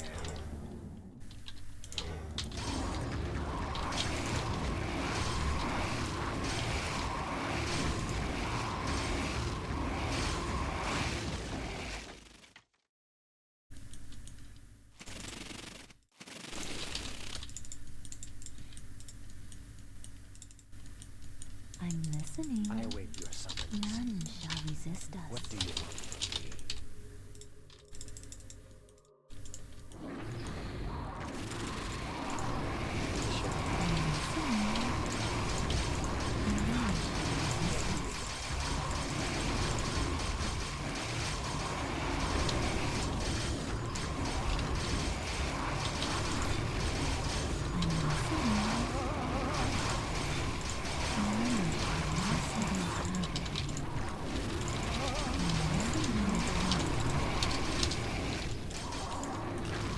Okay, so we finished the last game. It was quite annoying with those shamans there killing my units sometimes, but it was pretty fine. He went for expansions. Fortunately I scouted it pretty easily, so I was going to destroy it. Pretty balanced resources anyways. He didn't really spend his gems too much. I overgathered on wood a little bit, but just didn't need it. Still had less than him. And 3 researches. Also went for mana burn, it was not needed, but it's nice addition against Empire, so easily got that as well. 14 minutes, nice game. Let's write it into the bracket. So that was right here. Maybe next time 1-0. And yeah, let's actually see the prediction as well. I think no one bet it on maybe next time anyway, so I'll just return your points.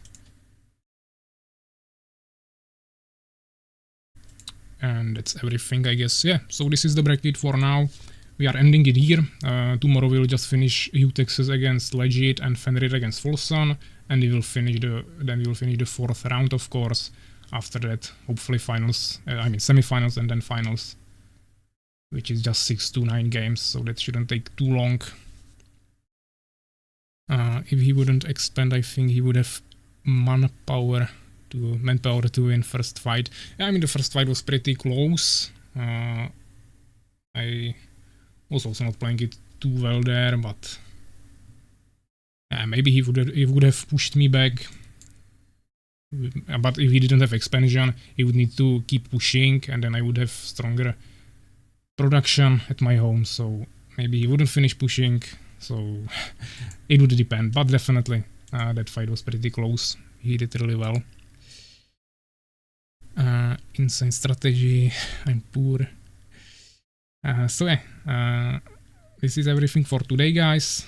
You can of course tell me how many Norn coins you have now, so we can end it on that. Of course, enjoyers that bought the subscription can enjoy their new emotes, both animated and normal ones. There are of course other emotes that are for higher tiers and cheers and other things, but you unlock the majority of the emotes with this.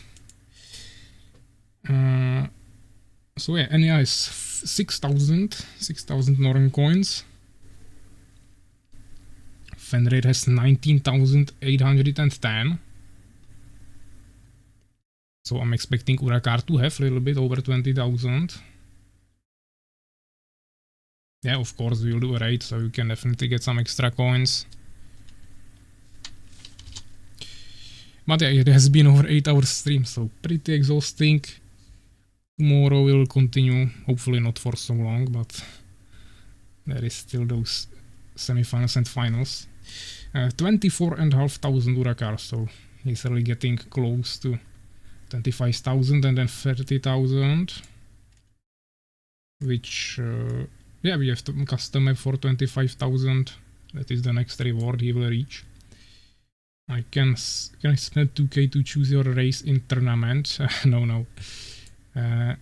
The race choice doesn't work in tournaments. It's only for custom games. Yeah, so fun games on community streams and these kinds of stuff.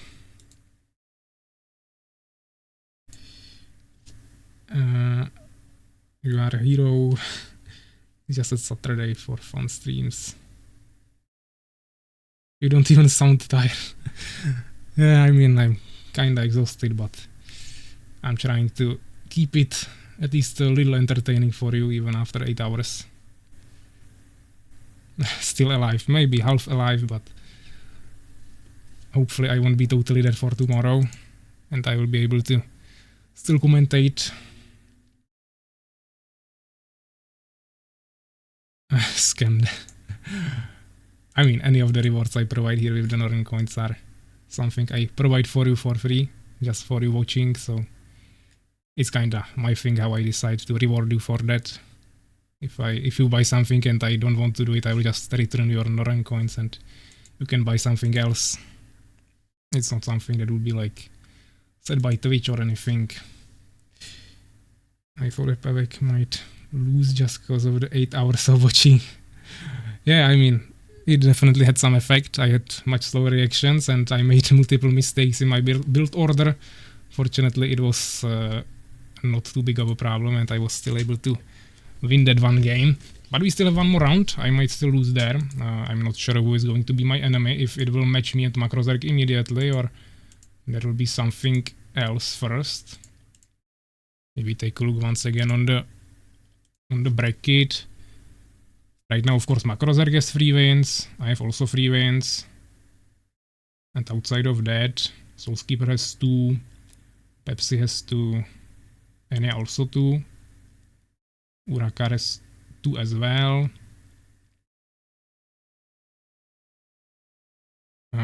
Epic has only 1. These guys didn't play it, so we cannot really raid that. White Defender doesn't have any wins for now. Maybe next time has 1. And Aegis has also 2. So it seems like I will probably go against Macrozerg since we both have 3. I think that is how it's supposed to work. And if we both get to semifinals, then we'll of course fight again, probably in finals, or maybe in semifinals, we'll see. But I'm not sure yet. So we will see after we finish these 2 matches. But yeah, you can access this bracket yourself, analyze it, maybe calculate a little bit. I won't go too deep right now. I'll just read the last comments you had here. At what hour we start next day? Probably the same time, or maybe 30 minutes later if everyone will be ready, or at least the players that are supposed to play there. Just preferably as soon as possible, of course. As I see, tomorrow I have to commentate the tournament. Since I will be half dead. Yeah, that's possible that my throat will not be able to handle another 8 hours, but we'll see. Can't really say yet. If we skip some obvious games, we can finish finals in 1 day. I mean, that's true, but I mean, some of the games seemed obvious and still someone surprised, so we'll of course play everything if people are ready for that. It's probably needed for future matching. Yeah, I mean, we can always do some matches before that, just 1 qualifiers, and then we'll see who actually qualified. Then we can play just less matches on the stream. Overall, make it a little bit more simple, or we can just play over multiple weeks, of course. Just maybe 4 hours each Saturday for maybe 1 month, finishing those matches 1 by 1. But we'll see, we'll figure something out. This will be the end of the stream, so thanks guys for coming. And there is still 12 of you, so really majority of you stayed for the whole 8 hours. We will of course do a raid as always, so if you want to get some extra coins, you can just stay a few more minutes. Get some extra Northern coins that you can maybe use tomorrow for some extra bets. Also, once again, thanks everyone for those subscriptions, also new follows. I really appreciate that, of course. So yeah, thanks for coming and see you tomorrow. Bye guys.